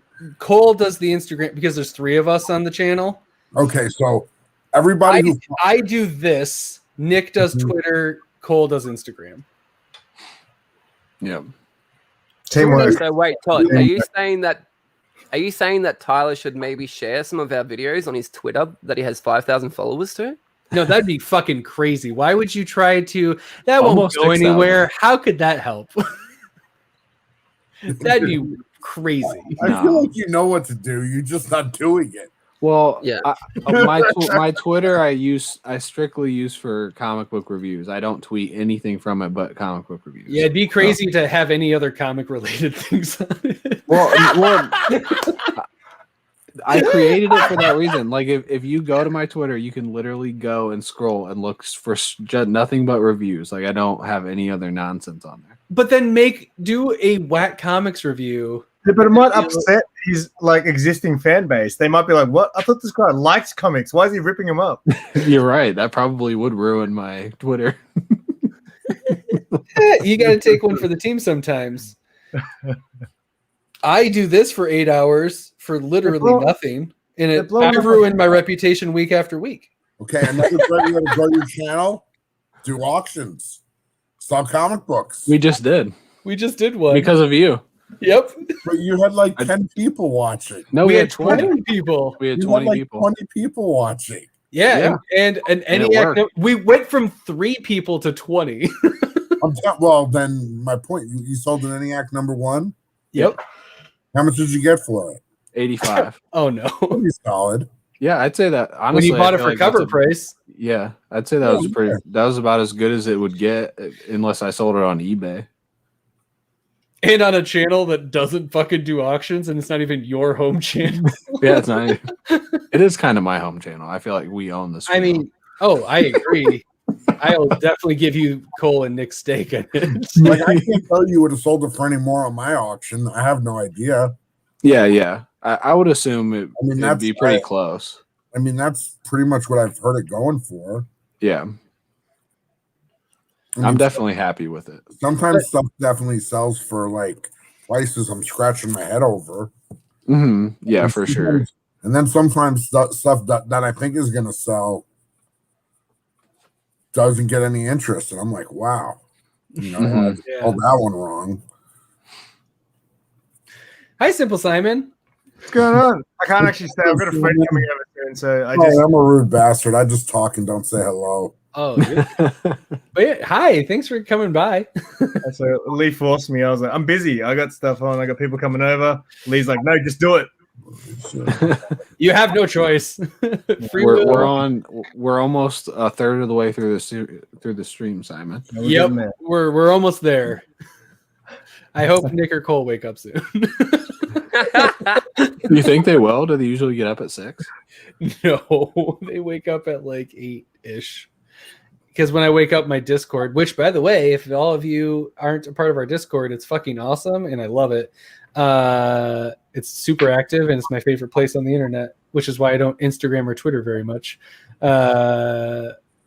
It's cool. And then I wake up because it starts around 8 in the morning and I wake up to like 24 notifications from Discord. It's the only thing I don't participate in is that it's just too much. I have so much going on. If I get on Discord, I'm going to be on my phone too much.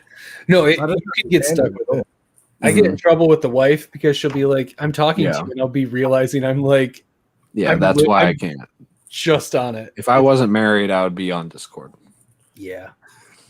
I'm married and on Discord. It keeps working so far. Yeah, but you don't have Instagram, so it like evens out. Like I do. I do all that other stuff. So you should have I should just get divorced to be honest. For you. Smart. You can really dedicate yourself to your craft. Yeah, I mean, I'm tired of being married. This is bullshit.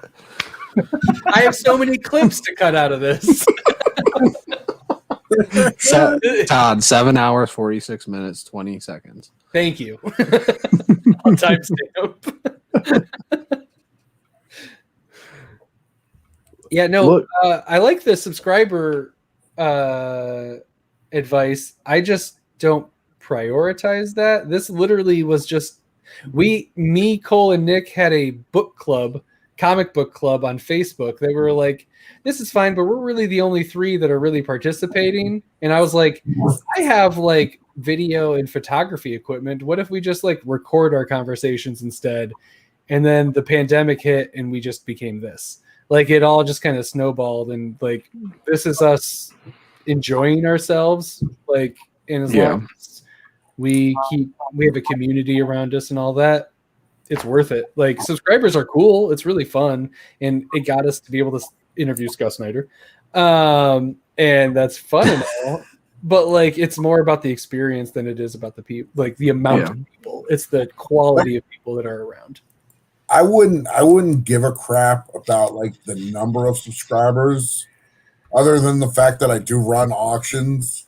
So like this week, somebody new came in, and one of the guys asked him, or I was doing my Friday. I do a Friday show with my buddy Barney. He's another local Las Vegas comic dealer. And he asked him, how did he find us? And he's like, oh, it just popped up on my feed. So he had never heard of me. So it was nice I was like, wow, that means like I'm triggering something in the algorithm. Something's happening, yeah. That, you know, YouTube is like figuring out, well, this guy is looking at comic stuff, but he's never seen Gorilla Todd. Yeah. You know, that's why I want to hit 1,000. I mean, it's nice to be monetized, but I probably am going to still make more money selling comics than I am from whatever I'm going to make from whatever YouTube's going to, you know, I'm going to get from YouTube running 5-second ads on my channel. And yeah. And we do live streams, so monetization will never work for us. It's just not going to be a thing. And hey, Simon. See, sorry. Go ahead. I was going to change the subject completely. Sorry. Well, you know, I was just going to say to Simon, because it's still like channel related. It's still talking about the YouTube stuff. I was going to say, because Simon got hit up to do a trailer review by a bot account, didn't you?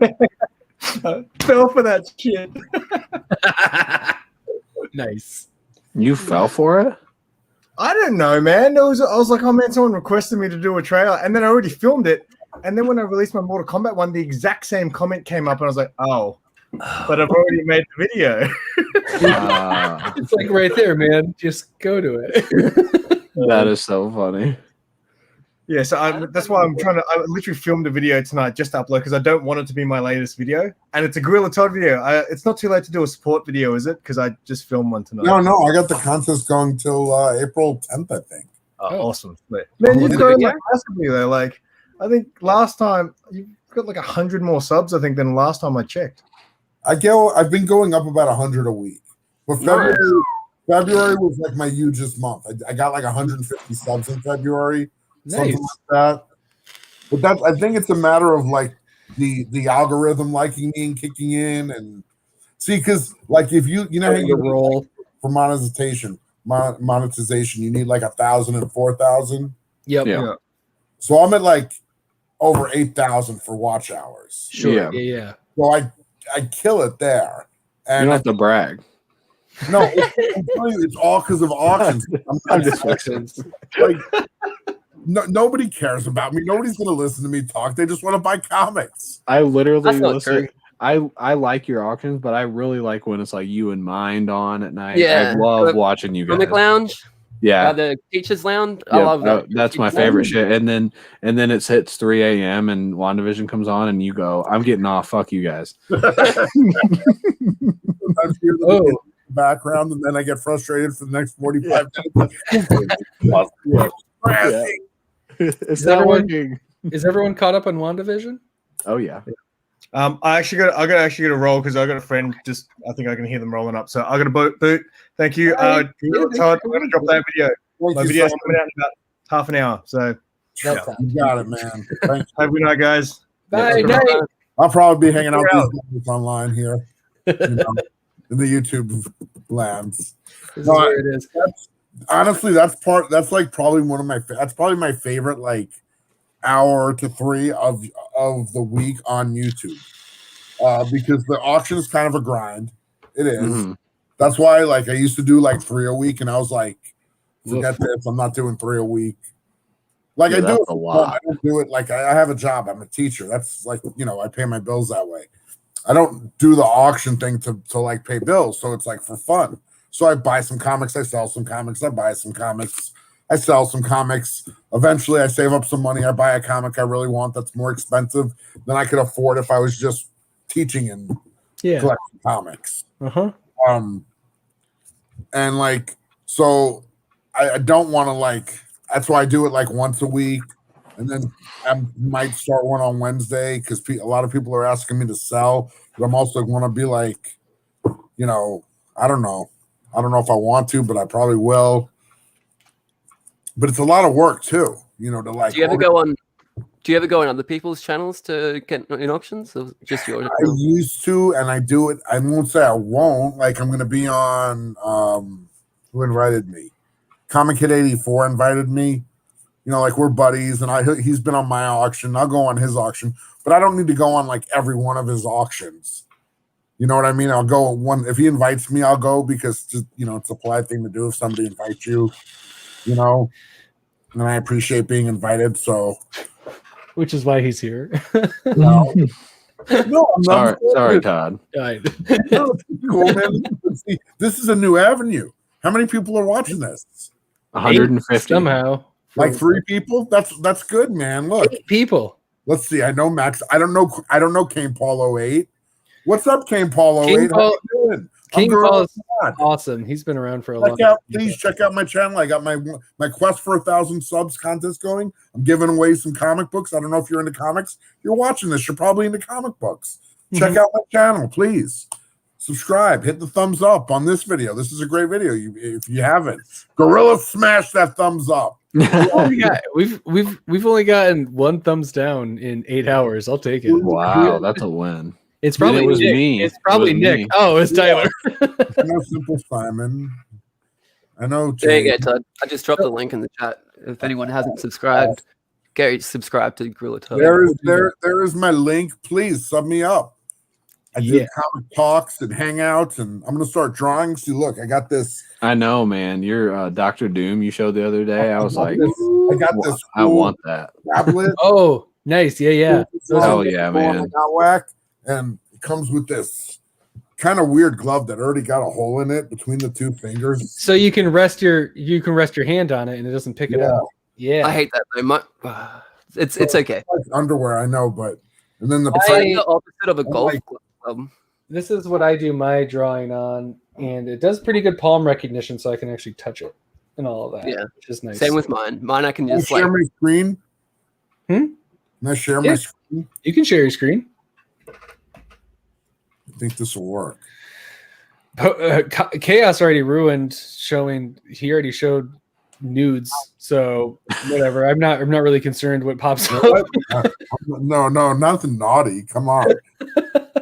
Todd's all about naughty. Yeah, I'm fine with it. Whatever. Like I said, I have no intention of monetizing. The thing that you talked about, how like those are my favorite like 3 hours of the week. That's all we do basically. Our whole channel is it's just show, and it's talking, and it's hanging out with my buddy Kurt. Yep, that's how Cole, Nick, and I got together. We were just like, we like to hang out and talk comics. Have you downloaded more brushes, Todd? I used to use this program, just recently updated. Have you got more brushes? Because have you worked out where all these brushes? Look, I'm using these right now. I'm using the pencil from this Hudson Rio design, or I'm using the ink pen from that. And then I've got all these like colored pencils and fine art pencils and textured watercolors and crosshatches and weather elements and charcoal and Inktober. Look, I can make it look like it's an Inktober sketch. Boom. Boom. That's the way. Boom. Instagram worthy. One of my favorite things about that, it has like the whole Copics library as well. So you got like every shade of yeah, right here. Boom. Oh, it's on my other screen. I don't know if you can see my other screen. So definitely weird. I gotta drag it over. It's like a dual screen. There it is. Whoa. Oh yeah. There it is. Oh, cool. Yeah, there it is. So I can like nice. Make a new layer and give them some. I was so upset when I found that. Hey, like I was happy and upset at the same time because I was at the stage the time I bought that I was investing heavily into Copic pens, and they're like $10 to $12 each. They're expensive, and I was like, I've only got around 20 of them, and then when I downloaded this and I just saw all of them all together, I was like, far out. I wish I had that like in my hands. This is my latest drawing that I did for I played a D&D monk. But you get the idea. I won't keep boring you with. He's got a big head. Wow. That's what I drew. I gotta shrink that down. But yeah, I use Procreate on the iPad. I very much like it. Yeah, Procreate's pretty good. Yeah. I can't draw, so I just wish I could draw. I'm jealous. You just have to do it. I get that that's what literally everyone says, but you just have to just keep. Yep. But I suck at it, so why the fuck would I do it? You will suck in the beginning. There is no. I don't want to just do it and suck and think, wow, that sucks. This is so fucking fun. But Tyler sucks. I don't understand. Isn't that your brand? It is my brand. I wish it wasn't. Oh, that's cool. What is that? Oh yeah, Todd. Oh yeah, Todd. It's one of our things at Whack Comics. Tyler sucks. I got stickers. Yeah, I designed that sticker. Pretty proud of it, to be honest. Oh, got stickers. Todd has some awesome shirts too. Ooh. Oh, it's all shiny. I need one of those. How do I get one of those? Yeah, how do we get one of those, Todd? Give me your address and I mail it to you. Oh, I can handle that. Yeah. The artist's name is Mia. What's her name? Oh my god. Mia. No, Mia.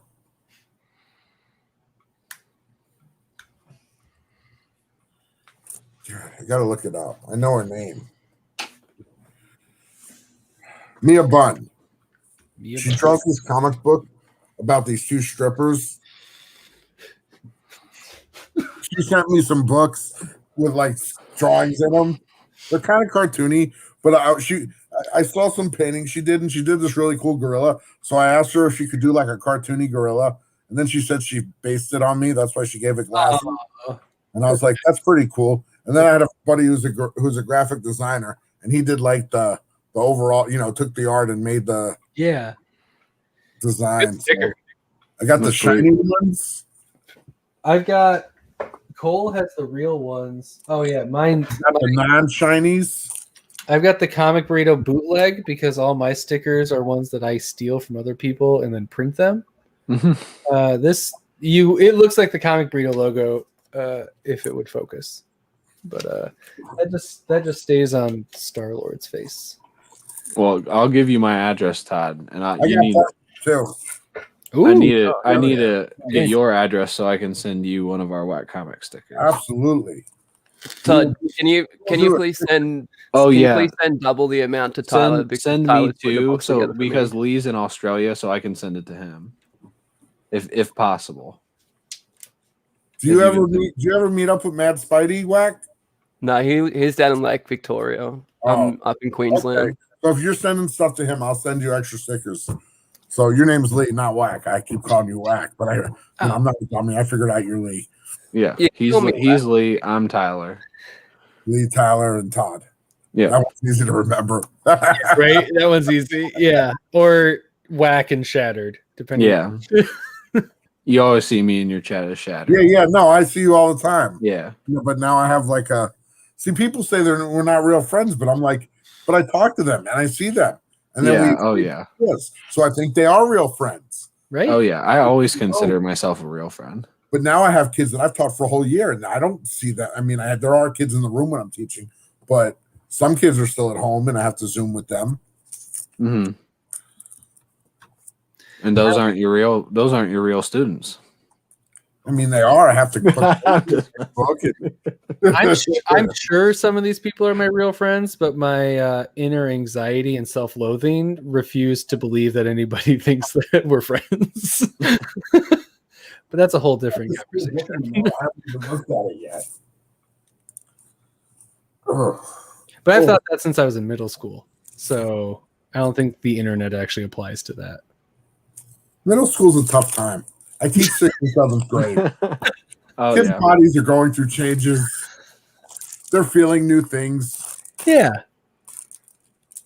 They're feeling new things. Yeah, on so many levels. That works a lot of different ways. I felt a lot of new things when I was in middle school. I'm going to message Cole and tell him we're still literally and figuratively. Yes, exactly. Ooh.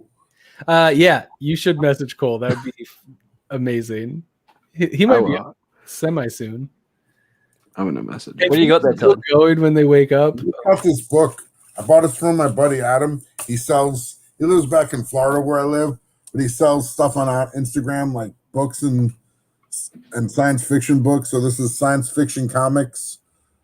I thought it was cool looking. So it's got looks cool. Let's see. My other brain is a spaceship. World of science. We got stuff about Buck Rogers and Flash Gordon. Science fiction comics of the 30s and 40s. DC science fiction comics. Science fiction comics of the 50s, of the 60s. I wonder if it'd tell me if he's on. No, he's not. No, there's no way. Magnus Robot Fighter. Nice. Old school stuff. That's cool.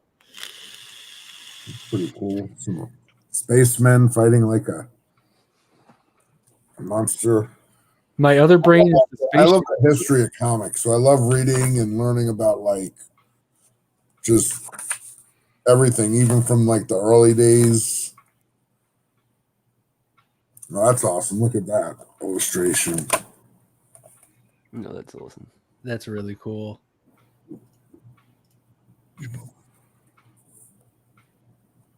Dope. That's the kind of illustrations why I like BioShock so much as a video game, because you get all of the old school illustrations, that all the hand done amazingness that's just like, holy shit, like it's very impressive what they did with what little.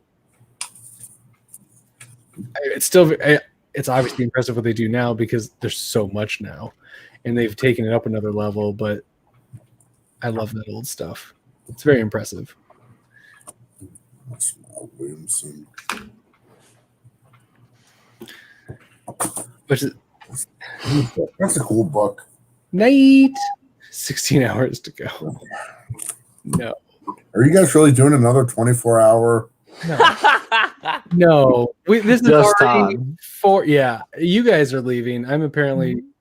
Todd's going. Me and Lee are probably going to. I have a 3-day weekend. I got to do some packing of stuff. People want their comics. But, Probably. That would make You can pack them on this 24-hour stream. That's true. I'd have to take the computer into the other room. That's where all the books and packing materials and whatnot. We'll just have 24 hours dedicated to how does Gorilla Todd ship. It's a whole operation. Oh, it is, man. Shipping sucks. Shipping What's weird sucks. is he uses chimpanzees. You wouldn't Dude, expect I it. have so many comics. It's ridiculous. Because since I started selling comics, I've been selling comics on YouTube for almost a year. I started in June, and I had maybe 20 short boxes here in my room. I mean, I have a storage unit with a few hundred short boxes, but just in the room here, behind me over here, I had maybe 15 or 20. And then now I have 40 in this little room. And then I have another 22 long boxes in the other room. My goodness. How much would you say that you sell in one auction? That was what I was going to ask. How many? Yeah. This auction, I sold basically this. Wow. Oh, wow. That's a lot. to ship. And how many are singles versus are there lots? I'm assuming there's lots in there. Mostly lots. Sure. Still, that's a lot. Still a lot.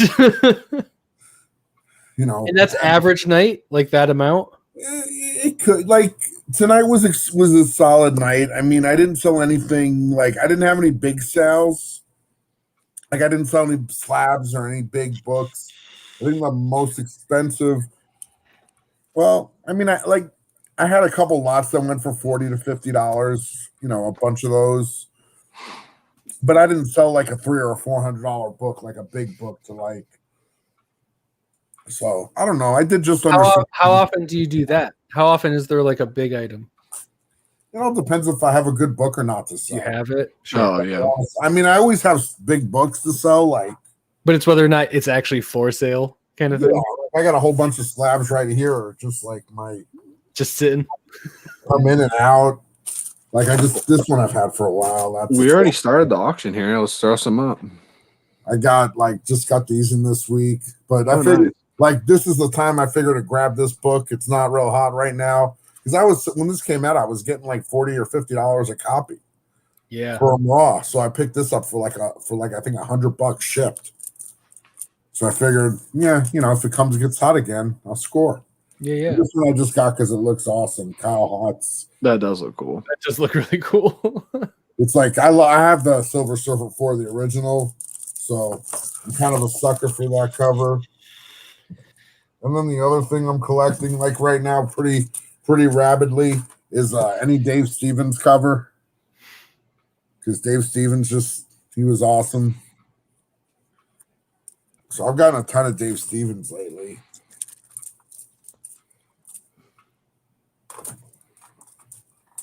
I got this bad boy recently too. That's pretty exciting. Hey, hell yeah. Nice. That's awesome. That's what I mean. I'm not buying this book on a teacher's salary. What is that? Yeah. Avengers number 1. Avengers number 1, dude. One. I just wanted you to say it for everyone that didn't know. You knew. That doesn't mean someone in the chat doesn't know.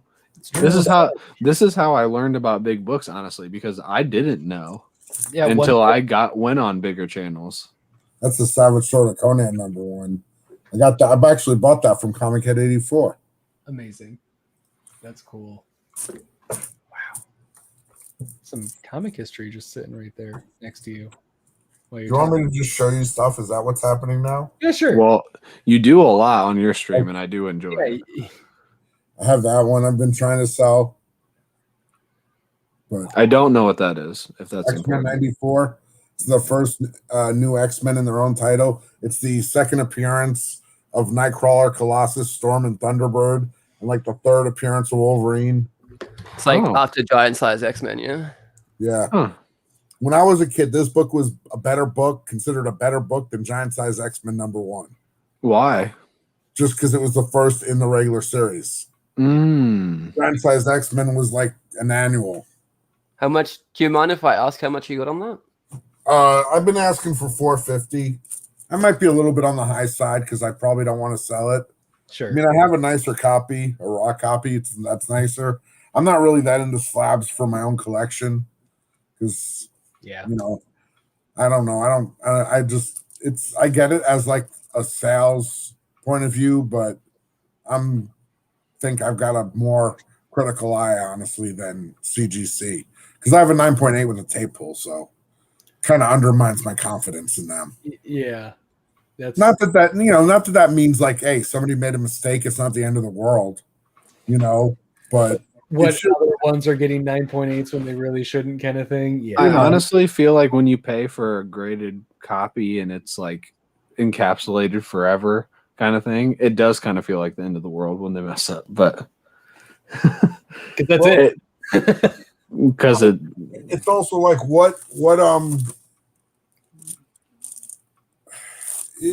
what are you paying for? Yeah, you're right. Are you literally, if you're gonna pay $100, okay, and then I'm the pot calling the kettle black because I just told you, I picked this book up for $100, right? Mm-hmm. I looked at it. I saw a spine tick. It's a tiny little itty bitty spine tick. What is that?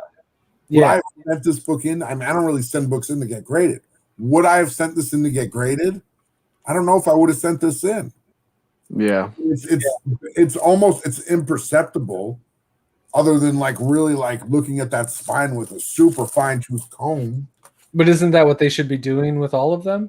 Yeah, that's the whole point of sending them in. Yeah. Yeah, that's what you expect it to be. If there's a spine tick on there, they should know about it. Is that spine tick acceptable in a 9.8? I don't know. they don't release the criteria. Yeah, that I think that is some garbage. How do you not know? How did they not release that? And they don't give you graders notes if it's that's bullshit too. Or 9.6. What you're paying for it? How are they not telling you what's wrong? 9.4 on something that this is when I got graded because he's got it triple signed by Zach, John Beatty, and Jim Shooter. That's cool. I got 2 copies. One came back like an 8.0. I sold that. I think I'm going to keep the 9.4. See, I don't even care about the grade on the signed books. I don't know. As long as they're signed. If they're signed, they're yeah. That's what's up. Well, I sold an 8.5. These aren't really. This is a pretty cool slab. Yeah, when you don't put out the criteria for what's a 9.8 to 9.6, like what even is it? If they're not telling you, it's almost like it's an illusion. And people will be like, "Well, you can have two minor flaws, and it's usually the 2 corners that have bindery defects." But like, they don't know that. I got this one. This is a 7.0, not super high grade or nothing, but I love Black Panther. Yeah. I got an FF52 when I was in middle school. I traded a bunch of McFarlane books for it. I was pretty happy. Nice. And this one has something called, I don't know if my camera, I don't have my regular camera because I have the the tablet, but this has what's called a national diamond sales insert. If you know what a Mark Jewelers insert is. Yeah. It's like that, but more rare. That's interesting. That's very specific. That's neat. I've never heard of that. Yeah, a lot of people haven't. I've been collecting comics for like intact. What? Is it still intact? Yeah, it's in there. I guess. I didn't know if it was loose or if it's actually like not even like. It's like in the book, like the same as in the staples. Yeah. Yeah. In the staples, it's not like just it's a no, like a subscription card or something. Yeah. Yeah, no, it's like in the book. Neat. That's really specific. Yeah. Super odd. Like, here's already a rare book, and then here's another like layer on top of it. For me, like the cool when you find the cool stuff. Here, I have another cool thing. Let me find it. Oh. I have another cool thing. Yeah. Todd's cool stuff. This is the segment. Yeah. Make a quick burrito thing. Where's my Starlog with Darth Vader? But it's a double cover. Oh, how often do you see Starlog double covers? Very. Cool. I don't. Never heard of Starlog before, but Starlog is new to me. So, technically, all the Starlogs I've ever seen have been double cover. Yeah, because it's the only one you've seen. I've never seen a double cover in person. No, me either. That's cool. Here's a Starlog that's not a double cover. So I now know the people on the covers.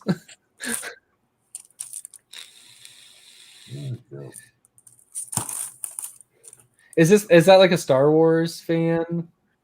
Starlog is an old sci-fi magazine. Okay. They covered, pretty much everything. Like, where is it on this one? Like, there's a picture of Sean Connery in Outland. Nice. So you got Boba Fett and Sean Connery. What a team up! That classic combination coming soon. Oh, so it was like the sci-fi. If you ever heard of Fangoria, the horror magazine, it was like the sci-fi companion to Fangoria. That's the publisher.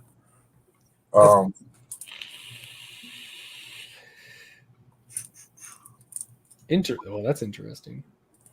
Robin #1 second print newsstand that isn't really supposed to exist. I wonder what that means. Because I have a Robin #1.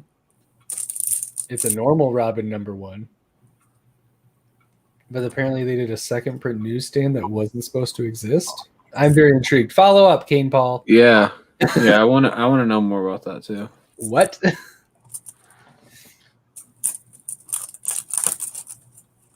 What? Zach's gonna go find out.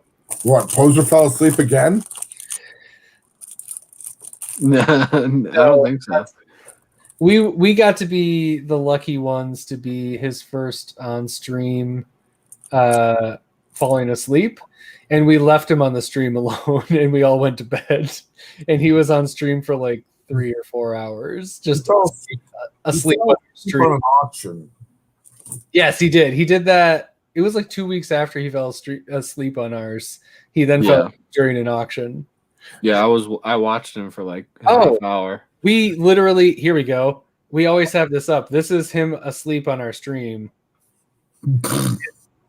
And I was gracious enough to change his name to something appropriate. What's it say? I sleep when I get sexually aroused. Or poser. These kind of books before, but I gave this one a shot. Nobody seemed to want to buy it.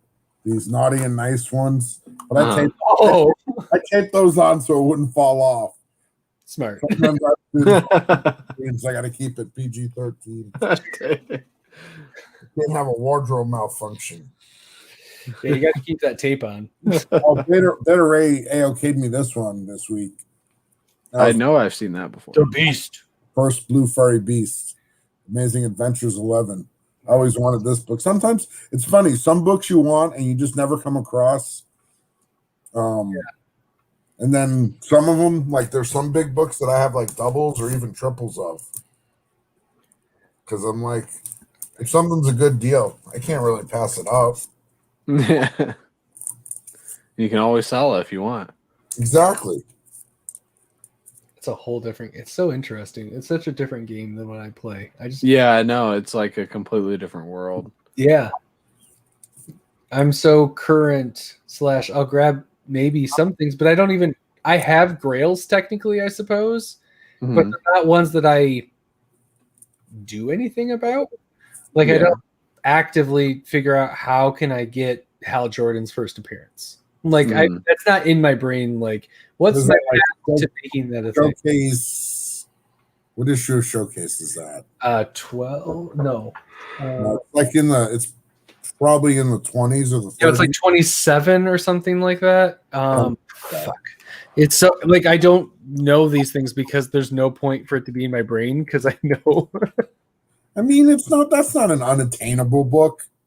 It's not unattainable, no. But it's also one of those things where I'm like, well, like, look, I'll be honest with you. I do not know if I want to own it. Ever own an Avengers 1. Honestly and truly. Yeah, sure. This was not a goal. This is 100% somebody held it up on an auction. 22. And was like, I'll sell it for this much. And like nobody was bidding. And I'm like, well, and I put in the chat, like, hey, I knew the person. Like, would you do you want to do like a part cash, part trade deal? And he's like, yeah, I got to have this much and we can work out the trade. And I'm like, yeah, okay, fine, done. Wow. That worked. It wasn't like I went and bought that at a show. Yeah, that's awesome. That's neat. The problem is, here's a CGC version, a 3.5 Showcase 22 with Hal Jordan, $3,591. See, you know how I think about that? I just got to sell 3,591 books that I can make $1 on, and that book's free. I do have many more comics than that, I suppose. And if you can make more than $1 on the books, you're even more efficient than that. But then I'd give up 3,591 comics to own one slabbed comic that I would it every time. You're falling into the trick of thinking quantity is better than quality. Oh, I love Green Lantern, but I love it for. I'm a reader, not a collector, I think. But I do like the collecting side. But my priority. How often do you go back and reread the same comics? Oh, anything that I don't think I'll ever reread, it gets put into a short box and I start handing it out to people. Because I give it away. Your Green Lantern, your showcase. You're basically giving away your showcase comic. I mean, basically. But it's one of those things where I'd rather just read a reprint of it. Like, I'd rather have one that I could open up, read, handle, not feel bad. If somebody wants a $3,500 Green Lantern book, I get it. And listen, If that's the value where you see the value, I respect that. I thought you were saying it like I want this book. I just don't see how I can get this book. No, if it was $50, I would be like, this is something I'll own. Because why not? It's history But along it's the first Jordan, that book shouldn't be $50. Stupid books that are meaningless are $50. I think he's just saying he doesn't care. Yeah, basically. I get that. Yeah. It would have to be worth it. It would have to be not so much that I then am sacrificing other reading that I could do, when really I could get on DCU and read this story. I've read it before. I've read it digitally. Like, I've experienced it. It'd be cool to own because I love Green Lantern, but I don't think I'm the right person to own it. Yeah, especially, I get it because I don't have a single slabbed book. It's my not first, I started out as a reader, but I mean, I started collecting comics when I was 8 years old. Me too. I was 8. That was my first time. Yeah, that's cool. G.I. Joe 29 in 1983. Mine was August. It was just after my 8th birthday, August 1997. That was the best time for comics too. 97. Yep. Yeah, I completely disagree. I'm kidding. I put all my paper route money into Marvel, and it's worked out wonderfully. I mean, look, the 90s weren't awful. I mean, I still have my New Mutants 98 I bought off the stands, and I still have my Amazing 300 I bought off the stands, and my New Mutants 87. Yeah. So, There's some good ones. Yeah, for sure. It wasn't all there's other great books that came out in the 90s. But there wasn't like today where you're like, oh, I just grabbed this off the stand and now it's worth like a lot of money because I just randomly got a number 1. Like they're worth. Like, but see, that's listen. Here's my because the market's there now. In the 90s, things could improve value because nobody was caring. It's a combination of. I think it's a lot of factors. I think the fact that we've had a pandemic and people have been kind of shut in has kind of like been a huge catalyst for like any kind of collecting or hobby. 100%. Yep. 100%. Yep. Think about all the money people have that weren't able to spend it on going out. Yeah. When people go out all the time. It's like, dude, they just announced that. It's so funny. It's like they announced that new stimulus. That just means the auctions are going to be crazy for. There's a new stimulus? I didn't know that. It just passed today. It passed through the Senate today. It was 50-49 because one of the Republicans had a family emergency. The Republican from Alaska had a family emergency, so he abstained essentially. So it was 50-49, $1.9 trillion COVID relief fund, $1,400 checks going to individuals, along with lots of other money going to vaccinations and lots of other things. $1,400 per person? Yes. Okay, well, all the keys are going up. Yep. I'm so much closer to Showcase 22. My Ultimate Fallout 4 just doubled again. But no, yeah, people are spending on things that they normally wouldn't. I mean, I know a lot of people's pull lists got a lot bigger over the last year. That's crazy. I did not know that. Jesus Christ. I am excited. You should. Do you keep your numbers, Todd? For like, could you see a tick once stimulus checks came? Oh, definitely. That's so crazy. Definitely. Oh yeah, people probably just dropped the $1,400 on whatever the fuck they wanted for $1,400. People aren't like squirrels. They're not packing their nuts away for winter. They're yeah. What can I do with it now? Chuck an extra $300 that they had already and get a $1,700 Grail they were looking for. No, it goes back to the House. It'll pass. It went through the Senate. The Senate was going to be the problem. Kane Paul and I will go on the Discord. We'll have a nice political discussion.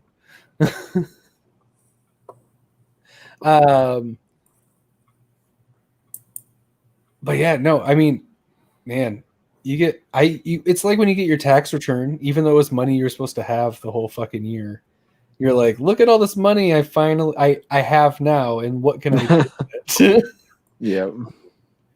Like, I mean, what's nice over the year, because we stayed in the house and kept employed, thank goodness, like we got lucky, but we put new floors in because we were not spending money in the same ways. So, I mean, it made the house worth more, but it's something we've been wanting to do for a long time. So we got new floors instead of a Showcase 22. Like, that's what I did. Instead of getting a Showcase 22, I got new floors. You're a bad collector, Todd. I know, right? Showcase 22 may have been a better investment in the long run, though. That's true. That would be really interesting. Yeah, it definitely would be. I bought like a couple Decembers ago. I bought my giant size X-Men 1. It was an 8.0. You know, and like I said, I don't have to buy slabs. I'm fine with raw books. The majority of my books are raw books, but if I see a book I want and it's in the slab, I will like feel a little better if I'm buying it like over Instagram or whatever, that I can actually see like if it's a big book like that, as long as I can like get some good pictures, because I always look at the book. I don't care about the grade, what it says, you know, because sometimes, you know, books are better than whatever. But I paid like $1,500 for that book, and it was like, I don't know, 2 or 3 years ago. And now that book's like doubled in value. It's like that book exploded. I mean, and I knew in my head, I'm like, the mutants are coming. They're going to be here eventually. This book's going to go up. So I've just been scrolling away all the whole like Dave Cockrum and John Byrne X-Men run, all those issues. I'm just trying to I buy those anytime I see them, as long as they're not like priced absurdly. Yeah, as long as it's not too over. Like, but even if they're market like what is a fair price, I'll scoop them up. Oh, because I know it's like those books are they're going to be like firecrackers. That's that's interesting. That's cool. Like there's part of me that likes the idea of that, but also that stresses me out at the same time. Yeah. Like, it's a lot of work too. Yeah, it's definitely a lot of work. But when I was a little kid, I just realized, like, damn, there's a lot of comic books I want. And damn, I don't have a lot of money. I got $3. And I got to entertain my like video game habit at the bowling alley. And I got to buy a candy bar. And I got to buy comics. And like, I got to figure something out. Right? That's why I'm glad that this exists now. Because this really helps me get to read everything that I otherwise wouldn't get to, and it helps scratch that itch. That's cool. I know it's not for everybody, which is fine. I'm crashing pretty hard. It's like 9:30 in the PM. Bitch, you son of a bitch. I got a really fun day tomorrow too. So I'm going out to breakfast in like 3 hours. Yeah, I am debating about not falling asleep because maybe I'll just crash early today because it's 6. These are some of my favorite books. These are some of my Dave Stevens collection. I don't know if you're familiar with him. He was an artist around in the 80s. He died from cancer at like I think 34 years old. He created The Rocketeer. That's probably what he did. Oh wow. Okay. Wow. I mean, that's cover is. So he did a lot of covers because really books would just sell more when he did the covers. Johnny Quest with Jade on the cover, and then here's another Johnny Quest he did. I dig Johnny Quest. And this one's just like book Vanguard. Hey, really, I hope you can find some time to get some sleep and really rest up. It was good hanging with you all. See you later. Bye. Yeah, hop back on when we're still on the stream when you wake up. Yeah, once you're back awake. World, that's another one. At one point, I was like the 7th or 8th person on the stream, like down, and now I'm number 2. I've moved all the way up. You just doing that grind. Yeah. You got the pole position now. Yeah. Which is great. I've never thought about that because it sounds like pole position. So that's not a Dave Stevens, but he's an artist I love too. Ooh, that's cool. That's a cool cover. I like that one. Well, William Stout draws a lot of dinosaurs and monsters and stuff like that. Oh, I was gonna save these books, but at this point, maybe I should just show them. Right? Have we earned the showing of my dollar books? Oh yes. It'll definitely match up with what Gorilla Todd's showing.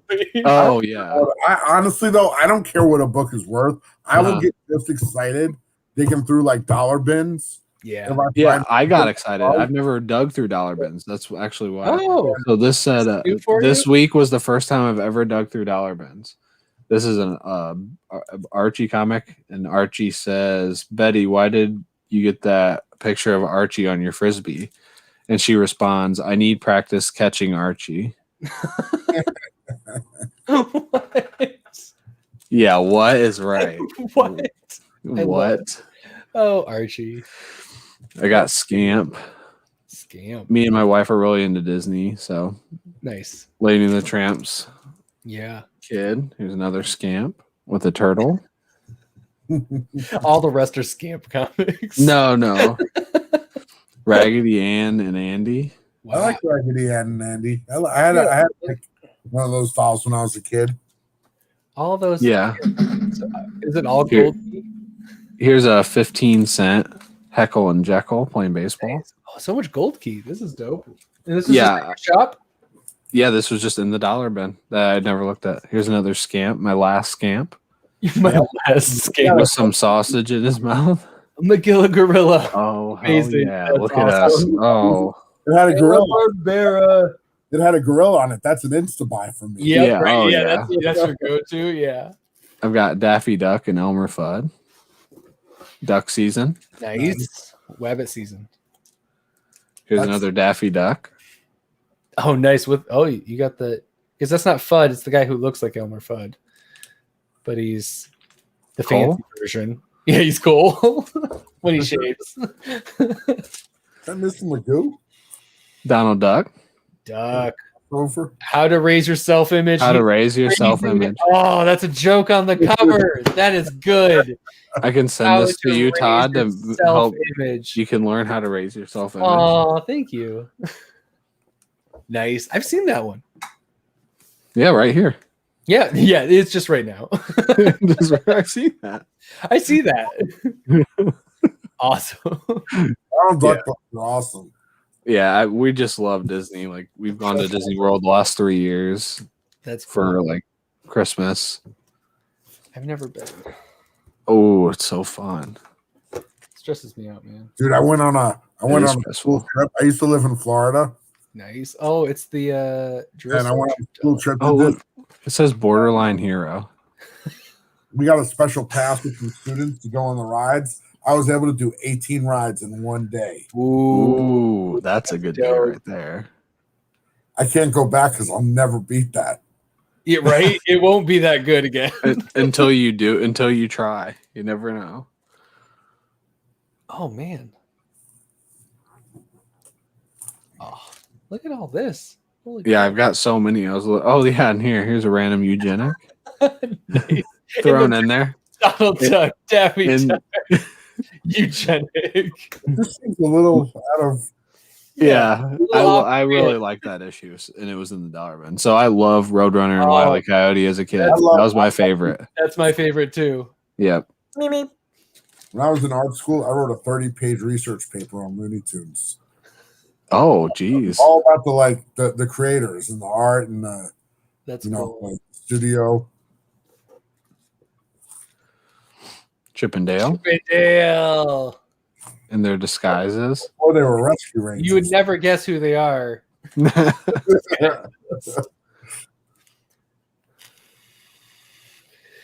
Playing. I love the yellow cover in the standing bass with instruments. Awesome.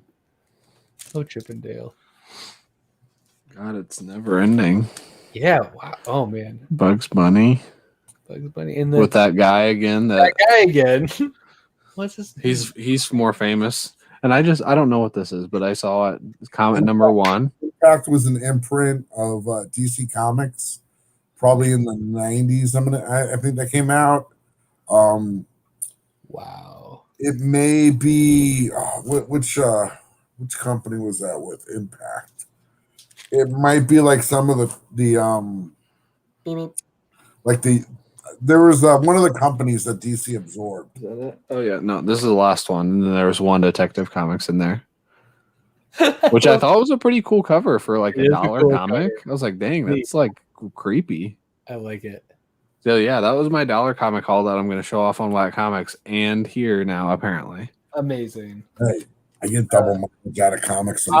I'll show some of my favorites. Nice, Sandman. That book's awesome. Sandman number 1. These are your grails. Sandman number 2. Yeah, this is why I don't need to search for anything anymore. Sandman number 3. Sandman number 4. First Lucifer. Sandman number 5. Sandman number 6. Number 8 is my favorite. 7. Sandman number 8. Yes. Why is it your favorite? The cover? Yeah. It's a great read. Yep. I agree. And then Sandman number 9. Really, these are, I mean, and those are the ones that are really like the ones that can be tough to get. It's really one and four. Living is a great read. If you never read Death, the High Cost of Living, the 3-issue series, I definitely recommend it. I have not. I will check that out. Did you get these when they came out? Guy Gardner first appearance. Oh, look at that! You are a first appearance person. No, I just. And then I've got a few that I found. These are are special to me because I found them in like a ratty old like thrift store place. So All Star. That's awesome. Comics, Super Squad, the Justice Society of America, Tales to Astonish. That's pretty superhero. 10 cents. Plastic Man. Ooh, that's a cool one. Man. And I love this cover is just ridiculous. Oh, somebody painted a bench so it looks like Plastic Man. I thought it was pretty genius. Right? That is really cool. And then an old Batman and Robin. Yeah, I think that's the first League of Assassins. Yes, because that's the sinister return. No, it's not the first one because it's the return of the daughter of the demon. No, not the first Talia. Oh no, not first Talia, but first League. I think I'm not 100%. I'm not either, even though I own it. And then this is one of my treasured ones. This is my dad's way off the stream. I stole this from him because this is one of my first Spider-Mans that I got. It's you open it up and it's got 2 covers on it. You like flip it around and they're both folio. On the other side, it's the Ben Reilly storyline. Okay. Which I have an affinity for because of that. I just got the first Ben Reilly from Comic Man Indie. I want it. That's cool. That's awesome. Yeah. Ben Reilly's I love Ben Reilly's. That's really. I think Man Andy and I did not know that. Yeah, Punisher slab video. Yeah, so, I don't have a lot of them, but I have a couple of big ones. Well, he's got like all of them. Yeah, he's like doing the whole run, but I got a couple of cool ones. So, of who? Of what? Punisher slabs. Oh, Punisher books. I don't have like a run, but I have like his first appearance in a 9-2. That's a pretty huge book. That's cool. And then I have that 9-4 that I showed you, the first limited series triple signed. Yeah. I have like this other one that I got from Mike Zeck. He's the artist who did the limited series. And he drew Secret Wars in the 80s. He had a great run on Captain America. Did some awesome covers. I have a book I bought from Mike Zeck. That's a 9.8. He got 20 copies of one of his secret variants for the new Punisher series, and he did a little Punisher skull sketch on it. So it's like signed and remarked. Mine's cool. 6 of 20. Nice. That's cool. That's really neat. That's special. That's really cool. I've collected comic art too. I have some pretty cool art pieces. I've got that right there. Up in the frame. Yeah, it's one of the pages from Ice Cream Man. Oh, nice. Yeah, Lee got that for me. Very cool. Oh. It's pretty cool. I got some issues of Ice Cream Man in my storage unit. I gotta check. That book's gotten so hot. If you got a 1, holy poop. I think I have some number 2s. That's still something. They're really like the first 10 issues are all they like were up. so limited in the beginning. Yeah. Because I like that one cover. It was like a lady melting of ice cream or something. Yeah. I thought that looked cool, so I ordered some. Yep, good call. Yeah. I might have like, I don't know. I might have some others. I just don't know. That's the one I remember. There's number 1 right there. And there's number 1 signed by Martin Morazzo. That's nice. I don't have mine slabbed, but I have a 1 ICM and a 1 Saga. Oh, and there's my 1 Saga. I mean, that's what I thought you were after that, because I was like, I don't have mine signed by number 1. His Saga number 1's signed by Martin Morazzo. Yeah, also signed by Martin.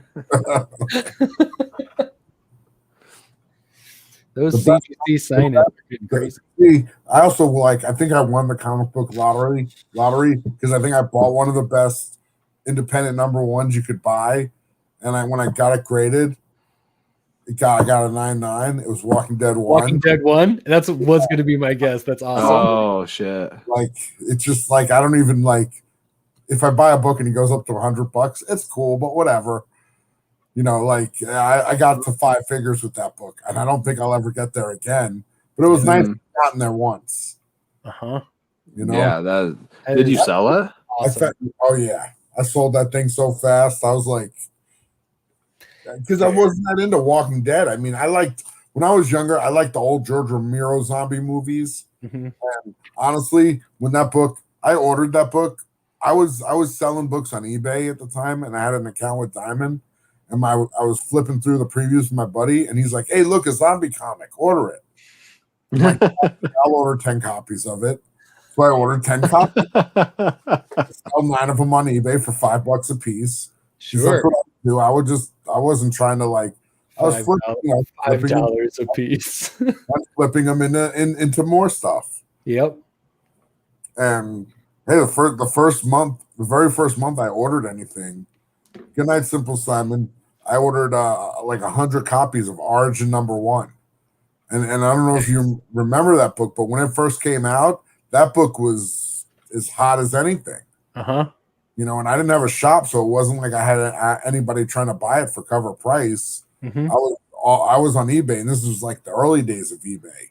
Electronicbay.com. Yeah. So I sold the crap out of that book. I love the idea of selling Walking Dead number 1s for $5. It's like the guys who use like 20 Bitcoins to buy a pizza that one time. Like it's just crazy to think about. Like back then, it's like sure, like it was actually they were making money using Bitcoin. 20 Bitcoins, he was saving money than using dollars. Now 20 Bitcoins would be worth tens of thousands, hundreds of thousands of dollars, but you'd have to know that back then. Yeah. Yeah, and the thing is, nobody knows the future. No. Do I bellyache over the 9 I sold? No, I don't give a crap. No. I'm thankful I hung on to 1. Yep, exactly. For one of my boxes for 13 years. Yep. Yeah, that's crazy. And came out of 9.9. Yeah, that survived. Yeah, that's crazy. I actually found a video on my phone of me unboxing the slab. And it was honestly, I've only directly submitted 1 time, and it was that time. That is some luck right there. Literally, I submitted 5 books. Retire high. I quit while I was ahead. Yeah, I've submitted I go to Torpedo Comics here in Vegas for their signings, so I've gotten a couple of books signed, and I've been pretty fortunate. Like. I got a couple copies of Edge of Spider-Verse 2 signed. One was a first print, and one was a third print. And it was the writer Jason Latour, and he did a little head sketch. Nice. They're both considered remarked, and I got a 9.8 on the first print and 9.6 on the third print. So I was pretty stoked. I mean, I bought those books off eBay for not much. I mean, I paid something for them, $50, $60 for the first print, and probably $10 or $20 for the third print. But you know, they're just worth so much more now. Yeah, because I got them slabbed. I mean, that's where I can't I don't know if I ever want to sell them, but if I do, and then I sent off a bunch of Mike, Zach, Jim Beatty, and books signed by the three of them, Zach Beatty and Jim Shooter. I always wonder, like, what's the sky? What's the limit on these modern books? Because you got to think, like, if they're this much now, what are they going to be like 20 years from now? Well, are they going to go down, or will they go down? Like, yeah, because I feel like they can't keep going up, but then they do. Yeah, but I don't know. Who knows? I didn't think. Look, when I bought my giant size X-Men, I didn't really buy it because I thought it was going to explode in value. I really, I'm trying to put the whole run together. I've wanted that run since I was a kid. Yeah. I remember I was like probably 12 years old or something, and I added up, like, I opened up the Overstreet and I added up giant size X-Men in '94 to like 150, and it came out to like $1,200 or $1,400. I was like, oh, I'll never be able to afford this. I'm never going to have these comic books. Woes to my life. How am I going to live? Yeah. How will I survive? And as an adult, like, I paid more than that for one issue. For that one giant size X-Men, I paid more than that, but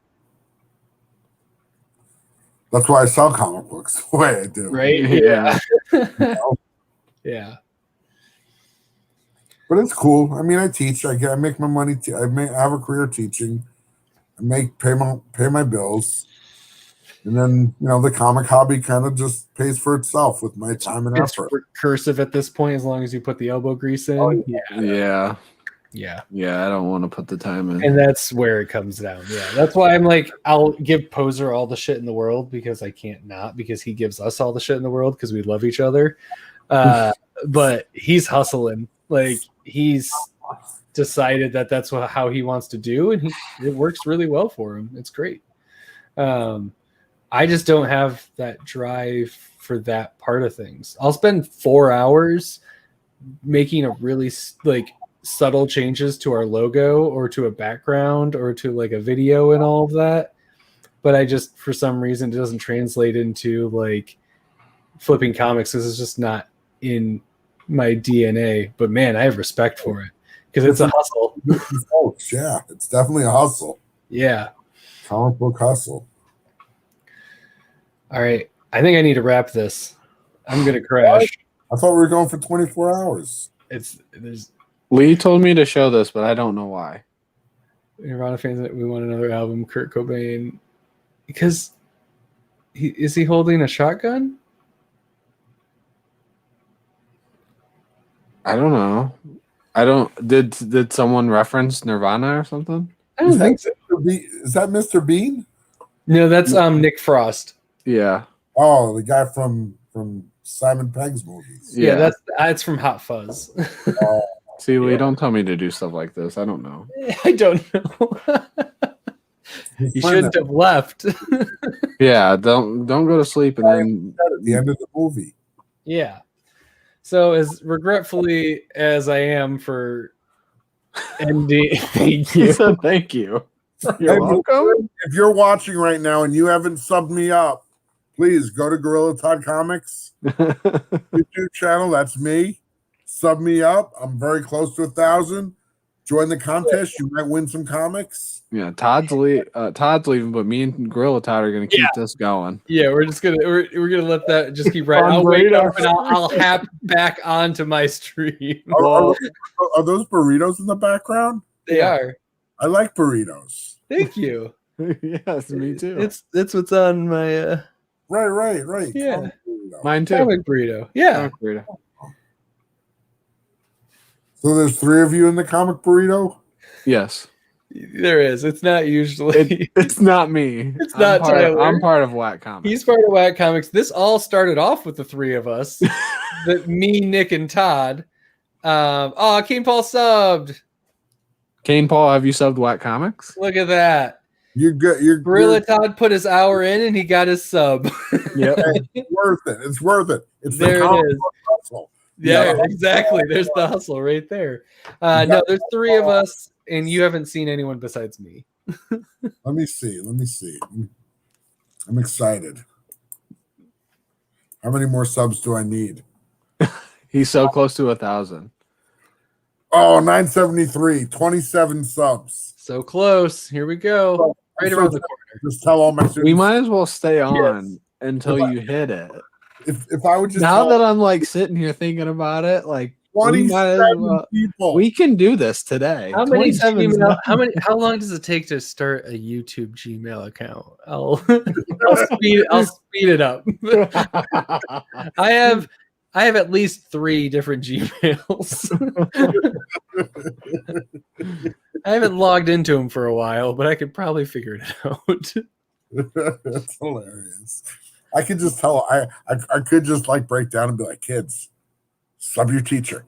You're right. Extra credit for everybody. They figured it out, and some of them come into the stream.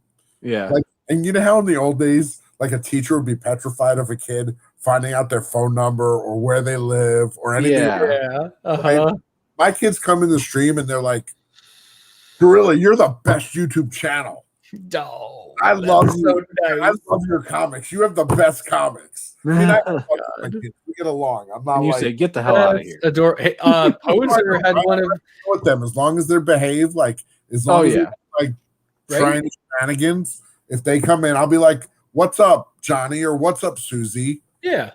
You know, I'll give them this shout out, which in their world, like in the world they live in, they have this weird they have a fascination with social media. So like they see their kid on the screen and they're just like, wow, he's actually famous. You're a person? I actually from Florida text me on Instagram and be like, Mister, I saw you on YouTube. You're famous now. No, not really. That's like, were you a part of the debates with Poser when he had one of his debate students judge as one of the judges?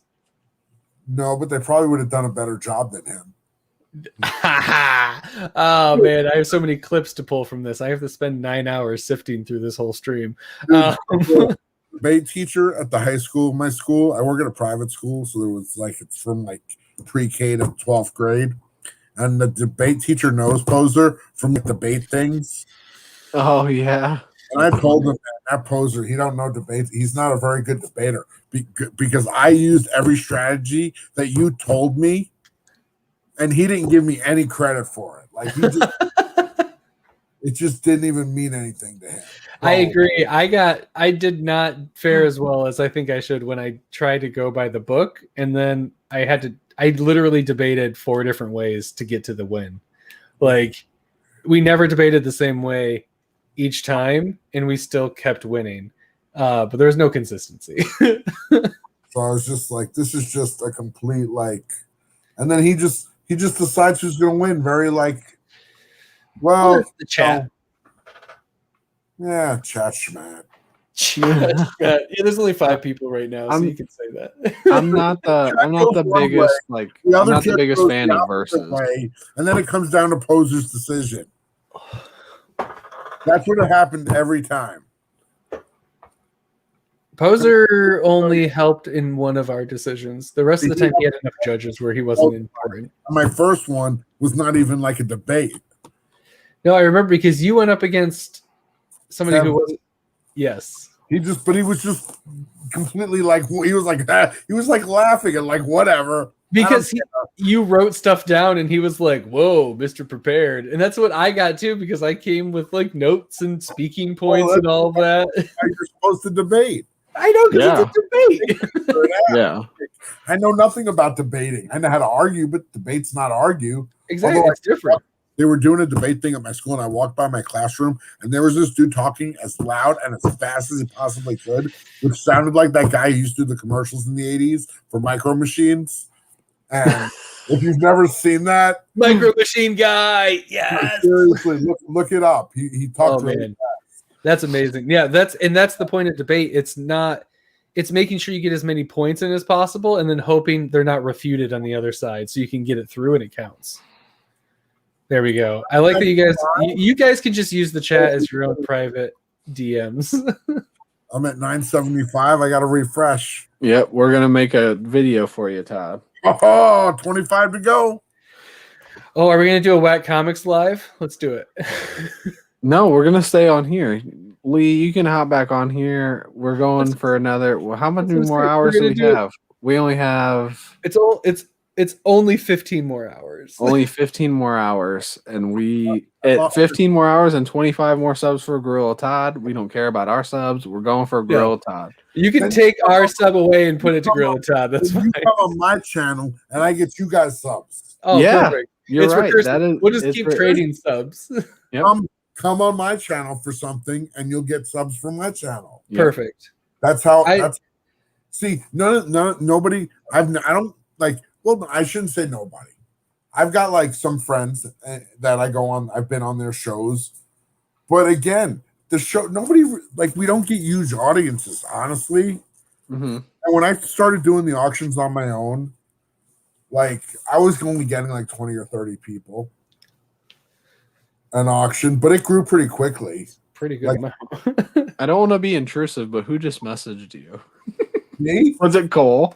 No, I was so excited. I was hoping it was. Oh man, I wanted it to be. I know. I was really excited because I'm like, oh, it's one of the Burrito boys. They're gonna be like, are you still going? And they're awake now.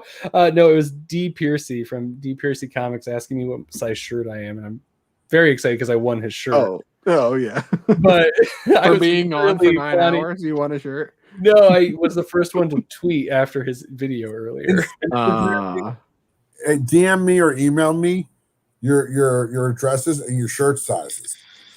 Oh, really? Awesome, man! I'll rep some Gorilla Todd. Hell yeah, dude! I've always wanted one. I've always said that. I'm gonna buy a shirt. I buy a comic from you, and when I do, I'm getting the shirt. That's what I've always said. But here I am. I appreciate it, man. Awesome. It's getting to be light out. There's fucking light outside my window. Yeah, man. Here Jesus too. Christ. So when I get your sticker, I bootleg them, and then I put them on all the packages that I send, which is why I have a comic book poser one right there, and Bearded and Manny's and Peter's Comic Corner and all that. So yeah, send me that, and then it'll be on every comic book package that I send because I just stick them on. It makes me happy. Large. Okay, whack. Kane Paul, you want a sticker? Listen, I do auctions on Saturday nights. That's what I was doing before. You buy a comic book from me, and I will make sure you get a sticker. And sticker's not good enough for you. You get more than just a sticker. Oh shit! You get a pin too. Oh, dude, hell yeah! Badge. It has the little pointy thing in the back. It's got the pointy thing in the back. The stick, the little point goes in the eraser. Don't stick yourself. I don't want any kind of. It comes with a limited liability clause to it. Don't sue Todd. Don't sue Gorilla Todd. Thank you, Todd. Oh, what am I doing? Fuck. What's happening? Oh, Gorilla Todd. Sorry. It's late. My name's Todd. I'm really confused. I'm like, what are you talking about? Large Todd? Am I sending him a shirt? Fuck, Gorilla Todd. I'll have to talk to my merch guy. If you send me a Gorilla Todd, I'll send you a Comic Burrito shirt. Nice. Oh yeah, we'll hook you up too. We'll do some trading. Sure. We've got options at Whack Comics. We'll have to give you some options. We have. No, you don't have options. I have so many options. I have hoodies, I have shirts, I have hats, I have different shirts and long sleeve shirts and baseball tees. We have a merch guy who just does custom stuff. So we just say, I like this shirt and I like this logo, and then he puts it on it, and it's awesome. I have some buddies in Florida that have a t-shirt shop. They do screen printing and embroidery and that kind of junk. Yeah, if you look at our Golden Burrito Awards from this year, I made a design of a burrito or a vest. It's like a tuxedo shirt, but then it's got a golden burrito bow tie. That's pretty good. Yeah, that's maybe my favorite thing that we've done so far with our merch. Right? It's breakfast burrito time. We've come around. It's time for a breakfast burrito. Oh, please tell me you have a. I don't fucking make a. I never thought I'd be fucking still going at 7 in the morning. When's the latest you've ever gone? Oh, we're past that. Like 4:30 maybe. This is You well could past. still have a breakfast burrito thing at 4:30. Yeah, but that's when we're ending it, and we were playing like D&D. Yeah, but you could say, okay, it's breakfast burrito time, and end it with a I have a breakfast burrito D&D thing. club at school. It's pretty good. I have a whole closet full of D&D books in my classroom. Are you a D&D person? Yeah. I've played since like I don't know, Advanced Dungeons and Dragons. Dope. Oh my god. Here we go again. I play Dungeons and Dragons with Poser. I'm his DM. I have like Fiend Folio and Deities and Demigods and my Dungeon Master Guide. Yeah, I have the version. I have that version, but I have the one before that. Now the one before that. I know what you're talking about. I don't have that. He's just showing you. I'm showing you what I have. He's trying to impress you, Todd. Gorilla Todd, and Gorilla Todd is unimpressed. To the next. Gorilla Todd That's said, what it just keeps being the same too. No, before that. No, And then before that. This is my three. This is my Adventures also. This is my 3.5 shelf right there, and there's some more above that you can't see, but those are my 3.5. 3.5 is my system that I grew up with. And then I have the 5th edition ones too. I bought them because why not? And then I have somewhere. I got these. You see these shiny ones? I'm assuming you've seen before. He just walked away to go. Yeah, grab he's not there anymore. no, he got really excited, so he's getting. Wax said Todd versus Gorilla Todd. In D&D, it's a really good competitive sport. I got the the starter set. Yes, the red box is a classic. I love the red box. This is strange. The Strange Adventures or Stranger Things. Yeah, it has the little Demogorgon. You see this? It's shiny. And then I have a Rick and Morty. There's nothing else different about it. Oh yes, oh my god, it's so good. There's Critical Role references in that, which is one of my favorite shows. And it's about D&D because they play D&D. So don't get wrapped up with this. Ooh, I like that. I got my wife got into hand lettering, so I bought her this foil stuff that you can put on to like paper after you print on it, and it's all laminated. And the first thing I did was make comic burrito stuff. Dude, that looks really cool. This is for your hobby. Yeah, anytime you'll be getting it because you just got my rag. I have 1/4 versions that I send out with each of my rags. Ooh, I like that. It's gonna go back here somewhere. So yeah, I got her a new hobby and then immediately used it for myself. Dude, that's the way to go. I've been trying to get my wife into like scrapbooking or where you put like t-shirt press stuff, so then I can use it for all my stuff. Yeah, man, that's a lot of role playing games when I was younger. I had like a Marvel role playing game and a DC role playing game. Oh yeah, the DC. I played the DC one. That was in early 90s. It was made by like Mayfair Games. I'm going the 80s. I mean, was it was 80s? Around in the 90s. I got mine from like a Goodwill or something. Like mine was secondhand sometime in the mid 90s or something like that. But yeah, I don't even understand what it is. Like, I really don't know anything about these role playing games. Oh, like it's basically like sitting around a table with a bunch of your buddies, playing make believe and laughing a lot. Yep. I mean, I'm sure I would like it. I just don't know anything about it. You would like it. It's kind of what we're doing, except there's like some kind of organizational structure to it, and we're pretending to be somebody who we're not. Yep. You know, it's really about hanging out. Do you ever do it? Like you said, you do it sometimes, right? I mean, I haven't played in a while. Like, I have a club at school, and the kids play, and I let them play because I don't want to like. Yeah, for sure. Yeah, but you know, so I don't know. I would probably try. I mean, I play once a week with Poser and Nat and Corey, her boyfriend. But so is there like a limited number of people that play, or is it like you can play with like 20 people, or you like could what is it? Theoretically play with 20 people, but 4 to 6 is my sweet spot. Oh, okay. It gets a little unwieldy.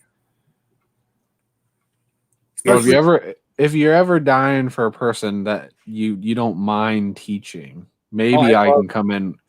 Dude, I love brand because I know new sometimes players are some of my favorites. People hate that sometimes. They're like, I'm not explaining all this shit to people. I love teaching people how to play games and stuff like that. It's like maybe I wouldn't mind jumping on and trying it. Yeah, dude. I'm down. Let's do it. Be super duper geek. That's what I'll.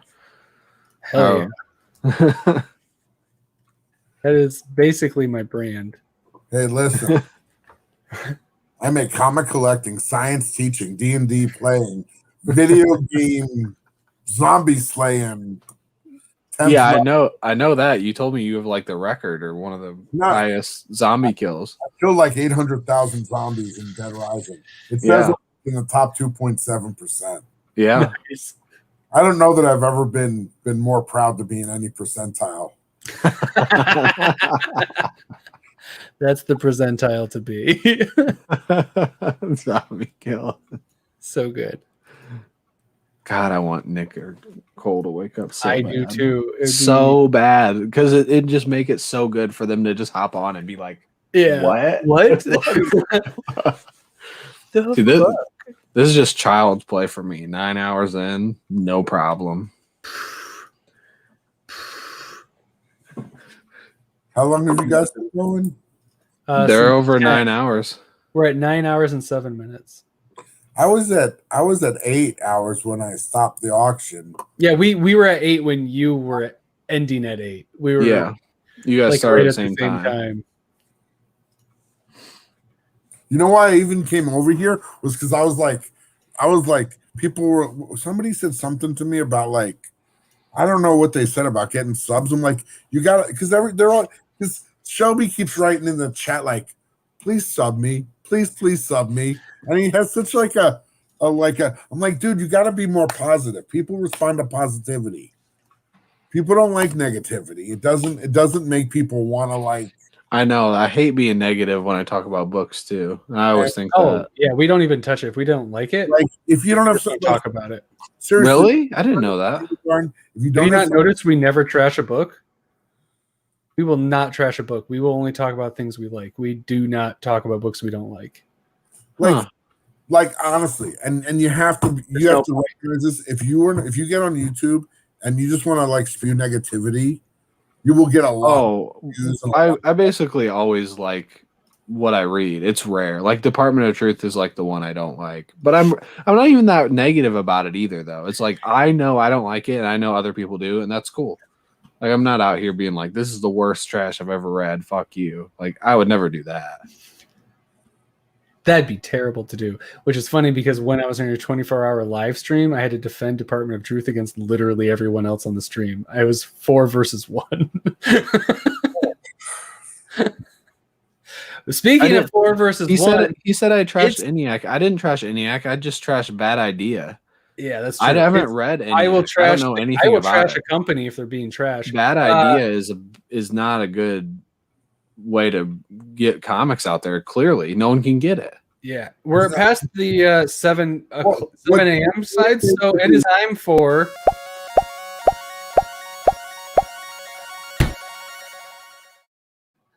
Yes, you just made it. Oh my god, that's amazing. That's pretty cool. Thanks. You never crack. You need to make a Grill of Todd one now, so you can show them or show Whack crashing in. Yeah, I'll show the Whack. Okay, I'll show our normal one. This is for tonight's stream because I don't have a lot of. This is the new version. You should. I don't have anything snazzy like that. Oh, it's not always snazzy. That's how we intro people, our guests in. Scott Snyder came in with one of those. Or no, I just made one for the thing. I didn't actually draw it in. And then this is Wax. Every once in a while, somebody deserves for their uniqueness. I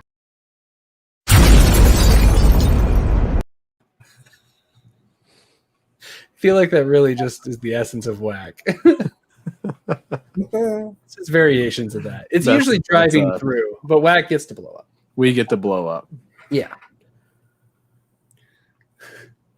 That's what I do here. That's Max is still here. What's up? What's up, Max Comics? Maybe she's back. I don't know if she's still here. I think she's back. Max bought some Cosmic Ghost Rider comics from me on the auction tonight. Not enough. Oh, Cosmic Ghost Rider. She was on earlier and talked about Cosmic Ghost Rider, and that's her favorite Ghost Rider. There's one cover where he's riding a dolphin or something, and Silver Surfer's looking at him, and it's kind of weird.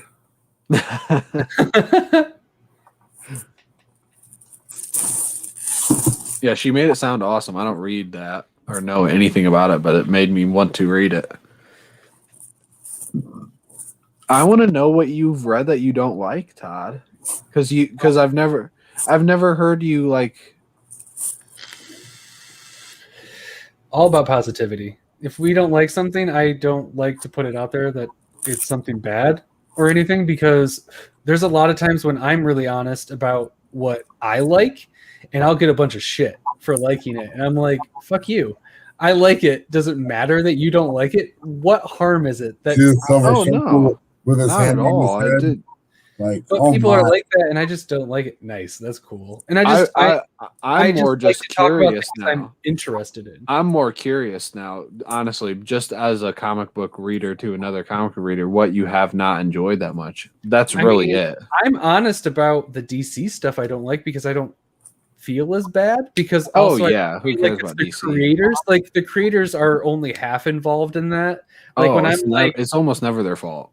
Exactly. So like I did not like, oh my goodness, in the Future State stuff, the Superwoman book, I couldn't stand. I didn't read that one. Legion of Superheroes from Future State.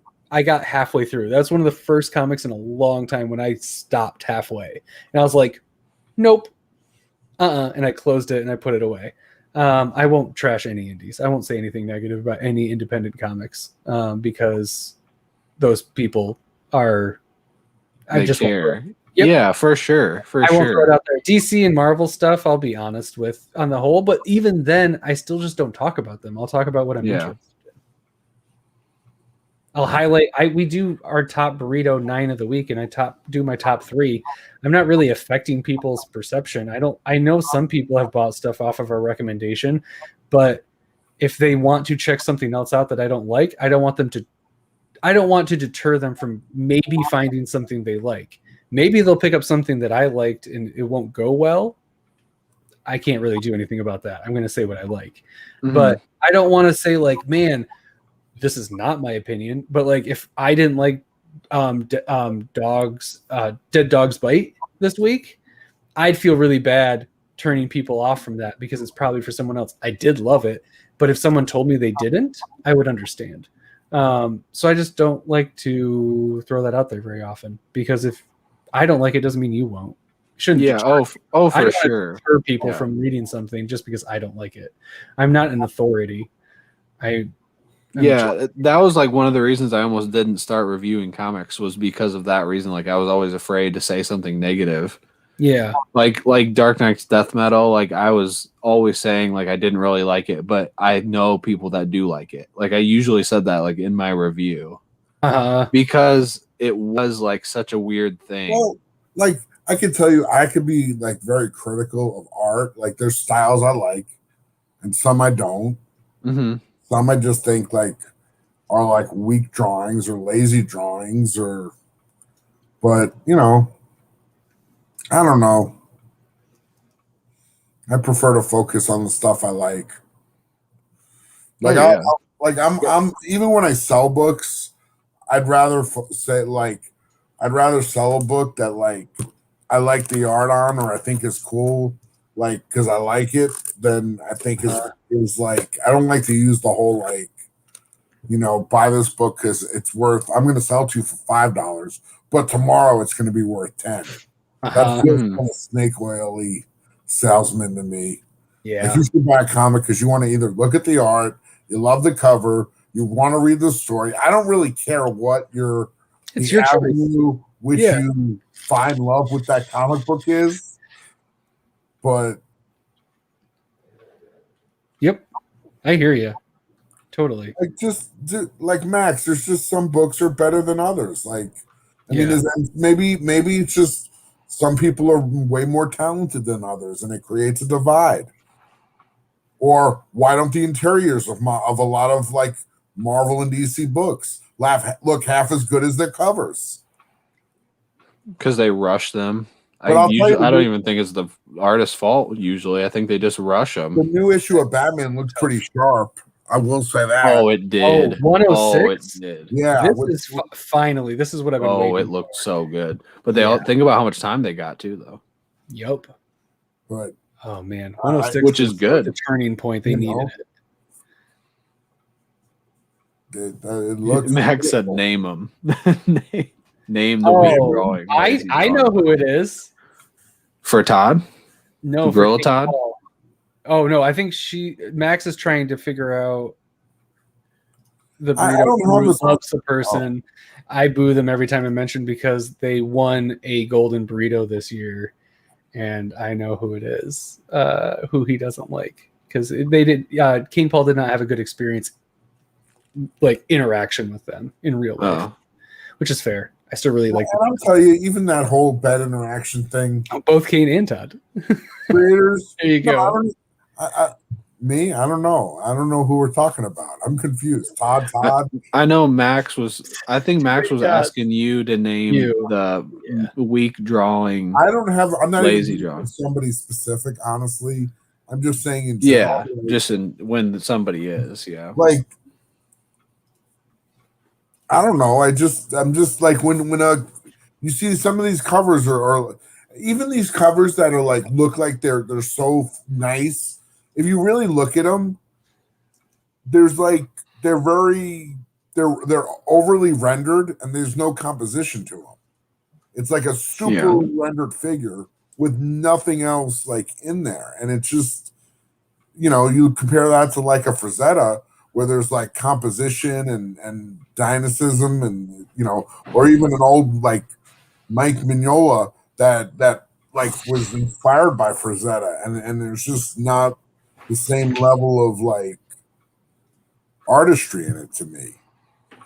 Like there's an old Hulk cover where there's like these orange creatures that are like fighting the Hulk, and if you look at every one of those creatures is in such an extreme like position where it's showing how like much energy and force they have.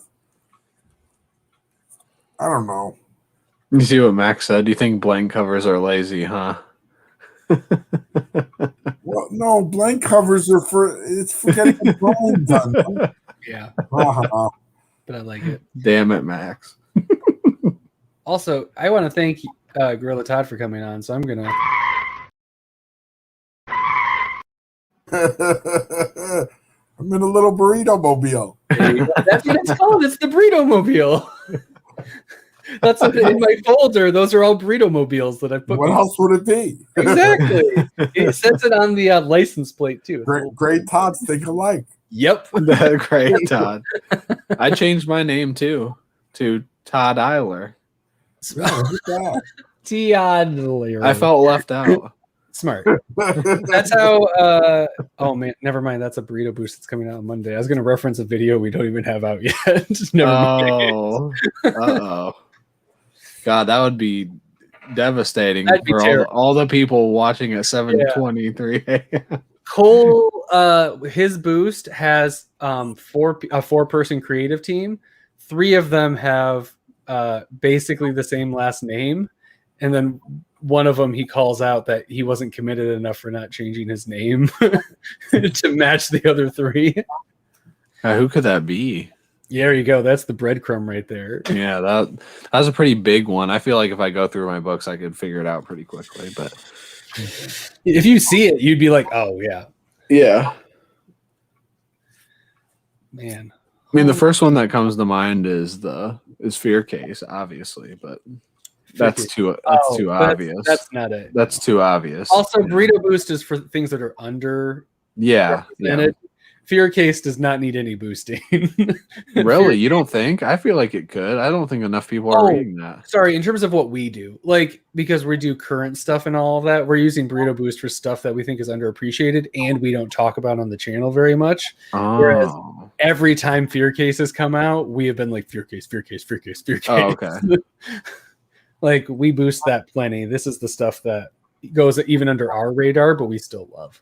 or just old stuff that we think needs more love than it ever got. So usually like Batman stuff. Yeah, that's hilarious because that was the joke I made. Is I can't wait for my next boost to be Batman. You know, those little stories. A little engine that could. Yep. DC's really still trying to make money off of that. I don't get it. I don't see it. But whatever. They dropped everything else. They got to make money somewhere, right? Yes, they're all Batman books. Yeah. Oh. So how long until your kid's up, Todd? Oh, she might be awake right now, but she wouldn't think to. I wouldn't be awake yet. She wouldn't quite be ready.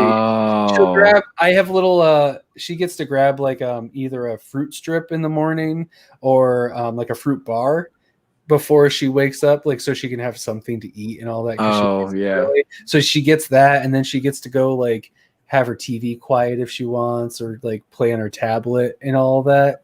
And then eventually she'll get bored of that and then start making noise to wake you up. Yeah. When I was a kid, I would go straight to my parents' room and bang on the door and be like, I want cereal. Feed me. I like the idea that you're grilling even as a youngin'. You're literally banging on the door like, give me cereal so I can watch my cartoons. Right? But no. Oh, man. She'll be watching Teen Titans Go in the morning. Like, Teen Titans Go is like her show, which makes me so happy because I wish I had that when I was a kid. Just instant access to like this cool kids superhero show. Well, I had Saturday morning Super Friends and Spider-Man and his amazing friends. Nice. And the Dungeons and Dragons cartoon. Oh, I've discovered that much later in life because it was a throwback. I actually had some of those action figures. Yeah? War Duke and I don't remember the good guy's name. Sir Goody Goody. Yeah, Man, Dungeons and Dragons cartoon. Oh, that's a classic. I grew up on X-Men, the animated series. Sure. And Transformers was still a thing. Man, all that good stuff. I'm done. Even in the 90s, I even loved in the 90s. I was in graduated high school. I was probably finishing high school, but then the Batman cartoon came out. Oh man, the animated. I remember when that first episode came out. I videotaped it. I was so excited.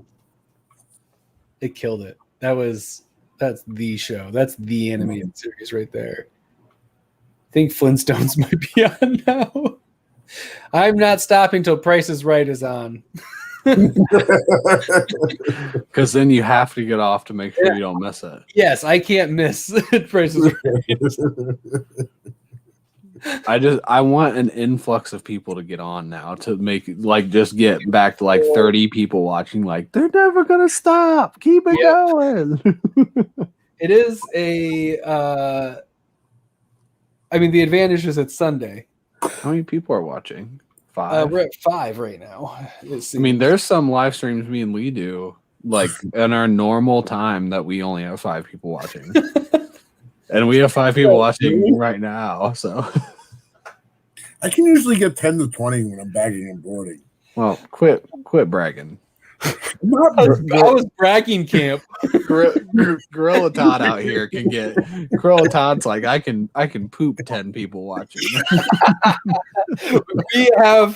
He has more than both of our channels combined. Yeah, he does. And he's needing both of us combined. 25 more. And he needs more. But we're gonna come back here because I know Gorilla Todd's gonna shout us out for hopping on with us and having a good time. And all 3 of us are named Todd. We'll do a show on my channel, and then I'll tell all my I will direct the Gorilla Troop to sub up. They did an auction one time. You should go check them out. I'm Whack Comics, so don't shout me out on Shattered Glass. Shattered Glass wouldn't help me. I thought you're not shattered. I am, but Who's I'm tragic? a part of Whack Comics. I do all my stuff on Whack Comics. Yes. Even though it always says Whack Comics with Shattered Glass Review. Yeah. Yes.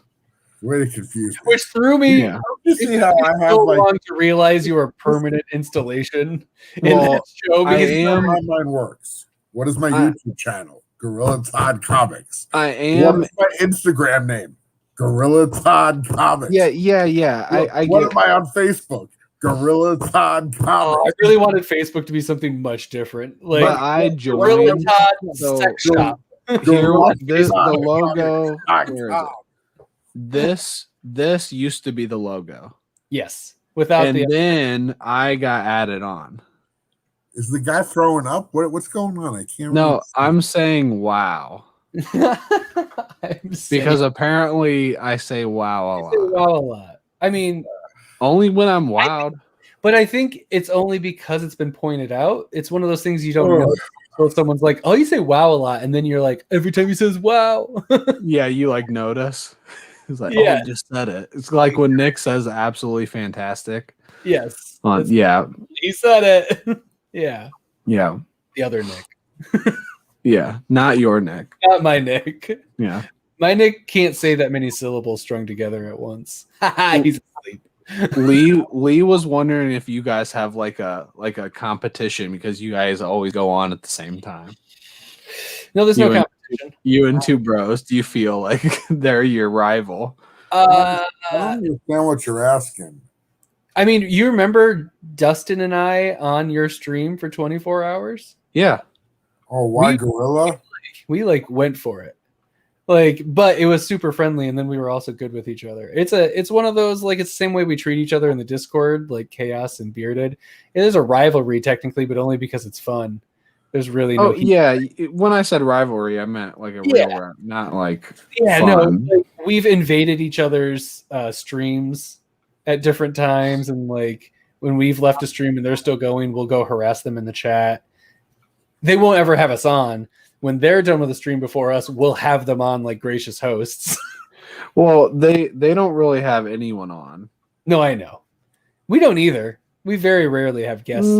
That's not true. You guys have people on at the end all the time. I know. We had 12 people on today. Yeah. Two-thirds of your stream are not even the burrito. Exactly. Yeah. Well, this is kind of like a once in a. Well, it's probably going to be once a week now. I think you guys are going to have a 10. Format. This is the new format. That's why you made the breakfast burrito. We're going to go towards 10 hours with the breakfast burrito every time. How about we take like a 20-minute break, each go get a breakfast burrito, and then we can enjoy our breakfast burrito. Oh, live. It's like Bueller. Like Bueller. Yeah, Bueller. With his chalupa. I'll grab a bowl of cereal. I don't have a breakfast burrito on hand. I don't know what that I don't either, but that's what he's saying.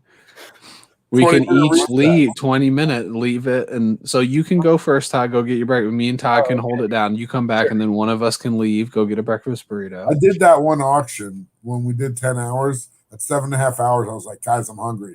I got to run the In-N-Out Burger. Yeah. So I just bought them on split screen. Nice. You have an In-N-Out Burger within like your reach? Yeah. Oh, I'm so jealous. Down the road. God damn it. They're all over the place. Good for you. You're a lucky one. And Do you get your stuff animal style? No, because I don't like mustard, and they cook it in mustard. All right. Oh, did you see what Max was asking? I know the answer to this because I watch you all the time. But she said, "Why gorilla? Like why?" Is it like she's always wondered? Is it your favorite animal? And I know this. I've listened to you, so you go ahead. Why is it Gorilla Todd? Because it rhymes with Gorilla Grodd. Yep. And I like I like Gorilla Grodd. I like the Flash. Grodd's an awesome villain. He's a super strong, telepathic, super intelligent ape. You know what I always used to say, and I stopped saying it on Comic Burrito just because it's a whole thing, and I don't. But I always used to say Neil before Todd because it's the Neil before Zod, and it's because Todd and Zod sound similar. And I always say Todd Speed instead of Godspeed. Well, so do you still say Todd Speed? I still say Todd Speed. Yeah, Todd Speed. For some reason, I feel like I don't remember that. It's not memorable. Oh, but I don't say it on here because it's not. I don't say that. Why don't you say Neil before Todd? I mean, I can think of reasons why. But yeah, it just seems like there's a lot of connotations. And I probably like sexually and calling yourself God. And a lot of things. A lot of things. A lot of things could be misconstrued. Yeah, exactly.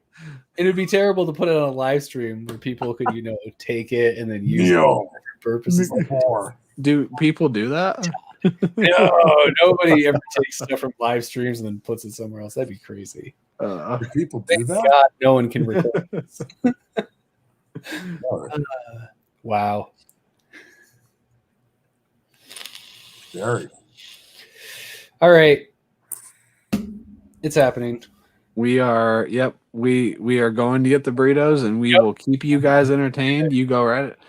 I think I'll go first. I'll volunteer to go get the first burrito. So you guys hold it down while Sure. I'm gonna not for any good reason just play your drive-through real quick.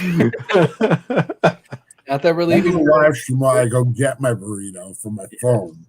Yes. Yeah, that's a good idea. We don't have to leave. We can order Uber. So let's just stay here. Let's all get on. Hold on. Figure out how it works.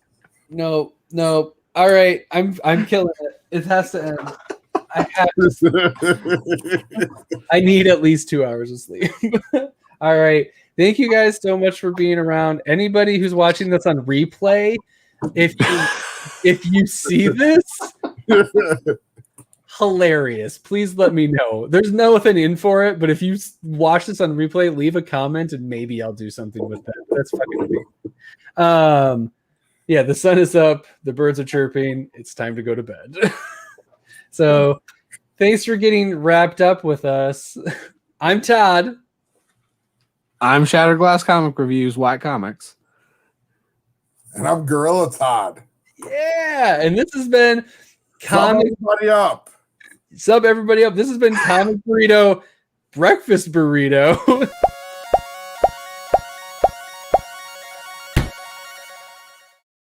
Holy shit. Bye. Bye.